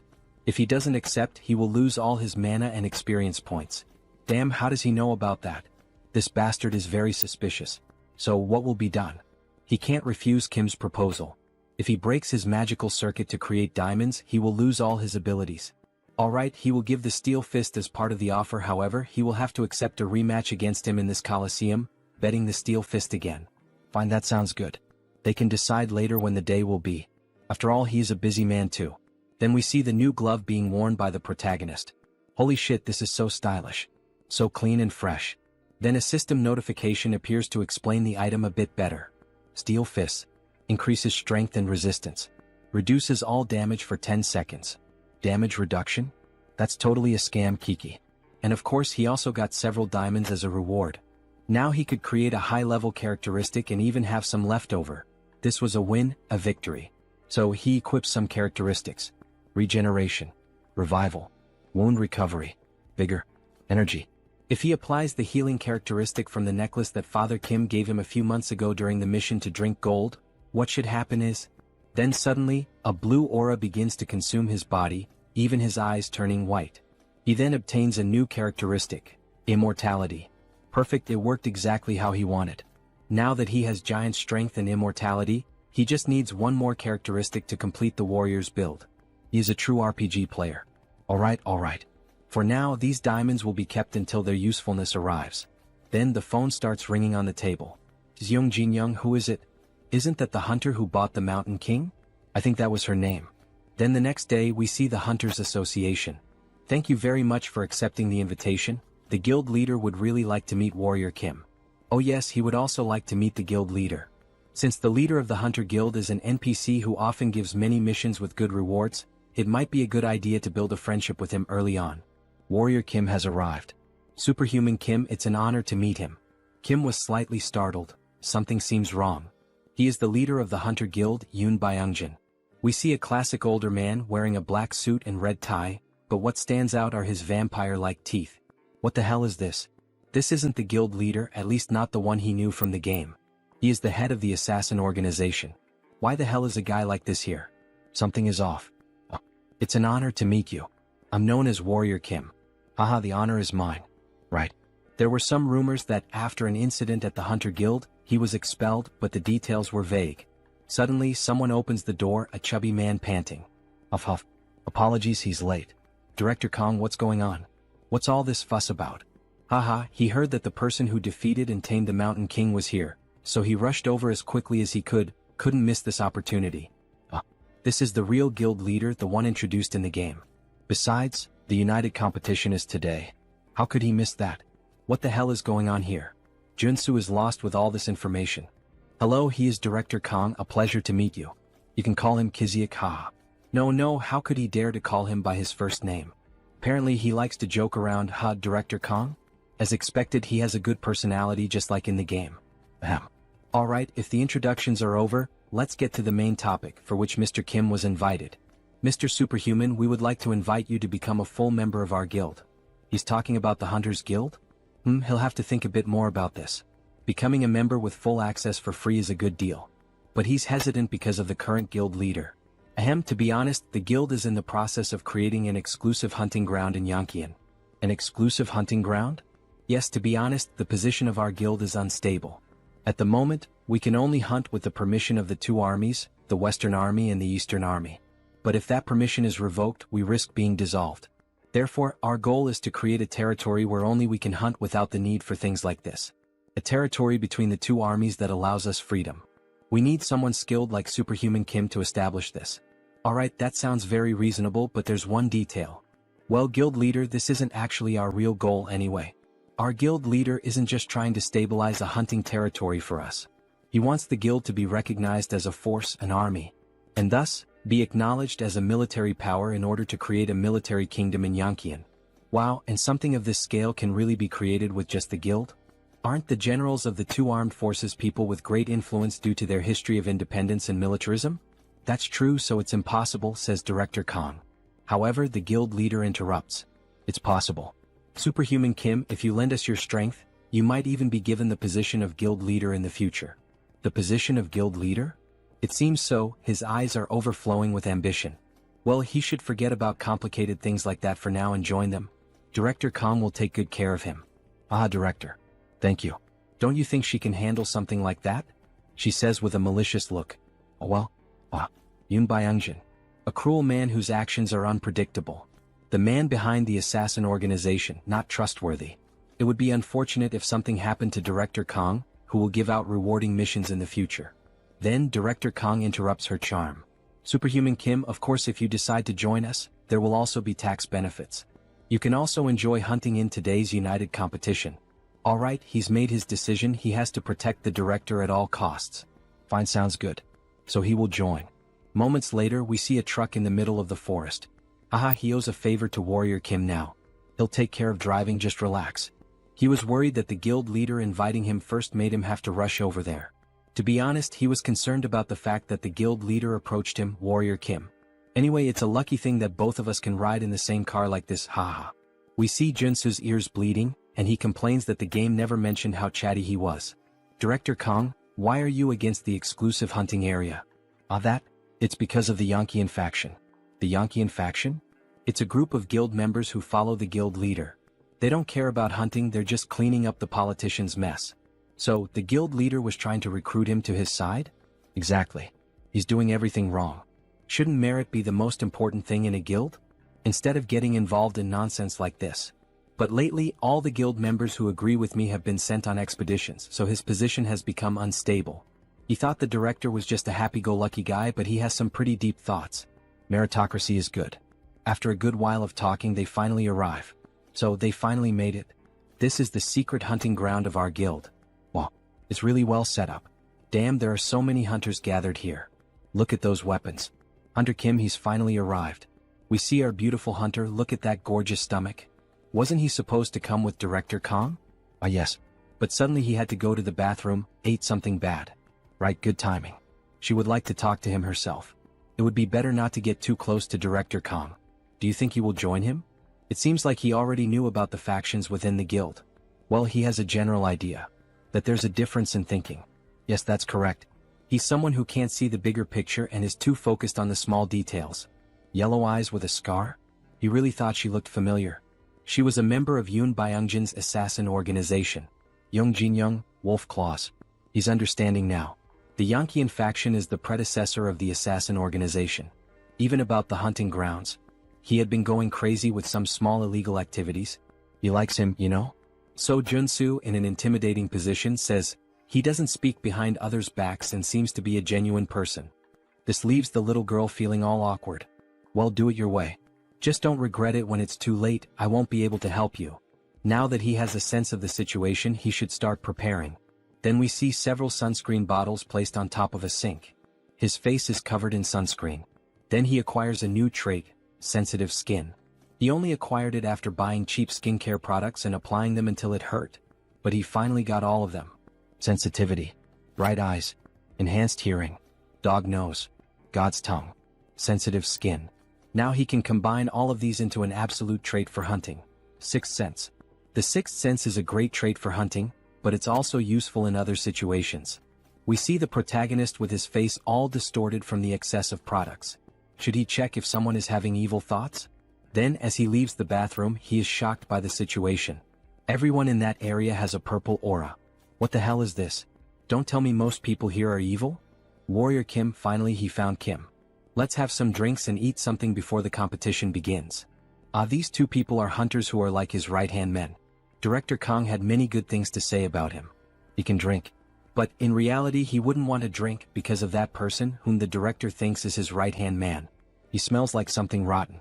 The poisonous stench of betrayal. So by late afternoon, everyone was already pretty drunk. Director Kong already needed help just to stay on his feet. Meanwhile, Joonsoo was handling the barbecue, watching the whole situation unfold and thinking about what to do. They don't even know there's a spy among them. What should he do? He needs to tell the director. But will the director believe him, someone he just met today, if he tells him that his right-hand man has betrayed him? Mr. Warrior, please take care of the director for a moment. All right. Meanwhile, the director is shouting from the back that he's going to buy more drinks. After all, today is a good day. Kim will have to just observe the situation for now. Then the director comes up to Joonsoo, reeking of alcohol and rambling a bunch of nonsense. Mr. Warrior, how are you enjoying the party? Having fun? Haha. With a discouraged look, Joonsoo replies that yes, he's having fun. Without mentioning that there's a traitor here. What is this, a mafia game? Then the traitor announces to everyone that there's still more beer for everyone. Yes. Please serve drinks to all of us, says the director. He will have another shot of alcohol. Soju and beer for Director Kong, right? Let him mix one with the other. Yes.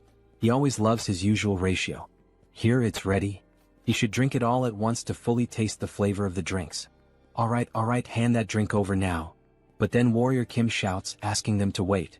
He takes the glass from Kang's hands and offers the first shot to the man who prepared the drink. The man is surprised by the situation. What's going on? Why does he have to try the drink first? Kim applies more pressure. What is it? Is there some reason why he can't take the first sip? The best time to expose a traitor is right when he's about to set his plan in motion. He couldn't hide the malice in his expression. And he seemed nervous. While he was mixing the drinks in the glass, this was the perfect moment to use poison to assassinate Director Kong. Did he actually put poison in that drink? What the hell is this nonsense he's saying now? This is a false accusation. Mr. Warrior, why are you saying this so suddenly? If he's wrong, then just take a sip of the drink in the glass. Come on, it's just one sip. No need to be shy, prove it to everyone here. Then, feeling cornered and irritated, he slaps Kim's hand, making the drink spill onto the ground, where it's clear that something green had been mixed in and dissolves into the air. Choi realizes the mess he's made by trying to poison the director. Manager Choi, this bastard. Did he really try to poison his own director? He betrayed him first. He heard everything from the chairman, that he was against the idea of his promotion. What are you talking about? He didn't do any of that. Yes, he did. Then Kim quickly kicks Choi's leg to make him lose balance, taking control of the situation. With the sword now at his neck. Alright, then we've confirmed that he really was a traitor, director. What should he do now? Stop, please. Spare him. He doesn't want to die, please. Or are you going to do it yourself, Director Kong? The chairman manipulated him into doing this. Please don't do it. Then we see the director picking up an axe that was lying nearby, and with a swift motion, he cuts off the traitor's head without a second thought. I have to admit, as a reader, I didn't expect that reaction from the director. He seems so soft. Leave a comment on the video if you agree with me that the director didn't seem like the kind of person who would kill someone so easily. We see the director covered in blood, with an angry expression on his face, still holding the axe. He always knew his right-hand man was greedy from the start, but he never thought it would reach the point where he would try to kill him just to take the position of director. In the next scene we see them driving at high speed. They need to get out of there as quickly as possible. If anyone finds out they killed the spy, they will come seeking revenge. Yoon Byung-jin, that bastard. He thinks he can get away with this? That's why he got rid of all his men. That cunning bastard. Then the sound of a car horn breaks through. The hunter Young Jin-young is on their tail. Director Kong, did he get anything? She heard a rumor that he found the grand prize. No, they didn't find anything special at the camp. No, she insists she heard news about it. That they killed and decapitated Manager Choi. She pulls out a sniper rifle and fires at them. Kim activates all defensive features. Sensitive. Night vision. Enhanced hearing. Insight. Intuition. Focus. To avoid the rain of bullets chasing them, they swerve through the road. After all, an entire fleet of cars is pursuing them. All the vehicles begin firing at the pickup truck of our protagonist. Director Kong leans out of the vehicle and points a magical item toward them. Damn Yankeean group. Those filthy bastards. How dare they shoot at Director Kang's car. Then we see some of the pursuing cars being destroyed in a powerful explosion. However, there are still many more cars and trucks continuing the chase. Director Kong tells Kim to slow down a little because at this speed he can't hit them properly. Wait, let me show you something, says Joonsoo. Show what? Then he lets go of the steering wheel and begins aiming by himself. He equips the perfect traits for perfect shots. Gun shooting. Focus. Resolute. Shooting technique. Rapid reloading. Trait set effect activated, stabilization is applied. With this set effect active, he's able to read every movement. And since he's using my intuition trait, his aim becomes even more precise. Then, with a perfect shot, in true American sniper style, he hits the tire of one of the cars. This causes it to lose control and crash into other vehicles at the same time, triggering a massive chain reaction. Holy shit, what a shot. He's like a god of shooting. Hunter Kim, he's like a monster, isn't he? Even so, the hunter still doesn't give up. Now she takes the wheel herself, trying to run them down. She charges full force, using the truck to try to smash their car. Kim, completely calm, begins acquiring new traits while performing evasive maneuvers. Crisis detection. He manages to dodge at the very last moment, causing the enemy truck to nearly crash into another enemy vehicle. That way they manage to escape the chaos safely. However, this only makes Young Jin-young even more furious. Follow them now. We're going to kill those bastards right here. In the rearview mirror we see more cars joining the chase. Kim acquires 2 more traits. Driving and boarding. He remains completely at ease with the situation, while one of the others is nearly throwing up in the seat. At last they arrive at the military zone. This is Warrior Kim, a level 4 superhuman, affiliated with the Hunter Association. Full report submitted. Alright, very well, Warrior Kim. But he has one question. What the hell happened on the way here? We see the director's car completely wrecked, with a few other vehicles trailing behind him. Put your weapons away. We're not going to start trouble here. If they cause a disturbance in this area, it will be considered a challenge to the authority of the Corps commanders. Yes, they're aware of that. They won't cause any trouble here. Please wait. You can't let them into the city. They're criminals. They kidnapped and killed one of his men. We don't get involved in disputes that take place in hunting zones. He should already know that, Mr. President. But what if we... Then the guard's aura changes completely. He slowly begins to draw his sword. Are you trying to challenge the authority of the commander of the Eastern Army? The president just swallows hard. He knows there's nothing he can do. Kang Kiziak was running away like a rat. Did he hire a professional driver or something? All thanks to our hunter Kim here. He's good at driving, hunting, and shooting. Thank you for taking down a guy like that. If I had a daughter, I'd let you marry her. Marrying into that guy's family? What a horrible thought. Damn it. He didn't think Warrior Kim would take the side of that fat bastard. Director Kong, come over here for a moment. We don't want to see any blood spilled. No. He must not forget, this isn't his territory. He better not cause any trouble here. Then someone suddenly appears, yelling. What the hell is all this noise? Everyone is caught off guard by the sudden voice. It was a short-haired man named Gu Hyungwon, a level 7 warrior, division commander of the Eastern Army. Division commander. My apologies. We were just trying to talk. There he is. One of the 4 division commanders of the Eastern Army. A level 7 superhuman, Gu Hyungwon. He couldn't care less about other hunters fighting among themselves or even killing each other. But they cannot do that on this territory. This shit isn't some damn playground. You two understand, right? He doesn't want to have to say it again. If he sees this happen one more time, before he could finish his sentence, he looks at Warrior Kim, thoroughly analyzing him as if he could see everything about him. Alright, he will mediate this dispute between the two as representatives of the Eastern Army. What is this? With all due respect, sir, this is a matter for the Hunter Association. Not even he can get involved in this. This is an order from the heavens. Everyone is shocked. Wait, does that mean the Corps Commander? At noon tomorrow there will be a duel of honor in front of the City Hall. Only one person present at this location may volunteer to fight. What? Why is he looking at me? The loser must offer their head. If anyone refuses the duel, their head will be condemned. The next day, exactly at noon, everyone gathers under the rain near a park. Hunter Kim, is he sure about this duel? He knows he volunteered, but still. Don't worry. This duel of honor was prepared to test me from the very beginning. He must be behind this sudden challenge. Then we see Gu Hyungwon approaching the duel scene, followed by greetings from several members. The level 8 superhuman, the one who stands in the tower called Heaven. The commander of the Eastern Army Corps, the Tiger King Kyujigum. Alright then, let's begin. Judge me as much as he wishes. We see that Warrior Kim's opponent is the president of the Hunter Association. Kim is wielding a shield and sword. It's a shame, Warrior Kim. If only he were on our side, we could have had something wonderful. But he refuses to work with their dirty group. Well, if that's his choice, then he just has to kill him. We see the president transform into what we suspected from the start. He's a vampire. Wow, that bastard is a vampire. He was a shapeshifter? It's understandable that everyone is shocked. Vampires are known as extinct monsters. But Kim has known his true identity from the beginning. And he knows all the countermeasures. The night before, just a few hours before the duel, we see Kim holding a diamond. He went through every exchange house to gather as many as possible. Are you sure that will help him fight this vampire? Just wait and see, Manager Park. Then he begins acquiring new traits to finally reach the Trinity. Endurance, Perseverance, Iron Armor, Acropolis, Resolute, Extreme. Mixing the 6 traits, he obtains a new one, Diamond Body.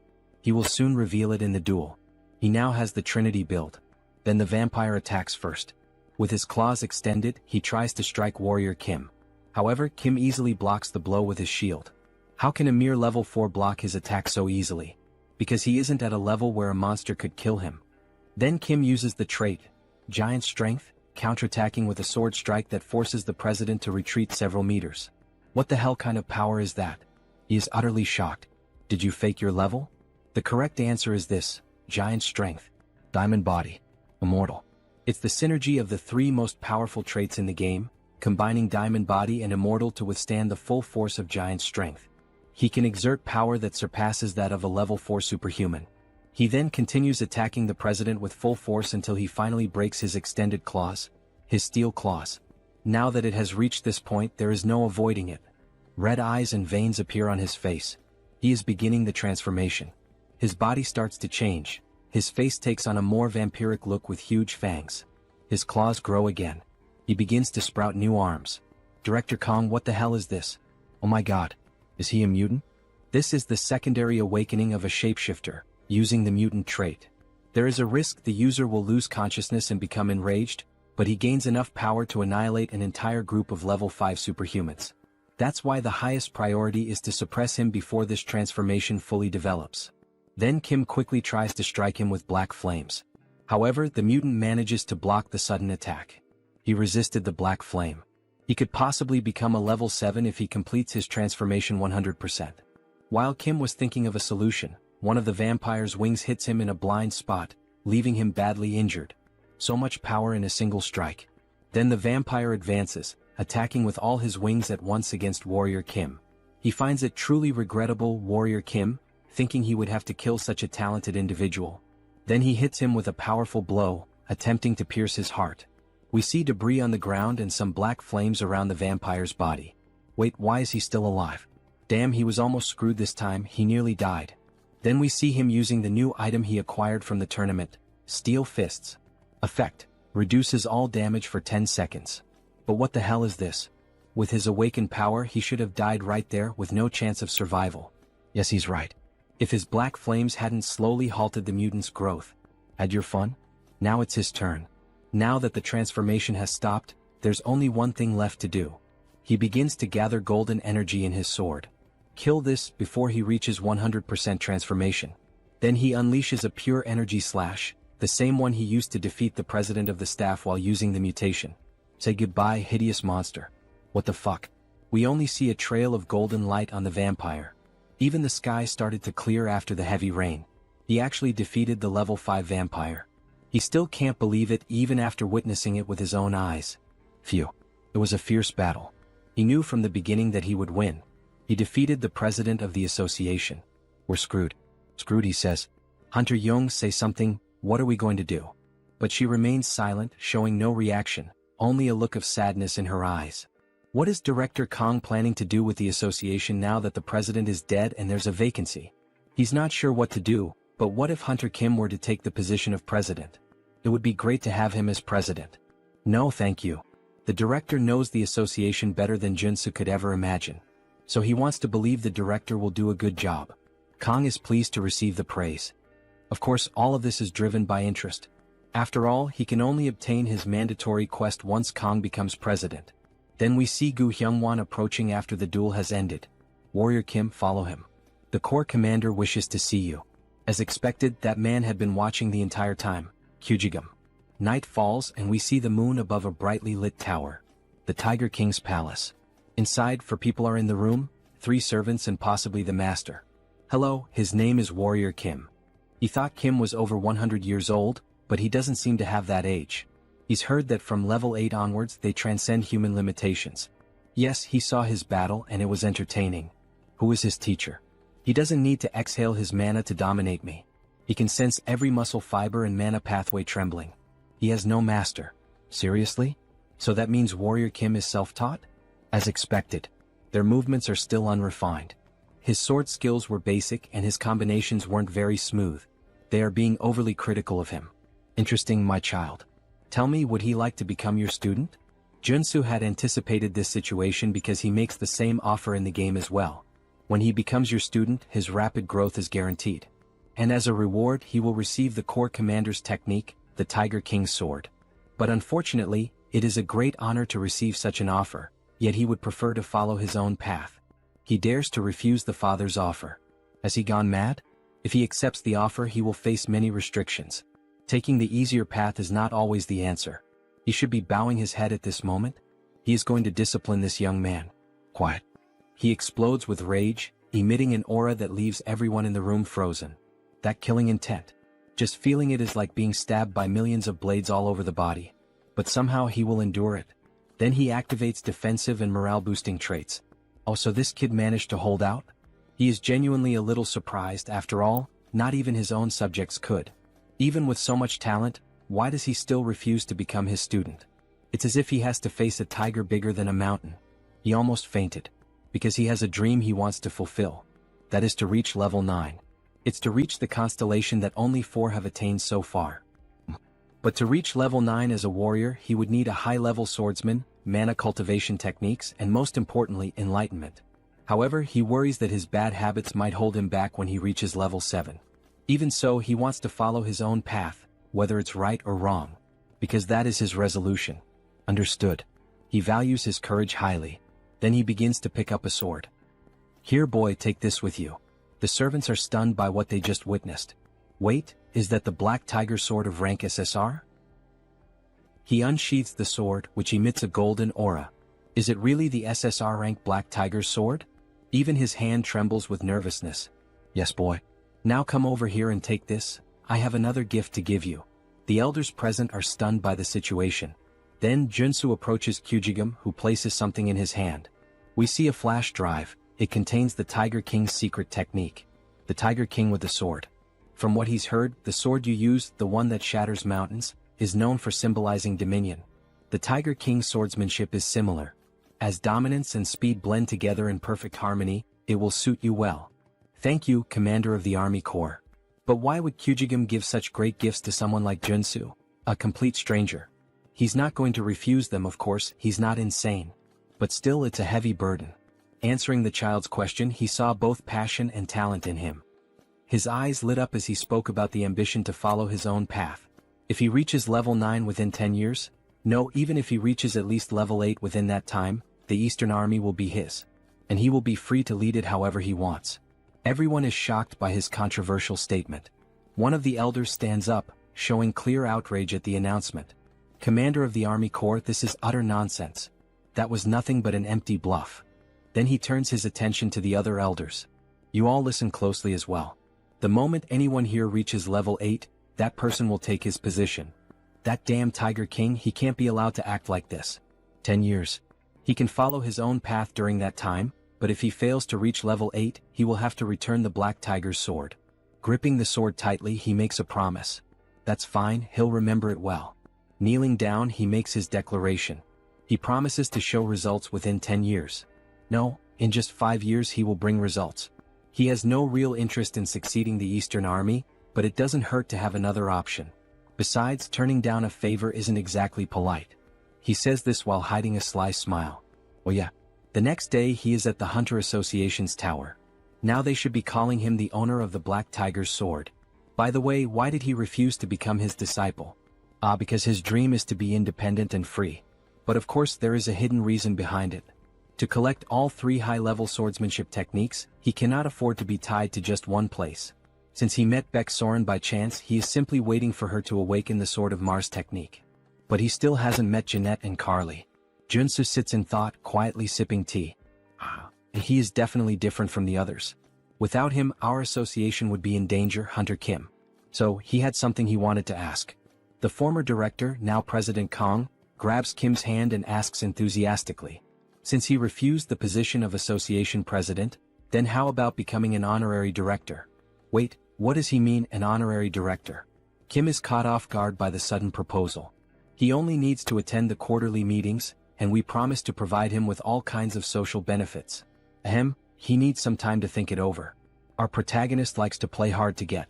Basically, it's a dream job where he doesn't even have to work to get paid. Of course, the president argued that this still wasn't enough, so he prepared a few more things, a special gift. Joonsoo becomes curious, looking like a child faced with a new present. What could it be?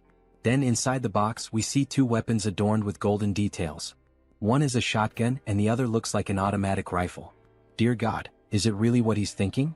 Then with a sharp gaze the president announces the name of the weapons. They are known as the weapons of Daesun. Holy shit, so those really are Daesun's weapons inside the box. And the weapon crafted by Chong Yagyeong, the Mountain of Tea, who worked as an arcane engineer in the game. These are known as the best weapons ever made in the game. Aha, he's going to give him both pieces that our association owns, its treasures. How about that? Maybe it's a good time to start collecting the rest of the set. They say that if you collect all 5, you'll be able to find Daesun's magical tome. But of course he already knew that story, after all he was a game addict. It's a relic that unlocks the high-class traits needed for building the gunslinger class. He'll have to gather a few more when he gets the chance. So, would he like to sign the contract now, Director Kim? We can see that the current president is excellent at marketing and negotiation. Yes. He is looking forward to working with you, Director Kong. No, President Kong. Then the 2 share a firm handshake, symbolizing their commitment to the agreement made today. He absolutely loves this president. The first rewards have already begun. Back at his house we see sparks flying. More precisely, golden lightning bolts. We see Kim training with his newly acquired sword. The 4 sword forms of the Tiger King. The Tiger King's advance. He charges swiftly at enemies as if using the rush trait. The Tiger King's fierce strike. A slashing attack in the shape of a crescent moon. The Tiger King's double slash. A dual strike performed simultaneously. And of course the final move. He stands still, channeling all his power while holding the sword. The essence of the Tiger King's swordsmanship lies in mana control. When executed with the proper movements, the sword's aura is unleashed. Then he opens his eyes, we see the moon reflected on the blade and we get a glimpse of what this technique, when fully mastered, could truly accomplish. The Tiger King's elevated sky, a technique powerful enough to slice even a star like the sun or the moon. We see an ancient master demonstrating that it's possible. And at the same time, we witness the raw devastation unleashed by Warrior Kim. He's still far from being able to cut a star, but judging by the damage done to the reinforced wall and the short amount of time he spent refining the new sword, we can already see its firepower. However, it seems he'll need to train much more to master it completely. He's only able to draw out this level of sword aura thanks to that item. Even so, with a smile on his face, he's gained 2 new traits, so the training was worth it. The system announces the 2 new traits, Quick Draw and Moon Slash. Soon he will unlock the Sword Specialist trait. Only 2 more traits to go. He wishes he could obtain them right now, but he's taking a break today. It's time to enjoy life. We see him calmly sipping tea on the balcony of his house, completely relaxed. But of course he wasn't going to stay at peace for long. Something catches his attention. What is that? He thought he would finally be able to rest. Then he sees a car parked in front of his house, with a wounded man lying on the ground. Warrior Kim, please help. No, actually, save his younger brother. Wait, that's Iron Fist Kim? What the hell happened to him? Later that same day at night, the 2 of them are on the rooftop of a hotel. So his subordinates betrayed him because he opposed the idea of the business? They were running a human trafficking operation without Iron Fist's knowledge. He punished the instigators, and they betrayed him for it. We see his metal arm torn off, and his face and body covered in injuries. You know, this probably isn't everything. What? Then he equips a few espionage traits. Detection, intuition, insight. His gaze changes completely, becoming far more serious as he analyzes the building that used to be Iron Fist's headquarters. Iron Fist Kim was betrayed in the game's storyline, but he thought it ended when the human hunter was killed. Even though Iron Fist Kim has already been mostly neutralized, there are still many armed individuals standing guard. Right, that means they're looking for Warrior Kim. After all, he's the one who killed the human hunter when a bounty was placed on his head. The other 2 brothers, the bomber and the demolition specialist, are probably involved in this. He's going to enter through the main entrance. In the meantime, the other should find his younger brother. The main entrance? Is he insane? He's sure there will be traps there. Why would he? Just trust him. After all, he's a level 4 superhuman now. You know how it is. Then, in great style, he begins reloading the weapons he received from the president. The bullets float through the air as if charged with mana and electric currents. Not to mention he's armed with top-tier weapons. Then the door opens and Kim enters carrying the automatic weapon. It even looks like an AK-47. That idiot really went in through the main entrance, huh? We see several guards waiting for Kim, armed with pistols fitted with silencers and armored shields. They look like a SWAT team. So this is him, right? The man who betrayed Iron Fist Kim. He didn't betray him. He opposed the business plan meant for the organization. But still, human trafficking is a bit too much. Don't you think? Then he draws his weapon. What are you doing? The guard laughs. This is a bulletproof shield. Go ahead, shoot me. He doubts Kim has that kind of audacity. Unfortunately, it's the worst mistake that random guy has ever made in his life. Alright, since he asked for it himself. With a huge smile on his face, mana channels at the tip of the weapon. He finally fires a shot that easily pierces the shield, hitting the enemy directly. How did he penetrate the bulletproof shield with a single shot? Because the weapon he's using is the superpowered weapon that surpasses all defensive abilities, the Daisen weapon. Why are you just standing there? Shoot him and kill him now. Then a gunfight begins straight out of an action movie. As he runs and dodges bullets, he modifies the weapon's mechanism, extending its magazine. The first weapon he received from the Hunters Association was the Daisen shotgun. The skill this weapon possesses is devastating. It's a powerful trait that shreds and pushes back everything the bullet touches. We see multiple shots fired at once, hitting the entire front line of enemies. He keeps running while using his mana shield to deflect attacks. He equips 6 traits for this combat. Einherjar cultivation technique, mana heart, mana shield, gun shooting, insight, rapid reloading. And if he adds more traits that have synergy with these, we see him reloading the weapon with incredible speed as he rushes toward the enemies. He could obtain the final piece needed to complete the gunslinger build. With a single shot, he hits several enemies at once again. He gains a new trait, Spitfire. Then he quickly switches to new traits, shooting technique, gun shooting, rapid reloading, Spitfire, snipe. Now he's going to take down all these guys and uncover the true culprits behind everything. Post-credit scenes. We see a funny image of Iron Fist Kim smoking a cigar, and in the background Warrior Kim sucking on a lollipop. Until the next chapter. If you watched all the way to the end, leave a comment and subscribe to the channel as well as like the video. Then he starts gunning down all the guards who try to shield themselves behind ballistic shields. However, they don't work. At least not against those special bullets which completely bypass all forms of defense. One by one they begin to fall to the ground. They look just like the zombies from Resident Evil 4 when they're hit by a submachine gun. If you got that reference, leave a comment on the video. When the storm of bullets finally ends, only one soldier is left alive. It's the same one who, at the beginning of the invasion, was confident and laughing, thinking that Warrior Kim was a fool for entering through the front. What the hell? How did he manage to pull all of this off on his own? This guy is literally a one-man army. There's no way he came up with this entire plan by himself. Where are the others? As he interrogates the last remaining soldier, a phone on the ground begins to ring. Kikik, very well done, Warrior Kim, for getting past those worthless soldiers. Alright then, Warrior Kim, let him give you a little farewell gift. Wait, what does he mean, a gift? Suddenly, he hears a deafening sound coming from above. No way, that can't be. We see a massive explosion heading straight toward him. The noise he heard was the bombs detonating inside the building he had just invaded. The building is shown in ruins. Columns shattered by the force of the blast, chunks of concrete falling from the sky. Pieces of metal torn in half and collapsing. Anyone left inside wouldn't stand a chance of surviving. However, that's not the case for Warrior Kim. By using the trait known as dash, he managed to run fast enough and leap through a window, narrowly escaping being consumed by the flames or crushed by the building's debris. We get a clearer view of the building's condition. These lunatics. They used the entire structure as a trap. He's going to have to teach them a lesson.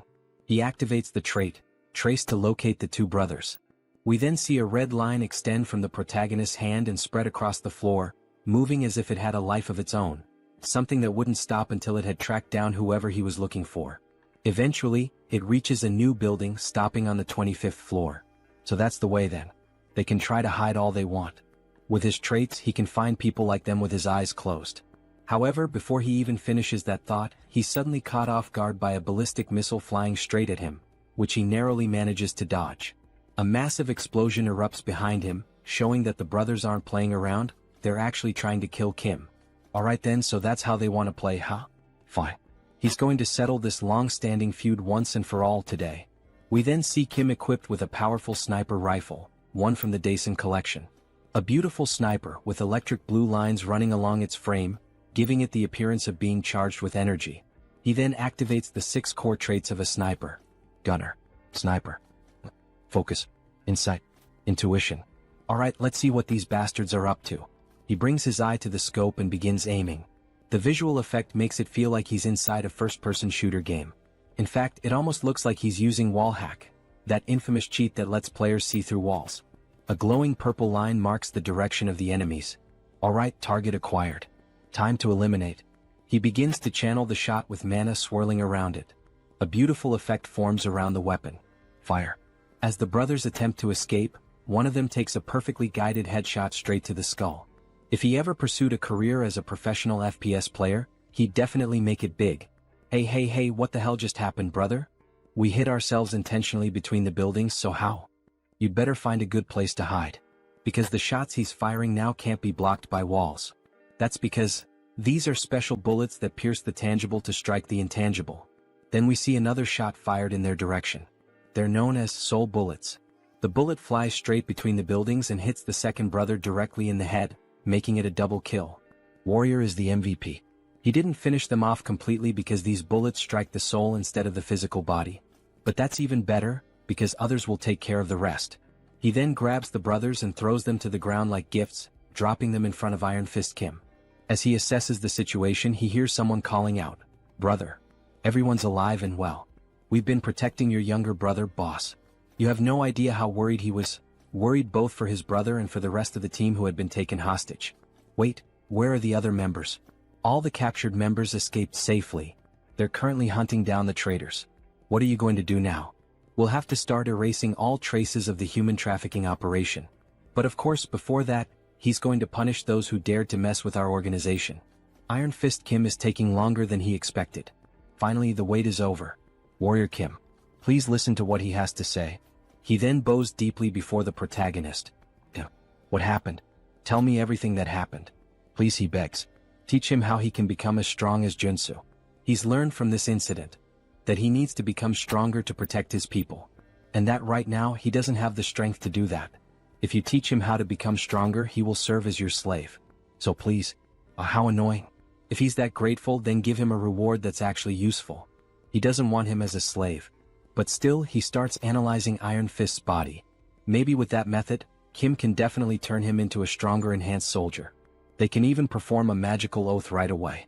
He'll swear his loyalty. Wait, he's seriously willing to take a magical oath? Yes, of course he is. Alright then. He's going to train him like he's going to die starting tomorrow. Thank you. He swears he'll serve him well, sir.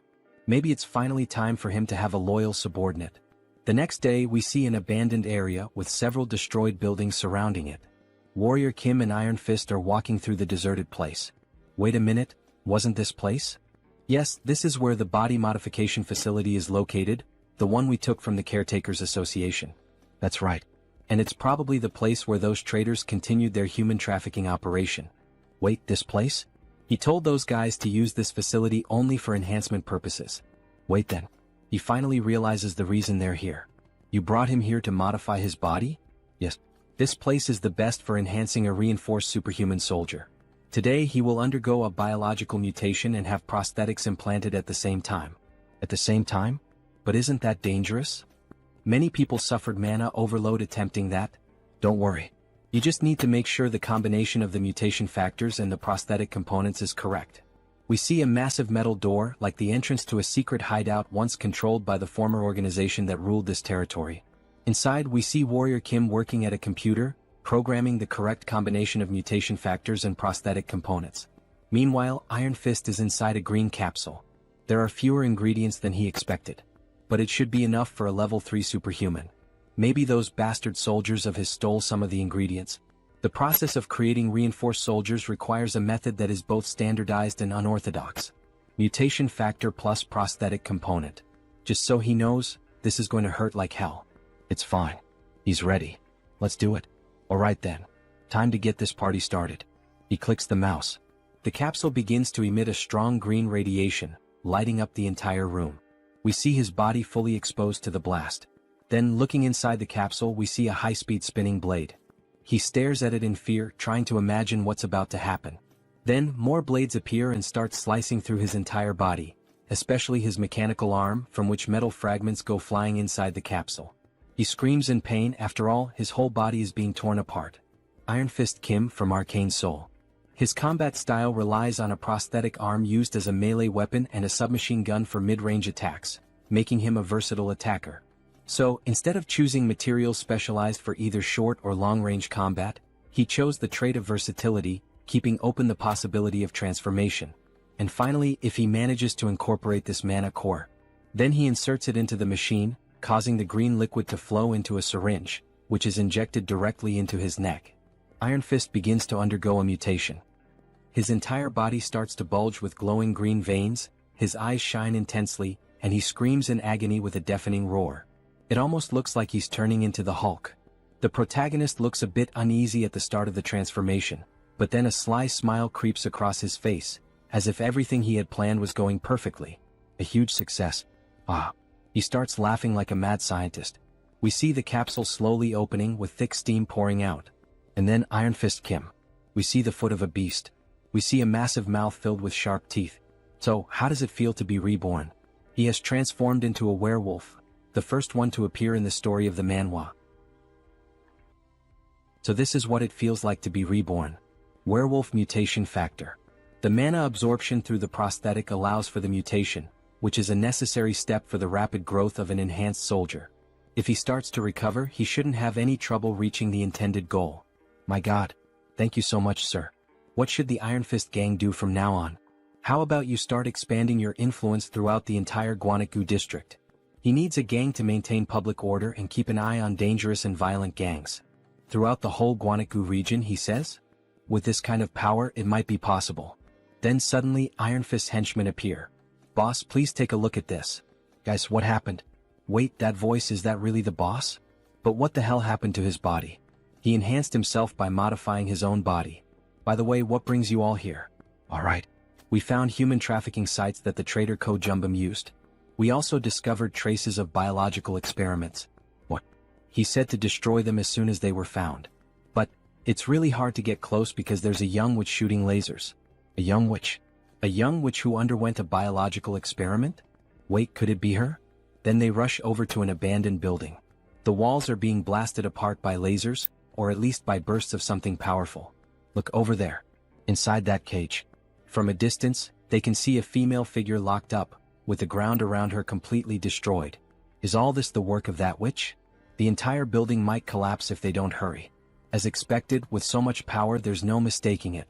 Inside that cage is one of the 3 most powerful warrior units in the entire game. Rank SSR. A heroine named Jeanette. If Baek Soren has the heaven-slaying star, then Jeanette possesses the natural-born energy. That's exactly what allowed her to rise to the rank of one of the top 3 warrior units. But the fact that she's using such a precious ability non-stop means she's currently fighting to stay alive because her mana is almost completely drained.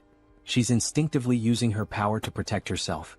She keeps launching a relentless barrage of arrows made of pure energy toward the protagonist and Iron Fist. The wolf barely dodges her attack. Damn it. At this rate, they won't even be able to get close to her. Then Kim starts sprinting toward her, weaving through the beams of light. The beams suddenly focus all on him, and a massive explosion erupts, with thick smoke hitting the protagonist dead on. Iron Fist shouts out in worry, asking if he's alright, even though after an attack like that, it clearly doesn't look good. Then we briefly see the girl inside the cage and suddenly the traits start activating. Giant S strength. Diamond body. Immortal. Strength. Super strength. Sturdy. He transformed and modified his body to withstand the impact and, with sheer brute force, broke open the cell where the girl was trapped. Damn it, this hurts more than he expected. Then all of a sudden she starts conjuring an energy beam at point-blank range, which hits Kim directly, causing a massive explosion that leaves even Iron Fist panicking about what just happened. Holy shit, is he okay? All they can see is thick smoke rising, unable to make out what's underneath it. But then a mana potion is quickly used, leaving the werewolf stunned. Like he almost died burned alive. They see him carrying the girl in his arms, completely wounded, while she rests quietly against him. Sir, are you alright? Sure. He calmed her down with a potion for now. They need to get out of there before the effect wears off. Should he order his men to take her to a hospital? No, he will take her to his own house. He will take responsibility for healing this child himself. Then later that same day at sunset, Baek Soren appears in front of her master's house. Ah, so she's already at level 3? Congratulations. Haha, she knew he would notice, thank you so much. By the way, what kind of training did you want to do to call me over to your house? The situation is a bit uncertain, but his second disciple candidate is a bit unwell at the moment. They see her sleeping on the armchair hooked up to an 4 drip. My god, what did this child go through? She still can't even control her power properly, but he plans to make her his disciple and awaken her true talent. And he thought that you as a senior could help her a bit. Can you take good care of her? If that's what being a senior means, of course. She will do anything. A few days later they can be seen deflecting the beams of light with their swords, while the girl remains seated in the chair, completely unconscious. Master, how much longer do we have to keep dodging these things? Soren is showing clear signs of exhaustion. It's been an entire week of non-stop dodging and blocking all these attacks. Kim receives a notification from the system. You have obtained a trait. Deflect. Her mana should be fully replenished by now. She will regain consciousness soon, so hang in there. Suddenly the attacks stop. Energy begins to float and swirl around her body. Then she finally wakes up. With a weak look in her eyes, her face very thin, still confused about what's happening. What's going on? Where is she? Hello, so she's finally awake. Soren grabs her hand. She was so worried that you would never wake up. Is she hurt anywhere? No, she thinks so, but where is this place? And why is she here? Ah, it's because that man over there rescued you. He also helped you recover. She says thank you very much, bowing deeply to them. They saved her. Her name is Jeanette. You're welcome. It's good to see you're alright. By the way, how did you end up trapped in that place? Now that she's regained consciousness, she looks like an angel, haha. He was getting tired of the laser beams. Her parents died while fleeing from the Ilyang magic tower. She was captured and then... My god. Just as expected, it's exactly like the game's story. Jeanette, you are more than welcome to stay here if you have nowhere else to go. Actually, he would like to accept you as his disciple. Wait, her. Why her? Yes, so that she can avenge her parents' deaths. He will teach her to become a superhuman. But she has nothing to offer in return. It's alright. She can repay him when she's strong enough in the future. She gets emotional at Warrior Kim's words, fire burning in her eyes, and Soren finds her so adorable. Okay then, make her into a superhuman, please. And she promises she will repay him in the future. Alright, then he looks forward to working with her. Alright, it's a deal. Welcome Jeanette. She is an extremely precious talent who will teach him one of the 3 most powerful swordsmanship skills in the game. Then all of a sudden she releases a massive burst of pure energy right at Kim, which barely misses hitting him square in the face, leaving his pants soaked in crap. Sorry. She didn't mean to do that, it was involuntary. Soren tries to calm her down. It's okay, no one got hurt or injured, just relax. Kim is left stunned and shaken by what just happened, since he could have been seriously hurt. Jeanette. Let's start by practicing your mana control first, alright? Okay, he thought she had already entered her rebellious phase. My god. Jeanette, the name of your trait is natural energy. Do you know what energy means? Do you understand what energy means here? No. Oh, she does know. It's like the aura of a sword, right? Yes. This trait is similar to Soren's heaven-slaying star trait. However, you need to train your body to handle the power of the aura you wield. Because with a small vessel, the water will inevitably overflow.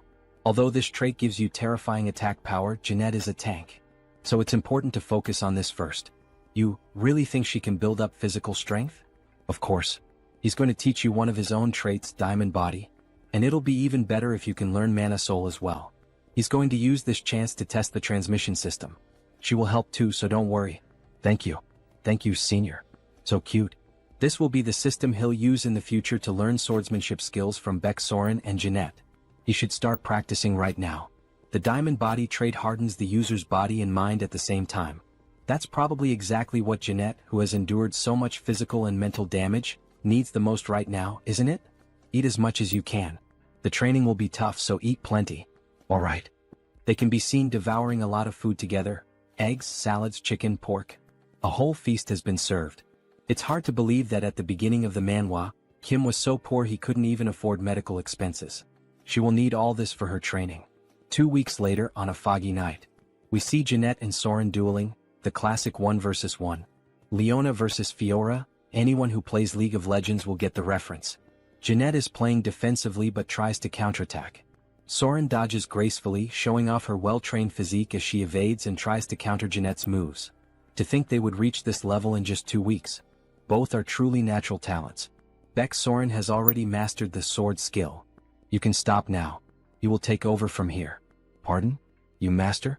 Now that her body is strong enough, she needs to train to control her mana with more precision. Yes. This is crucial, so try to block his attack. Both get ready. He's wielding the tiger sword he received. Using a legendary sword against a poor little girl. Then he charges straight at her. She raises her shield to defend herself. Even though she blocked it, she feels the strong impact and gets pushed back a bit. Kim starts delivering a series of quick strikes, forcing her to retreat even more and focus entirely on defense. She starts blocking his strikes more precisely, even using her natural-born energy to her advantage. You can sense it now. Her refined movements give off a solid presence. Her natural-born energy. Natural-born energy. Diamond Body. Shield Technique. Mana Soul. And Jeanette's Mana Circuit. He then puts more power into a heavy sword strike and can feel her form clearly. Now he's the one who has to step back from the impact of her shield. Finally, he lets out a laugh. She's controlling her trait with precision now. Cesar, Jeanette has finally awakened. Soren congratulates her. She finally managed to awaken, such happiness, while hugging her almost like she were her own daughter. A daughter of Kim and Soren in a way. Then he congratulates her too. Good job. Congratulations on awakening. Thank you so much. It's all thanks to the two of you. An SSR rank really is on another level. To think she would reach level 3 as soon as she woke up. Good girl. Well, considering the others, maybe she shouldn't be so surprised. After all, I'm the only one still low-ranked. She can't let her junior surpass her. She's going back to training. Wait for me. Great. Make sure to grow fast and master the art of the sword. That way I can learn from both of you. He's literally planting the seeds now so he can reap the fruits later, and maybe in more ways than one. Alright, he can't afford to fall behind either.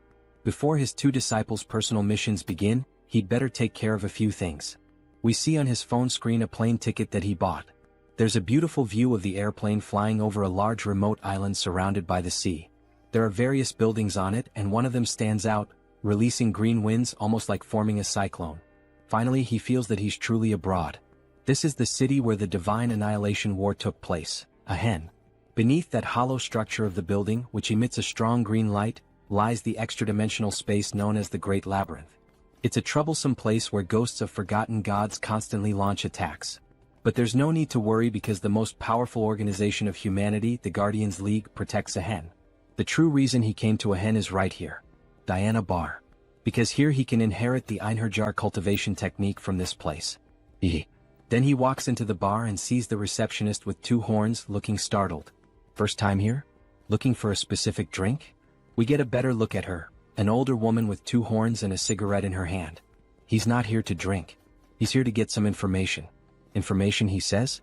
What is he looking for? He's looking for a man named Sigmund Sigurdsson. He will make sure to pay her very well for the right information. I see. She's afraid that won't be enough. Her husband is currently in very bad shape because of his illness.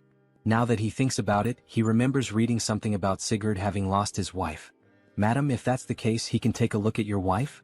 This might end up being much easier than he expected. Then the next day we see a house by the beach with a beautiful view and sand all over the ground. She's going to tell him in advance, but Sigurd will be very sensitive, so please forgive him. He understands. Sorry, Sigmund. A guest asked about your wife's illness. Oh my god, she sees that some guests arrived before them. There's a woman lying in bed while, at the same time, a priest and a nun are using healing abilities. The archbishops are going to heal her, it seems. Maybe they should leave them alone for now. However, Kim grabs his hand. What are you doing? Let go of her. We're in the middle of treatment. The order of Tho and Gaia. The clergy's method of treatment is too obvious. What you're doing doesn't make any sense. The holy light will only make her wound worse. Sorry, but what the hell is he talking about? And how would you know that? Stop this nonsense and get out of here. He doesn't believe that a mere superhuman would know anything about this. Then he's introduced, Sigmund Sigurdsson. He looks just like a Viking. Sigmund, this guest here says he knows how to treat Jordy's condition. Maybe you should hear him out. Jordy's is in a situation where every second counts. She should be receiving holy light, not this nonsense. Then her body starts levitating as if she's being possessed by a demon. Jordy's. No, let's resume the treatment. This can't go on like this, it will only lead to disaster. Then the nun starts using holy magic again.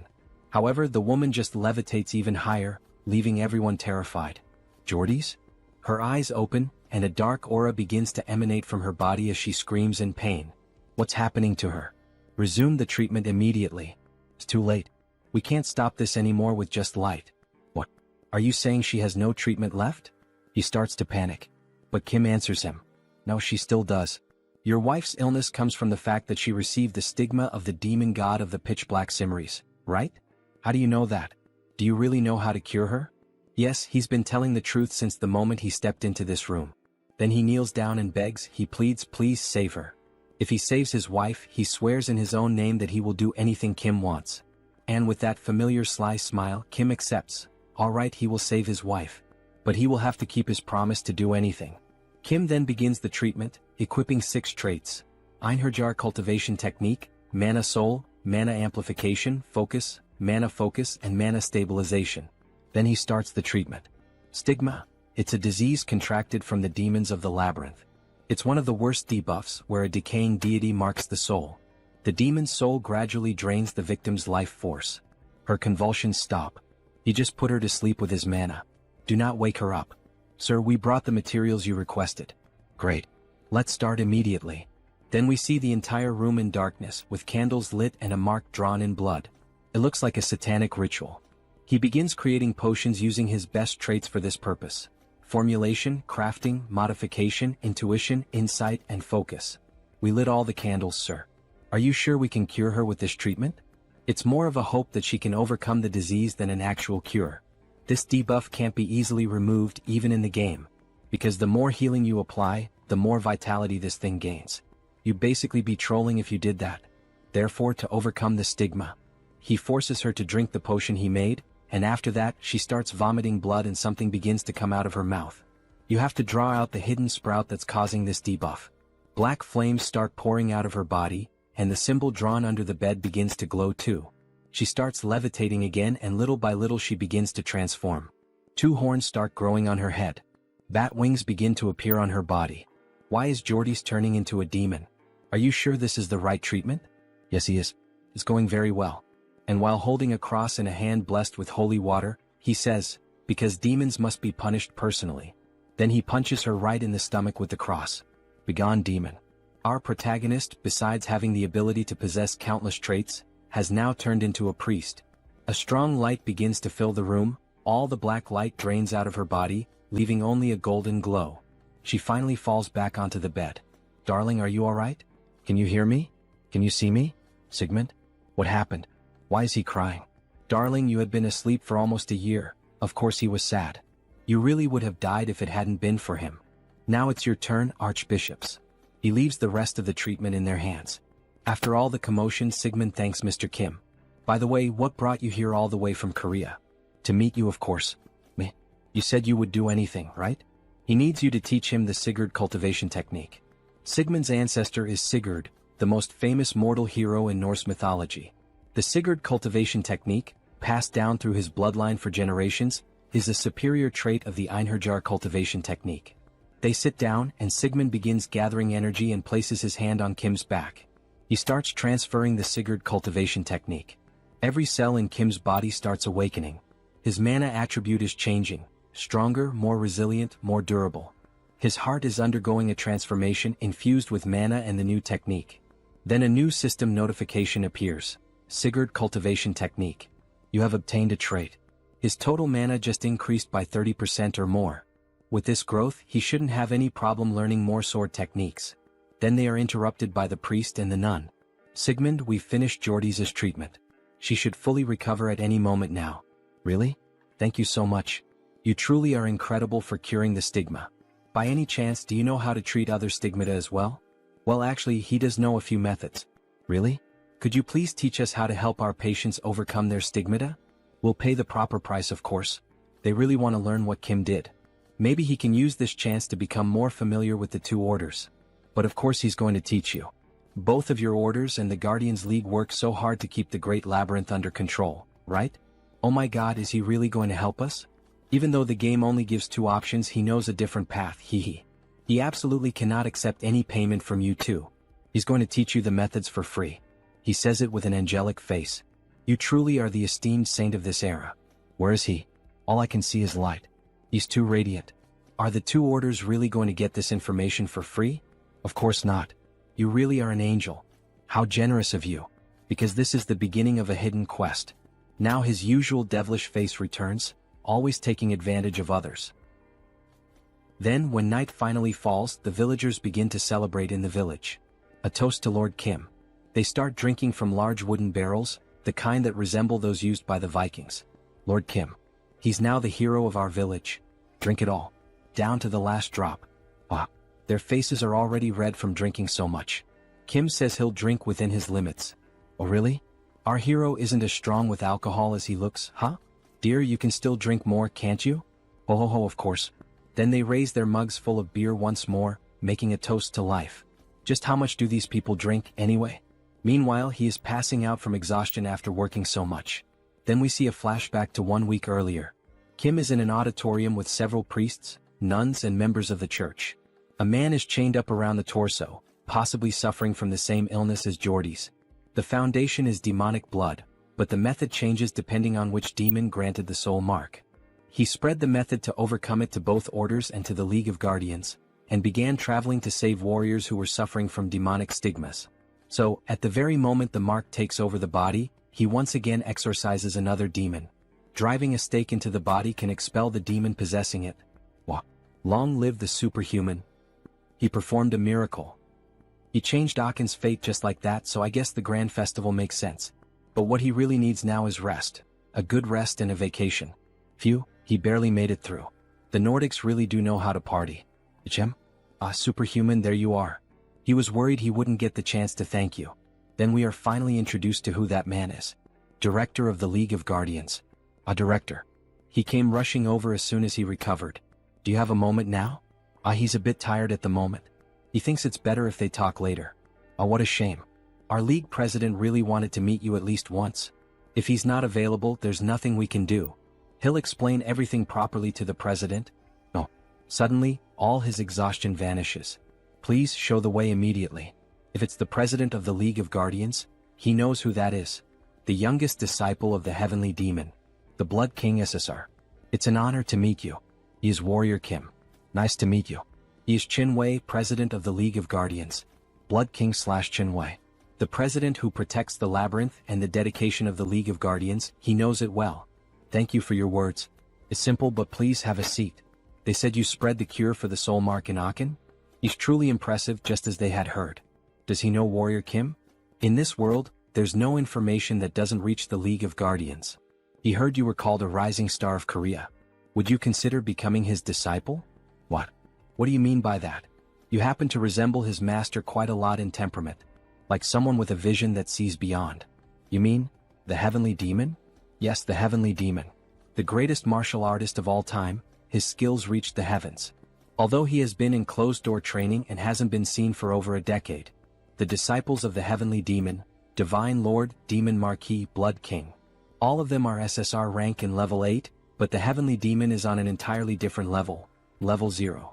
And the reason for that is the heavenly demon's divine art. It is the ultimate technique of offense and defense, a cultivation art of mana, and even a movement technique, because it embodies the most powerful martial art in the world. Although the heavenly demon's divine art was passed down to his senior disciple, which is a shame, his own blood heaven divine fist art is still not something to be underestimated. Anyone who seeks power would never regret it. Unbelievable. The blood heaven divine fist art is level 1 among martial arts. This is a golden opportunity, but he thanks him for the offer but fears he cannot follow him, President. What? Is he saying that he's not good enough as a master? Not at all. It's just that he already turned down an offer to become someone else's disciple. Then he shows the tiger sword he received. The silent sword. It seems he met Master Gu Gijium. He cannot do something that would dishonor him. After all, he is a historical figure of Korea. If you think about it, the Blood Heaven Divine Fist art is on the same level as the Silent Sword's invincible style. So, it's not exactly irreplaceable. TSK. Just when he thought he had found a promising disciple. That old man ruined everything, completely messed it up. So, he supposes he has no other choice either. This is a sign of the respect he has for you. Wait, isn't that the Heavenly Demon's medallion? Hold on, is he giving me this rare item? Only our master and fellow martial brothers are allowed to use it. You should treasure it. Thank you. But in truth, the reason he gave it is obvious. It means, if you ever change your mind, come find me. It's probably something similar to why the Legion commander gave me a sword. Amen. With 2 big shots showing interest in me, it's kind of overwhelming. Jem? Why is he suddenly trembling? He's just moved by the president's gift. He will treasure it. Take care. Very well. I hope we meet again as master and disciple. Well then. Time to go claim that hard-earned mission reward. The next day in a massive building. We see the priest and the nun speaking with Kim. Transcendent One, we've prepared a modest gift for you. Here, please open it. You really didn't have to go through the trouble? You didn't do any of this expecting thanks. Good heavens. To think that someone this humble still exists. No wonder they call you the saint of our era. But eternal grace deserves an expression of gratitude worthy of it, and what is worldly also deserves its own form of appreciation, don't you agree? Please accept it. Grazie. That's exactly what he was saying. He opens the chest, which shines brightly. Inside we see nothing less than a massive axe, the same one from Thor in the Avengers movie. This is a gift from the Order of Thor, Mjolnir. If he doesn't recognize Thor's hammer, he must be a spy. Just like a sacred sword, it is especially powerful against dark-type monsters. It's an SSR-grade weapon that unleashes even greater power. Please take a look as well at the gift from our Order of Gaia. It's a shield, of course, Athena's Aegis. An invincible shield that can freely shape magical force fields. Did you like it, Transcendent? You're really giving me all these over-the-top gifts? It would be a bit disappointing to stop here. Of course there's more. Come on, hand it over already. He's already getting dizzy. 10 bottles of IAS nectar, 7 diamonds, even the tears of an angel. What's this? Isn't that a demon heart? Exactly. We prepared it to be refined together with the nectar when you consume it. Maybe he should try to get a little more?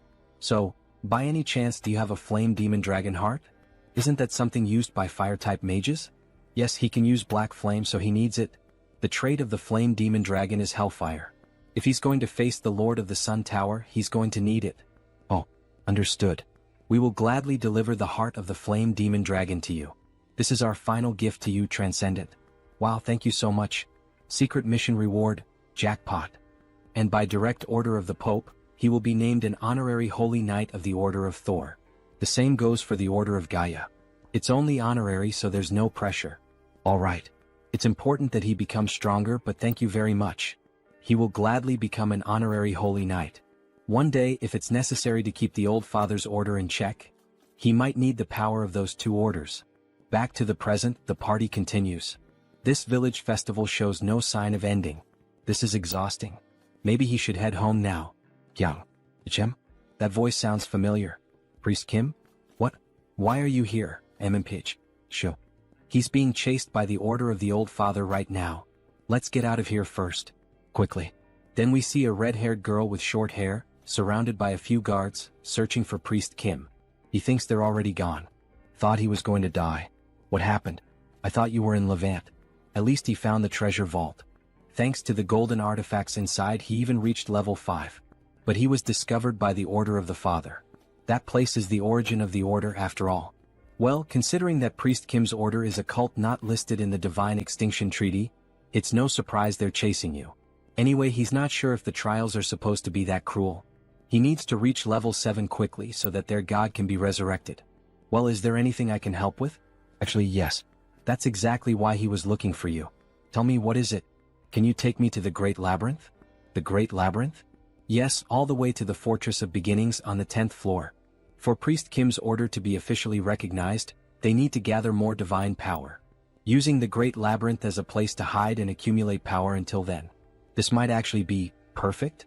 They then head to the Great Labyrinth, a massive gate guarded by 2 sentries. One of them notices Warrior Kim and Priest Kim approaching. Halt right there.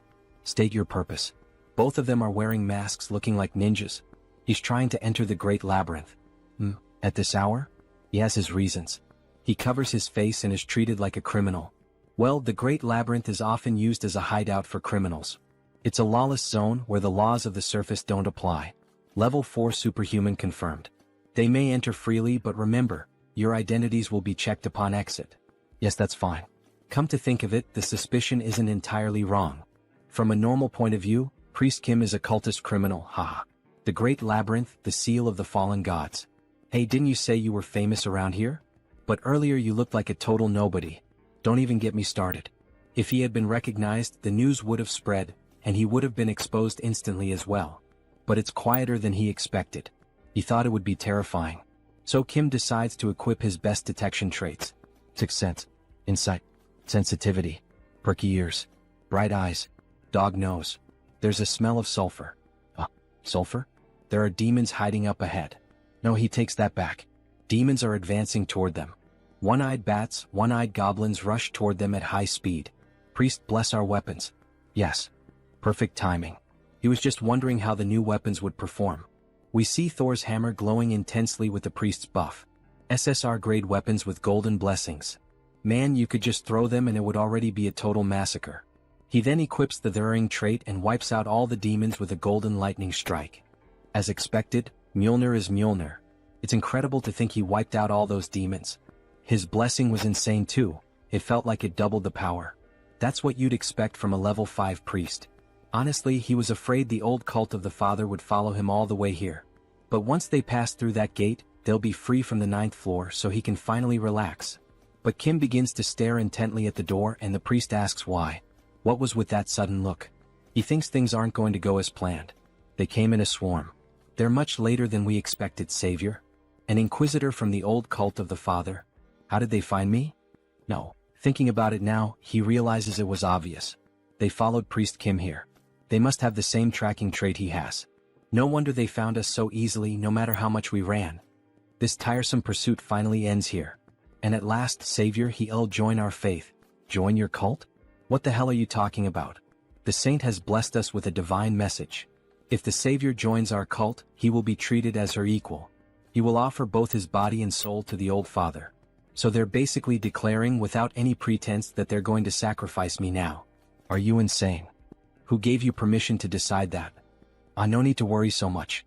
Because right here, the ascension ritual for you, Savior, is already prepared. So they want to break me, trap me here, and offer me as a sacrifice. Did you throw the Westphalia Treaty into a soup pot or something? You know that doing things your way could cause absolute chaos, right? Someone so well-informed, why act so surprised? This is the Great Labyrinth, free from the laws of the surface, a place without restrictions. Then holy knights. Kill this wicked cultist who deceives people with a false and twisted god, and bring the savior here. Yeah. This place is beyond the laws of the surface, which means he can also rip their limbs off without consequences. Kyung, do you think we can handle this? There are 2 level 5s and the rest are all level 3 or higher. We can do it. Because he has. Priest Kim, bless me. Yes. All the high-level traits he's gathered and the weapons he's earned. He then throws the blessed grenade toward the enemies, which explodes right in the Inquisitor's face, causing a massive blast boosted by the priest's buffs. What a cheap trick you're trying to pull. These little toys won't even scratch my skin. We see the guards taking position to defend her. Then, suddenly, Kim appears above them with a massive missile launcher. He equips his best traits: gunslinger, shooting, aiming, rapid fire, insight, black flame. He fires multiple missiles at the enemies. It's useless. Old father. Protect your children. Then, in the shape of a cross, lightning strikes down from the sky and forms a powerful magical barrier. It precisely deflects all the missiles. This is the true power of the old father, savior. Well, up until now it's only been friendly punches. But now the real punch is coming. Then he activates the new trait he acquired, Sigurd's combat method.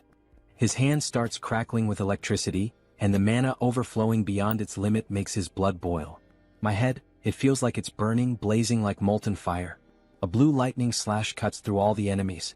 His heightened senses pick up every detail of the world. He finds someone with an opening.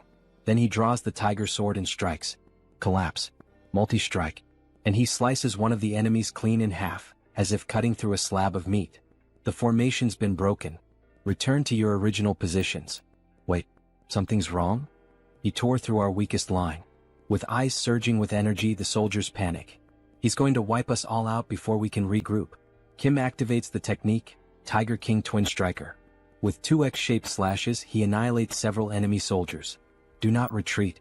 The great old father watches over us. Sword Shadow Knights form a wall. Where do you think you're going? Tiger King Fierce Blow. He quickly slaughters the soldiers before they can form a new defensive position. Inquisitor. The enemy is advancing. What should we do? Please give us an order. Accept a glorious death. What? Your deaths will please the old father in the divine kingdom. This is his will, you must not avoid it. We can see she's a sadistic bitch who doesn't care about death. A difference in numbers and levels means nothing before the savior. It's utterly overwhelming. Tiger King Rising Slash. Meanwhile, he keeps slaughtering the weaker enemies. And she, watching such a display of strength, with that golden aura surrounding him. This is. You're so magnificent, savior. It's an honor to witness the true face of light. So, are you finally thinking of sending out the stronger ones? Yes. She'll send some truly loyal ones your way. There's just one thing you must be extremely careful about. You absolutely must not die, alright?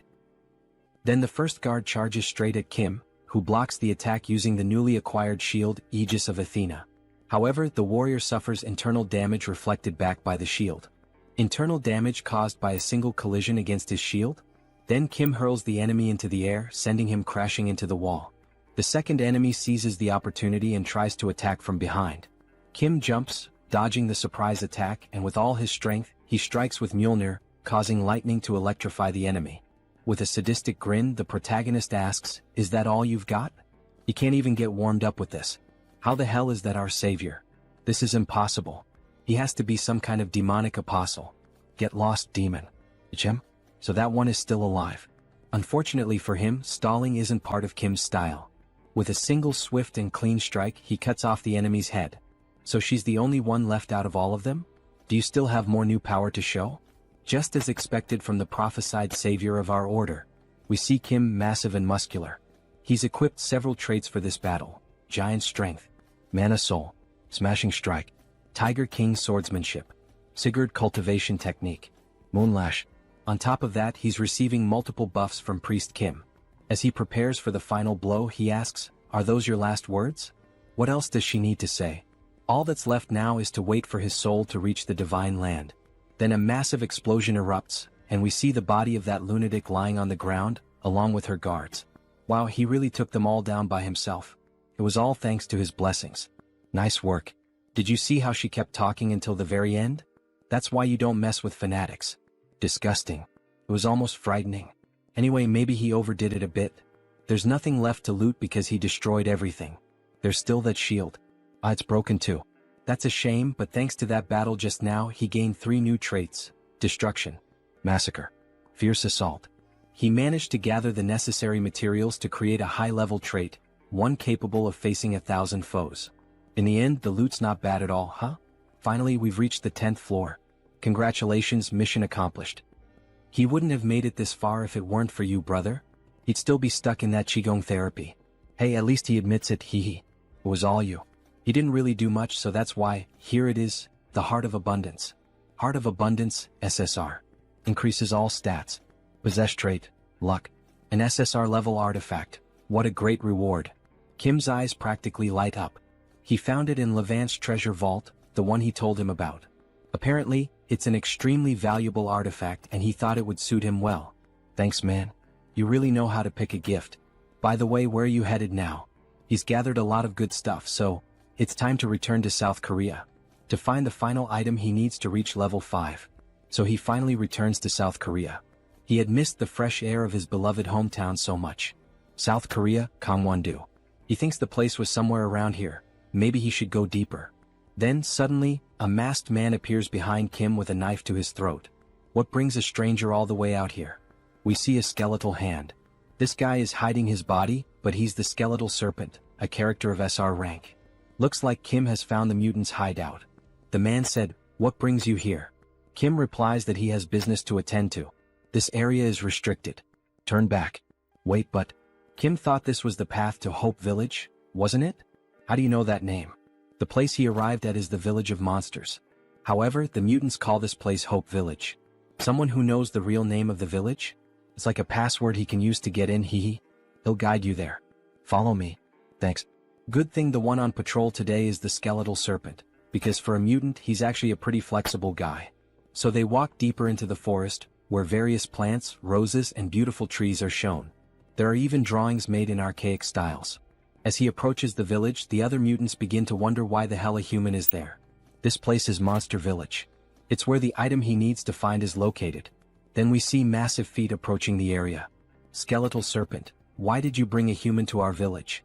We see that those huge feet belong to a bear wearing clothing and moose antlers. He knew the real name of our village, the skeletal serpent replies. He said he's here to do business with you. But I've never seen him before. What business? Kim becomes slightly nervous in the bear's presence. The challenge is that most mutants, having been ostracized by society, are closed off and hostile. He's here to make a request. A request? Yes, he needs a mutant mana core. Is it really okay to try and get one from them even like this? Before he could finish speaking, the bear attacks him violently. However, he manages to activate his shield just in time. That's what makes them hostile toward humans. If it weren't for those defensive traits, he would have already passed out. Diamond Body. Immortal.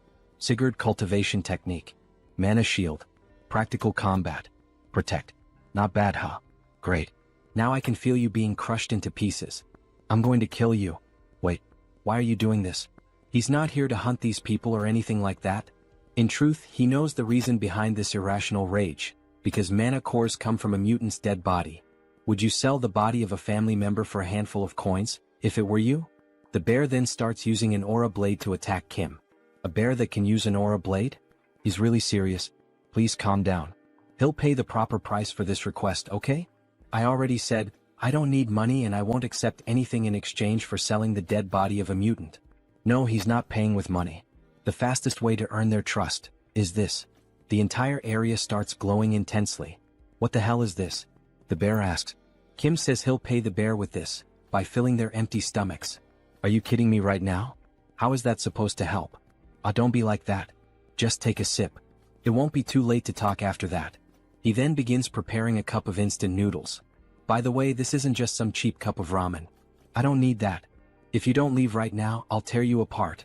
There's no way a bear can resist that smell, From a menacing expression, his face suddenly turns sweet, drooling from the scent. He's never smelled anything like this before. He heard from a friend that people in Hope Village struggle to get real food. So you've heard something, huh? Go ahead, try it. Don't you want to know why humans love noodles so much? The bear looks tense and conflicted, but in the end he decides to accept. After all, he's the chief of Hope Village. Is to learn more about human culture. That's why he's eating it, not because the smell is irresistible. But we see him savoring the new food with delight. This taste, it's divine. The gods themselves must have made this. That scene of the noodles wrapping around the bear and him drifting away on a tiny boat really resembles something out of the anime/manga Shokugeki no Soma. If any of you subscribers have read or watched it, let us know in the comments. How can something taste this good? Do you have more? It must be really delicious. What? He's prepared lots of other things. Everyone come try some. Not every mutant has senses as highly developed as the bears, so he added a bit of mana core powder earlier to help with that. Wow, so sweet. Slurp slurp. Look at that damn bear eating everything by himself. Where's that always serious and responsible chief now? All we see now is just a happy animal enjoying himself, haha. He's a good human. Do you happen to have more of those sweets? Did he just befriend them now? However, the skeleton stood off to the side, simply observing the whole situation, and then he noticed the mana core powder. Wait, is that mana core powder? Can we even eat that? What? Mana core? Shit, he already ate 2 of them. It's understandable that they're cautious. If something goes wrong, a mana core can cause them to go into a berserk state. What the hell are you plotting? But Kim had prepared for that too. If you're that worried, then let's ask your guardian angel.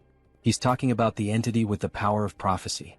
The one known as the godmother of the monster village. The tree goddess. The guardian angel of the monster village, the tree goddess. Although the power she possesses is weaker than that of other transcendental beings, she is indeed a divine entity. We see a very ancient tree shaped like a human, almost resembling an old woman. And so, all important decisions are made by her. The bear gathers in front of her along with the other mutants and Kim. Is what this human said really true, Great Mother? Yes. What that child used was level 0 mana core powder, purified by the holy water. He has given you, poor creatures, a great gift of nourishment. The mutant uses some kind of controller, similar to a video game one, to communicate with the tree. Thank the heavens. That means we can eat more.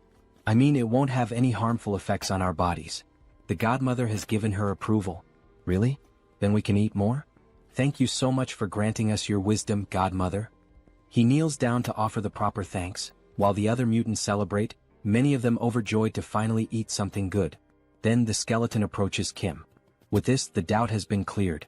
It seems he made a fuss for nothing. Sorry. It's alright, he understands. There's no need to apologize. Now that the misunderstanding between us has been resolved, how about we have a Korean barbecue party?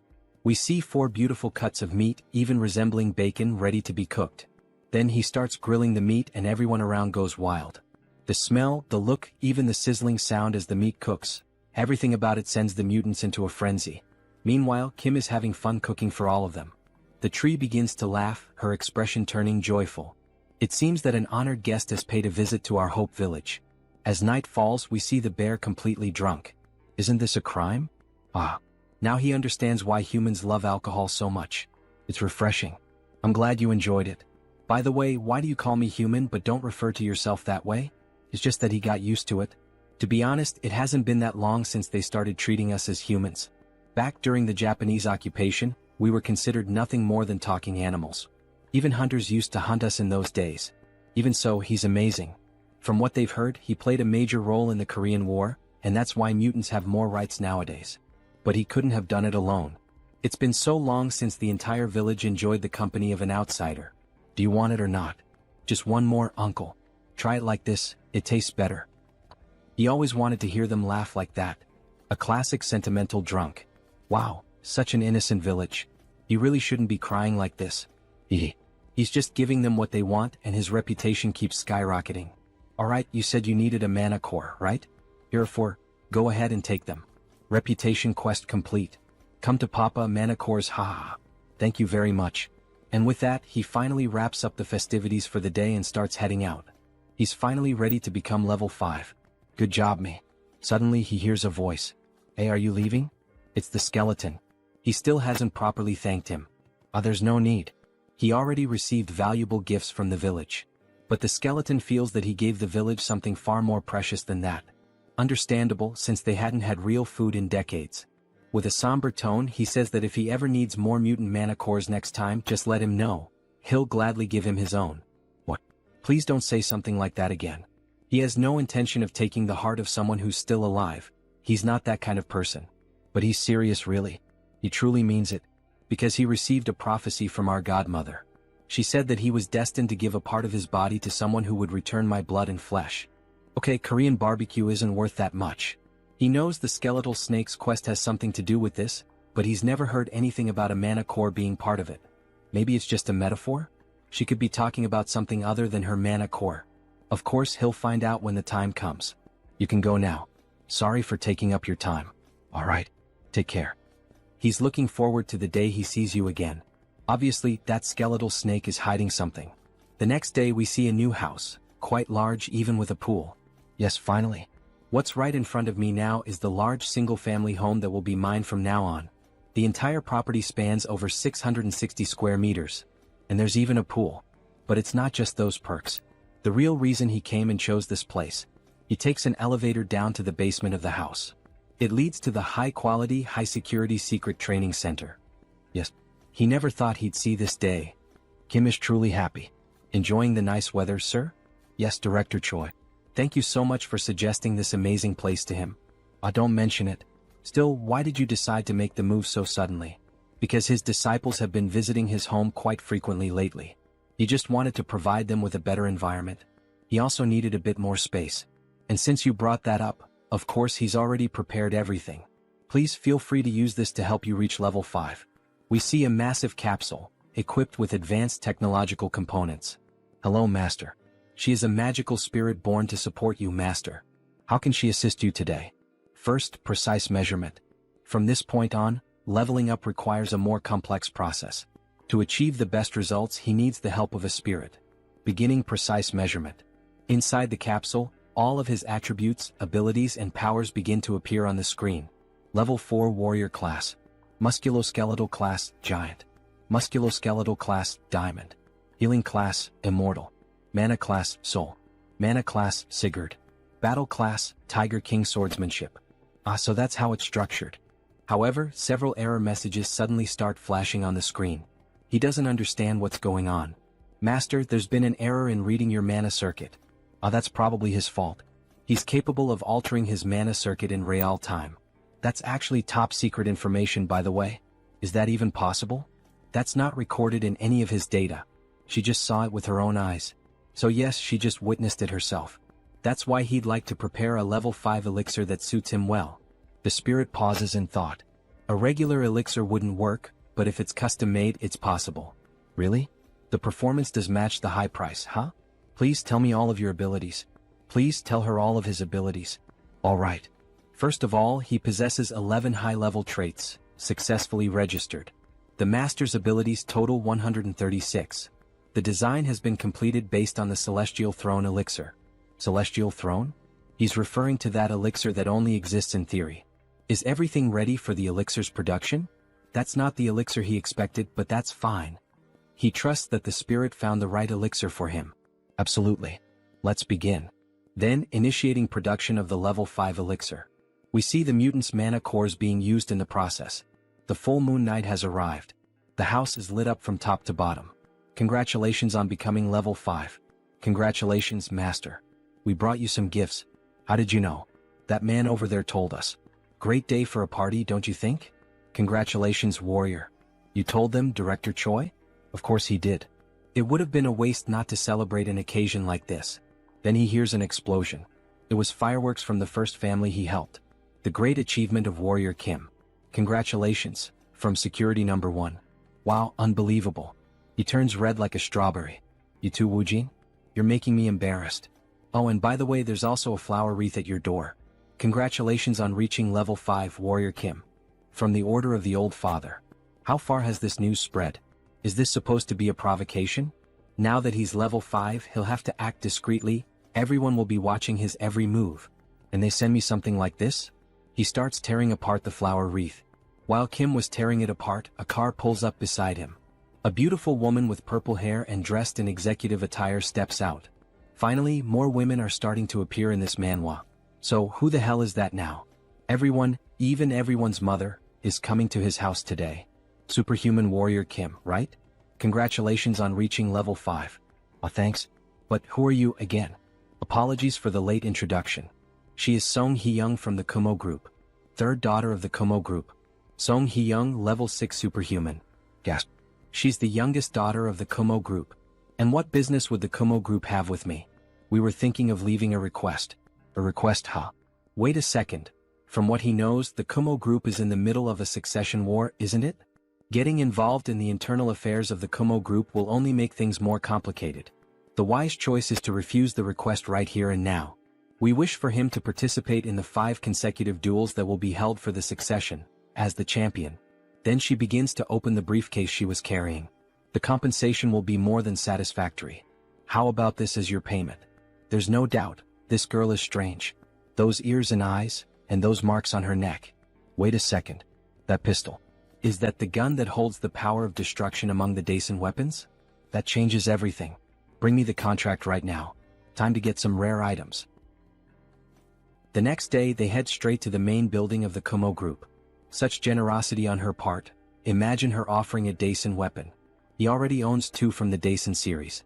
She knew he would accept the offer. Since she's willing to pay that much just as a fee, he can't help but wonder what she'll give him if he actually wins the duel.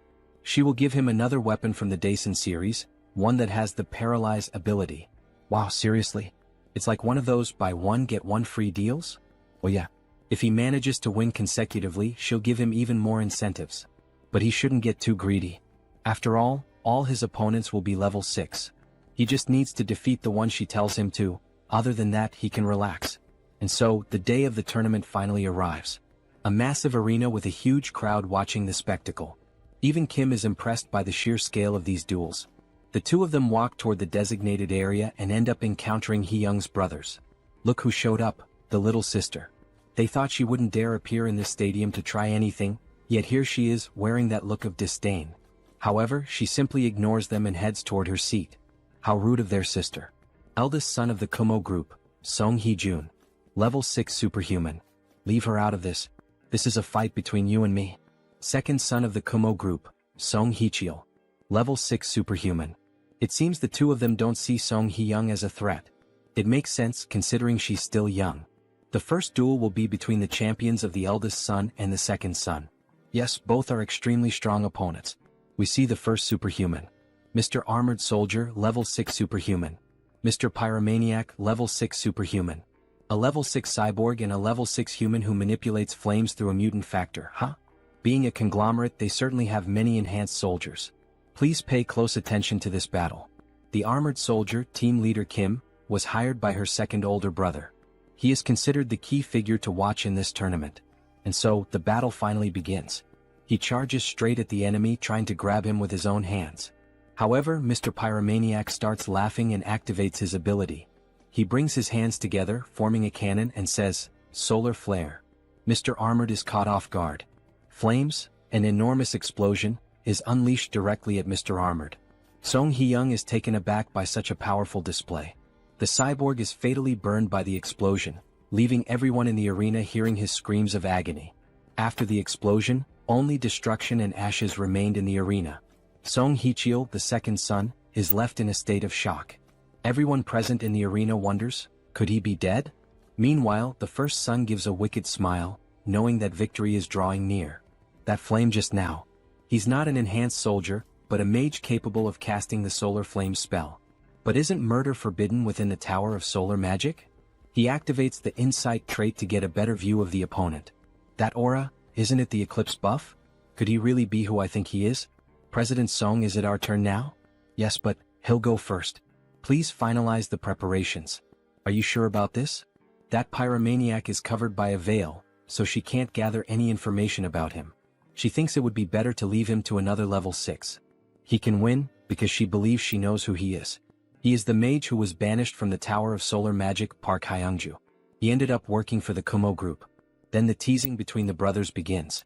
He wonders if the person brought by their youngest sibling can defeat the pyromaniac. And finally, the two stand in the arena. Facing each other, it's time to settle the matters of the past. The gleaming sword catches the attention of the eldest brother. Could that be the Black Tiger sword? But even the Black Tiger sword cannot compete against the solar flame. Just another corpse to clean up. He never imagined they would meet again like this. Does he recognize him? Yes, because he's copying the techniques of the Eclipse School. How dare he use the solar flame in such a cruel way? Does his master, Elder Joe, know about this? His master knows everything. Before leaving, he received some information from Director Choi. Just before the Kumo Group's succession war began, The media deliberately ignored this incident, but his heart had already been reduced to ashes. The chairman was suddenly assassinated. The only people who could do something like that are the master of the tower or a certain someone. Is Elder Joe involved in the Kumo group's succession war? It's truly a terrifying thought, but still within the realm of possibility. He needs to confirm that later, after dealing with this first. Before he can finish that thought, the enemy is already launching another solar flare. In any case, now that he knows you've recognized him, he can finally carry out his revenge. Consider yourself special because he's going to show you his hidden power. Solar Magic Blast. A massive explosion, 1,000 times greater than the first, almost like a Genkidama. However, Kim, using a shield and with his bare body, withstands the blast. So it's true, you endured a solar flame with your entire body, huh? But a Solar Magic Blast is completely different. Turn to ashes. He enhances the explosion, shaping it into a flaming Kamehameha. Impossible. A level 6 casting a magic blast? How can a level 5 superhuman resist something like that? Before she can finish her sentence, Kim interrupts, asking if he's done with the fireworks. Now it's his turn. Even though he's striking a macho pose, he barely survived that last blast. Good thing he leveled up before coming to the duel. Let me borrow your flames for a moment. Impossible. How did you steal his Solar Magic Blast? Well, you'll see, you'll find out soon enough. He uses the hammer to summon clouds and lightning, all enhanced by his traits. Giant Strength, Diamond Body, Mana Soul, Sigurd Cultivation Technique, Practical Combat, Throw. He channels all the energy gathered into the hammer and unleashes it in a counterattack against his opponent. Once you've had a taste of this. Wait, at this rate he's going to die, he surrenders. And a massive explosion erupts. After all, it was the Solar Magic Blast combined with the power of the Mjolnir hammer. The entire arena is lit up, and in the end, only the hammer remains on the ground, surrounded by ashes. One less to worry about. All three brothers are shocked, and at the same time furious. What the hell just happened? A mere level 5 human defeating a level 6? Something's not right. Now then, shall we prepare for the next battle? Night falls and they return to the Kumo group building. Thank you for completing the request along with the bonus. This is your reward for the victory. We see several briefcases filled with gold bars, and, of course, the promised weapon. The fourth piece of the Daisen series is now in his possession. Only one more to go. And that's not all. She did say she would provide incentives, right? It's not much, but here it is. Kumo Boots. Effect. Ignores inertia, Mr. Magic Shoes. What do you mean it's not much? Rich people are really generous. He's not so sure if he should accept something this valuable. Please, you've earned it. 3 consecutive victories. That was truly impressive. After that, he won 3 more matches in a row and then withdrew. The remaining champions finished the tournament, and he left with Song Hee-young as the victor. He could have faced more opponents, but he didn't want to reveal everything he had in this tournament. Because the entire world was watching the Kumo group's succession war, across every possible channel. Newspapers, news broadcasts, the internet. So, does that mean she's now the main candidate for succession? Of course not. The duel was merely a pretext to persuade the council. Her brothers were certain they would win, but their plan failed. Still, they won't give up so easily. I see. It's true she's at a disadvantage since she's the youngest. The only thing the Kumo group believes in is not morality or the law, it's overwhelming strength. Yes, but she has no intention of letting them do whatever they want. And that's why, she would like to entrust him with a new mission. What kind of mission? She offers such generous rewards, there's no way he could refuse. There is one way to overturn this situation. She then touches her earring and a hologram is projected, of a black raven. The Raven Chip. This chip contains a mutated gene that responds only to our family's DNA. If we can secure it, she'll be able to reach level 7 and turn everything around. So she's willing to risk the dangers of the mutated gene. Of course he'll give it a try. Really? Obviously. He'd be a fool to turn something like this down. Because, in a place that looks like a shopping mall, a raven with deep black eyes appears. A strange-looking boy is on the phone. President Song. He's found the item. He already knows where it's located. Returning to the present. If he manages to bring her the Raven chip, she'll give him double that amount, something around 10 billion won. And if he manages to secure the position of president, she promises to grant him the Kumo helmet and belt that belonged to her brothers. But before she could finish speaking, she asks if the protagonist is okay, since he's completely red. Sorry? His nose itched for a second. Please go on. The Kumo equipment that the 3 of them possess will end up going to the president in the end. That means the full set of Kumo equipment, which has effects comparable to rank SSR gear, will be mine, right? He looks like a cowboy. What insane rewards.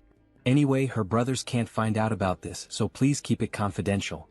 If he needs anything for this request, let her know. Alright then. Can he get some diamonds?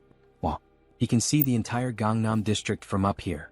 Money really is a great thing, huh? Then the protagonist starts using the diamonds on the items he obtained. Detection helmet. Extreme speed shoes. Rage axe. Crisis detection ring. Time to absorb the attributes of these magical items. All the new traits begin to be absorbed into his body. And by accumulating them all, he unlocks a new one, Air Raid. Movement skill acquired. Now that the preparations are complete, it's time to begin. He leaps at high speed toward his target, landing right on top of a raven statue. Now time to report to the client. President Song, he found the item. Already? Where was it? Right in front of the raven statue in the main hall. But there's just one small problem, President. And what problem would that be? He's going to have to make a bit of noise to get the chip. So, she'll have to take responsibility for what's about to happen, Chairman.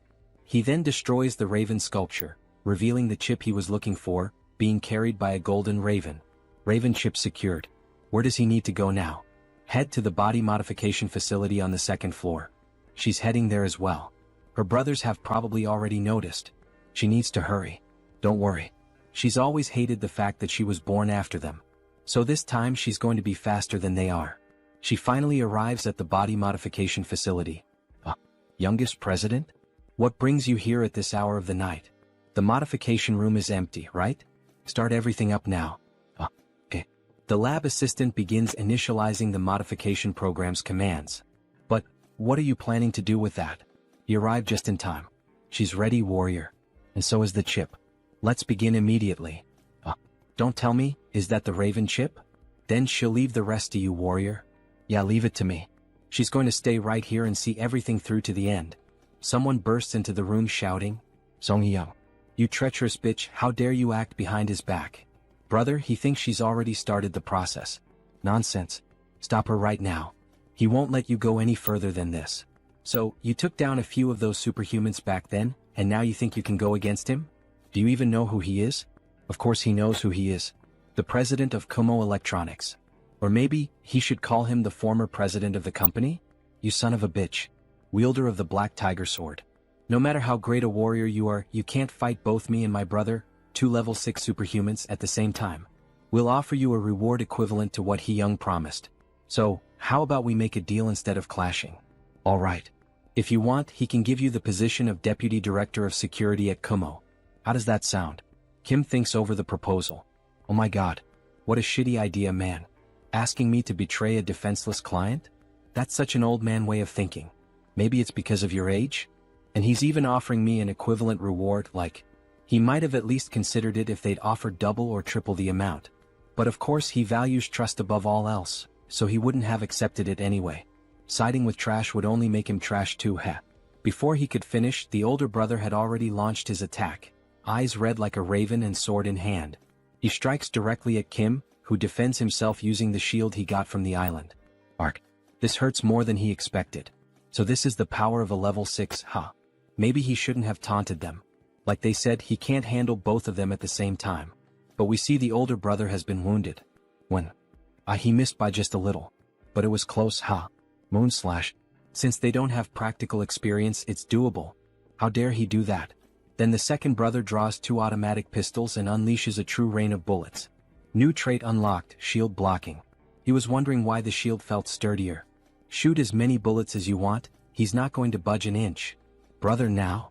The older brother dashes forward, aiming to disrupt the body modification process from behind. However, Kim quickly switches equipment. The second brother is caught off guard. Daisen gun of halting? The older brother is frozen in place. That bastard, where the hell did he get that weapon? Wait, where did he go now? This is a leap boosted by the air raid trait. Exploit the opponent's opening in an instant. We see the 6 traits he's using: gunner, gun shooting, spitfire, focus, rapid reloading. And he rains down attacks like an airstrike. Are you thinking of giving up now, Mr. Song Hee-jun? How laughable. To think you'd win with such a minuscule amount of power. What, are you relying on an item now? He then transforms. This is the Raven of Absolute Darkness. In addition, several building security guards start to arrive and surround the protagonist. He's going to put an end to your insolence here and now. Damn it, not even he can guarantee he'll get out of this safely. Everyone stop. A golden light begins to shine from the body modification capsule. Everyone turns stunned. Kim is happy it's finally done. The brothers are worried. This time, unfortunately, you arrived too late, my brothers. Third child of the Kumo group. Song Hee-young. Level 7 superhuman. She's taken on an angelic form, completely golden, a literal goddess with beautiful wings. She is now the Solar Raven. Solar Raven? Who does she think she's trying to scare? Alright then, let's fight. Please stop. If the youngest president were to fight seriously, this building wouldn't last a minute. He thought the outcome had already been decided in the last confrontation, and yet he's acting like this. Founding contributor of the Kumo Group. Director Young Kyung-jun. Is he disregarding the procedures decided by the shareholders? Now father-in-law. That's not what he meant. If that's not what he meant, then could he be plotting something beyond the president's death? He gets nervous and decides to back down. At last, we have a better view of the new president. A beautiful angel, or rather, a beautiful raven. Congratulations on reaching level 7, President Song Hee-young. He'll see her at the shareholders' meeting to elect the next president. A few days later, both are on the terrace of a luxurious house. As tradition dictates, her brothers have withdrawn from all their businesses and departed for the United States. Congratulations. She's about to become the next president of the Kumo Group. Fufu. It's all thanks to you. Did he receive the items from her two brothers as promised? Kumo helm. Kumo belt. Kumo boots. Ah yes, of course. Thanks to you he's completed the Kumo set. Ah, if you have more requests in the future just call me. While sipping her fine wine she remembered. Now that you mention it she actually has one more proposal for you. What kind of request with a high reward is it this time? Then she offers a different prize. SSS rank ring. A ring? Sir Warrior, would you marry me? Sorry, but he's going to have to refuse. I can't understand this protagonist. He gets so few chances with women and refuses this beautiful level 7 woman? I'm suspicious of this protagonist. Back to the Manhwa. What? But why? There's no way you'd be lacking as a partner. And you're right about that. You have both wealth and beauty. Either way she's just not his type. Making that romance anime face. What? That's absurd. Why would such an insignificant factor matter to people like us? In fact, is it significant? She herself is surprised, just like me, the narrator, to have been refused in this way. Yes, the narrator loves women in business attire. Whoever agrees with me, type it in the comments and I'll send you a heart. He would like to marry someone who shows genuine affection. Not someone like you who sees me as a means to consolidate power. Quite romantic, isn't it? Kim Joonsoo, 22 years old, who doesn't want his pure heart to be betrayed, not even in Arcane Seoul. He truly is an unpredictable person. In that case she would like a cooperative relationship, where we can help each other at any time. Would that be alright? Yes, that would be more than welcome. And so, that night, a new alliance was formed with the clinking of glass cups. Then, after finally leaving her house and heading back home, he starts to grow pensive in the car. Kind of feels like he just threw away the chance to live in luxury for no reason. That leaves a bitter taste. After all, he's still in his intense early 20s. Marriage might have been too much, but if it were just dating. Look at this beautiful woman he just lost. Today, the narrator is disappointed with Kim. He even slaps his own face to stop thinking about it, startling even the driver. Control yourself. The situation is unfolding differently from the game, as far as he knows. What he should focus on right now is Elder Joe of the Solar Magic Tower. Back at the tournament, that bastard said his master knew everything about what was going on. She's acting suspicious. And just as he was thinking about this matter, he got a call from the Solar Magic Tower. The director's son. What convenient timing. The next scene is in Phoenix Valley. However, it looks deserted. Kim wonders why he doesn't see any phoenixes flying in this area. Well, it's been quite a while, hasn't it, Superhuman Kim? Oh, or should he call you the owner of the Black Tiger Sword? Tower Master. It's been a long time. And of course his grandson is with him as well. He's noticed that you've become a greater person, huh? He'd like his grandson to learn from you. Grandpa, why don't we get straight to the point? Now that Mage Kim has awakened, he's starting to show his true nature, huh? Superhuman Kim. He's sure you already expected this, but we called you here to make a request. Is it because of all the Phoenix disappearances? Correct. He has no idea where they might have gone. He supposes that some mythical beast might have taken them all.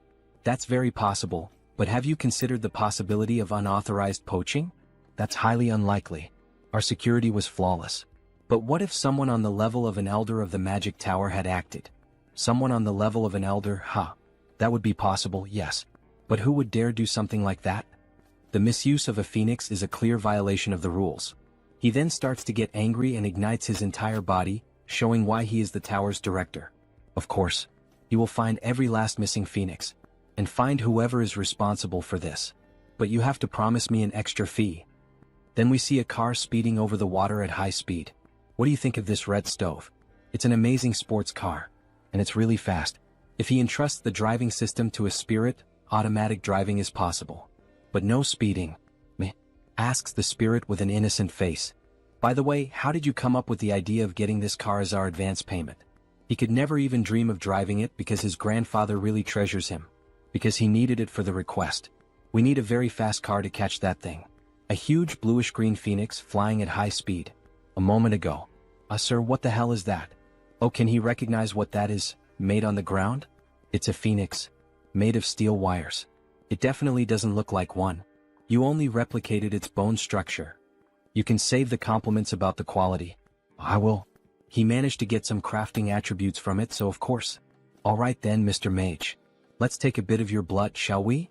Says Kim with a scary face. What does that mean? To think that that small amount of his blood transformed that wire into an artificial phoenix. His blood contains the essence of the phoenix, so if we can just use its homing instinct, we'll be able to find out where the rest of them are. When night falls, they finally arrive at an island called Ulungdu.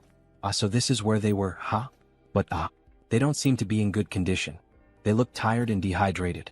They should have lived for more than 20 years, but they seem drained of energy. Can you check their mana, please? Yes. He begins to check, using fire as a sensor. These guys had their mana stolen. From the heart to the blood vessels, everything was burned dry. Wait, this traces. Yes, Mage Kim. He believes you can find out who did this. He then focuses more and finally discovers, the Eclipse School? Yes, that's right. How clever. Let's contact the Tower Master immediately. The culprit is none other than Elder Joe from the Eclipse School. Joe Akbun, that crazy bastard. He erupts like a volcano. Grandpa, please calm down. She was caught trying to take all the phoenixes for herself. He swears to God if he catches her, he will. So he's saying that Elder Joe also disappeared from the tower? Yes. He went to her office, and she had vanished, leaving her clone behind. What, is she mocking me or something? He swears he will. Clone? It's a magic that creates a body identical to the user. However, it dies after a while. Was she just trying to buy time? The death of the Kumo Group's president, whose heart was burned to ashes. The exiled mage reappearing as a reinforced soldier. The overexploited phoenixes taken to gain power. An Elder Joe hiding? You've already received so many clues. Come on. Tower Master, doesn't anything come to mind? Don't tell me. Joe Akbun got her hands on that? The forbidden ritual of the Eclipse School. The moon in complete darkness. The forbidden ritual. This ritual is carried out by emitting mana to block the sunlight, an event that appears in the polarization mission of the Solar Magic Tower. But this is even before the polarization research begins. It's the butterfly effect. A different course of events unfolded because he got involved with Elder Joe's disciple. What is this after all? She is using the power obtained from the phoenix to corrode solar magic.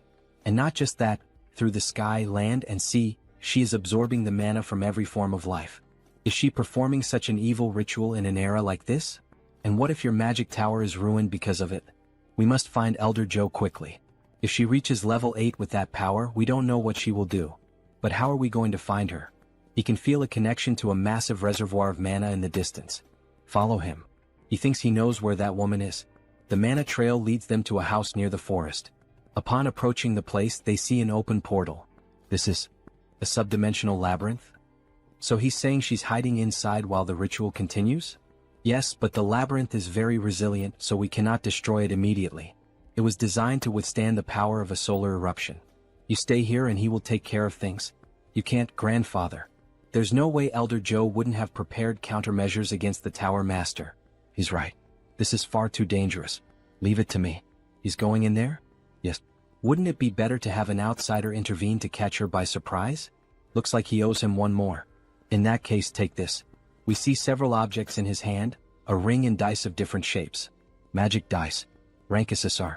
Ring of Great Escape, rank SSR. It's the Ring of Great Escape. Use it if you're in danger. Thank you.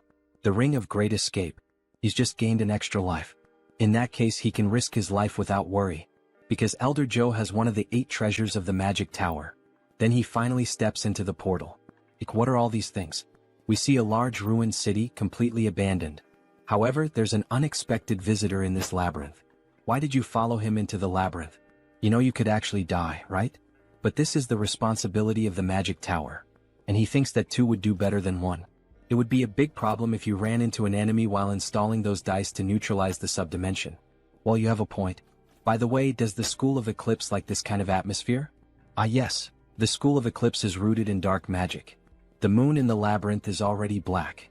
While he was explaining, a larva-type monster tried to attack him from behind. However, Kim quickly uses the tiger sword to kill the monster instantly. What a damn scare. Where the hell did that ugly creature come from? He would have been all bitten up and screwed if he'd been even a second late. He thinks they smelled us. Stay close to my back. He will protect both of us.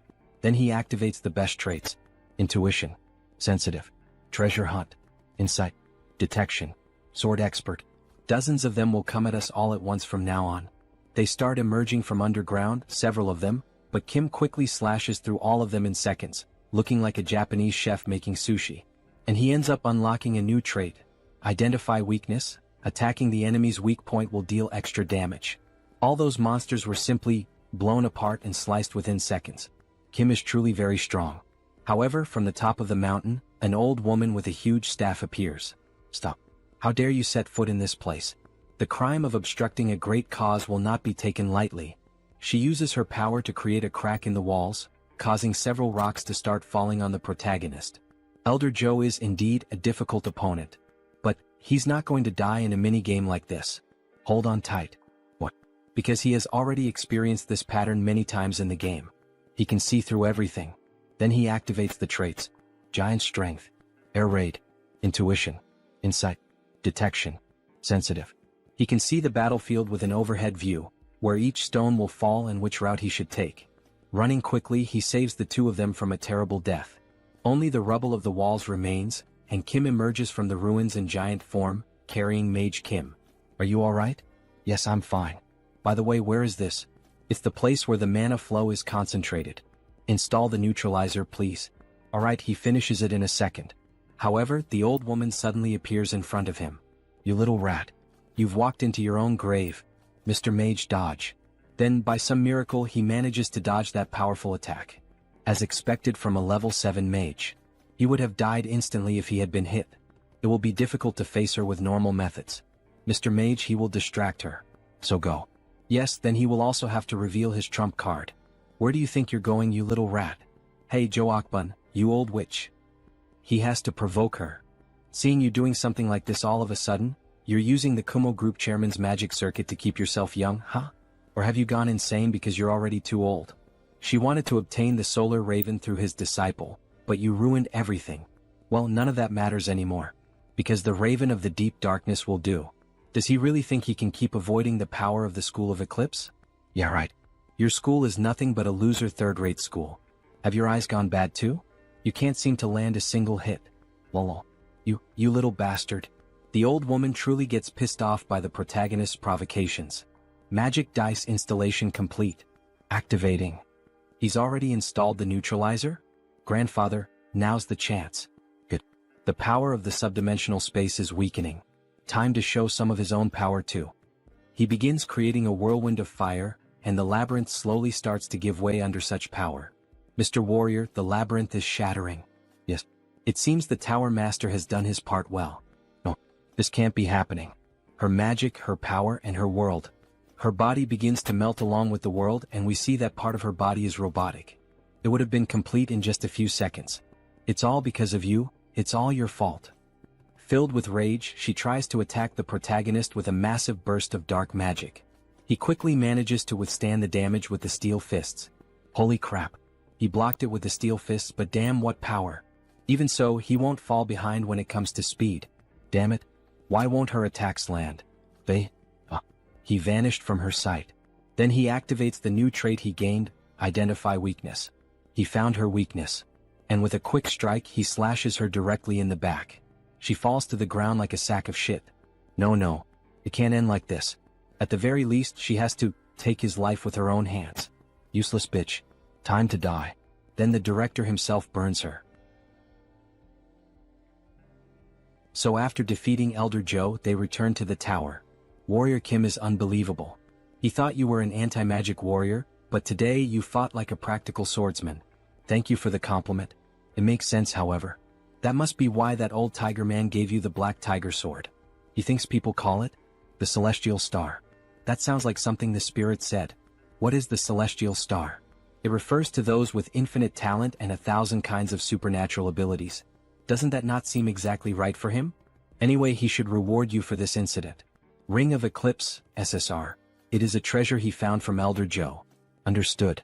One of the 8 treasures of the Magic Tower, and the strongest item of the School of Eclipse. The attribute imbued in the ring is Eclipse. The ring begins to display an animation of water and fire, as if there were a fusion of both powers. This is truly incredible. It combines the attributes of mana devouring, absorption, and storage. Says Kim while driving his new Ferrari that literally flies from being so fast. Time passed and autumn arrived. Beck Soren is training her attribute Heavenly Assassin Star, and Jeanette is training her attribute Innate Energy. Beck Soren will reach level 5 very soon. It will not take long until she learns the Mars Sword technique. We also have our werewolf. Having far surpassed level 4, Iron Fist Kim is in the process of expanding his territory throughout the country. And so, Arcane Seoul faced December 24th. Embassy of India in Korea. Wow. So an honorary paladin gathering is happening here? She wonders what it is like inside. This is the first time she spends the day of divine annihilation with other people. Make sure to enjoy today. Because tomorrow she will return to training, says Kim with an evil face, while Soren lightly laughs, seeming almost like a couple taking care of their daughter. She is going to enter first. Ah, Jeanette. Wait for me. December 24th, the day of divine annihilation. It is the day when the old father was officially killed, and the day to celebrate the Treaty of Westphalia. That is why it is commemorated as Christmas all over the world. Because this world does not have Christmas. Inside the Indian embassy it is beautiful. The girls become emotional upon seeing it. So much food and gold. Jeanette, look. It is Paladin Cha De-jun. Wow. He is so handsome. And on every day of divine annihilation, gatherings of paladins are held in several countries. He was invited as an honorary paladin of the orders of Thor and Gaia. But that is not the real reason why he came here. Who if it is not the owner of the Black Tiger Sword? He is Asim Kurat, the ambassador of India. He is Warrior Kim, level 5 superhuman. Thank you for the invitation. He came here because this man is the one organizing this gathering. This is his wife and daughter. His only daughter.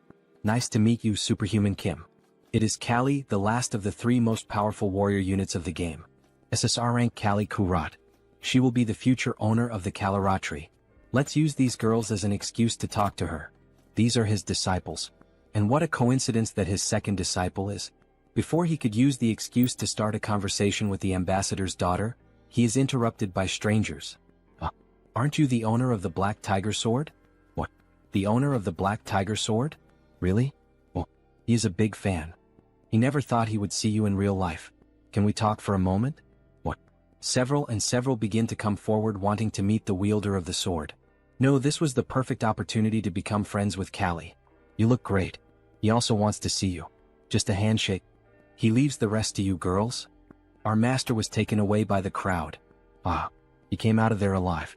He could not talk to Kali even for a second because of those people, but at least the girls made friends with her, so he thinks it is all right. Sometimes he makes this kind of face and, really, they are actually making fun of Kim behind his back, but at least they are making Kali laugh. Returning to Kim, he begins to pay more attention to the weather, since he is finally alone. Seeing the snow really conveys that end-of-year feeling. He wishes life were always this peaceful. However, the silence is interrupted by a girl. Hello. Would you mind having a small conversation, Mr. Kim? A beautiful woman in a black dress. But what we did not expect is that, in fact, that woman, this is the priestess of the Order of the Old Father. The very same one from the beginning of the story who forced him to serve her god. What brings you here? You must be busy since it is the day of divine annihilation. It is not the day of divine annihilation, it is the day of resurrection. Yes, of course, right? She is sure he already knows that she is showing great consideration. Consideration, she says? What kind? Have you never thought it strange? That he is still alive after you killed one of our inquisitors. That happened in the labyrinth, but even so she knows about it? If she had not intervened, his pathetic life would have already ended. It is all thanks to me working behind the scenes. Do you understand? Why did you do this? It is not as if he asked for it. He must do it, so that his great soul may become the light and the savior of our order. Soul. By soul she means the real-world self? In the real world he was just one among countless losers. A fool who achieved nothing, failing both in love and in life. Is she mocking me or something? Why the hell are you doing this to someone like me? Could it be that she is referring to my ability to switch attributes? He means if you consider this ability as being imbued in his soul. He thinks you could call it the Great Soul, but he would like you to become stronger than ever, so that a great vessel worthy of the magnificence of the soul may be completed. Take that crap yourself. He is not going to let that happen. Today is the day. Today? Everything starts from today. It is mostly thanks to you, Savior. While you were running everywhere causing trouble and chaos, we managed to accomplish many things. What nonsense are you talking about? You will see soon. A magic circle begins to form beneath her feet. Until we meet again soon. Then she activates the magic with her hands and disappears in front of the protagonist. As if she had never been there. Crazy bitch. She simply disappears after saying everything she had to say. What kind of crap is she plotting this time? Everything starts from today, she said. The main story of the game has not even started yet. Arcane Seoul. It makes no sense that Episode 1 with content equivalent to a full expansion pack would begin now. But today is the day of divine annihilation. On the very same day Episode 1 begins. December 24th, 11 hours 59 minutes and 27 seconds. Back in the game, the mysterious words of the priestess marked its beginning. Could it really be? The seconds keep passing until reaching 59, and when it finally turns to December 25th, a huge explosion happens right behind Kim. What was that? What is happening? Damn, it has begun. Episode 1, Terrorist Attack in Seoul. Bombing attacks all over the city begin to be reported. Mysterious monsters also begin to appear at the event of the Indian embassy. Before they could attack, they are struck by sniper shots. Our protagonist has already rushed to save everyone. The owner of the Black Tiger Sword? Protect this side with the other paladins. Understood. And what about you, sir? There are people he needs to protect. It looks like the war in Arcane Seoul is really about to begin now. The Manhwa is getting even more exciting. See you in the next recap. The attack began with monstrous serpents attacking everyone at the embassy. However, the two disciples of warrior Kim tried to defend everyone. Ambassador, are you alright? The terror in Seoul struck the entire city of Seoul. In the game, Callie's parents end up dying precisely in this terrorist attack. Ah yes, thanks to you. Hey, look behind you. With this as a turning point, Callie, devastated by grief, decides to become a superhuman. Then, the serpent is quickly sliced into pieces without having a chance to attack the family. The girls already knew whose technique that was, Professor Kim's. Won't he let this happen in this temporal life? Come to me, the rest of you. He is a busy businessman, as you can see. After finishing off the monsters, Kim leaves in the flying car and starts making calls. Hello, Commander? If it isn't the superhuman Kim. Sorry, but he is very busy right now with the terrorist attack in Seoul. He will have to return your call later. No, he has to tell him this right now. This terrorist attack is happening throughout the Seoul region, but there is only one real target. The president is in danger. What? Is that true? But he received a report saying that the Blue House was safe? That is true, but the president is not there. It is obvious where the single president would go on the night of the day of divine annihilation. He will send you the location. He will see you there. It is the building belonging to the president's secret lover. We have arrived at the destination. Should we land on the rooftop? There is no time for that. Anywhere the president stays, no matter how briefly, has strict security. To bypass the security procedures and enter immediately. He then jumps from the car and gains momentum in the air to break into the building. He will have to destroy the specially made glass. He manages to break into the president's lover's building. Wait, could he by any chance be the owner of the Black Tiger Sword? Are the two of them alright? Forget that, look behind. Then Kim is caught off guard by a sword attack from a mysterious woman. An explosion occurs from the clash of both swords. She is going to cut him into pieces and hang him at the Gwanghwamun gate. That old tiger will love this. The Japanese sword, Demonic Blade Masamyun. It is a weapon that inflicts a guaranteed random curse with every strike that lands on the enemy. Wielding two weapons, Very well then, let's see how much he has learned from that old man. She then unleashes a slashing attack from a distance.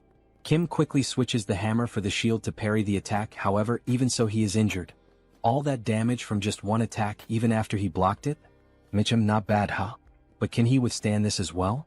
She launches another slashing attack. Kim tries to stop it by matching her strength, but he ends up losing and is hurled against the wall. He cannot keep going like this. The Empress of Massacre prioritizes offense over defense. To survive even one more second against her, he will have to close the distance. He will not stand a chance if he only blocks her attacks. He quickly rushes to her back with impressive speed, the same technique he used to defeat the old woman of the labyrinth. However, she manages to keep up with that speed. How cute, now die. She strikes the shield again, however this time Kim switched the traits to endure more. Giant Strength, Diamond Body, Mana Soul, Fierce Assault, Resonance, Shield Strike. This ends up reflecting the attack back at her, sending her flying. Then he quickly switches to the hammer charged with energy and tries to strike her. You damn bastard. The only weakness of the Empress of Massacre is extreme close quarters combat. One wrong move and he will die, but let's try. They begin the 1v1 PvP, Samurai Sword vs Mjolnir Hammer. The sparks and massive destruction in the apartment leave the president and his lover terrified. Damn it. Because of the Empress of Massacre's broken passive ability, invincibility, he was unable to inflict any damage. You annoying worm. This is the end. She then finally manages to land a blow and seriously injures him in the chest. He is more resilient than she thought he would be. Last words? Red. Take the president somewhere else. Confirmed. Moving to the designated location. Wait. The car speeds off at maximum velocity, safely taking the president and the woman away. What is he going to do now? She lost the target, huh? Ah, that bastard. He was aiming for this the whole time. This is the ultimate ability of the Empress of Massacre, Annihilation of Heaven and Earth. A Japanese technique that slices the enemy in half. Damn, he cannot move because of the curse now. Is there really no way to escape this? Of course there is. What is that? Ring of Great Escape. The user can leave the battlefield once during the fight. Thank you for being so stupid. Then at the last moment before he is struck, he ends up being teleported from the battlefield and she hits the ground. In the end, she only left the sword stuck in the concrete. That son of a bitch. She will 100% kill him when she finds him. He throws himself into the sacred water that heals him. He managed to survive by a hair's breadth. If it weren't for the Ring of Great Escape he received from the Master of the Tower, he would probably have died there. He was lucky. Anyway, the commander should have already arrived. Could he restrain the Empress of Massacre? Honestly, that may be difficult with his strength. He should focus on healing first. Then he equips the traits. Immortal, Revival, Regeneration, Wound Recovery, Cure, Vigor. He can think about that later. His phone starts ringing. And he was just about to rest. Hello, Master. Holy God, is that Soren? Why didn't he answer her calls? 4 days. He thought he had lost his hearing. He was resting. Wait, did she just say it had been days since he last answered? Yes, she was worried about him. Kim had disappeared after leaving her a strange message. Soren, he managed to survive, he will rest a little. Sorry, he was in a hurry. Okay, that's fine. But do you know where she is now? Where is she? Soren is at the Blue House with Jeanette. Well, the president wants to see him right now. He understood what is happening. Alright, he will be there soon. Now then, it is time to receive his rewards. In the next scene we see a handshake. He is truly incredible. He risked his life to save the presidents. Are you feeling better already? Yes, he is 100% recovered from the incident. The mana fountain and the elixir played a huge role. Gah. What did he just say? Someone slapped Kim on the back. He told you this guy would show up as if nothing had happened. It seems the elixir helped you. Do not forget that it is thanks to the Tower of Sun Magic. Why are these guys acting so friendly? Thank you, Superhuman Kim. This is to show his gratitude, so please. Is this the Rankus R equipment, Star Descendant? Star Descendant. The trait embedded in the equipment shares the same name. Star Descendant. It is an overpowered ability that changes your attributes to fit the situation every time the traits are switched. Evolution. Superiority. Adaptation. Arrangement. Divine Blood. When switching to the swordsman traits, it increases his attack damage and dexterity. Strength and endurance for the warrior traits. And for the shooter traits, it increases attack speed and movement speed. It is literally perfect for him. Thank you. He will make good use of it. Now that Mr. Warrior Kim has received his reward, it is time to put him to work. What? He wants to become a corps commander. It will be good to try this out in advance. Then he is taken to a kind of war hall with several maps and points. Currently, they are pursuing the leader of the terrorists, Shin Yaren, also known as the Empress of Massacre. He is familiar with this map because it is the mission map of Episode 1. If this were inside the game, he would have to complete each of those missions, but here, he sees the commander of the Western Corps, a war hero like the commander of the Eastern Corps. He even sees some executives from other orders and some people from the strike force of the Superhuman Association. The government plays a huge role indeed. That is why the Order of the Old Father was trying to assassinate the president, huh? Everything starts from today. Oh, what are you going to do, priestess? He thinks Episode 1 will end sooner than expected. Wow, we see a photo of Kim and the president together. The entire internet is talking about you, master. Someone filmed a clip of you fighting at the Indian embassy. It seems Episode 1 will wrap up without too many complications. He will focus on developing his character for a while. When they are approaching home, they notice that someone is already waiting for them. Is that the ambassador and Callie? Right, Callie. He had forgotten about her. Hello, owner of the Black Tiger Sword. We came to express our gratitude. Ah yes, he understood. It is the perfect opportunity to win Callie's favor. He has to say something. Master. She would like to become your student. Getting straight to the point? Student, you said? What do you mean? After experiencing this incident, she came to the conclusion that she needs to be strong to protect those she loves. She also wants to be strong like his students. Thanks to Soren and Jeanette, her family is alive. Please, she would like to become his disciple. Callie, are you sure you will not regret this decision? They can think about it a little more and make the decision later. Kim understands why her parents are so worried. Because Callie's grandmother, who was the former owner of the Kalaratri, which transformed into a kind of other world during the Rift expedition. The ambassador's family, upon reaching adulthood, manifests the destiny of the goddess Callie, and if they reject this destiny, death follows. Because of that, she also had no choice in the matter. But look at the time we are in now.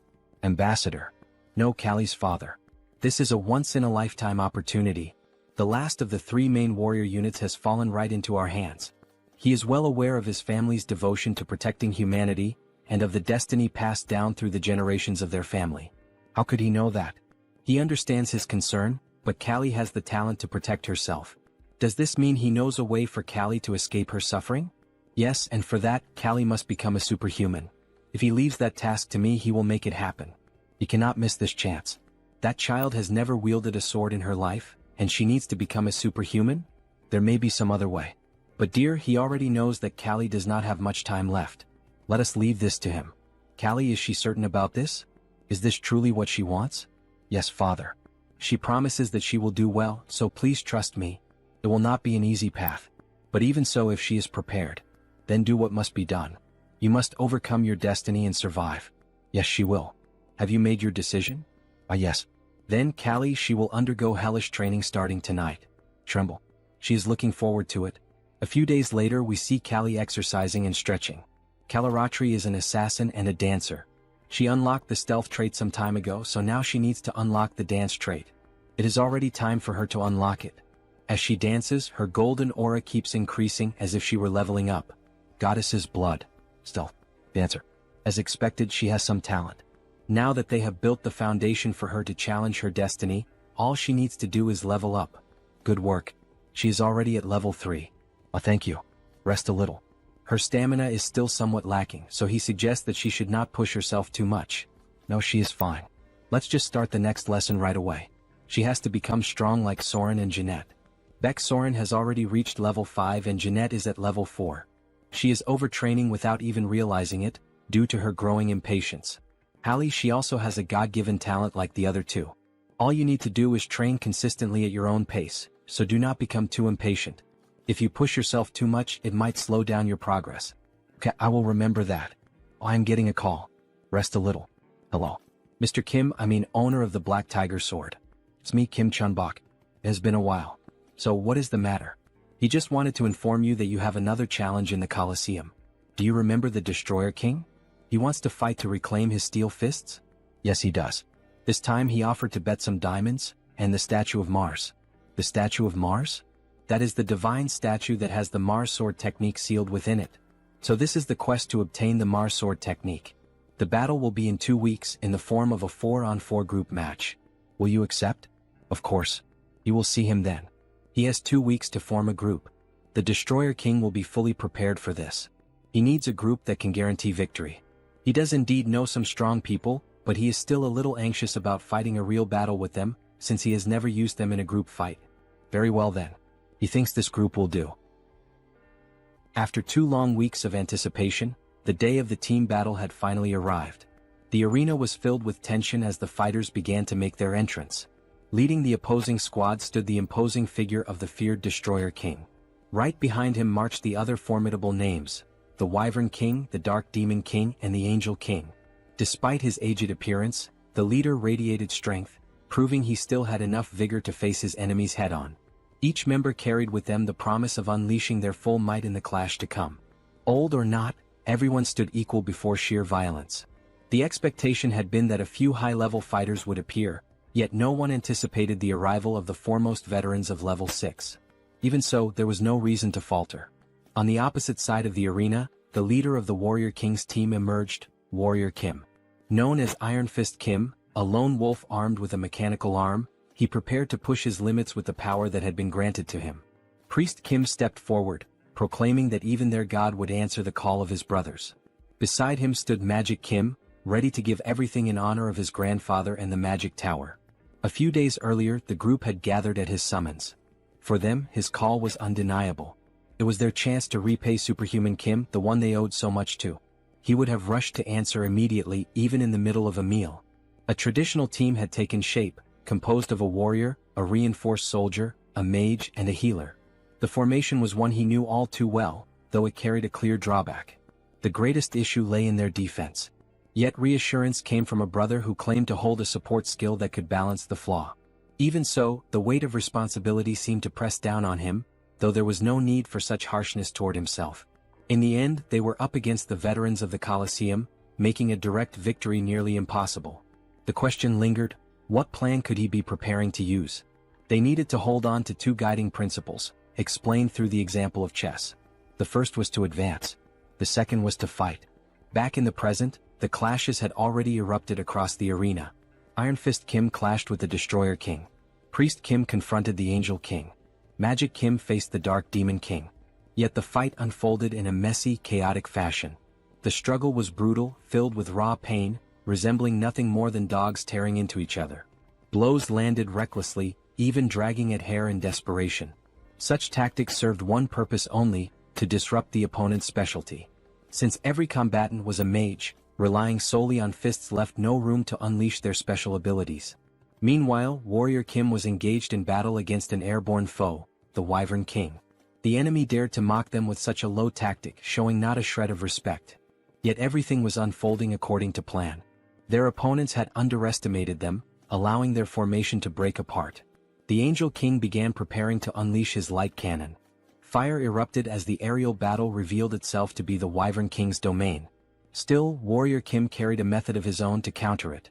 He unleashed the trait Air Raid, granting him the ability to move freely through the skies, evading incoming fire and positioning himself strategically above his foe. To everyone's shock, he too could fly. Channeling Tiger King's soaring heaven, he delivered a massive slash downward at his opponent, leaving the enemy caught in a dangerous position. At dawn's strike, the blade drove him into the arena floor, erupting in a brilliant golden explosion. The Wyvern King had fallen. Curses rang out as the realization hit, the Uncle Wyvern had been taken down. Distracted, his gaze turned elsewhere instead of the opponent before him, giving Iron Fist the chance to drive a crushing blow into the Destroyer King's stomach. The strike ended with his weapon aimed directly at the opponent. A pained grunt followed, a gasp questioning what kind of power this was. His strength was monstrous. For a complete attacker like Iron Fist Kim, an opponent such as the Destroyer King posed little challenge. He could hold his ground on his own without difficulty. The next clashes shifted to the others. One fighter, small in stature, moved with the flow of a mage despite not truly being one. Another stood unashamed before his god, even as doubts circled around him. A message had just reached him, declaring pride in his actions. Step by step, they were performing exactly as instructed, their coordination falling into place. He had forbidden the 2 of them from using any magic. The restriction seemed absurd. How were they supposed to fight? The command was simple: stay close to the opponent and keep brawling. In time, an opening would reveal itself, and that was when their magic would come into play. The white mage struck first, casting a burst of light that blinded even his own allies. The chaos escalated as the black mage began conjuring an immense sphere of dark energy, while the white mage lent his strength, feeding more power into the growing spell. The moment of death had arrived as the attack was unleashed straight at Mage Kim and Priest Kim. Yet Warrior Kim intervened, raising the shield he had earned to block the devastating strike. The priest was called upon to act, channeling every defensive enchantment and blessing at his disposal. The force of the assault grew heavier with each passing second, but the shield endured, holding firm against the overwhelming power. In that clash, the protagonist awakened a new trait, Wall of Shields. Laughter echoed, mocking the idea that these youngsters would do nothing more than block his attack. But then the white mage noticed something unusual. A warning rose. Dark Demon King had sensed a threatening presence. When the dust finally settled, only the protagonist remained standing with his shield, and behind him stood Mage Kim. The question lingered, should this be the end? The decision was made. Kim wielded the Mjolnir hammer, charged with the last spell he had carried, while Mage Kim stood ready with the flames of the phoenix. The time had come to finish it. Together they unleashed a combined strike, shaping a magnificent phoenix, as the protagonist's barbarian strength surged forward with everything he had. It was a victory for the Kim family team. A massive explosion erupted at the center of the arena, sending the crowd into a frenzy over what had just unfolded. The battle was over. The winner was declared to be the Warrior King's team. Cheers rose higher as the announcement followed. He had obtained the Peerless trait. The condition had been to defeat 3 high-level opponents consecutively, and he had accomplished it. With this achievement, he now possessed all the necessary components for the fusion against 1,000 traits. Laughter echoed as the opponents conceded, admitting their defeat. It had been a worthy fight. The promised reward was delivered to him without delay, with the assurance that the others would also receive what was owed. At last he had obtained the Statue of Mars, the artifact destined to awaken Baek Soren along with her sword technique. A challenge for revenge was offered at any time, but the response was firm. Such a rematch would never come. Their time had passed. It was clear a new era had already begun. Days later, the scene shifted to the protagonist's residence, where a duel unfolded between Warrior Kim and Baek Soren. The clash, however, leaned in her favor as she pressed the attack and forced him onto the defensive. Kim began to tire, sweat marking the strain of the fight. Yet his opponent showed no sign of slowing. She advanced again with unrelenting force, driving forward with the power of her charged trait. In that moment, the overwhelming might of the heaven-slaying star revealed itself. A few hours earlier. Pardon? He is giving this to me? Yes. The Statue of Mars is somewhat useless to him. It is an item that only responds to her, the star that slays the heavens. No wonder that the moment she merely touched the statue, it began to shine intensely. But it gives off a strange feeling just to look at that thing. Her eyes slowly start filling with power little by little. It is all right, she does not need to resist it. She only needs to let her instincts handle the mana. The 3 main sword techniques are martial arts, but they are also techniques for cultivating mana. The reason he never taught the disciples a special mana cultivation technique was precisely because of this. At last she understood and grasped it. With her eyes glowing red, she swiftly draws her sword and unleashes a red tornado of pure mana, something tremendously brutal. This is the true power of the star that slays the heavens. The power of Mars, the god of war, and the star that slays the heavens. Using the traits, Heaven-Slaying Star, Indomitable, Runaway Train, Sword Expert, Narrow Escape. And now she has finally awakened the supreme trait, Mars Sword Technique. This is incredible, but she cannot help imagining dark thoughts in her mind. That is only natural since it is the power of the star that slays the heavens. She just needs to accept it and focus on fighting, and she will become even more extraordinary. Thank you. She does not know how to repay him for this. After she made such a mischievous face, one could imagine how she might repay it. Right then she could start paying now, says the protagonist as he draws his sword. Could it be that he is finally going to take his payment? Of course not. Warrior Kim only cares about becoming stronger. Giving and receiving. Teach him the war sword technique. Returning to the present, they continue fighting for hours. She is fast and strong. Not only that, but she is also recovering her health and mana rapidly. He keeps being pushed back by her, as the one-on-one clashes are not favorable for Warrior Kim. As expected of such a powerful sword technique. If the dance of Kali was a dazzling sword dance, then Baek Soren's sword dance is the dance of a wild warrior. He can begin to feel it little by little. At that very moment, she realizes that something has changed. Kim's eyes have shifted and turned red. The world itself begins to appear in a blood-red hue. At last, he starts fighting on equal ground against her, no longer at a disadvantage, and the battle has only just begun. With a display of power, he hurls his disciple far away, slamming her violently against the wall. Surely that must have hurt. Trait. Mars Sword Technique. You have obtained a trait. So, this is the star that slays the heavens. The red energy courses through the entire body. Our protagonist has farmed aura. However, he forgot one detail. Beck is on the ground, nearly unconscious from the last strike. Beck-Soren, are you alright? Do I look alright to you? I'm sorry. Phew. He is so close to reaching level 6 now, but still just a little short. He feels that he can reach it if he only accumulates a little more experience.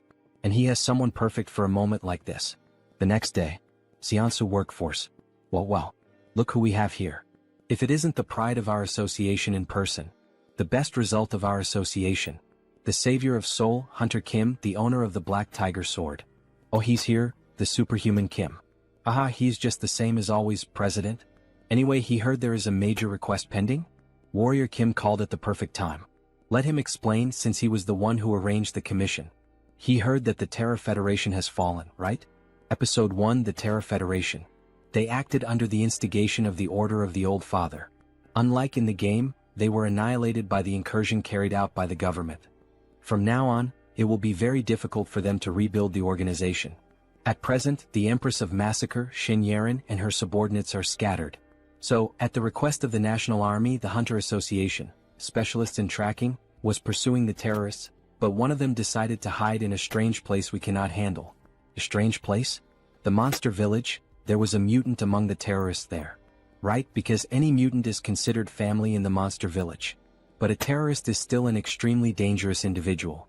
It has been difficult because that bear mutant has been protecting him. But to think that he has a connection with the monster village. That is almost like fate. So that is what happened. But he cannot simply accept this request.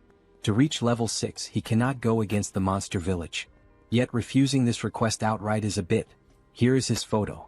A chameleon mutant who hid in the monster village. Look at him. This guy is basically screaming that he is a terrorist. This guy is a mutant? Yes, is there a problem? That guy is not a mutant. Sub-boss of episode 1, Mr. Chameleon. He is a bio-enhanced soldier. The terrorist deceived the bear. He will accept this request. And so, the protagonist dashes off toward the forest. As soon as he uncovers the truth, he will cooperate. He does not know if the man will listen to him, but he will have to try persuading him. As he was approaching, an explosion suddenly burst from the sky. An explosion in the monster village. Chameleon. He is beginning to take action. The fire starts spreading quickly through the forest. Some mutants collapse on the ground, unable to breathe as if they had been poisoned by something. But what just happened? It is a magic burst bomb.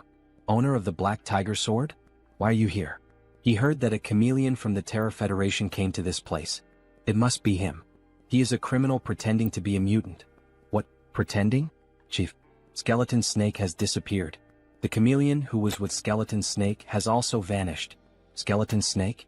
This is not the time for panic. At this rate, everyone will turn into a bomb and explode. Quickly raise the barrier now. Just obey me. Okay, fine. Oh Godmother, please protect us. Then the sacred tree begins to channel energy and form a barrier around the mutant city. He is still alive and all the other mutants start breathing again. Please maintain the barrier. He will find the terrorist and Skeleton Snake. Are you sure he will be fine on his own? Then Warrior Kim equips the hunting traits, Phantom Eyes, Intuition, Insight, Detection, Clairvoyance, Trace. He will find them quickly and return. Kim arrives at a cave and around it there is something strange in the air. He knows they must be somewhere around here. Master. Beck-Soren? Why are you here? You called me saying you needed her help. Did I do that? Alright. He sees that she has come to help. He ends up collapsing. Teacher, are you alright? Yes, everything should be fine. That is strange. Why does his body feel so exhausted? She thinks he needs to rest for a while. She will continue searching from here on. Ichem, are you sure you can handle that? Of course. Leave the rest to me and take a break. Give me a break forever? Don't make me laugh. Who would be fooled by a hallucination like that? Is this holy water? But it's already too late. Then an explosion ends up happening, and it is finally revealed who that cheap copy of Beck-Soren was. We see Skeleton Snake tied up with several mana pouches inserted into his body. That damn chameleon, he's using mutant bodies to create bombs. Those batches of mutants were far too easy to take advantage of. Thanks to them he managed to prepare the perfect terrorist attack. And now that he has lured that bothersome owner of the Black Tiger Sword, the Empress will be delighted. Some men appear behind him, forming an ambush for Kim. Does he by any chance think that this alone is enough to bring him down? This is a good moment to test it. He recently completed the set of Rage, Fighting Spirit, Fierce Assault, Destruction, Peerless, and Massacre. With this set, he now has the combination of the Mars Sword technique in matching against 1,000. With the union of the sword and hammer, he forms a red lightning bolt that leaves everyone in the room frightened, the same as Beck Soren did when she finally unlocked the new power. But what the hell is this power of his? They didn't tell us anything about it.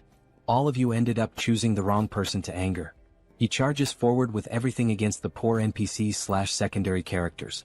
After some time fighting, we only see blood dripping from his sword. So this is the Mars Sword technique.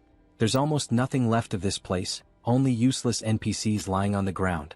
Such a fearsome power now in his hands. After finishing the fight, he runs with Skeleton Snake to the mutant city. The bear tries to communicate with him, asking what the hell happened, while the other mutants watch the situation. Skeleton Snake was exposed to mana for too long. This is going to get out of control, son. Please tell the Godmother tree to help now. Okay. Oh Godmother. Please save Skeleton Snake. It's too late. There's nothing she can do now. How could this be? Then the snake herself begins to speak. Dear Bear, tell my friend. Are you okay? Are you coming to your senses? Bear, please finish the job. What the hell is he saying? Is he by any chance asking to have the job finished? That might be the best option. If his mana core gets out of control, the explosion could sweep the entire monster village. He can't do that. Even if he has to die, he can't do that. He thinks he has an idea. Is that true? But the chance of failure is over 90%. And if things go wrong, he could be in danger. However, because he received a prophecy from our Godmother. She said that he was destined to give a part of my body to someone who would return her blood and flesh. That strangely made me think. Since Skeleton Snake helped me so much to get here, it's worth risking his life. He doesn't care as long as this can save Skeleton Snake. Even if it's a 1% chance. Please do something. He understands. Please prepare a bathtub. We'll bring one. And the Hunters Association should be waiting outside the forest right now. Please allow their entry. Under Kim. These are the things you asked for. Do you need anything else? President, no, every reinforced soldier here, he needs you to extract the mana cores and the lubricants from their prosthetic arms. How much do you need? Everything. He needs every last part of it. The only way to save the Skeleton Snake is to obtain a human body. Arg arg. In other words, he has to mutate the mutant. This method only appears after the episode of the nuclear war, but it's worth trying. Godmother. Let him ask for a portion of your blood to save the Skeleton Snake. It is only possible with the sacrifice of someone who has ascended to divinity. The Godmother's blood. Yes, take this. Good. Give a sip of this to Skeleton Snake. And a sip to me. Then he receives new traits. Divine power. Holy light. Radiance. Briefly combine divinity with these 3 traits and enter the space with the Godmother's permission. Kim begins to ascend. This is the Godmother's space. And the 2 beings she invited. 2 gods. His existence is far too insignificant to face the 2 of them, but their items are responding. Blessing of Thor. Blessing of Gaia. Blessing of the Godmother tree. With the help of these 3 deities, he can even pierce through this probability system and ascend to the heavens. In the middle of the forest, something strange is happening in the sky. 3 different forces in the form of lightning went directly to the bathtub with Skeleton Snake. A lightning bolt struck the Skeleton Snake. What is happening right now? Kim is radiating divine power. Until finally a huge explosion happened as if a miracle were occurring right there. Smoke is coming out of the bathtub. Kim speaks in a deeper voice as if it weren't him at the moment. Skeleton Snake. It's time to wake up. Then a human hand begins to emerge from the bathtub, and a little later we see a beautiful girl coming out of it, with very green eyes like a snake's. She finally looks up at the sky, seeing that beautiful view. No words leave her mouth. Kim approaches from behind with a piece of clothing. After all, he is a gentleman. Congratulations on acquiring a new body. Ah, thank you. This honestly feels like a dream, the sensation of the wind enveloping me, the smell of the grass, and even the humidity. It's been so long since she felt any of this that it feels unreal. She really has a body now. However, she begins to feel unwell and cough a lot. Hey Snake, are you okay? Owner of the Black Tiger Sword, did something go wrong? This is very strange. He is sure it was successful.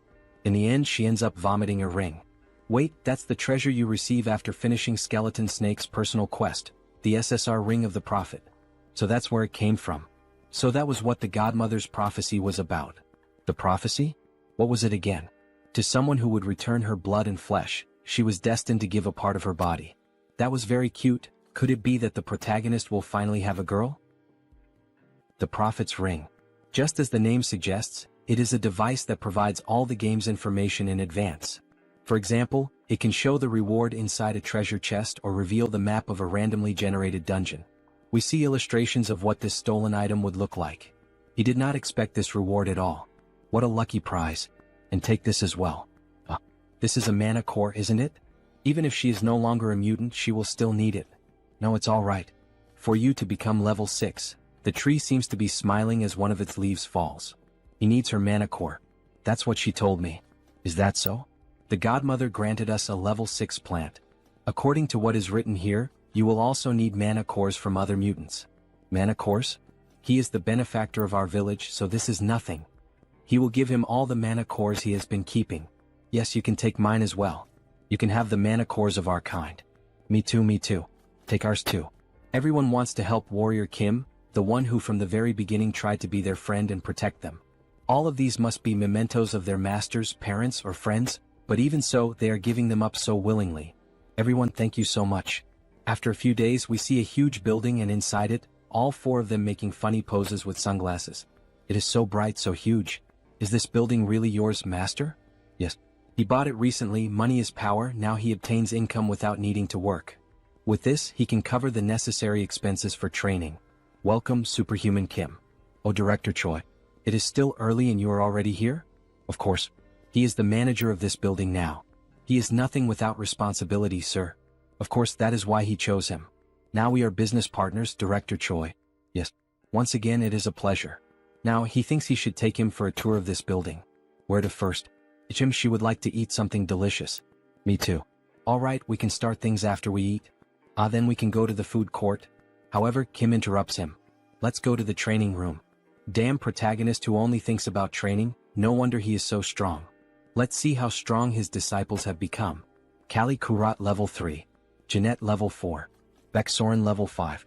They begin training in the new training place. Kim is equipped with his training traits.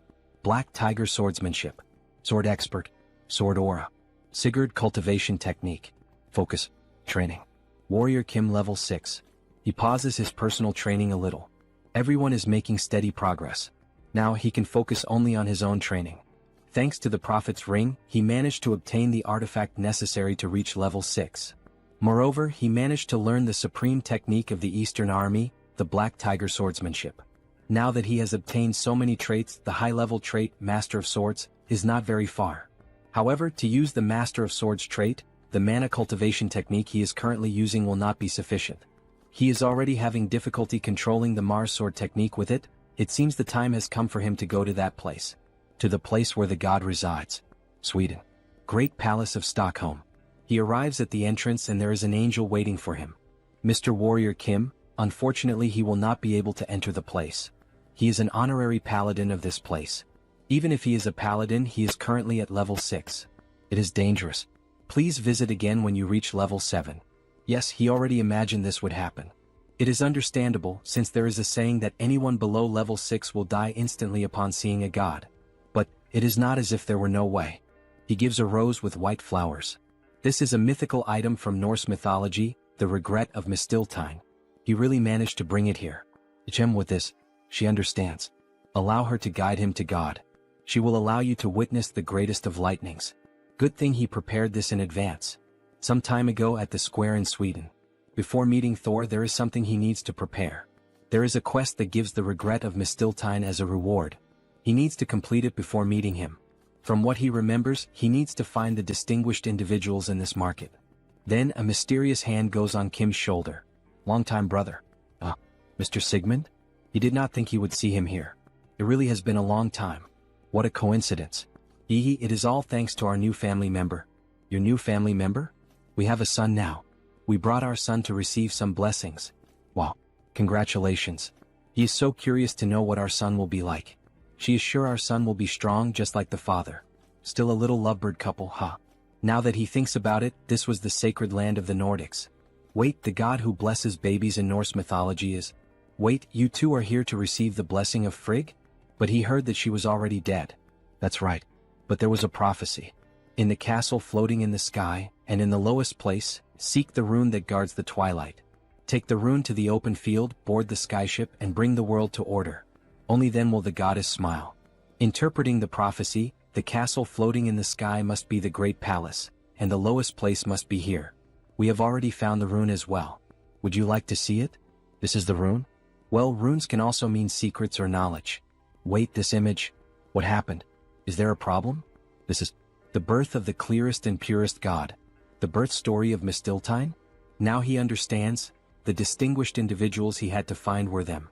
He needs to help them receive Frigg's blessing to complete the quest. My brothers, may I join your journey? This is the field mentioned in the prophecy. That's right. In the sky with the flying chariot they see the battle of giants. And this is the skyship from the prophecy.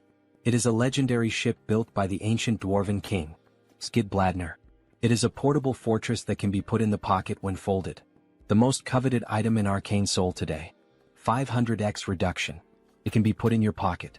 It is a flying portable aircraft carrier. Isn't it magnificent to see it with your own eyes? He wants it desperately. He could not obtain it in the game. This is the sadness of an F2P player. So, according to the prophecy, take the rune to the open field, board the skyship, and bring the world to order. Only then will the goddess smile. We have to take over Skidbladner and defeat those titans, right? Yes, but many have already died trying to covet that ship. It will not be easy at all. Not easy, he says? Nah, it's hella easy for him. Bro, calm down, there's a pregnant woman in the back seat. As he closed in on Skidbladner, the portable fortress revealed its defenses. Cannons emerged and unleashed fire, turning the approach into an aerial clash. Projectiles tore through the sky, incoming fast, confirming the threat. The moment had come to prove his strength. 6 new traits activated in sequence: driving, boarding, focus, phantomize, intuition, and sensitive. With everything set, he pushed forward at full force. With the car at ultra speed, he weaved through cannon fire and slipped past the waves of explosions. The system blared warnings: danger, too many projectiles closing in, evasion nearly impossible. The command was clear: accelerate. The vehicle surged forward, dodging collisions by a hair's breadth and breaking free from the storm of missiles. Through the smoke, something emerged. What looked like a grin was in truth the protagonist's car. A new trait awakened, one with the vehicle. The connection fused him with the machine, making it entirely his. The car shifted, transformed like a mechanical giant, a living weapon under his command. The target stood clear. Kim hurled himself into Skidbladner and unleashed a devastating strike, Thor's hammer dropping like a bomb. What the hell was going on? Why would a paladin of Thor act like this? He didn't even believe in gods. Odin's name echoed in frustration. Why send that bastard here? But calling on a deity meant nothing now. Skidbladner belonged to warrior Kim. Moments later, only laughter could be heard. The clash had been brutal, a fight to remember. All that remained was to bring the place under control. Yet the question hung in the air: how would he make it work? The master's voice cut through the chaos, confident. He believed he could take command. Once linked with Skidbladner, the car came fully under his command. Power output surged and a virtual map unfolded before him. To claim Frigg's blessing, Fenrir had to be located within this place. Confidence followed. Kim could handle it. He deployed the fortress's arsenal, unleashing a storm of fire on the titans below, bullets raining down in relentless waves. The prophecy finally seemed within reach. Gratitude spilled out. This debt would never be forgotten. And now the path forward was clear. The map lit up, glowing brighter until a colossal figure emerged. A woman, the goddess Frigg herself. With delicate care, she placed her hand upon the pregnant belly, granting the long-awaited blessing. Gratitude echoed deeply. This divine gift would never be forgotten. The mission reached its end. As a reward, he received his prize: regret of Mistiltine, god-slaying Mistiltine. Consumables of near-mythical rarity, with only a 1% chance of appearing in the game, now rested in his possession. Armed with these, he was finally prepared to face a god.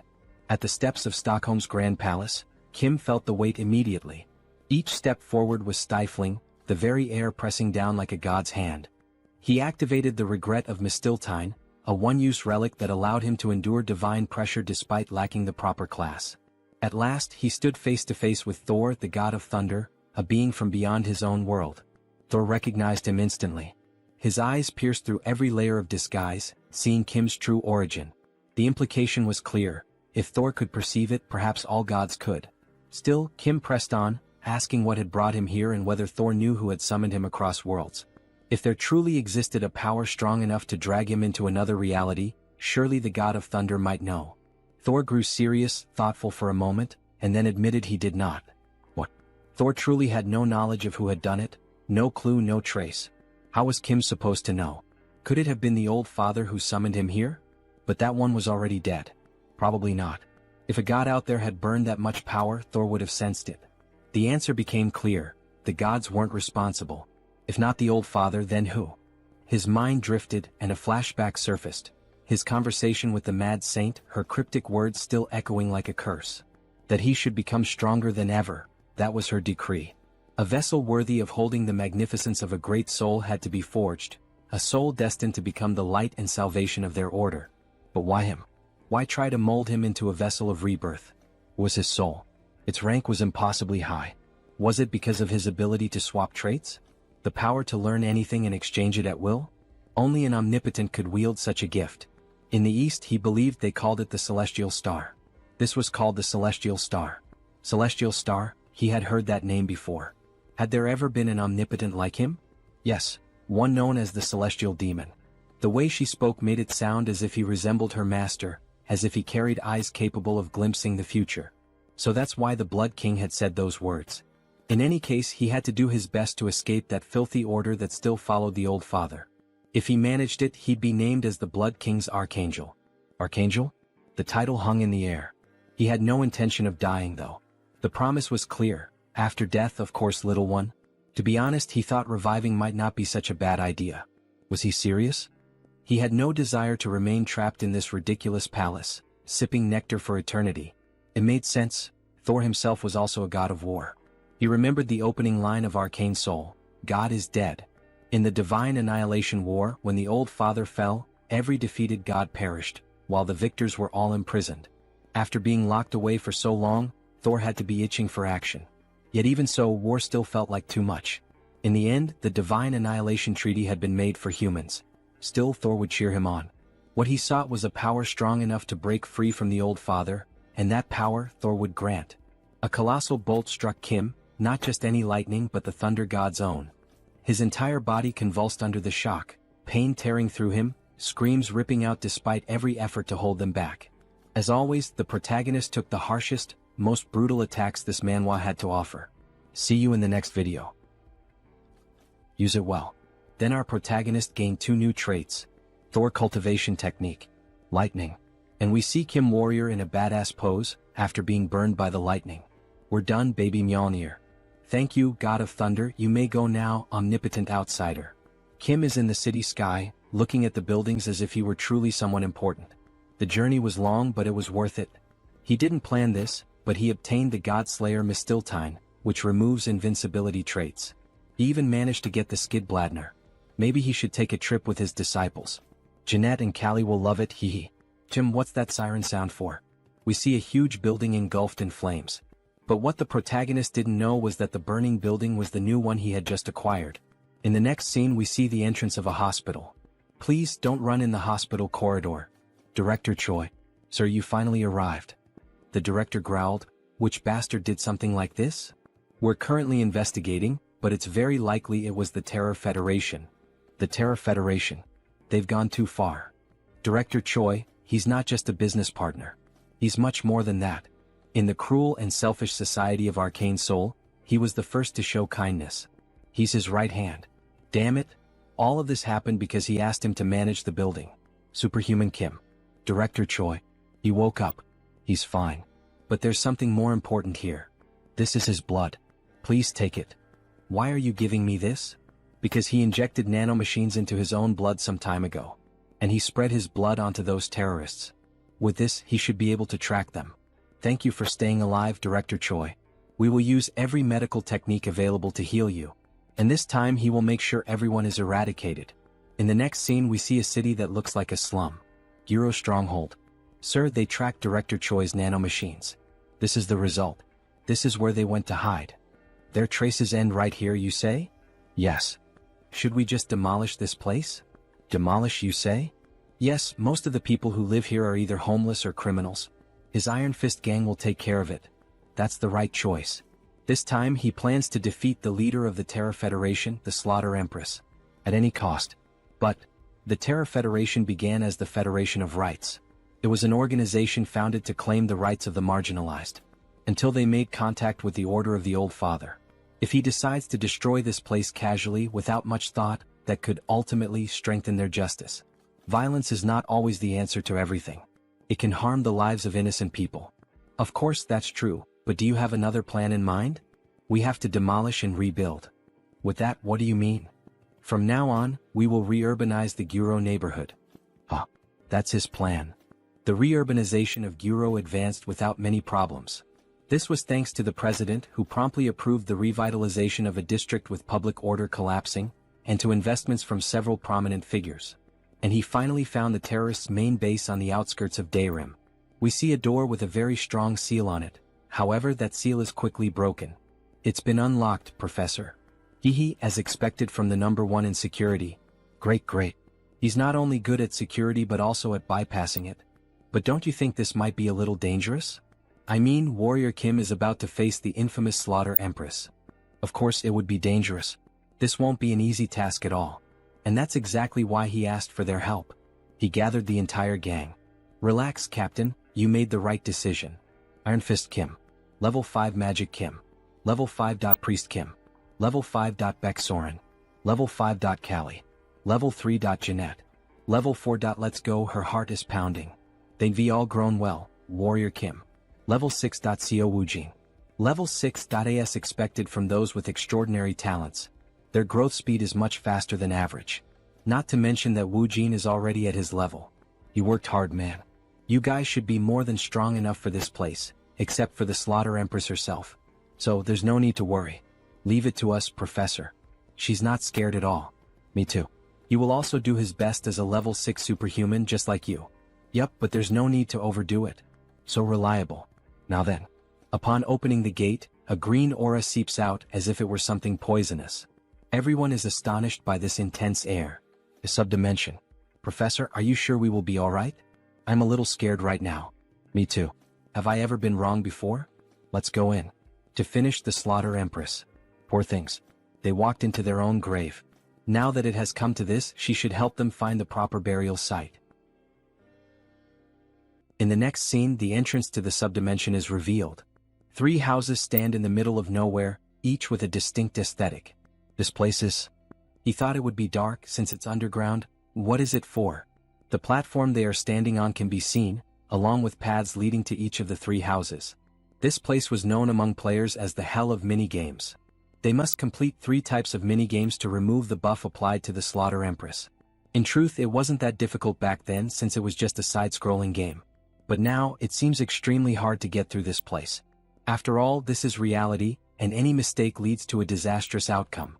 However, he brought his disciples in preparation for a situation like this. They will split into 3 groups to cross this area. With Seo Woojin as the leader, Mage Kim, Priest Kim and Iron Fist Kim will form one team. And with Beck Soren as the leader, Jeanette and Callie will form another team. But what about the last group? He will be in a team by himself. Because he is a professional whose name once appeared on the leaderboard. Seo Woojin's team will take on the first minigame. They must destroy the falling blocks and reach the finish line. Why are they so difficult? It doesn't seem easy, but since they have Mage Kim who can sense mana, this way, it won't be hard for them to find the block that needs to be destroyed. Great. Let's get out of here quickly. Yes. However, Woojin seems to be bothered by all this. Beck Soren's team will take on the second minigame. They must find a solid cloud platform to cross the sky and reach the finish line. If they follow a specific rule, they can complete it in no time. Callie, how far are we from the finish line? And they have the board game maniac Callie. Only 10 more cloud platforms left. And finally, he'll do just fine on his own, so they don't need to worry. But all of this will be a bit complicated, so it will take him some time to finish everything. If they reach the finish line before him, they must not open the door and should wait for him. Then he wishes good luck to everyone. Finally, the first group reaches the finish line. Priest Kim thinks they were the first to arrive. It was all thanks to that guy. He did a great job finding the right block. He's glad he could help. The priest's dispel was also important. He could rely on you. It was nothing really. However, once again Wu Jin seems dissatisfied. Shortly after, the other team arrives. We did it. Arcali is so smart. Both of them were amazing. I'm so proud of you. That was easy. She handled all the traps that flew toward us. While everyone celebrates, Wu Jin stands alone. He wanted to show his master how much he had grown. What is he doing now? He simply can't keep going like this. He's the only level 6 warrior here. He'll face the Slaughter Empress himself. Surin realizes what he was about to do, prove himself and become today's protagonist. What are you doing? Come back here right now. You can't go in. Warrior Kim hasn't arrived yet. It's fine everyone. He's a level 6 superhuman, so he should be able to face her. Then, before he could do anything, the same mist from before appears, leaving everyone in shock. What is this crushing pressure? He can't move an inch. That's the difference between him and a level 7. You idiot. The master said to wait. What? How are they enduring this curse? He tried to be the protagonist, but in the end he's just a beta. The three of them attacked the Slaughter Empress. They must have a death wish. Very well, as you wish. With a single strike she injures our girls. Damn it. Resisting the curse isn't enough to defeat her. She's not someone we could have faced from the start. Run back, Soren. Goodbye, little girl. Before she could finish the blow, the hero, the true protagonist, the Gigachad, finally arrived in time. Hey, Slaughter Empress. Been a while, huh? It's been a month, he thinks? Teacher? Ah. She never expected you to come here in person. There's no need to waste time. She'll kill all of you. No. Even our teacher can't withstand that attack. But fortunately there's nothing left for the beta. After all, our protagonist stands as her equal. He's on equal footing with the Slaughter Empress? Yeah. She swears she'll kill him. He was wrong. The protagonist of this battle is... Kim draws the tiger sword. Wrong. The one who will die today is you. The protagonist is Warrior Kim, our master. With all that light around him, he looks almost like a Scion warrior. You think you can stop me with something like this? It doesn't matter how many times you fire that. He already knows that. During the Soul Terror incident, he painfully experienced firsthand the power of the Slaughter Empress's broken passive, invincibility. Damn it. Because of her overpowered passive, invincibility, he couldn't inflict any damage at all. Now during this duel he holds the gift of God. He's grown so much in such a short time. She'll have to be careful, especially when fighting against a sword master who has completed the title swordsmanship. Annihilation of heaven and earth. Damn. That move is terrifying no matter how many times he sees it. It's time to end this. Bearer of the Black Tiger Sword. Her blade pierces through the shield, however before she realizes it, a branch has already pierced her body. God-slaying Mistiltine. Effect. Nullifies the opponent's invincibility effect. Now that this item's in effect, she's done for. She becomes confused about what's happening. But what the hell is that? The God-slaying Mistiltine nullifies invincibility. The reason he had been playing defensively was, and with a quick movement he makes a precise cut like a sushi master, leaving her bewildered by what just happened. Then to finish it off with a badass stance he launches a point-blank attack. Inferno. A massive black beam to pulverize her. He had waited all this time to get this opportunity. Even after that attack she tries to resist. This is nothing. It's just an attack from a mere level 6. Even if she dies here she'll take him with her. Before she could speak he makes the same cut on her other arm. Everyone watching the fight is astonished by what's happening. After all, a level 6 is dominating a battle against a level 7. And in this world it's very clear, the one with the higher level is stronger. Do you feel that? This is a battle that surpasses levels. With several quick slashes, he finishes her off as if slicing meat to be served on a plate. You deserve this. And even after all that, she still remains conscious, with a devilish smile, asking to be finished. The final boss of episode 1. He won't refuse, and with one strike he finishes the job. The Slaughter Empress is completely dead. To think he actually defeated the supreme martial artist. What a great achievement. Incredible. Brother, at this rate he's going down in history. Haha, he's happy to see that all of them are safe. However, there was one who wasn't happy. The professor. He apologizes since because of him he almost ruined the professor's plan. Alright, since we got it, stand straight, man. Masamune, the phantom blade of the Slaughter Empress. It has a good attack attribute.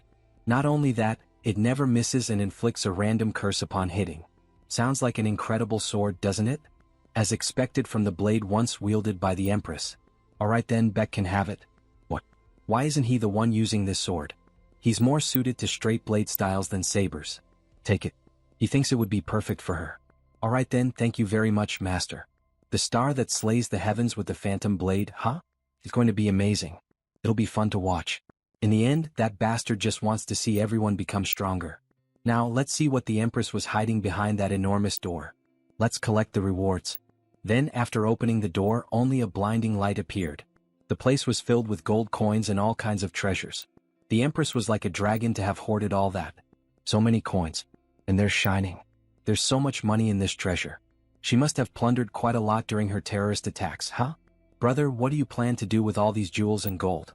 Well, we'll probably use it for repairing the damage caused by the terror, along with restoring his building. With the exception of that, of course. He picked up an automatic weapon.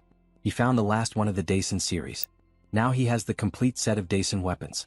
Days later, the reconstruction of the building began. And we see a new scene. Please, I beg you.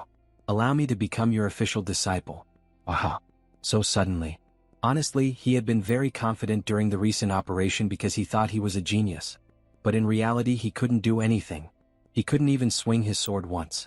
So that's why he looked so down back then. He realized that leveling up doesn't solve everything. Of course, the teachers he has in the clan area are also amazing. But they lack an essential factor. I also want to become a warrior. The instincts of a weed that fights to survive in the wild. If that's what you wish to learn, then fine, he'll accept you. Really? Yes, but don't ask to quit later, alright? Yeah, congratulations and welcome. He promises that will never happen. Thank you so much, master. Then, suddenly, someone pats him on the back. Welcome, rookie. Looking forward to working with you. Rookie, my ass. He met him before you did. She's the junior here. What do you mean? We've got to follow the order in which we joined. Don't you agree, Disciple Seo? The boomer side of her is showing again. Hey, don't make fun of your senior. Stop right there. Then all of a sudden she hits someone. Jeanette. Her eyes tremble. There you are. She has no idea how much trouble he went through to find her.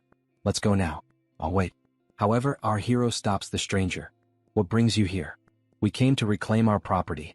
Your property? Surely he's not talking about Jeanette. That's exactly what we mean. As you can see in this contract, this girl is ours. So we'll be taking her back. Then he realizes who these men are, the same ones who murdered Jeanette's parents and sold her, left alone, into human trafficking. The mages of the Iliang Magic Tower. He guesses it's time for Jeanette's personal quest to begin. She is his disciple. You cannot take her. What are you saying? This girl is our asset. Take a look at this contract. Ridiculous. Where's her consent on that damn piece of paper, huh? If you really want, he's willing to send Jeanette to your magic tower. However, he will be accompanying her. With this mission, the sword of the Nephilim will finally be inherited. Shortly after, Guachin. Iliang Magic Tower. They storm the place. Ugh, what the hell are these things? The site of Magitech biological experimentation. A place where the disgusting greed of humans is laid bare. Master, do you think she'll be able to become strong enough to stop all the horrible biological experiments in the world? Jeanette girl. Yes, but only when she obtains the sword of Nephilim. Then we soul go right away. But there is something you must do before that. Avenging your parents. Oh, I see. I almost forgot something she shouldn't have. Let's go teach her. Then the attack on the Iliang Magic Tower begins. We see Jeanette destroying the whole place. Sorry. Please spare me. Your parents. Master of the Tower of the Iliang Magic Tower? Do you dare mention her parents? She doesn't even want to speak to him. Die. With a quick strike, she finishes the fight. However, of course, that would be a traumatic scene. After all, Jeanette is still a child. Our protagonist is insane. He made her taste blood like that just to become stronger. She breaks down in tears after realizing that it's all over. Beck Soren tries to console her. After all, it was the revenge she had so long desired. Are you okay? Good job. That must have been hard. But Jeanette's mission does not end with revenge alone. Magitech biological experiments are being carried out secretly throughout Arcane Seoul. Among them, the best result to emerge from the Magitech experiments was found. The human-angel hybrid, the Nephilim. We need to kill it. To do that, we need to find out his true name. Jeanette, let's go down to the basement to grab the Nephilim's sword. So this is a Nephilim. Were they researching something like this? Good job, everyone. You are no match for him, so stay back. Are you fighting alone? Isn't that too dangerous? He's not wrong. Normally it's a raid boss that requires at least 4 level 7s. But Nephilims don't have free will. They can't use tricks and strategies like superhumans. So, if we follow his plan we have a chance. Rise, Anik. Then that demon, who in fact is an angel, is awakened. The ground around begins to collapse and the capsule he was trapped in doesn't hold for long. Upon breaking free he already starts using his aura to intimidate. A strong pulse that applies the fear status effect and at the same time lowers the attributes. However, Kim quickly uses the trait, Air Raid, and approaches the monster. That movement was already expected. He becomes strong and switches traits. Giant S Strength, Mana Soul, Sword Expert, Mars Sword Technique, Thor Cultivation Technique, Moon Slash. Unleash the strongest blow he can deliver. By striking its leg he finishes by throwing the hammer with full force, opening a hole. Penetration. The creature screams in pain and tries to counterattack, however, Kim dodges easily. Seriously? He hits the legs on purpose but they are completely intact. He is simply going to hit him until it works. After all, Kim knows all his patterns. He also poured giant blood over his sword. Giant blood causes damage over time. Against giants. If this damage is applied consistently during its duration, his damage scales infinitely. The creature even kneels, however, the desire to fight remains. But he needs to be careful with the Nephilim's sword. A black cloud comes toward Kim. He tries to dodge all the strikes, although some still hit and injure him, making his students worried. This won't do. Now is not the time to panic. Hold on. Master, we will fight as well. Wait. The highlight begins now. Radiance. Kim becomes completely white. He cannot miss the final strike. The continuous dark attribute damage that blooms into a white flower. He sees it. Its weak point. He mercilessly strikes the creature, causing it to release energy. And finally, the phase of the struggle. A massive amount of sword aura is pouring out. Everything is going according to plan. Now return to death, Anik. The creature is split in half. However, before losing consciousness, it speaks its first words. I have been wronged. Everyone is surprised. The Nephilim's sword. The place that still exudes mana is right here. With a strong strike of the hammer, he breaks the shell of the sword, transforming it into the true Nephilim sword. SSR Pitch Black Sword. He finally obtained the completely black sword. What an amazing battle. We really learned a lot. But what if he had gotten hurt? Ah, Jeanette. Try holding this sword. The sword? All right. Only Jeanette, who was used in experiments, can draw out the sword's full potential. It is an essential step to completing this mission. When she holds the sword, the black mana begins to surround her. Master, what is happening? Do not worry, just go along with what it tells you. The sword. Her eyes turn completely black. Right as commanded. She points the sword at herself and completes what was requested. Soren asks Kim to stop Jeanette, however, he tells her to stay calm. Everything will begin soon. The trait, Natural Born Energy, is activated. The pitch black sword reacts with Jeanette's innate energy trait. And finally, a whirlpool of black and white energy begins, symbolizing the start of a new era. One of the strongest in Arcane Seoul. The completely black energy was completed. Sword of Nephilim. In the following days we see Kim's apartment restored. Now with more improvements inside. All damaged facilities were repaired. And we even got new training installations. This is perfect for training. But teacher. Yes, the Sword of Nephilim. She doesn't know how to pass it on to him. Of course she doesn't. Because the sword only reacts to her, the one who possesses the innate energy trait. It only reacts to me? Then what should I do? There's no need to worry. You will simply obtain the same trait. Then you will naturally understand how to pass it on to me. Is he planning to learn that trait by any chance? But how is he going to do that? He will learn cultivated energy. First, he plans to learn Wujin's along with the sword. He has seen it enough times to imitate it easily with his body, copying the traits of others. He has heard of such a feat before but never seen it with his own eyes. He can't wait to see it. Alright, now we must start training in the new shooting room. Jeanette and Wujin start shooting at him and they're really trying to hit him. Teacher, how long do we have to do this? Not for long. Keep going. He's going to die at this rate. The shock bullet hits me and the death attribute cuts me, but even so, he is tracing the raw flow of it. Finally, the energy surrounded me. You have obtained a trait. One with the sword. But this still isn't the end. Now that he has obtained the final piece, finally, the official trait of the best warrior class. Hey, that's an aura blade. Trait, Sword Master. You have obtained a high-level trait. This marks the emergence of the extraordinary level 6 swordsman. Now then, before he starts truly learning it, Jeanette, what do you think key is? Key is? It's the light of your soul. The light of your soul? Yes. Unlike sword aura, it isn't just crystallized mana. It takes mana as the body and the soul as the mind. It's basically another me. In other words, it's your avatar. Avatar, you say? Yes. That's why, even among high-level superhumans, only the warrior class can wield ki. But that's just what I think. Look at this girl, huh? She really put effort into it, didn't she?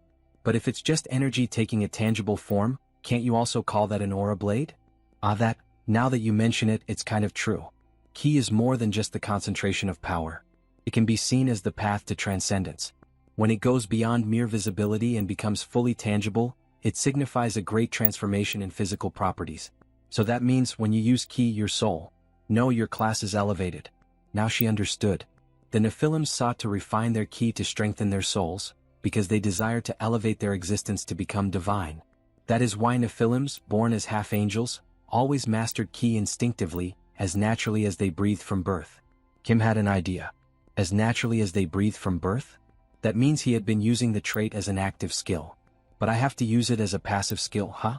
Teacher, hold your sword and close your eyes. Don't use your sword aura like you normally do, just breathe. Slowly and comfortably. Inhale and exhale. This place, it's the space of the Nephilims who sought to become gods. So this is the main point. It is to understand their desire, the starlight unfolding before his eyes, the staircase ascending to the constellations, and the light of the soul. All of these are truths that cannot be conveyed through words.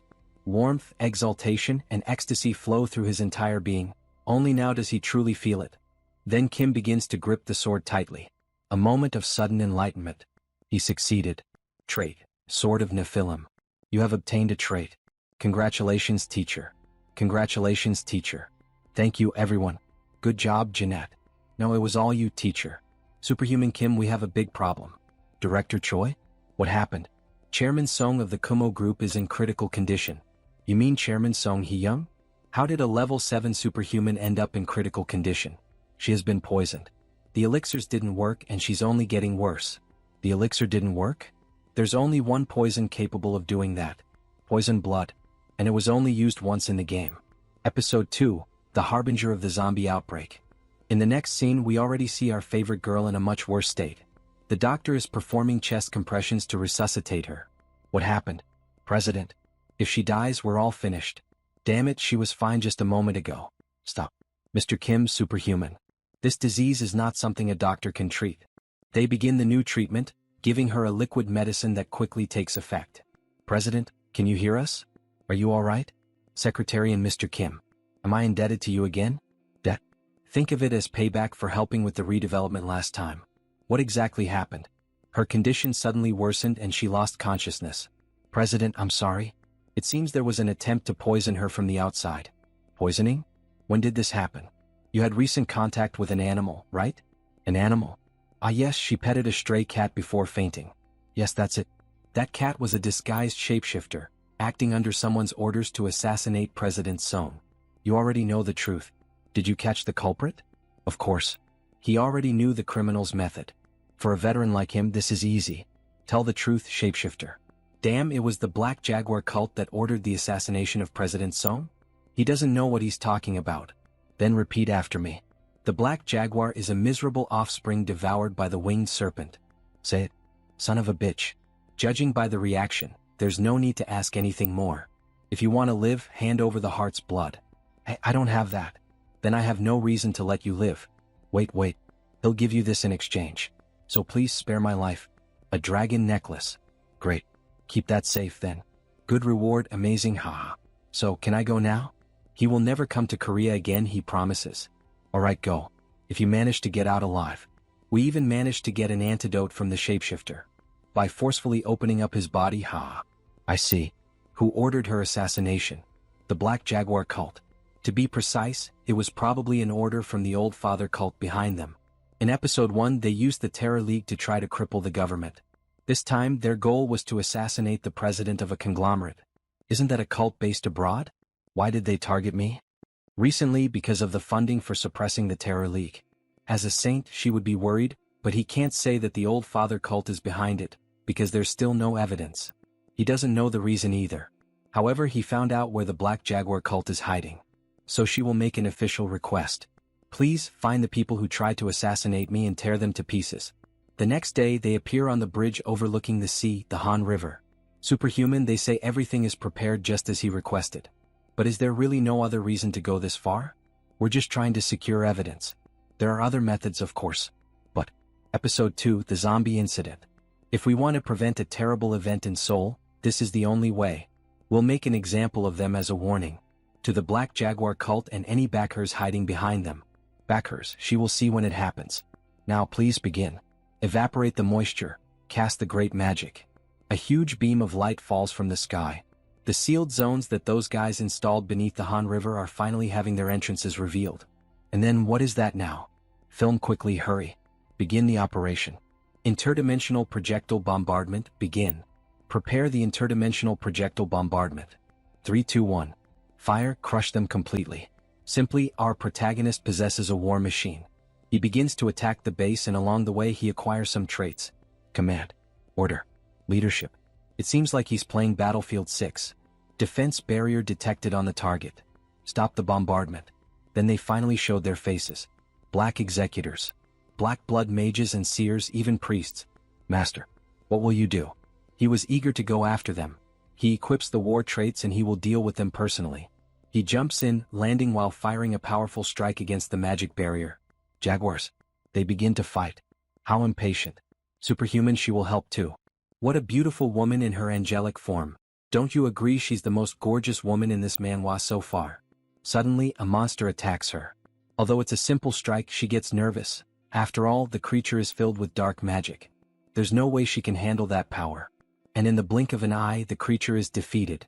She's shocked, unable to understand what just happened, but upon looking more closely, all the monsters are being swiftly taken down. That's an aura blade. And with just one strike, Kim slices the last of them to pieces. And so, he truly became a level 6 sword master. She came down to help, but instead, ended up being the one who needed help. It was nothing. They've been neutralized, so let's head inside now. The enemy's secret base within the sealed zone, we must find it here without fail. Proof of the financiers who backed the Black Jaguar cult. They then finally enter, and it looks like a city inside that dimensional portal. No one is here. Yes, their real base is in Brazil.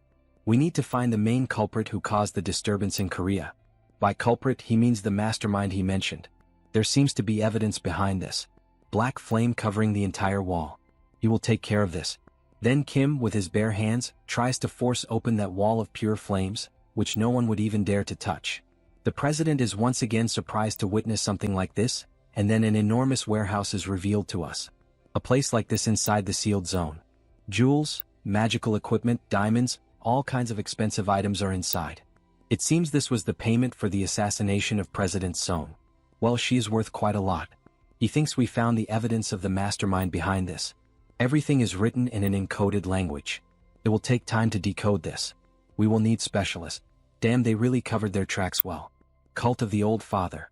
Leave this to our Jumo security team, we will decode it as fast as possible. Yes, please do that.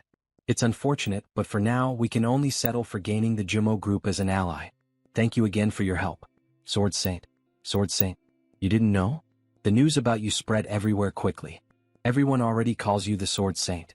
The Dark Tiger Sword Lord, now called Sword Saint. The headlines are really something. 23-year-old Sword Master highlight.gif.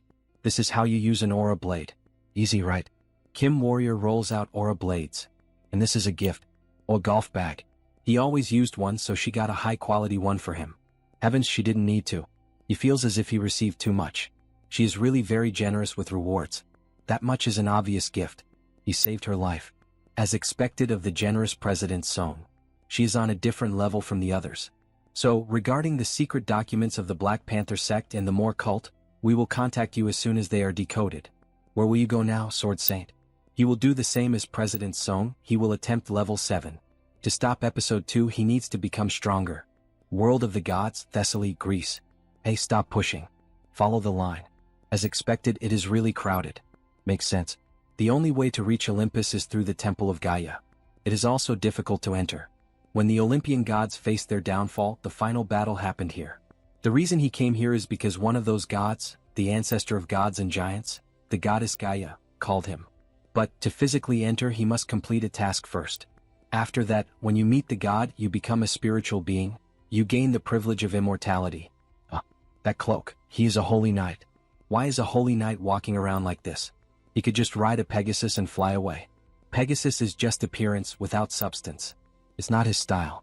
If you're going to have a mount, you need at least a wyvern to look stylish. When he approaches the door, the guards greet them. Nice to meet you, Holy Knight Kim Warrior. We are the guides of this place. You know me? There's no one who doesn't know the guardian of the stigmata. We'll escort you, please come inside. That person is the guardian of the stigmata. Yeah, she saw him in Germany too. My goodness, my goodness. They never thought they'd see him here. It's magnificent and beautiful. It feels completely different from Thor's Grand Palace in Stockholm. He's really enjoying the perks of being an honorary Holy Knight of the Gaia Order. We've been waiting for you, Holy Knight. The parchment he's touching contains his task. A task, the mandatory random quest needed to meet a god. Please let it be an easy quest. Please. He who ascends the heavenly path, go to the Georgia Valley. Above the gold mines from the Golden Dragon, bring back the Golden Fleece. But of course this would be the most difficult mission of all. Oh God, how could you give me the hardest quest of all? The Golden Dragon, of all dragons, he has to deal with that bad-tempered one. Isn't this too much? With the small sound of a step, the dragon was awakened. Kim holds his necklace and starts talking to the dragon. Let's have a talk, you giant lizard. Wait, he just spoke, the dragon says in surprise. Wearing the dragon necklace allows the use of dragon tongue. Good thing he got that loot from the shapeshifter. Strange creature, what do you wish to say? He has beaten the Golden Dragon in the game before. If he wanted to kill him, he could, but if the Golden Fleece gets damaged, he needs to stay calm. He came to give a warning. What, a small creature, a human, thinks he can say something to a dragon? Relax, we can at least have a short conversation, right? He equips his traits for PvP. Right, this human actually has some power. Say that again if he has the courage. Yes, staying stuck in here is never going to make you a dragon lord. What? Well, think about it. He has been here for 2,000 years and made zero progress. At this point there is no hope. Insignificant creature, what do you know to speak like that? That is why he will tell him how to become an ancestral dragon. In exchange, give me the Golden Fleece. As if his insolent words weren't enough, he still dares to aim at his treasure. He thinks the dragon won't give him an answer. Well, if you don't want it, then forget it. You will remember this as your last words. Die. Good lord, for a dragon he really, mental damage works way too well on him. His fleece. Give that back right now. A pathetic creature dares to touch his treasure. Then how about this? You can't burn this, right? The Golden Fleece is an item of immortality and resurrection. With this alone, taking down the Golden Dragon is easy. If he is planning to finish this, he is not going to refuse. Then we have a flashback of when he spoke with the God of Thunder. Use this well. Together with that brat, Senir. The God of Thunder helped you. He told me to annihilate you. Spare me. Please stop. This will not do. The byproducts of a dragon are quite profitable. Exactly, he told him that we could do this the easy way. He has level 7 trade elixirs and evolution materials. How could he let this slip by? In the end, Kim never had the intention of helping the poor dragon. He only really wanted his body to obtain precious materials. Alright then, let's collect every little piece. Sometime later we see a beautiful place. A welcome guest has arrived. It is an honor to meet you. He is the warrior Kim. Yes, child. She has observed him for a long time. If you have something to ask, ask. Thank you. The Thunder of the North said that he was summoned by something that is not a god. Do you know who summoned me here? If this happened on the surface or underground, she would know. She also does not know, child. So, from the heavens? There are other possibilities besides that. Hidden dark dimensions or other worlds beyond the Great Rift as well. Then could it be, was it the saint of the cult of the Old Father? It also doesn't seem to be her. If someone summons a soul from another world, the summoner's soul would be severely damaged. There is a high chance that the one who summoned him has already perished. The saint's soul did not seem damaged. If it wasn't her, then who was it? It seems that she didn't help much. Instead, tell me one last wish. Then you would grant me a level 7 blueprint suitable for me? The goddess's reaction was strange, as if she did not believe what he asked for. Fine, she must give him everything he wants. With a bit of magic, Kim receives the level 7 blueprint. It seems that there is more than that. They are the level 7 and level 8 blueprints. She also prepared the corresponding skills and the materials. You are giving me even level 8. With this, defeating the saint is not that far away. Up to level 6, a mutant mana core is necessary. Level 7 requires a humanoid otherworld mana core. And for level 8, you need a non-humanoid otherworld mana core. Then what about level 9? Is he going to need the mana core of a god? He is already overwhelmed. How am I supposed to gather all of this, and what about the extra materials? Child, there is no need to worry too much about a future that has not yet arrived. Your fate is already running toward a turning point. That is true. Now he needs power to face the final boss of episode 3, the level 8 saint. Thank you, O Goddess Gaia, the most generous and merciful. Be careful. The second wave is approaching. The second wave? Yes, withstand the wave and reverse your fate. If you cannot, he will be devoured. It is obvious what the second wave refers to. Episode 2, the zombie crisis, is right in front of us. He already crushed the core of the zombie event, the Black Panther cult. But will they give up? No way they will. At this point, the final boss of episode 2, they are probably creating the corpse dragon. Defeating that thing alone is impossible, but Master, you are here. There is a way to solve this, using Kali's personal mission. Did you meet the god he said you would meet? Yes, and the golden dragon he went away with. We finished dismantling it, Master. We also stored everything safely. Oh good, they turned into butchers. But hey Woojin, yes, Master. What did you do to Skid Bladner while he was gone? It looks a little different. He modified it a bit. He is a kind of specialist in these things, that is alright, but why is the dragon's head on display? When you look at it closely, it is not normal. Our youngest really has talent in this area. Like, seriously? He told you not to call me the youngest. This turned out much better. It is like a mobile hotel, he thinks. Thank you, everyone, good work. My boys ended up doing really well. Anyway, all of them became much stronger. Soren reached level 6. As expected, he realized it again. Master, what about me? Jeanette will reach level 6 with just a little more. And Kali, she started with 4 traits and now she also has psychic powers. Now she will reach level 5 just by drinking nectar. Luckily, Kali is ready to begin her personal mission. So, where are we going now? Go to the west. We are going to the Grand Canyon. The Grand Canyon, don't tell me the Great Rift. Kali, today we are going to use the nectar to reach level 5. Then in the Great Rift, we can engrave the Kalarata tree onto you. But, since you have to find your grandmother, this can be emotionally difficult. Can you do this? Yes, from the moment she became his student, she had already prepared herself emotionally. She can do this, please trust her. Kali's personal quest. Kill her grandmother, who became an otherworld species, and obtain the Kalarata tree. That is the only way for someone with the goddess's blood to escape their suffering. While we are there, getting the level 7 elixir materials would also be efficient. So, Kali, let's begin the training. It is hell training until we go to America. Yes, sir. Master. Grand Canyon, the Great Rift. We finally arrived. 6 cents. At the Great Rift branch of the Black Panther cult. The cult sure looks scary from here. All of you follow Kali. You remember where we will meet again, right? Yes, the Conch Tower. And you, Master? He is going to lure the corpse dragon outside, here on the outside. What, isn't that dangerous? Jeanette, at this point, just accept it. It's not like the Master has ever cared about his own body. He has the Kyanma body after all. Kyanma body. Seeing you all talk so much, he is less worried. Suddenly, something happens to Kali. Her head starts to hurt a lot. Kali, what is wrong? Then finally this reaction began. It must be responding and calling because Kali has arrived. A sound, she hears something. Not the corpse dragon, but the other master of this place. The Star Descendant. Black Panther Fortress, Great Rift Branch. Ugh, time really isn't passing. How much longer do we still have to keep doing this crap? Damn persistence, how many years have already passed now? Around 20 years, he thinks. But finally we are seeing the end. If we can just pour enough mana into the corpse dragon to make it our servant, that day will be the day our cult rises. Chim, what was that? Didn't you hear something just now? And suddenly, his partner was already on the ground. But what the hell happened? And then we see Kim infiltrated, taking down the 2 guards. Using the traits. Suppress. Combat technique. Giant strength. Stealth. You miserable bastards, how do you expect to survive with such lousy surveillance like this? That's negligence of duty, you know that, right? Not that he's complaining. Looking at the cameras, Kim realizes the difficulty of this mission. He can't face that many people alone, they are level 5 superhumans trained in the Great Rift. After stealing the identification card from one of the guards, the plan is finally revealed. So the method he came up with, Lord Edmund, identity confirmed. The idea behind all of this is to trap all of them inside. Emergency detected, emergency detected. Lockdown fangs activating.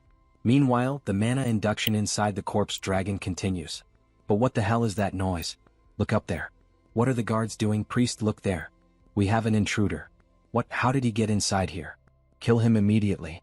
Alright then, let's see what his new weapon is capable of. We have a flashback of when he invaded the enemy's portal, where they exchanged information, and found these fine weapons inside a box. Take this, the weapon of invincibility. Damn it, why do the bullets keep coming non-stop? Block with your shields, don't let him escape. What, but who is going to guard the corpse dragon's seal? Then suddenly the priest is eaten by the dragon. Gyua run. With a roar, the dragon frightens everyone around. Kim needs to quickly switch traits to withstand the pressure exerted by the dragon. Magic resistance. London. Domain barrier. Mana shield. Mana armor. Mana barrier. As expected from an episode that has a boss, this is no child's play. Eat this. He fires the bullets directly at the dragon's head. The bullets with great difficulty pierce the dragon's thick hide, causing damage and making it even more agitated, leading to a massive explosion. Damn it. It isn't even in a complete form yet and it's already this strong. Traits. Aerial assault. Swift. Acceleration.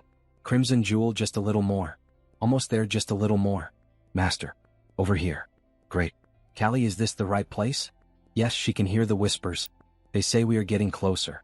Meanwhile, the dragon is approaching them. Damn it, did he arrive too late after all? No, we made it. And suddenly, a white beam falls from the sky, striking the dragon squarely on its back. Who dares to oppress the descendant of the sacred star sovereign? Great Rift Boss Level 7 Child of the Stars. You pile of rotting flesh, it seems it has already lost all sense of fear. Then the two of them begin to fight like a battle of giants. Well, the two of them are fighting. If this keeps up, we might end up getting a free victory. If we leave them alone, they will end up settling things between themselves. That would be great, but the Child of the Stars is not that stupid.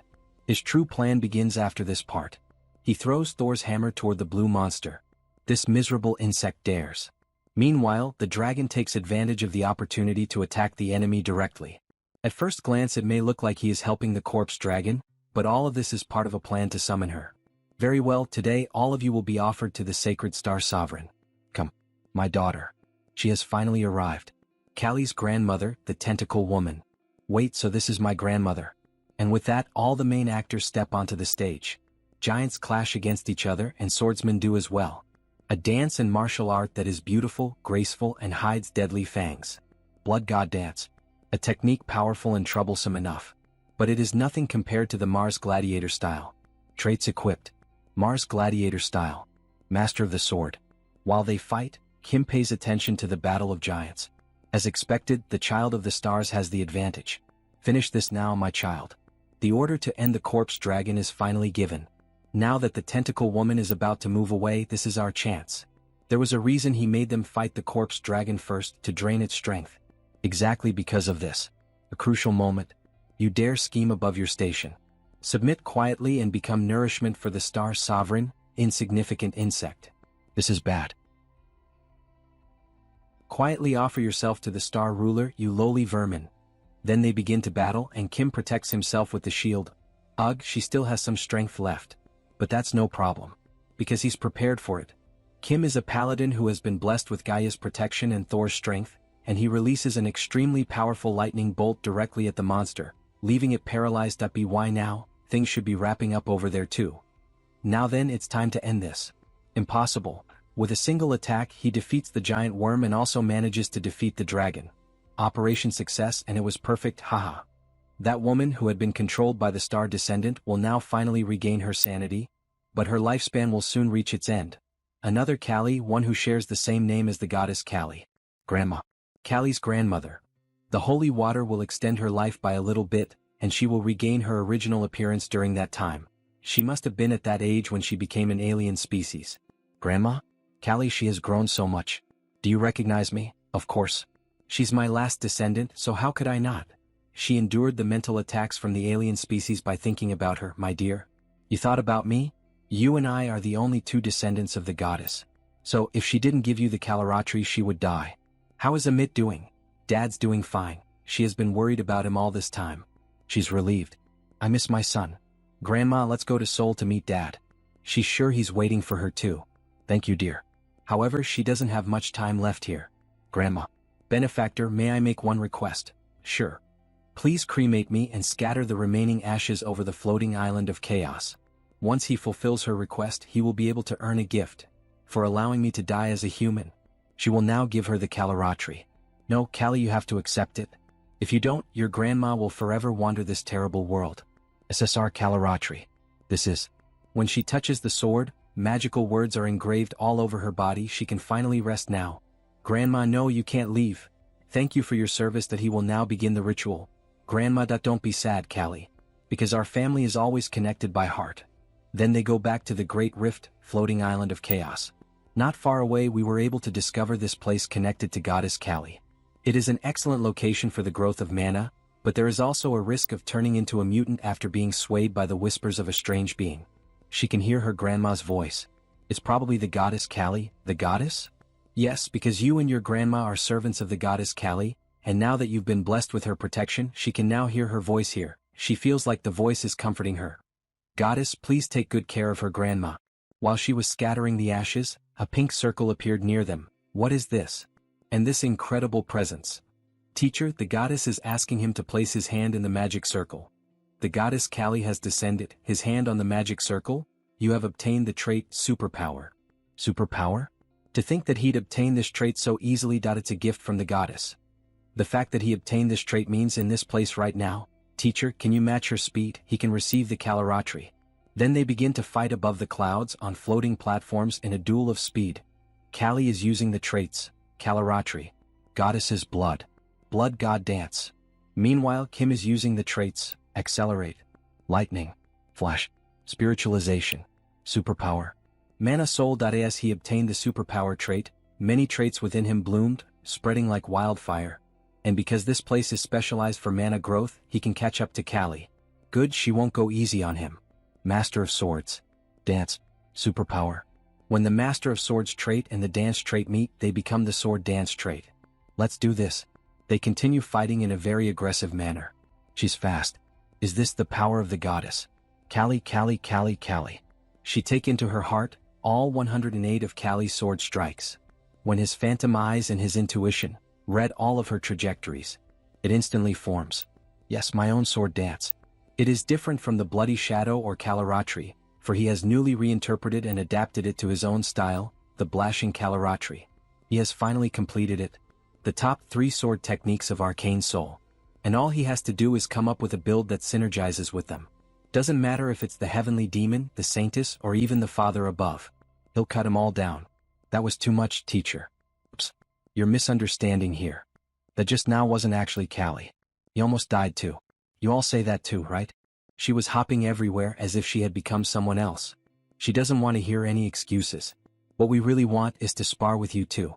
All of them are in battle mode, using all 6 traits at maximum. Jeanette. Natural Born Energy. Mana Soul.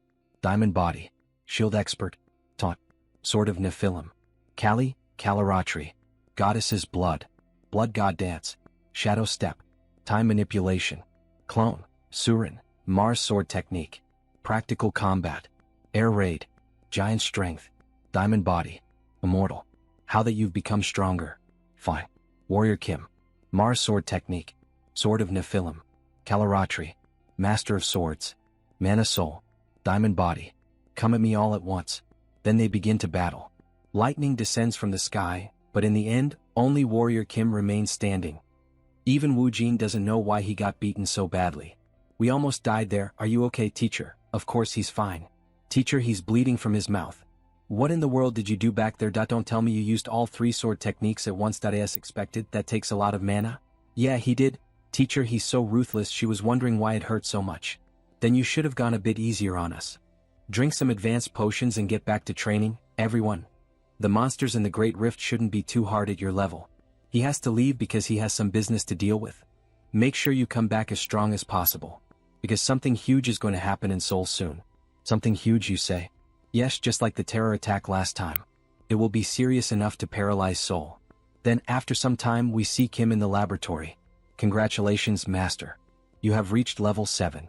In Arcane Seoul, he is considered socially privileged if you reach level 5. Then how about level 7, which is considered the limit of superhumans, the ultimate realm? He's considered a walking disaster. To compare it to a modern weapon, he's at the level of an aircraft carrier. With this, he now has the strength to deal with episode 2. However, it's still not enough, considering that there's still more to come. He needs a stronger alliance. The Tower Master is also a good choice. Yes, Tower Master. Have you been well? Oh, Superhuman Kim. He called him today because he wanted to brag. To brag? Could it be? It's completed. He called him today because he wanted to brag. Wouldn't a warrior's approach be different from that of a mage? Who knows, maybe his ultimate flame might be better.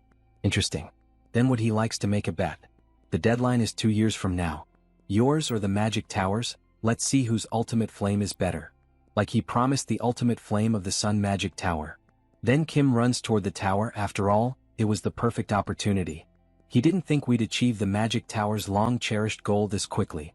Congratulations on completing the ultimate flame. A bet is a bet. If he loses here, sound fun. What will we be betting?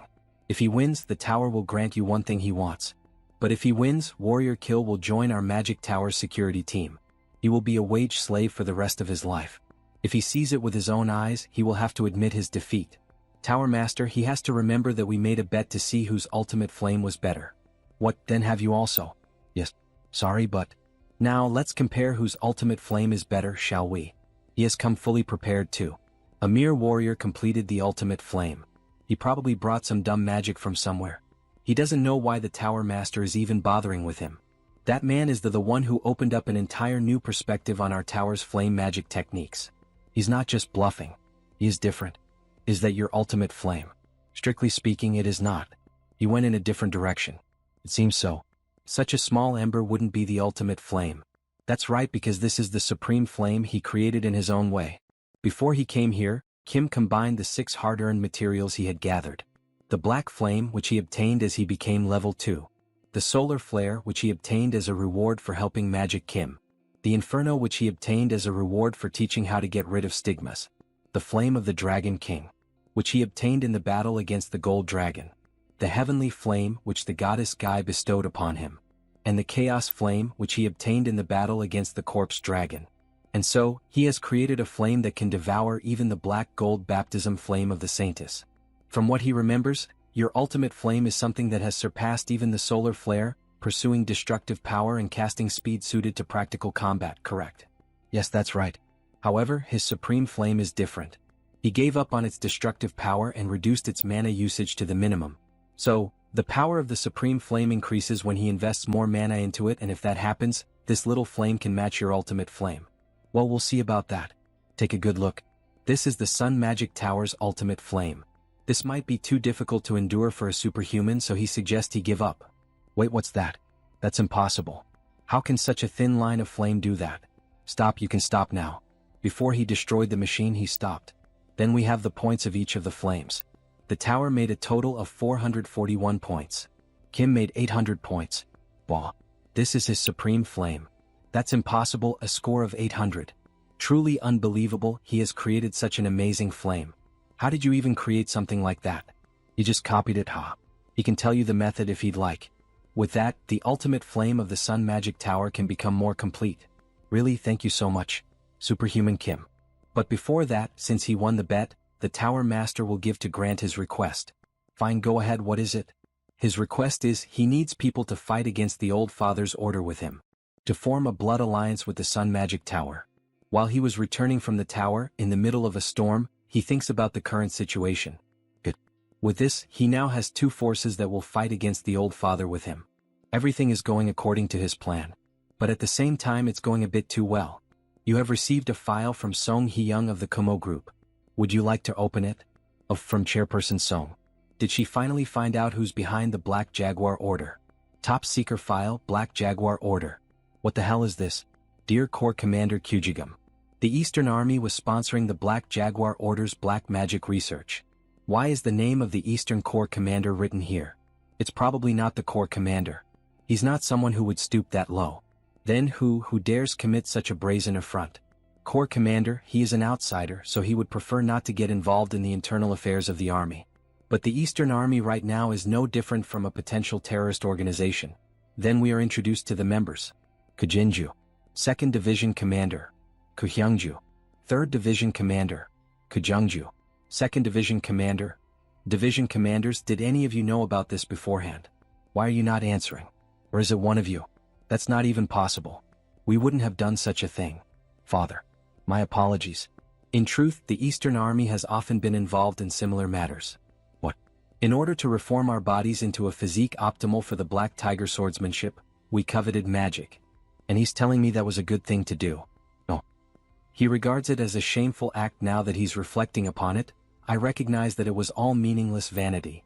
At least there's one person with the right mindset in this family. Father, this is all his fault as the eldest son. Please punish me accordingly. And Corps Commander, as the 1st Division Commander, he'd like to make a request. Please eradicate the roots of illegality and black magic that have spread throughout our legion. Brother. Yes. He must superhuman Kim. No, he should call him the Sword Master now. Yes, Corps Commander. He'd like to conduct the highest level inspection across the entire Eastern Army. He will be in charge of the comprehensive investigation. What, me? Why do I have to be involved in someone else's family affair? Father, you can't do that. The honor of our legion will be. If you knew of honor, they should have done better before this happened. Sword Master, as you can see, he has a lot of children, but he has no one to entrust this role to. I hereby confer upon you the honorary position of Inspector General and the honorary rank of Major General. How is it? Will you accept our request? Wait, this is an opportunity to make another blood alliance. If you trust me with this position, he will try his best, dear customer. A few days later, Chorwin Inspector General's office. How was the investigation of the underground magic tower in No One? Your speculation was correct. They had illegally obtained monsters of beast. He was wondering why the Eastern Army's research funding was leaking out and Gangnam Club. They were managing a secret arena of illegal contaminants. As expected, all the puzzle pieces are coming together. They operated an arena of illegally obtained monsters. Making humans and monsters fight each other for entertainment, such a dangerous idea. How did you even know about this? Warrior-type superhumans using black magic for growth. He can already tell what's going on here. And remembering what happened in the game's storyline, he knows exactly where to go. For several days now, he has been going through all the Eastern Army's confidential documents and budget plans throughout the night, and thanks to his overpowered traits, he was able to narrow it down to a few clues. He has already found all the illegal evidence tied to the budget. What's left is to find out who ordered all of this. The researcher. In other words, the one who approved it all. These people are. And suddenly, a bomb in the shape of a Rubik's Cube is thrown through the window, causing a massive explosion in the building. That it's already the second time they've destroyed his building. Confirm his death first. We have to return before father intervenes. Yes, sis. Where is he? What's wrong? Did you really think he'd die to a single mana bomb? You insolent little brat. He was expecting you actually. He bet you got scared when the Black Jaguar Order's secret base got destroyed. 3rd Division Commander.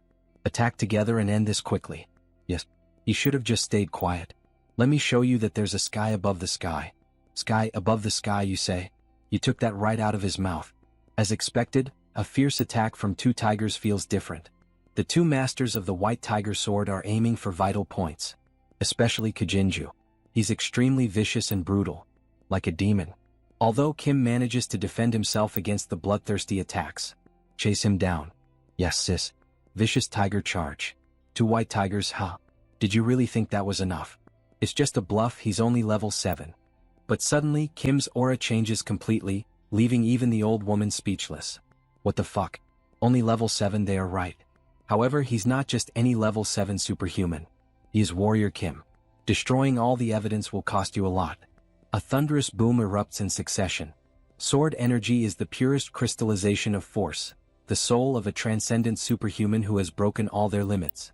A violent shock is transmitted through the blade. Normally, this recoil should cause the sword's momentum to hesitate. But the Mars sword technique, it uses even the explosion and the recoil. How dare you? Moving more instinctively as if foreseeing the future. With a godlike attack, his strike will cleave the battlefield apart. Oh sweet slaughtering carnage. Then the old woman's wound is touched and she becomes irritated. That brat, she will kill him. Has she thrown away the dignity she once valued so highly? An insolent child, Kim is nothing but a worm. She will show him the power she obtained through the black magic wounds from fighting a monster. With this, the culprit is certain. No further evidence is needed. This is her black tiger swordsmanship. And the 2 test their strength. However, the old woman cannot endure the pressure. Impossible? How can someone like Warrior Kim display such perfect black tiger swordsmanship? What he means is, isn't it obvious? Because he is the true master of the Black Tiger Sword. Equipped with the 6 traits of the Black Tiger Sword, he finishes off the old woman without difficulty. He has done a great job. Thanks to him, we were able to restore discipline in the Eastern Army. What happened to those who participated in illegal activities? He punished them himself, but what would he likes to do? They are your people, so he is being careful when he says this, but he believes they should be strictly punished by military law. For ambushing him at night and for trying to destroy the evidence. He wishes he had a son like him. He couldn't even manage his own children. Life is truly fleeting. Feels like he has lived in vain. That is not true, Corps Commander. Without you, sir, South Korea would have disappeared in the Second World War. In the game, the country was defended solely through resistance, not through the victory of the Allied nations. And not to mention that the Eastern Corps Commander also made huge contributions in the Korean War. Please do not forget that we live under his legacy. Oh, he is just sucking up to me, so he gives him his rewards, aren't he? Oh, did it look like that? Haha. Fine. Close your eyes and stay still. He wonders what he is going to give to him. What the Corps Commander is about to give him is all of me, the Eastern Army. Upon touching the protagonist's chest, shadows begin to fly around him and enter directly into his body. Wait, could this be the strongest trait of Arcane Seoul, which contains the Corps Commander's entire life, hero? Such strong and fierce mana, it feels like it was injected into his body. It seems like the transfer went well. Corps Commander, why would he go to this farm for him? He wanted to give it to someone eventually. However, he will not be able to use it right away. He will only be able to awaken the power once he reaches level 8. Thank you, sincerely. He doesn't even know how he can repay him for this. His only condition is that you become a constellation. From what he heard, they call it the strongest on Earth nowadays. Reach level 9. That will be enough to justify his sacrifice. The Corps Commander was supposed to die within a few years.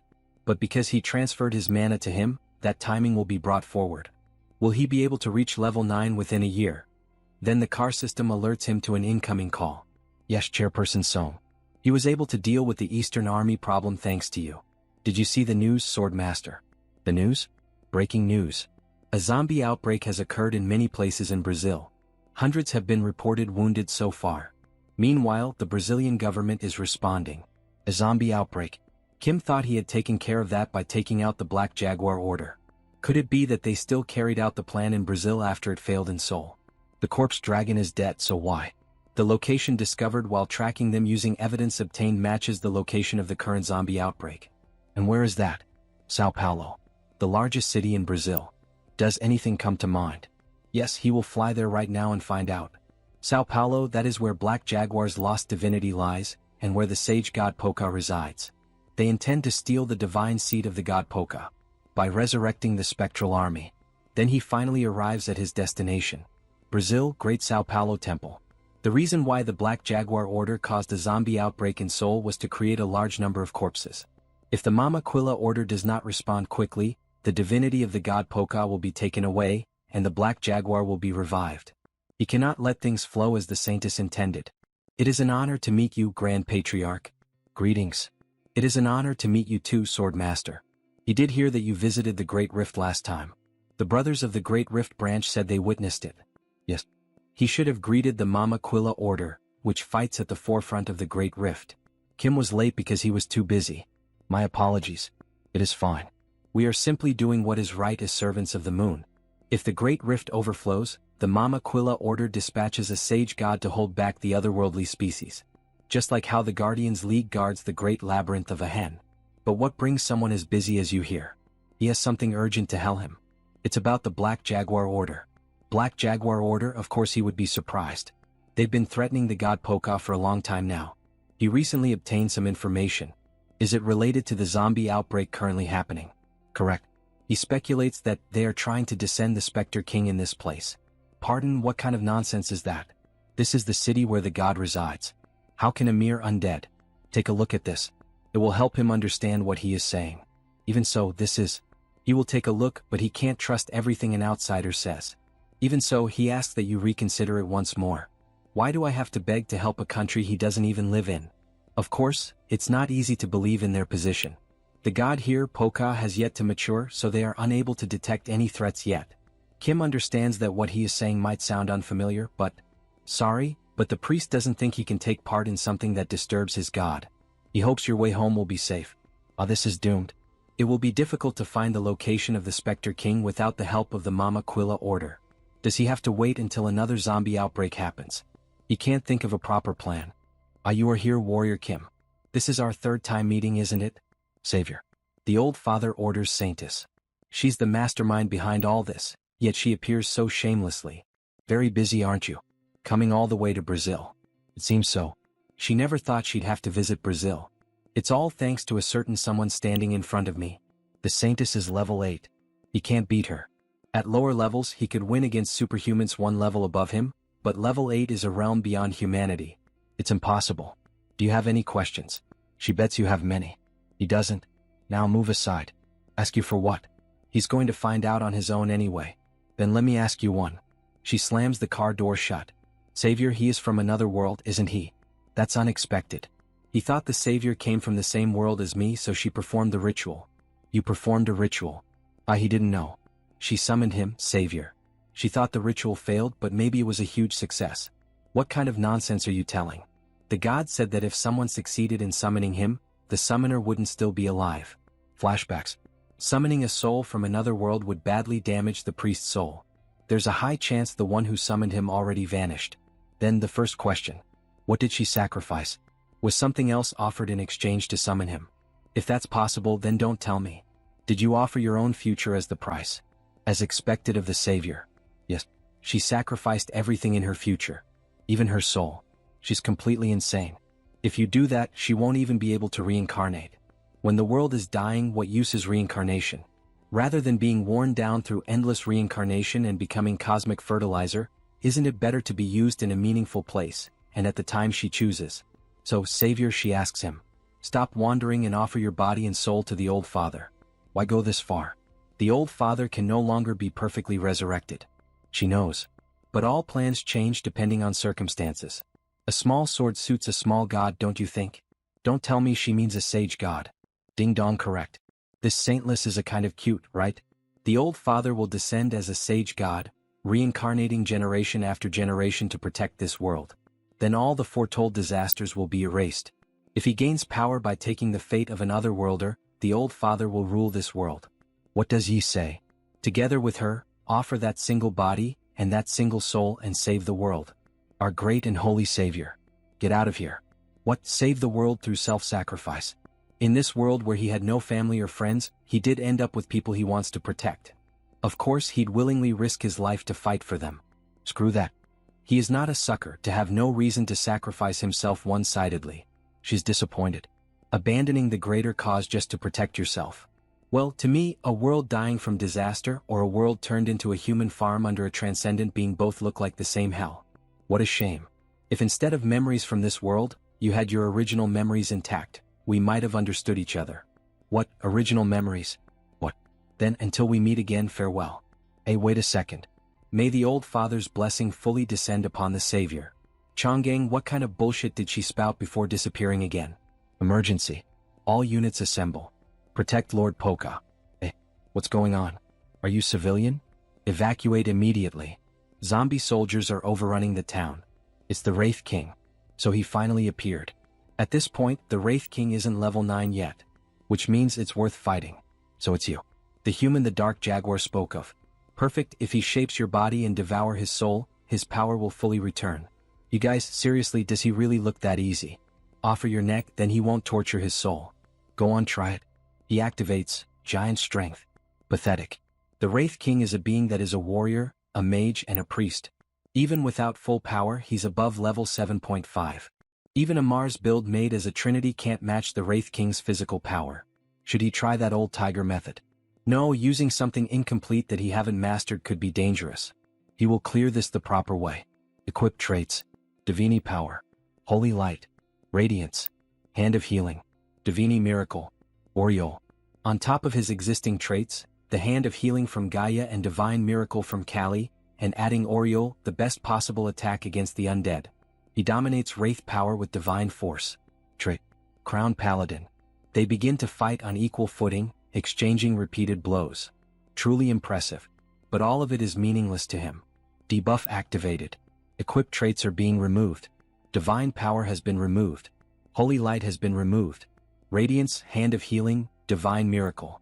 This is the Wraith King's unique trait, Reverse Heaven. Well, it's fine. The fact that he used Reverse Heaven means he took enough damage from Holy Power. Good. Now, to finish Phase 1, the next traits are Giant Strength, Mana Spirit, Practical Combat, Crown Paladin, Lightning Strike, Resonance, and Omnipotent. Indeed. He's worthy of becoming his prey. I borrow your name. When he plunges his sword into the ground, the necromantic aura affects all the zombies and he begins to pray. O Dark Jaguar, hear me. An area of effect spell that sacrificed the zombie army. It hurts, but it's a pattern he has to endure to defeat the Wraith King. If he doesn't deal with the zombies now, he'll fully heal them later with recovery magic. Self-healing like that crosses the line. What wraps up Phase 1. He will finish this before the Wraith King's Reverse Haven cooldown comes back. Equipping even the traits gained from battles traded for Life Rage and Frenzy, a triple-stacked Berserker build. Now the fight truly begins. After all, our protagonist is in Berserk mode. They exchange heavy sword blows, leaving Kim with the advantage. He's doing something interesting. Let's see how long you can hold out. Not a chance. Once he's caught, there's nothing he can, but he breaks free using a mana barrier.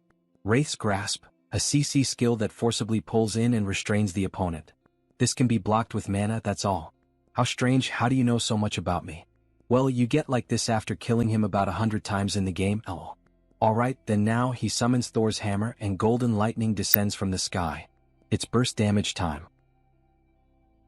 Then he begins to unleash countless strikes with Thor's hammer, imbued with sacred magic, causing numerous instances of damage to the enemy, hurling him meters away. It's more persistent than he expected. And it's about time for him to start feeling the aftereffects of the frenzy trait. Status ailment, mana rampage. His blood vessels and nerves are destroyed. Damn, he just has to last a little bit more. Incredible. Quite amazing, omnipotent. However, he evokes nothing but pity with that look on his face. To reciprocate his thoroughness, he shall also accept some loss. Yes, finally it's the last phase.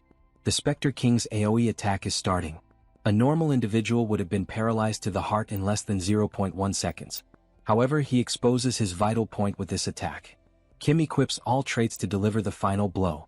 He's suffering from the aftereffects of using Frenzy, and with the Spectre King's debuff effects on top of that, there's a limit to how much he can withstand even with his traits. Kim has to end this quickly. Foolish, there is no point in enduring this. He used defying the heavens again. Damn it. If his traits disappear now, the pain will. And that is exactly what happens. He starts bleeding all over his body. Oh, truly incredible. Kim stand above all the heroes he has seen so far. But this is where he meet his end hero. Die.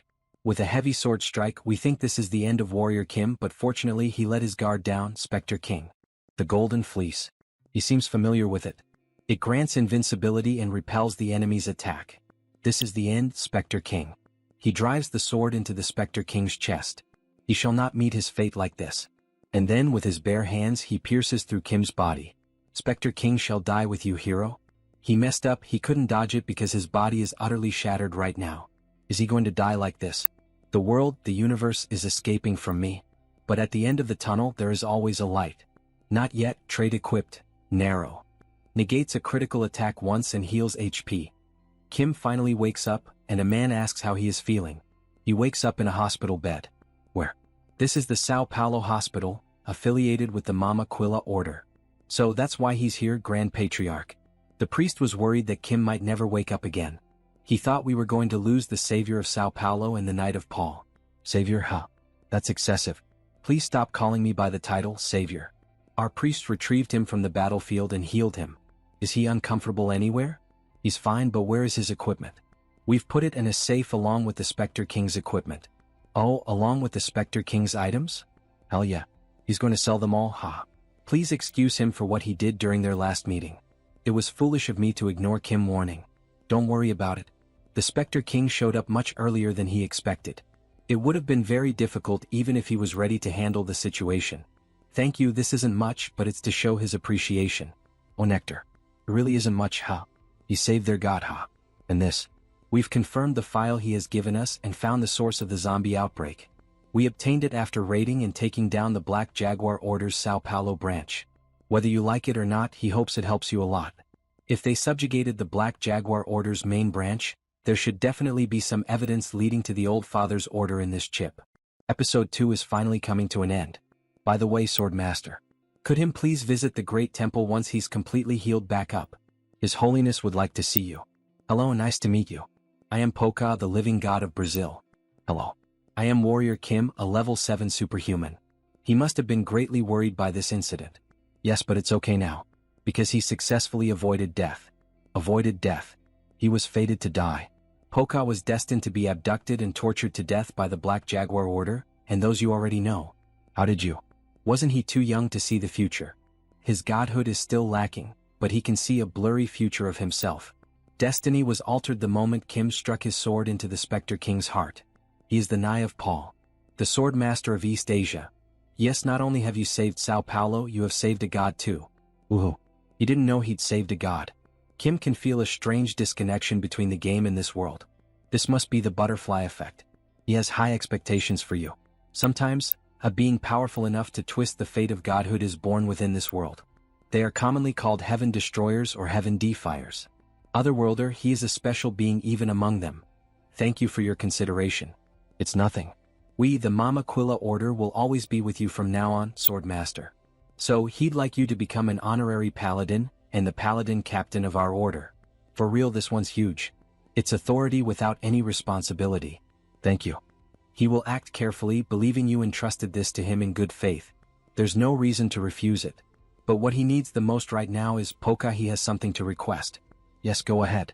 Kim, require your blood as the god of volcanoes, and the blood of your sibling, the god of Winnie-Hikadal. To reach level 8. May I receive your blood? Yes, with pleasure.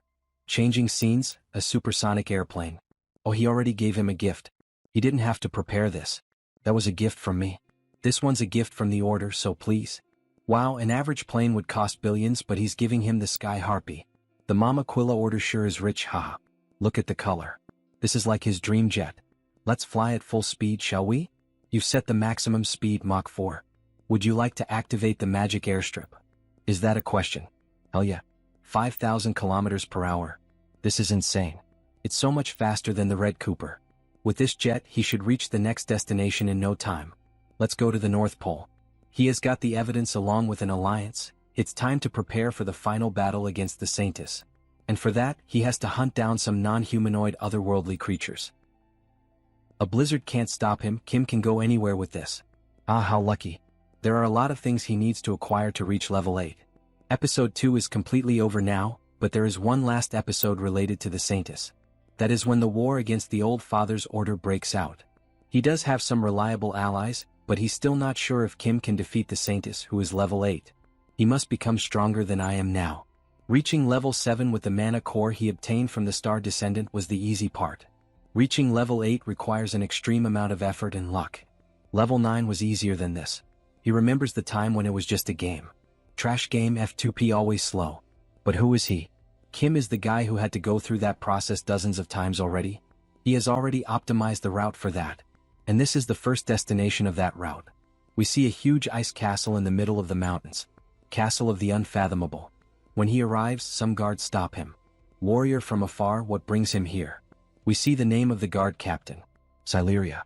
Winter Elf, she's a guard captain of this place, but in the future she will become an SSR unit, the Winter Queen. The reason he's here is simple. Kim is going to hunt, so he needs supplies. But she doesn't think there are any monsters you cannot hunt by himself. There is. The one he's after is the ruler of the North Pole. The great monster, the Arctic Emperor. Do you have any idea what the Arctic Emperor is, kind? Its ferocity froze the entire Dragon Legion. It's not something he can easily hunt down. Of course he knows. It was a level 9 boss in the game. However, the Arctic Emperor is only level 8 right now. Yes, so he'd like to join your fight. But with some help, he has a winning chance. Kim will free the frozen Dragon Legion. This is an offer she cannot refuse. Because the Knight Captain of the Dragon Legion, which was captured by the Arctic Emperor, is her older brother. Does he really think that's possible? The Arctic Emperor is watching, so how would him? In the game, they'd get freed anyway with the appearance of the evil dragon at a later point. It's a very gluttonous monster. So, he has a method to wake it up earlier. He will use these as bait. Kim will inject a very strong special sedative in these so the Arctic Emperor will fall asleep. How did you even get these dragons? He got the corpse dragon from the Great Rift, and the gold dragon from Greece. The light of life and death and the color of darkness. These should be sufficient to bring out a reaction from the monster. That's right. He will defeat the Arctic Emperor with the Dragon Masters. However, he has to realize that the Dragon Legion was caught by the Arctic Emperor because they lost to it. Even for him, this will be very difficult. That's right. The Arctic Emperor is practically a natural enemy of the dragons. Especially the Arctic Storm, which the Arctic Emperor uses in dangerous situations. is a very strong skill that heals itself while freezing everything around it. But that can also be an opportunity, just like what happened during the fight against the Spectre King. Don't worry. When the Arctic Emperor is using the storm, that is when it shows its weakness. So that's the Arctic Emperor. Is it asleep right now? No. It's simply enjoying the sunlight. He will be detected once Kim gets too close. Taking a sunbath, huh? How comfortable. This bird still doesn't know what is going to happen. Alright, let's go. He stealthily approaches the Emperor. He has combined the stealth trait with the effect of the invisible cloak. Not only that, but he has also blocked his mana, so there's no way it'd notice me. Then Kim approaches and places the 2 dragon heads near him. But at that moment, the Emperor woke up, frightening everyone. Kim uses the trait, Feigning Death. That surprised him. The Feigning Death trait deactivates all kinds of aggro. With this, it's no longer after me. As expected of an otherworldly monster, it's very sensitive. Dumb birdhead, you should be questioning why the food suddenly appeared. It's like DoorDash. He guesses it makes sense since it must have been decades since it tasted dragon meat. But while the bird keeps eating, it starts to feel tired until he finally fell asleep. It worked. He just wishes there was a way to kill this thing right now. It's fine now. Please gather up. She sees her brother. Please take a step back for a moment. You will wake them up right away. Supreme Flame.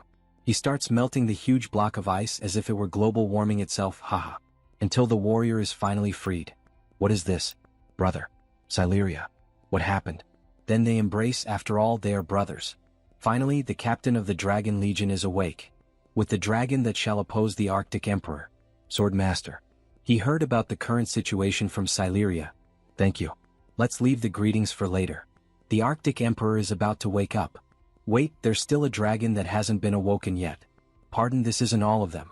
The king of all dragons, the Red Emperor, has yet to awaken. What? Why is there a fire-type dragon in the North Pole? The ice here is much sturdier than the other ones. He thinks he has been affected by the Arctic Emperor's unique power, white ice. Swordmaster, is there a way to wake up him? We have to wake him up at all costs. That if there is a way to tame this masterless dragon, he will finally have his own private vehicle, but all he can do here is to wake his power up. The rest is up to him. He uses the power of fire to the maximum, trying to melt it. No, it's not melting at all. This ice contains a tremendous amount of mana. Then awaken, Emperor of Fire. What, a human? Did he just speak in dragon tongue? How can he? Not even weaker dragons can use the language of dragons. A very interesting human he is. But before they could introduce themselves, a strong tremor occurs. Over there. The Arctic Emperor is awake. And he's ready to attack from the sky. Dragon Legion, prepare for battle. We must block the ice spears from the Arctic Emperor. We don't have much time, so let me get straight to the main point. He's going to hunt down the one who froze you. Are you with me? I'm indebted to you, human. Fine. He shall melt everything down. Such transcendent power as he expected. Some might wonder why such a strong dragon lost to the Arctic Emperor. That is because there is one serious problem with the Red Emperor. The ice debris hurt his body. He's hurt, it hurts, mama. This old dragon is suffering from dementia. Hey, look above. Swordmaster, he must show his next move. To utilize this dragon, he has to convince it. Whether adult or child, their nature is the same. Here, take this. Yummy. Yumi. It's delish. Does he like it that much? Yes, he loves meat, give him more. Alright, Kim can give him more, but in return the dragon has to help to defeat the big bird. Meanwhile, the Emperor prepares a strike and ends up missing. From above, the dragons gather. Yo, birdhead. Time for sweet revenge. Kim gains a new trait. Dragon Knight. All Dragon Knights. All of them attack at the same time, using different types of elements. Water, lightning, wind, light. Forming a hybrid attack against the Emperor. But he creates a barrier of ice and escapes the attack. Damn it, it's just too strong. Then the Emperor advances directly toward Kim, even though the fire dragon is complaining that that bird is very strong. But trust me, he will give him a lot of meat. Then the king unleashes a powerful blast of fire. That was a good blow. Telekinesis and a great magic spell, icicles. Don't worry. He can slash them all away. Is it too much for me to block all of them with these specs? He has obtained a new trait. Fortification. Good, with this is the strongest defensive trait of Arcane Seoul, Heaven's Wall. All the dragons are protected at the same time. Dragon Legion, begin. After another direct hit, it finally wounded the Emperor and left him irritated. He begins to channel a spell. That's the white ice. What should we do? Are we going to be trapped in ice again? Everyone calm down. This battle is different from the previous one. We have to trust him. Which Ice Soul, the ultimate skill of the Arctic Emperor. If Kim can endure this, he will have an opportunity. With the Earth trait that the Goddess of Earth bestowed upon him, he will create the strongest defensive combination he can come up with in this situation. What is this ecstatic light? All dragons will be protected at the same time. Don't be afraid. The Arctic Emperor can't freeze them. Now this is what he's talking about. It's time to stab him with our dagger, yeah. Like this. Feel the spirit of the Red Emperor with his Dragon Knight trait. Supreme Flame. His power is surging as if he poured oil onto a raging fire. With this, he will burn the Emperor to ashes. The attack hits the Emperor's chest directly, like a fiery Kamehameha. Finally, he can see it. Reflected within the Arctic storm, the Arctic Emperor's core. And with an RPG, he fires directly at the monster's core, causing a massive explosion, leaving only crystals in the sky. We killed it. We really killed the ruler of the Arctic. We're free now. Warrior Kim, thanks to that hero. Returning to the frozen castle, Kim receives more praise from the people of ice. Thank you so much, Sword Master. We're indebted to you. He doesn't even know how to repay you for this. It's fine. He came here for a purpose after all, for the non-human otherworldly monster's mana core, and for the Arctic Emperor's unique trait, White Ice. Now that he's done here, Kim is going to take his leave. Wait, he doesn't think the dragon would want to see Kim leaving like this. Is there anything he'd like in particular? If that's the case, then lend me your strength in the battle to come. What battle? He has an arch-nemesis. If they could help him in that battle, Kim would be very grateful. Very well. We'd be happy to help. Hey human. Have you come to your senses? How's your condition? Meat, he wants meat. Give me meat. The protagonist goes to check his backpack to see if there is still any meat. Oh wait. He might be able to take him as his vehicle. If he wants meat, come with Kim and he will feed the dragon until his stomach is full. What? Is that true? Then he'd love to go with him, he loves meat. Would it be alright for him to take the red dragon? Dragons aren't something you can tame. Dragons choose their own path. If the red dragon wishes to leave with Kim, all we can do is pray for his happiness. Alrighty partner. Shall we? He really managed to tame the red dragon. Surely he didn't tame him with just food. Even though he may not be in his right mind, he is still the king of all dragons. Certainly, the Red Emperor must have felt the capability of the one who has become the true captain of the Dragon Legion. After a few days. Southern Egypt. Like what the hell is that? It's a monster above us. Everyone must be panicking. Where can he hide that huge body of his? But his jet system starts issuing notifications. Warning. A magic fog is spreading out ahead. This is a magic sensor blackout zone, so he is advised to turn back. Finally. The goddess of the river and the mad spirit are here. In Lake Nasser. Mana fog. His mana doesn't work in that place. What's the range of the fog? The system informs. Based on satellite images, it is approximately 10,000 square kilometers. Since Seoul's land area is about 600 square kilometers, it's roughly comparable in size to Gyeonggi. Wow, that's pretty huge. What should we do? Fighting in there would be too reckless. We should at least prepare somewhere with a functioning administration. Let's head to Aswan City Hall. Yes. We will proceed to land after receiving clearance from the control tower. An abnormal climate change. This must be the result of the goddess of the river's intervention. Egypt Aswan City Hall. All salute the guardian of the stigma, Knight of Paul, and the sword master of Asia. He doesn't have to do this, this is so embarrassing. Kim guess he did become quite famous. This is the city hall in Aswan, Egypt, and the main base of the Osiris Order. Kim tell the airport he would be heading here, but he didn't think they'd greet him like this. Finally you are here, Sword Master. Welcome to Aswan. This is the fortress wall of Egypt. Egypt Mayor of Aswan. Affiliated with the Osiris Order. Thank you for the warm welcome. He must have had a hard time preparing in such a hurry. Since the Sword Master is here, this much is only to be expected. For now, how about at least wetting your throat with a drink? Sorry, but he's really busy. Let's get straight to the point. Yes, of course. There must be a reason why the Knight of Paul came all the way here. The mayor guessed the reason as well. He has come to hunt those fish, hasn't he? After constructing the Aswan Dam, the Osiris Order has been fighting a long war with the river's kin, who were once the masters of the lake, the mermen. There's actually a lot left over once you hunt them. If you extract their bodily fluids, he can use them as ingredients to make elixirs. It's obvious what the mayor is thinking. Now that the sword master who defeated the Spectre King is here, the fog of the evil god is done for. He's hoping that Kim will end the war while he's here to get the ingredients for nectar. But the goddess of the river, who is level 8, is in the lake, so how could he? Well, he will just go with it for now. Well, yeah, the mayor can leave the fish to Kim. But there's something he needs. Could he ask for a large amount of elixir? Of course, our order will provide them at no charge. Right, take this too. Isn't this a water-type artifact? That's right. This lamp will negate the effect of the fog. Its range is as far as its light reaches. This is Lake Nasser. It is an artificial lake created through the construction of the Aswan Dam. It should be around here. Because of the goddess of the river has gone mad, the government of Egypt and the Osiris Order declared this area as a danger zone. Except for when they sent the paladins to the front to hunt the mermen. Suddenly, with the light of the artifact, he finds the first fish. They try to attack the protagonist, but he asks for patience. Calm down, Kim is not here to hunt you, relax. These guys are not a threat to humans, they are just trying to protect their home. Get out of here. If he leaves without resistance, we will spare his life. They are probably saying this. Right now we cannot communicate. But with this they are telling me to screw off. Hold on for a moment. He has something to say. Then he begins to write letters using fire magic. Hello. He is sure you guys can understand letters, right? It is a consideration meant to facilitate communication with the mermen, whose oral structures are different. He gets a reply from the lake. It looks like they are also having fun. It makes sense since this is probably their first time seeing a friendly human. Then he unlocks a new trait. Fish language. Now he should be able to communicate with them. Is he not afraid of us? Kim takes a close look at the merman. Well, you guys look a bit ugly. Good, he's a funny one. Why did he come to find us? Oh, Ti's nothing special. He is just here to obtain a drop of blood from the goddess. Wait, what? You dare covet the goddess's blood? He's also one of those wicked humans. Kim understand their hostility. Paladins often come to attack the mermen. But this is not the time for this.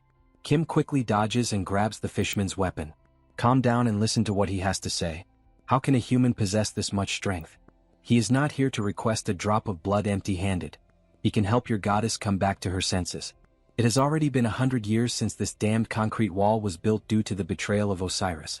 We have already tried everything in those 100 years. So how can a mere human accomplish such a task? Well, it's hard to put into words, but he's going to beat her up until she comes back to her senses. The protagonist is crazy. Smiling and showing his fists, he simply comments with a grin that he is going to beat the queen of the fish, right in front of the fish. Is he out of his mind, human? Listen. The goddess was born a river spirit. She gained divinity through receiving worship, right? Which means that the essence of the goddess of the river is a spirit. And spirits who have gone mad usually come back to their senses when they are on the verge of death. Does he understand his method now? Fine, he will trust you for now. Well then, could you let go? But before Kim could finish the sentence, the fishman unleashes a massive jet of water straight into his face. Yuchi, he could have said something before he shot it. He expected it, but this feels worse than he thought. But still, he has received the river affinity from the merman. River affinity is an authority that allows the user to breathe freely underwater. With this, underwater battles shouldn't be a problem. He doesn't have any swimming traits, but Kim didn't expect air raid to work underwater. We have arrived, human. This is the goddess's altar. Thank you for guiding him here. Now then, time to get ready. Before you do anything, you need to promise, human. He will turn the goddess back to normal. Yes, if you guys can cooperate with me. And he has enough elixirs for recovery. That's the elixir made from us, no. With this, the goddess will recover quickly. That takes care of all the preliminary checks, right? Alright then, here he goes. He equips the 6 traits to create a vortex of fire underwater, causing strong air currents to form, as if they were whirlpools as well. In this way she finally shows herself. The mad grand spirit. Then she is finally revealed, the queen of the sea. A mermaid with a body made entirely of water and red eyes. She is not getting out of this. He uses the trait Air Raid and quickly jumps out of the lake. The mermaid tries to pursue the protagonist, but just in time the dragon appears. Great timing, Red Dragon. Did he do it right? He's the best man. Kim will throw a meat party once this is done. The mermaid summons more water tornadoes, even shaping them like dragons, and tries to strike the protagonist. However, the red dragon is faster and manages to easily dodge all the attacks. Phase 1, the water spray shells. They pursue the target relentlessly like guided missiles. It's truly indiscriminate carpet bombing. Until finally one of them hits the red dragon. Oh, it hurts. Focus, there's more. If these attacks are unavoidable, Supreme Flame. He will just evaporate them all. Then he combines the traits. Supreme Flame and Dragon Knight. Become one with the energy of the red dragon. to exhale the breath of the supreme flame. Only steam remained, the water abilities were stopped. With this, he has survived the first pattern of Phase 1. Then he equips the 6 traits: Ice White, Mana Soul, Thor Cultivation Technique, Phantom Eyes, Dragon Knight, and Aim. He grabs his RPG and says it's his turn now. With a precise shot, Kim hits the Queen of the Lake directly. How do you like that, huh? This is the Hailstorm. When an attribute is granted, this weapon, Mountain Echo, fires projectiles of that very attribute. First, freeze the goddess with the Big Bang of the Arctic Emperor, a perfect crystal of frost. And then, he changes the traits again to unleash the supreme flame. It ends up hitting the left arm, almost at the heart. By any chance is the protagonist trying to kill her? It was thought that he would only awaken the spirit of madness, ha. Did it miss? He was aiming for the heart. Suddenly, the mermaid splits into several copies. This marks the beginning of Phase 2.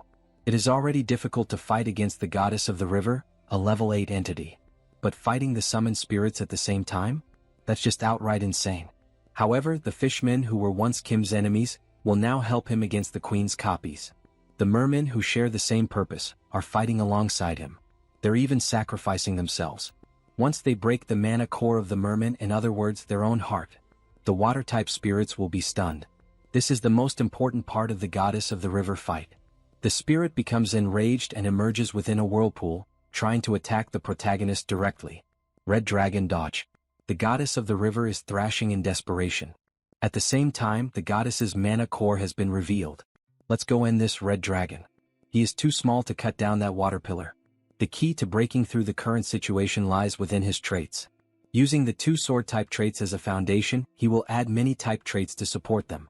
Then he will become the sword, and so will his Red Dragon. And lastly, as the final trait to crown the finishing touch, he will cut down the water storm.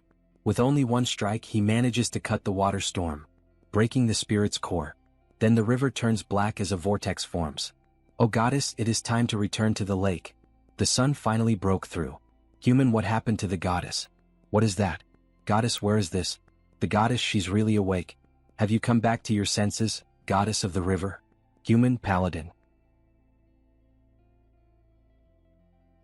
Nice to meet you. He is Kim Jeonsa. So the beautiful mermaid realizes something. From you, she feels the power of earth and lightning. Oh, she can sense the god's blessing. Even fallen divinity is still divinity. How is your memory? Does she understand what happened? Yes, she remembers. Osiris. Because that selfish one deceived me, our river was ruined. She will strike Osiris at once. The queen will destroy the dam and reclaim our territory. She looks like a goddess of war now. Okay, but can she really win? What, he dares doubt me? Not at all, he just, her mana core goddess. Kim is worried about the injury to her heart. Because of anger and pride, we must not lose all the fishfolk. Please focus on recovery for now. But the flowing river has long been blocked by the dam. At this rate, she will not regain her divine authority, and in war against humans, she won't be able to protect her people. Everyone will die. Does he expect me to watch that quietly? That's why he has a proposal. A proposal? There is a river on Earth comparable to the Nile. How about a great migration there? It's a brilliant idea, but she's unsure if moving this many is possible. If it is possible, will you grant what he wants? So we see his enormous ship, ready to carry out the transport of all the fishmen. With treasures like that, it may be possible. Fine, human. What does he want? Okay, he wants materials to reach level 8, 1 drop of her blood, and a promise to stay on this ship and help him for a while. It seems he needs me somewhere. Fine, she will agree. Good, with that hottie by his side, with a water element spirit, the alliance is formed. The ship begins to move through the water, however, the water is in the sky. Well, maybe because it's a ship, but it moves much faster in water. As soon as the skyship bonded to the water spirit, its stored mana underwent material transformation. In other words, it created a sky river. At this rate, we will arrive soon to where the final level 8 material is. So we see the mother tree. Meanwhile, at the camp near her, the mutants are in an uproar. Oh, hurry. Chief, what's happening? It's bad, Skull Snake. A powerful being is approaching from the west. A powerful being? Grandmother said, a divine being is coming. That's what she said. Divinity? Gods manifesting in the mortal world was banned after the divine war. Then why here? He doesn't know. We need to prepare quickly. We must protect grandmother. Wait. Then Muko Sword Lord, no, how about asking the Sword Saint for help? Uji, good idea. He will contact him right now. Who's? What giant bear? WTF, he can use a cell phone. Sword Saint, help us please.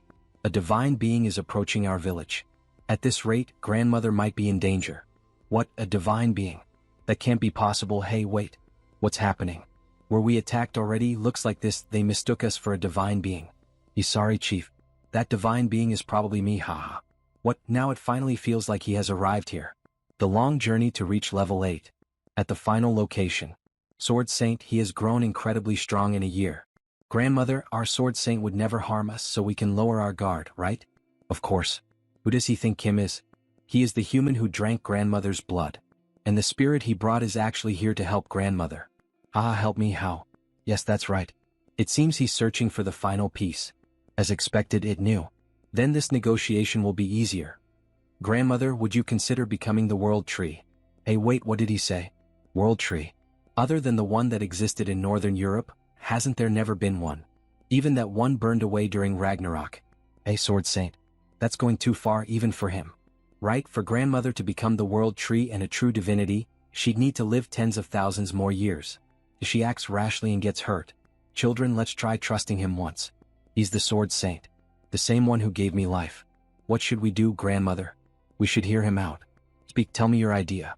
Yes, he will explain simply. A tree needs 3 things to grow. Light, water, and nutrients. Though he is a divinity, your essence as a 3 doesn't change. Which means, today he will provide all 3 for you, grandmother. Then we see Beck Soren. Teach, where should he spread this? Move it to the left root. First, we'll prepare fertilizer. The flesh and blood of high-ranked golden and corpse dragons, and Arctic Emperor's scales and scraps as lubricant. Nutrients are complete. Next is water. The river goddess will gladly help with the water. Water elements empowered by angels as tears will raise your divinity even further. Lastly, quality light. Not too strong nor too weak. Equip traits. High ignition. Magic brain. Mana soul. Focus. Meditation. Prayer.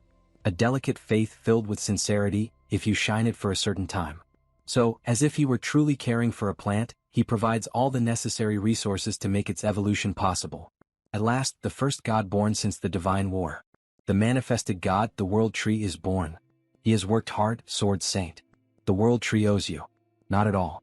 He is the one who received much help. He truly owe you a great debt. Her mother would have found you fascinating. Her mother, she means Yggdrasil. Yes, though she has burned away now, she was the mother of all world trees and divine trees. Right, that was the lore, wasn't it? Then she should give him his reward. Oh really, he didn't do it expecting a reward. There's no such thing as free in this world. Here it is. To reach level 8, the final piece. He receives the drop. An overwhelming sense of exhilaration rising high. This vast feeling of liberation spreading wide. The world granted by the World Tree expands. But something happened. What, why did it fail? According to the blueprint given by the Goddess Gate, it should have. Then the tree explains what happened. That's because you, Sword Saint, are not yet ready. Not ready after coming this far. Then what about everything he gathered for level 8 until now? From level 8 onward, he is halfway stepping into divine rank. That's why it's called the Transcendent Realm. A divine status beyond a superhuman. He must define it himself. How does he find that? His body is already prepared.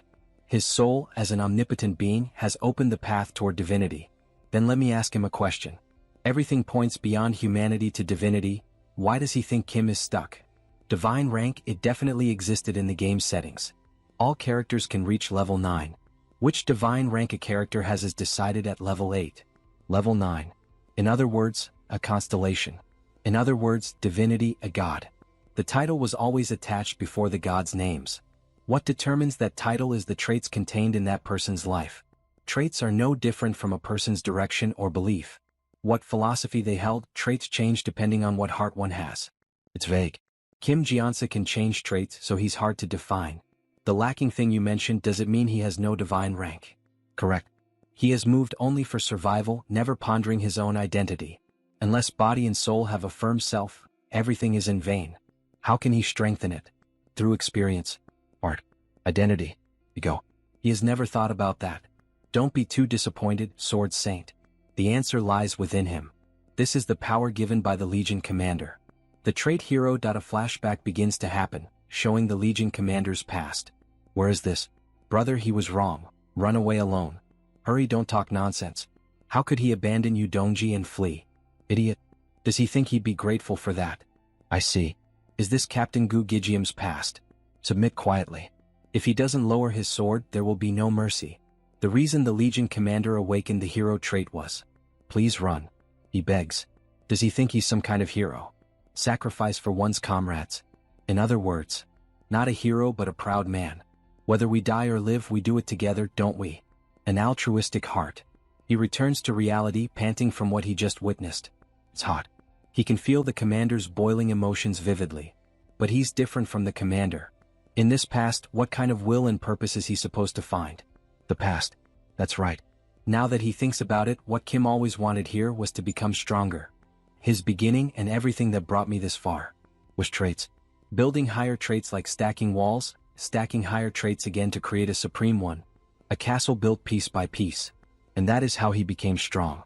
Truly, he begins the evolution. Kim Warrior, the trait stacker.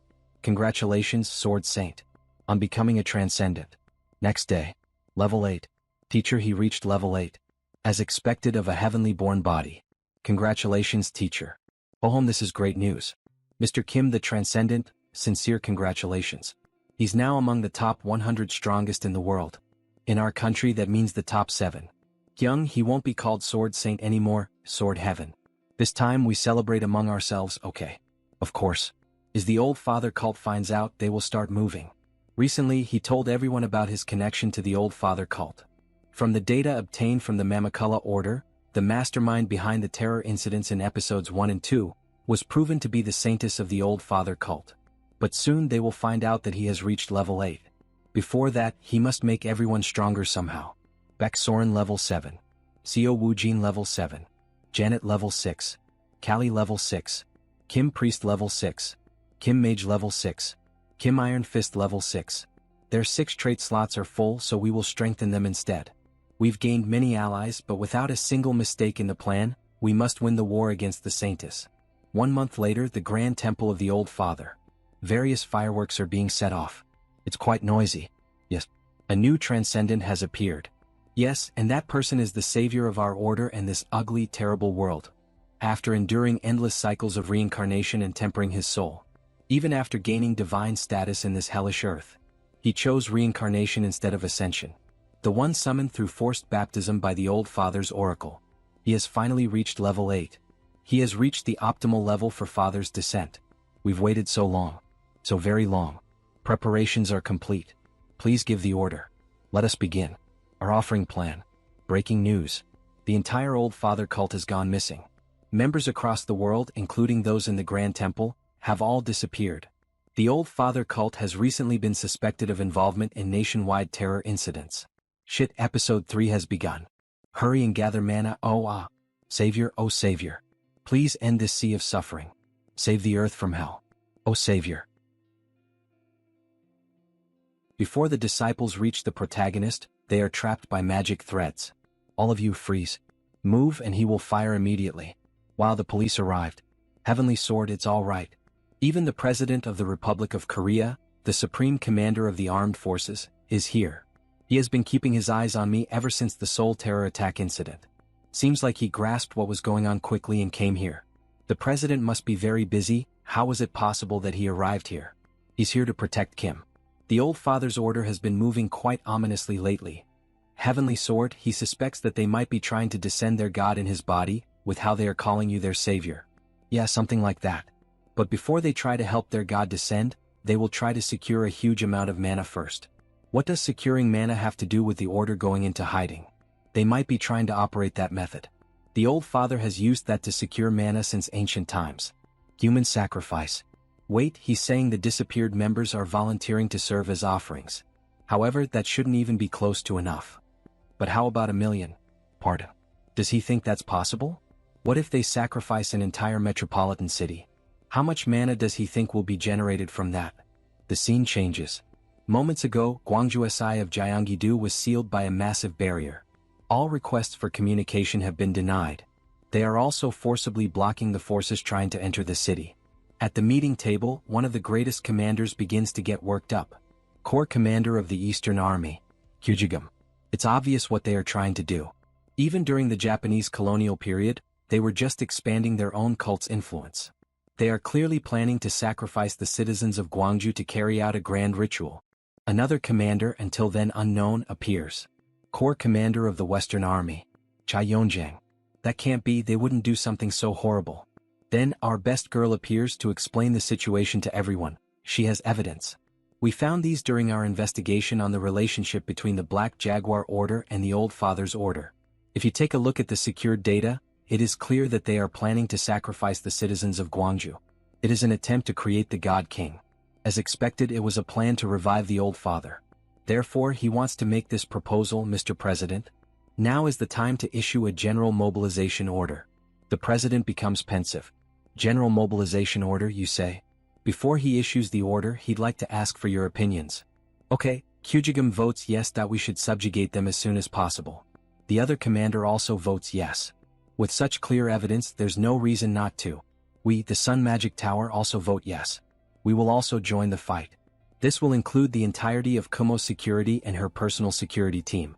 Okay, the president listened to everyone's opinion. If everyone agrees, Heavenly Sword. The goal of this operation is to subjugate the Old Father's order. Will Kim take command of all forces? Everyone looks and waits, so that the Sword Saint responds to the president's questioning. Well, and suddenly Kim gained a new trait. Commander. Effect. The stronger and more numerous the troops under your command are, the stronger you become. There's no reason not to. He will accept the proposal. The scenes are switched. With that, the war has begun. The Eastern and the Western Army led the battle on the ground. Fire the cannon. TSK no damage at all. All forces charge forward. Paladins from the Mama Quilla Order, the Thor Order, and the Gaia Order fought in the war alongside us. The Dragon Legion of the North helped with the aerial battle, while the Monster Village and the Sun Magic Tower gladly boarded the airship. The one commanding them all is none other than himself, Warrior Kim. He will use all of his useful traits to fight against them. And suddenly, a surprise attack happens on Kim's ship. Brother Warrior, look up. You've finally shown yourself, huh? The core factor of this war. With 8 semi-bosses on board, the airship of the Saintess. He has to eliminate that thing first. Tower Master, can you land a strike on that thing? Interesting. This is exactly when a mage is needed. Die. With enormous style, he fires directly against the enemy ship. How does the strongest magic in the world, Ultimate Flame, taste like? Thank you, Tower Master. We will take care of the rest. Magic and Priest. Yes, the Supreme Flame Cannon is ready to fire. Fire again. A powerful beam of fire, in the shape of a dragon, is directed directly at the enemy ship. The shield on the port side of the airship has been lost. Goddess of the River. Please call the Skidbladner to the port side. Sure, my knight. Now is the chance. Boost the mana output to the maximum. Kim's employee sets it to maximum power. The Supreme Flame Cannon is charged up again. We can fire at your signal. There's no time to waste. Fire again. Meanwhile, the enemies on the ship are in shock from the sudden attacks. What the hell is that? The ship is going to fall at this rate. Do not cause a commotion, Captain. We are the ones who serve the greatest god of all, the Old Father. There is nothing we fear. Old Father, please have mercy upon your servants. Bestow us with your power. But before he could finish his catchphrases, an explosion hit directly near his location. Landing complete. It's the Savior. The Savior has come with his own feet. He expected as much, but there are too many soldiers. Kill him. Rush him down. For the Old Father. But suddenly Kim's new pet dragon appeared, and without wasting time, already looked directly at the captain. And without pity the boss was devoured. Fear not. The enemy is alone. With the blessing of the Old Father we should be able to. And a female voice appears. Who said he was alone? Teacher, she hopes he's not trying to have all the fun by yourself. Seo Woojin started at the front and went to face 2 bosses at the same time. Quickly, with a single mixed strike, he defeated both of them at once. 2 bosses down. When he decided to take a look to check how the girls' battle was going, we see Callie smiling and dancing. Won't you surrender now? Come on, she will spare your life at least. Shut up, she's a witch. Really, then die. She created several copies to attack the enemies, however, all of them were quickly cut in half. It was an attack from Beck Soren which left Callie irritated. Soren apologized since it looked like she was having fun. But cutting through the happy mood, an enemy tried to attack Callie from behind. Behind you, be careful. But quickly the group's shield was alert and ready to protect her. Remember, don't let your guard down in the middle of the enemy. She summoned a storm of magic that finished off the last enemies. Only the captain was left. He was left in disbelief by what had happened. How could 1,000 soldiers be taken down so quickly? But what he did not notice was that behind him, there was a huge dragon's paw. It crushed him right in front of the enemy mage. He became desperate and started praying to his god. "Old father, it's not too late to share your power with us." But with just a single shot, silence prevailed. Aerial battle finished. Back in the battle on the ground, we see several war tanks trying to fire at the general. However, he cuts through all of them as if they were made of paper. "Gramps, your blade is still looking alive." "Ah, this is nothing." As she looked at the sky, she commented, "This is the first time she has faced this many enemies since the colonial days. We shouldn't have to worry too much this time, because it seems like we have already won this battle." We see the massive ship falling from the sky, covered in flames like a meteor. It was completely blown apart when it hit the ground. The two generals commented, "My goodness, what a dynamic entrance." Kim and his disciples. Commander of the operation to suppress the old father's order, Warrior Kim. He has returned safely. Now they need to focus on the barrier around the city. We see several letters flying. Beck comments. She had never thought she would see Corps Commander Che's brush technique of all phenomena up close like this. That should be able to pierce the barrier easily. But of course Kim is feeling a bad premonition. Combining martial arts and illusion arts, this is the ultimate skill of the Corps Commander of the Western Army. If you compare only its instantaneous output, it is stronger than the Black Tiger swordsmanship of the Corps Commander of the Eastern Army. It is one of the strongest piercing attacks in Arcane Seoul, but when she launched the attack directly at the barrier, leaving the two disciples happy, thinking that the barrier would finally be broken. Right after that came the frustration. As expected, it's unscathed even after receiving her attack. He had a bad feeling about this.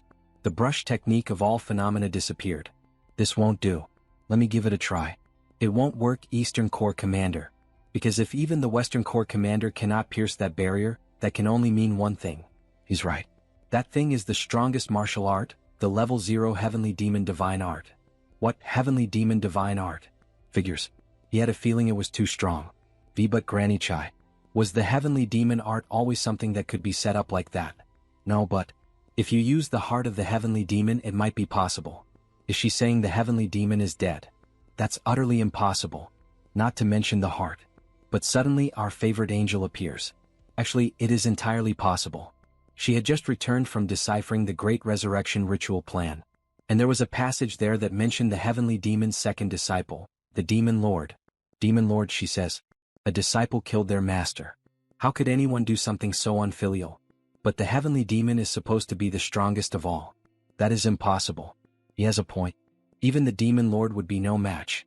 But what if the old father helped the Demon Lord? It's not entirely impossible. Or rather, it's the obvious answer in times like these. Then what do you suggest we do? We have to confirm it first. He will personally go in and confirm the Heavenly Demon's status. Heavenly Mountain. Kim heads straight to the top of the mountain with his dragon. The Heavenly Demon is an unmatched martial art in both attack and defense. The only way to pierce the barrier is by using the same Heavenly Demon Divine Art against it. Does that mean he will be visiting Heavenly Mountain? Yes. He will check out the current situation first. If the Heavenly Demon is truly dead, the only person who could possibly pierce that barrier is Lord Divinity, the eldest disciple of the Heavenly Demon. Thanks for bringing me here. Delicious meat, boss. It flew for about 4,000 kilometers, yet it doesn't even look tired. As expected of his high-quality mount. Alright, let's go in. As he entered, there was a long red carpet. And he was quickly received. Welcome to the Order of the Heavenly Demon, Heavenly Sword of the East. What brings you here without any prior notice? Nice to meet you. His name is Warrior Kim. He is not here for anything fancy. Kim is only here to visit the Heavenly Demon, who is currently in close training, to confirm his survival. This answer left the disciples confused. He's sure Kim already knows we cannot allow that. A barrier created with the Heavenly Demon Divine Art has been discovered in Gwangju, Gyeonggi-do in South Korea. Isn't that enough evidence that the Heavenly Demon's survival is currently unclear? What nonsense is he blabbering? The Heavenly Demon is currently in closed training. No one is allowed to enter or exit that place. No one is allowed to enter or exit that place. That is not true. Aren't the disciples allowed to enter or exit? Pardon. So, is he claiming that Lord Divinity or the Demon Lord might have harmed the Heavenly Demon? Blasphemous. Do not think that you will make it out alive after saying such a thing. Teach that lawless warrior a lesson. Man, he's really busy, you know. Eliminate him, now. By your command. but in a matter of milliseconds before the three could attack Kim. He took his stance and quickly rushed toward the captain. No.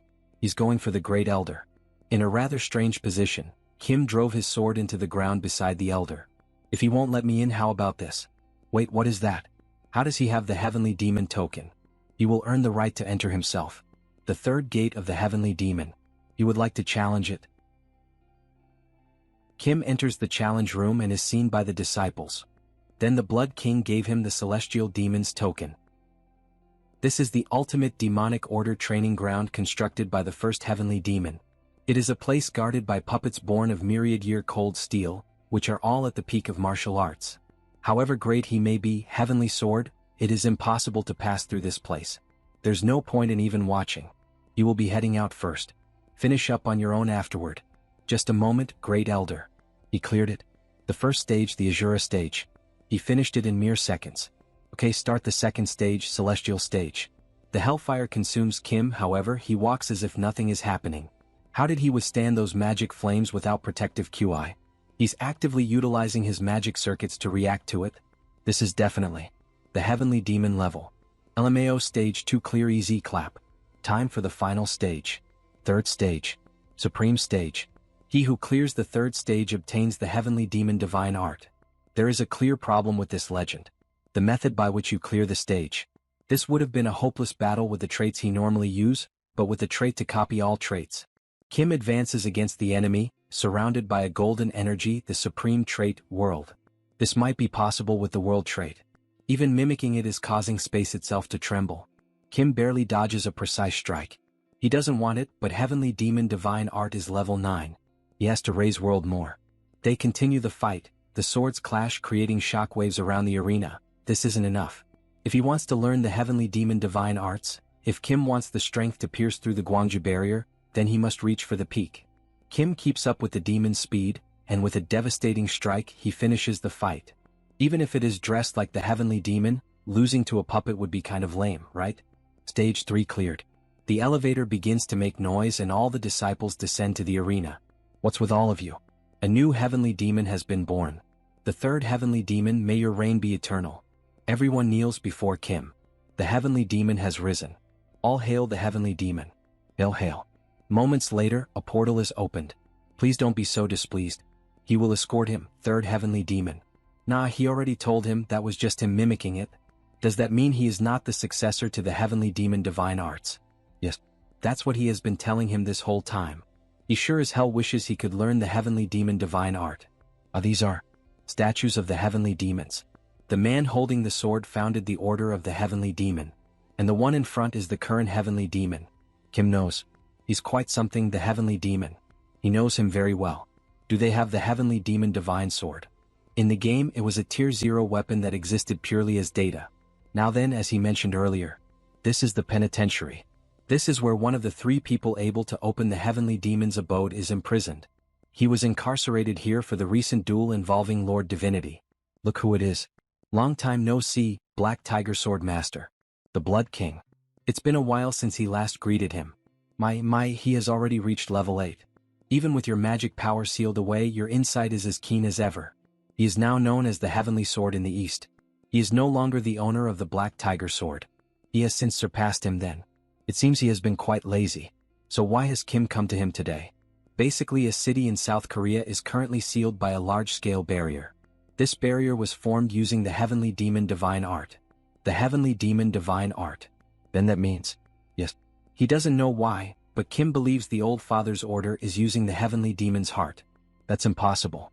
Does that mean Master has ascended to immortality? Although this is only speculation right now, he can't confirm. Great Elder. He will have to enter the Heavenly Demon abode where Master is himself. That would be a breach of the regulations. However, with his authority as the one in charge of the Order of the Heavenly Demon, he can afford him some time to take a short walk. But you must return here to the penitentiary within 30 minutes. Alright, as long as the heavens remain intact. You will make it back. They begin running across the rooftops at an absurd speed, looking like ninjas. The Blood King has broken out. Alert the Lord Divinity. We will arrive at the abode where the Heavenly Demon is soon. Keep up. He shouldn't be able to use any magic power or internal energy, but he's incredibly fast. Just how strong are the Lord Divinity and the Demon Lord who overpowered him? But unexpectedly the Blood King was attacked. Priest, did you not agree to 3 years of incarceration and to pause your training? What manner of imprudence is this? Then one of the strongest characters in the story appears. Cesar Lord Divinity, first disciple of the Heavenly Demon. The great disciple of the Heavenly Demon, a successor of the Heavenly Demon Divine Arts, Lord Divinity. He caught us so quickly. Great senior disciple. He has reason to believe that the Master has left his body and magic power behind and ascended to immortality. He must confirm this. Enough nonsense. Return to your place. If he continues to cause such disturbances, he will sever your limbs just like he did before. Geez, he's bloodthirsty. The demonic order is demonic after all. He must be the Heavenly Sword. His name is Warrior Kim. He has heard much about him. Master is currently training here. He will not forgive any further disturbances. Yes. The demonic order follows the principle of might makes right, doesn't it? Then why don't we settle this with a duel like martial artists? How foolish. Come. To show you courtesy as your senior. He will give you 3 seconds. Then he won't hold back. Kim attempts to strike with a powerful blow, however, it is blocked by a shield. The Heavenly Demon Barrier. Your blade is sharp, but it is pointless. He will make Kim regret ever drawing his blade at him. Yeah. This is nothing. Compared to the black dome he saw in Gwangju, this is nothing. Kim manages to break the shield and even causes a slight cut on the enemy's cheek. Who's giving who 3 seconds now? This is the power of Master of Swords doubled. The enemy begins to laugh at the protagonist. Forgive his rudeness. It seems he has underestimated him.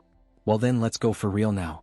Lord Divinity advances quickly toward the protagonist, with his hands infused with dark magic. Heavenly Demon Heaven-Rending Strike.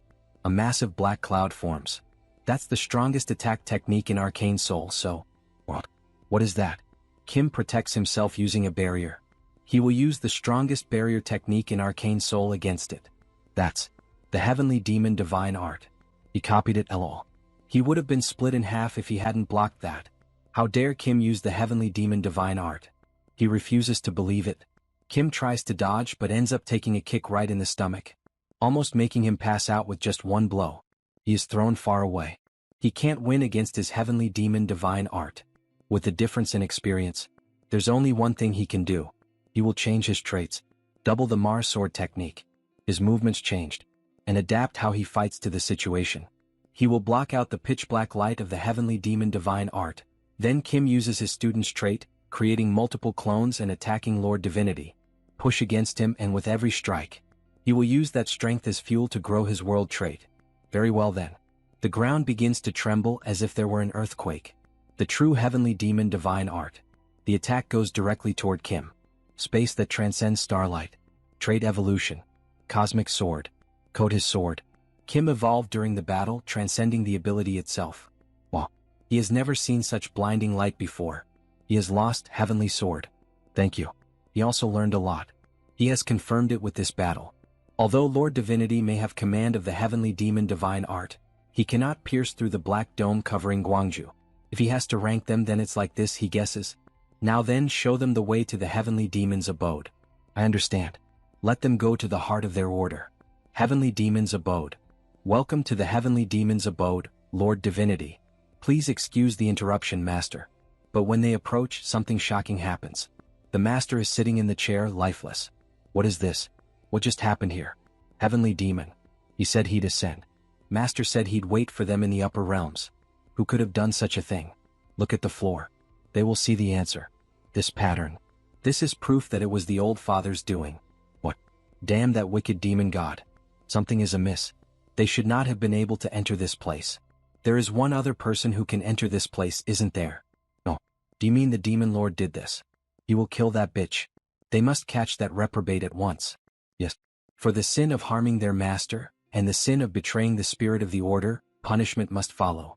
Bring the entirety of the demonic order to the Heavenly Mountain. He will go to Brazil, where the Demon Lord is. The Demon Lord is in Brazil. It can't be. Then a flashback happens. He was destined to die. The Black Jaguar Order and those he knows plan to capture and torture him.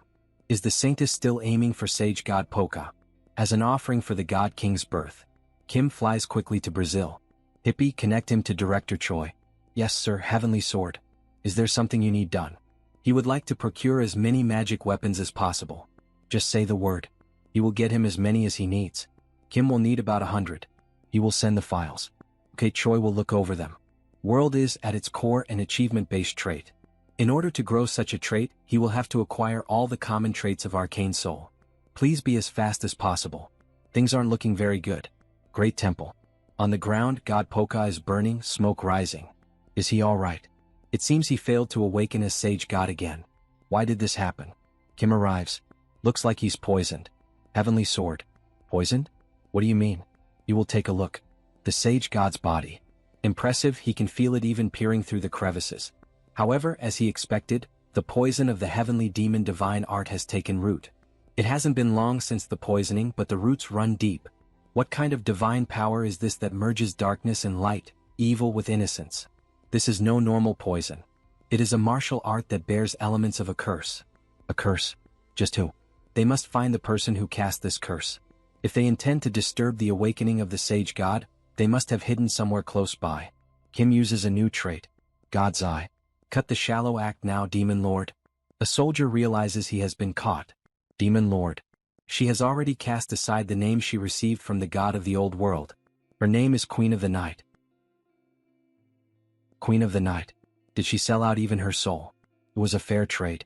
She offered herself to the old father, and she received a reward in exchange. Good thing he managed to convince Blood King and Lord Divinity to go to the Gwangju barrier. They would have lost it if they had seen this. Then the protagonist says, "Is that why you were able to offer her master's heart without hesitation?" Of course, she answers, "It is for the sake of bringing about a new world. For the order to continue in the face of the coming extinction. She has to succeed it in place of her great senior disciple." It's bullshit. Kim is sure there was a reason why the heavenly demon passed the heavenly demon divide art to Lord Divinity. Maybe because she's a half-baked disciple, who couldn't even pass the heavenly demon's third test. That comment really irritated her. What an arrogant and foolish man. Fine. She heard Kim was the late father's vessel. He will be worth fighting. Meanwhile, just from the exposure of her aura, the temple begins to suffer damage, and the disciples and warriors take Lord Poka to a safe place. Kim only laughs because in the end she has no chance against him. A steel blade refined 10,000 times over will always cut through a haphazardly forged iron blade. As she recites that proverb, she charges straight at the protagonist. The old father will be greatly pleased if she offers Kim to him. With just one kick, she forces the protagonist to step back. She's strong. A black shadow is created as she runs rapidly around Kim. She is using both the old father's strength and the heavenly demon raining steps. She attacks from various angles, focusing on the protagonist's blind spots. Countless steps attack him from the front. Real yet fake. Then he begins the evolution of his traits. Master of Swords. Trait evolved. God of Swords. And on the first attempt, he struck her. Only through his senses can he control his instincts. She became confused. How did he manage to see her at that speed? Of course he can see. Where Kim needs to focus to unleash the explosive power of the heavenly demon divine art. And how he needs to counterattack. He sees everything. Completely countering the enemy's ability and striking her across the back with a slash of his sword. Not satisfied, she begins the ritual for a spell, gathering dark magic in her hands. The Queen of the Night uses a powerful attack, resembling an eclipse. This is the end. Just the sparks from that massive concentration of energy make Kim step back. He is not a weak opponent. After all, thanks to the power given by the old father, she has finally completed the heavenly demon divine art. Damn. Even the protagonist became worried. This attack is far sharper and heavier. This is the union of the heavenly demon divine arts and mystical ice demon arts. It looks like a black spirit bomb. She throws this massive attack at our protagonist, causing a huge explosion. It leaves the entire area destroyed and covered in ashes and dust. She starts to laugh. Ha. Did he see that? How does he feel that? Her heavenly demon divine. But the smile quickly vanished from her face. Kim managed to escape the supreme attack by using the trait, Lightning Dash. He even mocks her, saying that Lord Divinity is 10 times stronger than she is, making her even angrier. You damn brat. Don't bullshit me. She's much stronger. Then once again she charges forward, with her fists raised to deliver a punch to the protagonist. But he easily dodges the attack, blinded by rage. She's far weaker. This is only natural. While Lord Divinity is a pure warrior, the Demon Lord is a mix of assassin and warrior. In a direct fight, Lord Divinity would win easily. Kim begins to move at high speed, imitating her technique. Oh, that's the heavenly demon divine art. My heavenly demon reigning steps. The world's a big place, little girl. He begins to attack from all angles. But while enduring the attacks, she waits for the right moment to grab the protagonist's fist. But as she tries to twist his wrist, she realizes she was deceived. In the end, it was only a clone, while the real one was hidden. He used the trait, Kalaratri. She worked hard, but it wasn't enough. The queen is completely lost. How is this possible? Using his student's trait and the new one he copied from the enemy, he manages to, trait evolved. Trishula. A pink aura covers the protagonist's entire body. Kim dashes forward like lightning, causing a huge explosion. After the smoke settles, only her body can be seen crumbling into ashes. In the end, he warned her. She is weak. The scene changes. We see the temple destroyed. Thank you, Heavenly Sword. This is the second time he has saved him now. Kim just did what he had to do. We get a flashback. After taking down the demon lord, he used the heavenly demon divine art he copied to extract the roots of the poison within Poka's body. Returning to the present, Kim also gives his thanks because Lord Poka helped him a lot. He required blood Poka as the god of volcanoes, and the blood of his sibling, the god of wind Hikadal.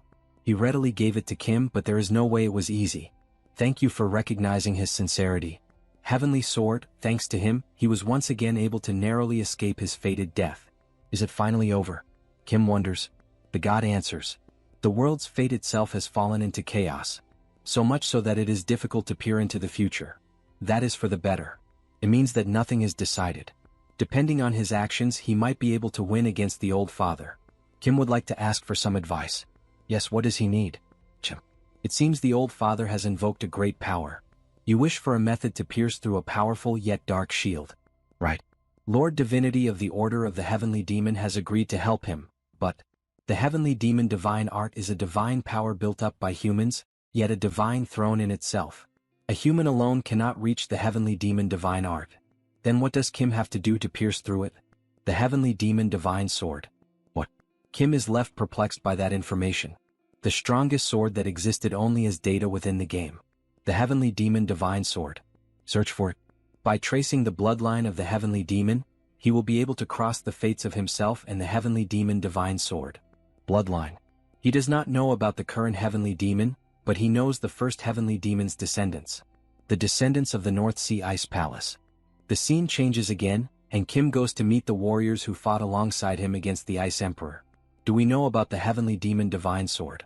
Captain of the Dragon Legion, Sylvanar. Guard Captain Sileria.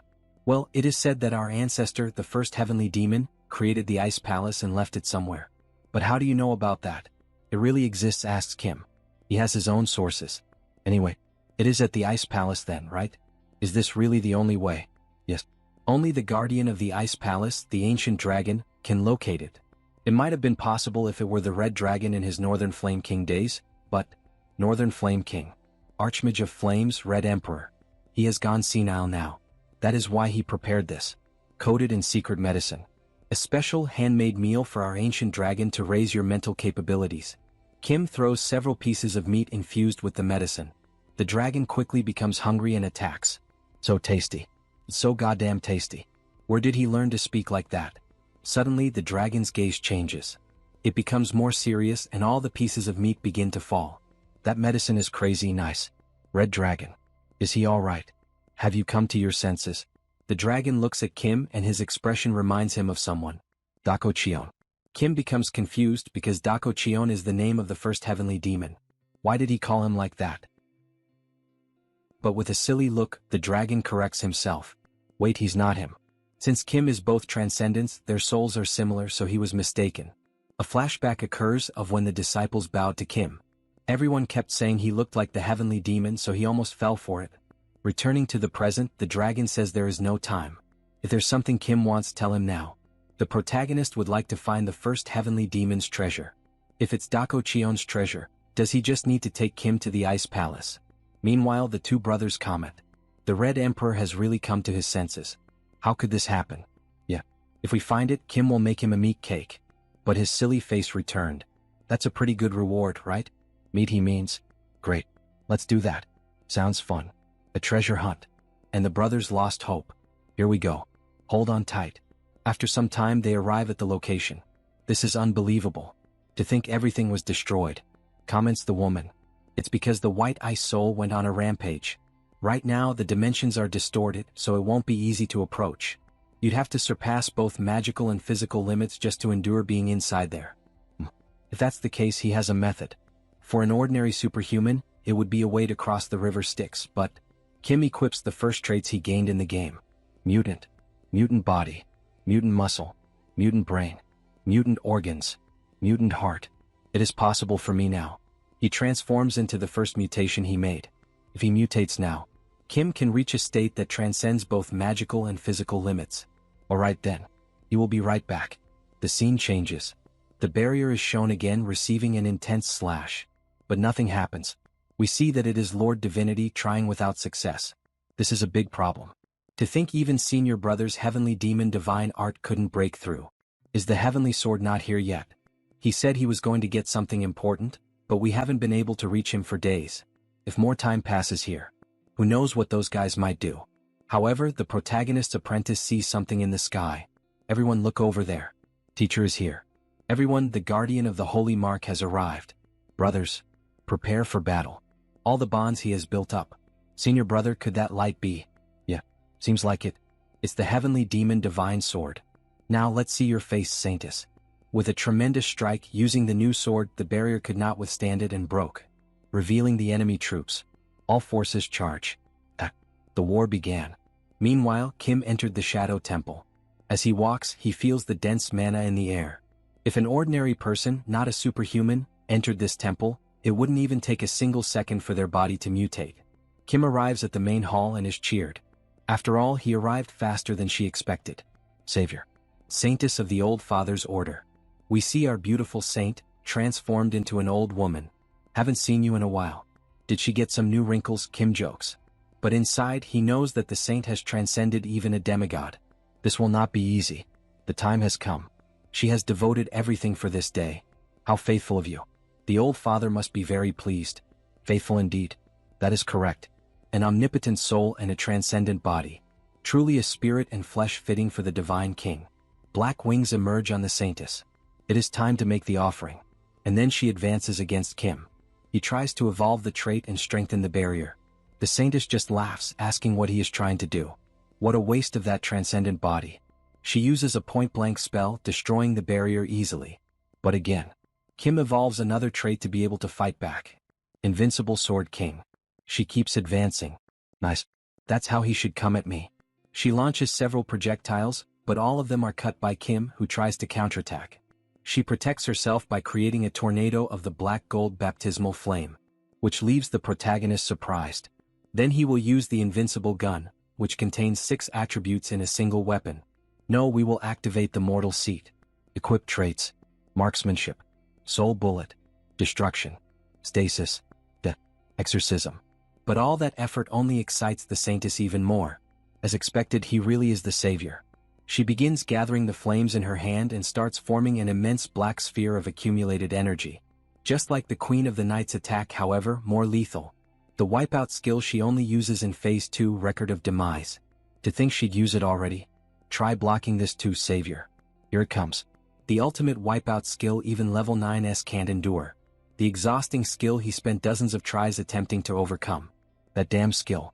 He crashes the sword against the intense sphere of magic. Endure it. Endure it. Endure it.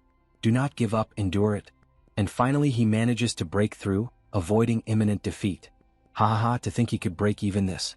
Kim takes advantage of the opening to attack directly. Just how far ahead did he see before coming here?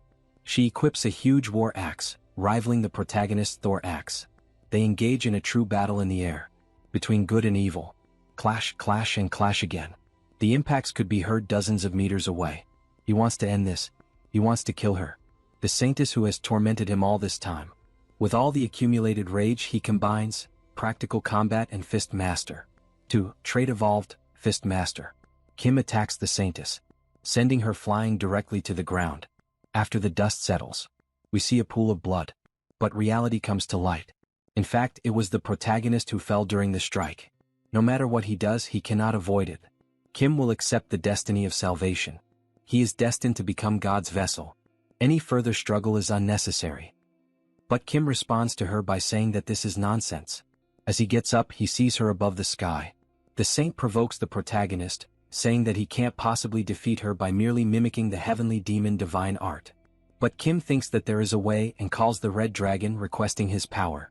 The other secret technique that makes up the heavenly demon divine art. As a dragon knight. Heavenly demon divine art and dragon knight. Trait evolved. Heavenly demon dragon king. Kim will manifest the heavenly demon divine art, transforming into a demonic appearance, with black wings and the original sword of the demon king. His aura leaves everything around destroyed. The saint only laughs, because once again, the protagonist managed to exceed her expectations. She wants more. He needs to become stronger. It is shown to us the new characteristics equipped. Heavenly demon true words. Demon eyes. Demon body. Demon holy soul.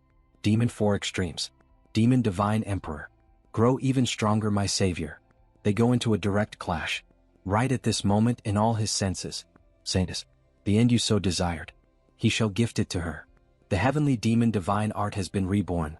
A massive purple wave is created. Inside it there are numerous swords.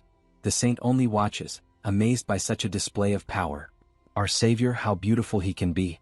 After the tremendous attack, we see her on the ground, full of swords in her body, completely defeated. But Kim knows what is still to come. Saint is clear. Then the next chapter is. She begins to laugh and with a dark voice announces, "Come forth, old father, the nurturer of a great and supreme civilization, ruler of the stars." Around the sanctuary, a very dark cloud forms. The saint simply disappears and her body transforms into a black liquid. All of her brethren melted away. It's much more graphic than the game. The mana is fluctuating. A wasteland dyed in black. An empty space with nothing but gray soil. He knows where this place is. The afterlife built by the old father. The divine realm. A deep voice echoes through the vastness of this new universe. It's been a long time. A truly long time. We finally meet. A fusion of an outer god descended from another world, and a native god born on earth. My vessel, the savior of the world. The one who will become the light of the void dimension. Now come to me. Finally, we have the first glimpse of the appearance of the old father. Would you go if you were me, you mutt bastard? Ah. How could Kim not know that the end of destiny is approaching? Very well, out of respect for your divine seat, he shall dismantle you himself. With both hands he begins to use magic. Morning star, the abyss. Answer his call. The sun and the darkness are created, two dense spheres of pure magic. Receive this. Here it comes. The first attack of Phase 3. My third divine seat. Instant death technique, starry roar. Kim uses lightning dash to escape the first wave of attacks. Petty tricks. The old father uses the second sphere. Shadow of the abyss. But Kim remains calm. Just as he thought, the patterns are exactly the same as in the game. Then the strategy is also exactly the same as in the game. He must chip away the old father's health within the time limit. To do that, he will realize what he has been dreaming of. A triple fusion that goes beyond the heterogeneous dual fusion. Mars sword technique. Sword of Nephilim. Kalaratri. Trait evolved. Absolute invincible sword. Finally. This tiresome battle is also at its end. With a precise strike, he hits the old father, severely injuring him. But he only becomes intrigued. Vessel. Cease your meaningless actions now. And he returns the blow, causing a massive explosion. Which also brings Kim to his knees. He definitely blocked it with the highest tier defensive trait. Heaven's Wall. Heavenly Demon Strong Wall. Diamond Body. Transcendent Barrier. But he still took this much damage. Are you fucking kidding me? He doesn't have time. Invincible Gun. Fatal Blow. Phantom Eyes. Trait evolved. God-slaying Seat. He strikes the old father with several shots, piercing his body. He will stack all the traits he has. Master of Blunt Weapons. Lightning Dash. Knight of the Holy Crown. Trait evolved. Extinction Heavenly Thunder. Kim displays such power with Odin's hammer. If he stacks, stack and stack some more. He can even take out a monster god like him in one shot. He throws the axe with all his strength, but it is easily stopped by the old father. What a truly pitiful gesture, Vessel. The old father has burned everything he built up over thousands of years for today. Did he think a mere human could catch up to that immeasurable karma? Shut up, screams Kim. As long as he still has traits. Absolute invincible sword and heavenly demon heaven-shattering sword. This fight is not over. He tries to attack again, but once again the old father counterattacks with a simple strike, creating an enormous pressure around him. Kim does not understand. How is this happening? How Arcane Seoul's strongest sword was. With just one finger.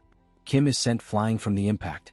Lying on the ground, injured, the old father makes a proposal. Now offer up your heart yourself. He shall personally grant you the mercy of a painless death. If Kim repeats his meaningless defiance, his soul will suffer for all eternity. Ah fuck. His fucking life. Just where the hell did it all go wrong? While he was losing consciousness, he hears a laugh. It was the saint. How is it, Kim Joonsoo? How does it feel to be reborn as the god king of the new world?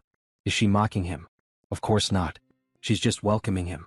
Kim Joonsoo has lived through his current and past lives, evolving his soul to the level of the omnipotent, the absolute peak of a superhuman. Now that he will understand the reason behind all those countless reincarnations, isn't it only right to welcome him? Bullshit. Past lives he doesn't even know, what's the point of all that? Whatever he was, now that he has lost, there is no longer anything he can do. Just like this. Other than closing his eyes. But a flashback comes to his mind. She thinks he can do better than that. Is that the superpower the world tree gave him? She is asking because he seems to be using it in a peculiar way. Is she saying this isn't how it's supposed to be used? It holds a meaning beyond simple duplication and fusion. Its true essence is to harmonize life and soul, fate and life, and mold them into a totality. That is its essence. The power of the world tree is the power to weave the most fundamental things together. But Kim remains confused. Is that so? He still doesn't quite get it though. Well, Kim guesses he will figure it out as he goes. Kim looks at his own hand. Right now that he thinks about it, there was a trait he hadn't properly mastered yet. The method to draw out the true power of the world trait. He didn't realize it back then, but somehow he knows now. World. The time has finally come. All his worlds, and all his lives. The time has come to merge them all together.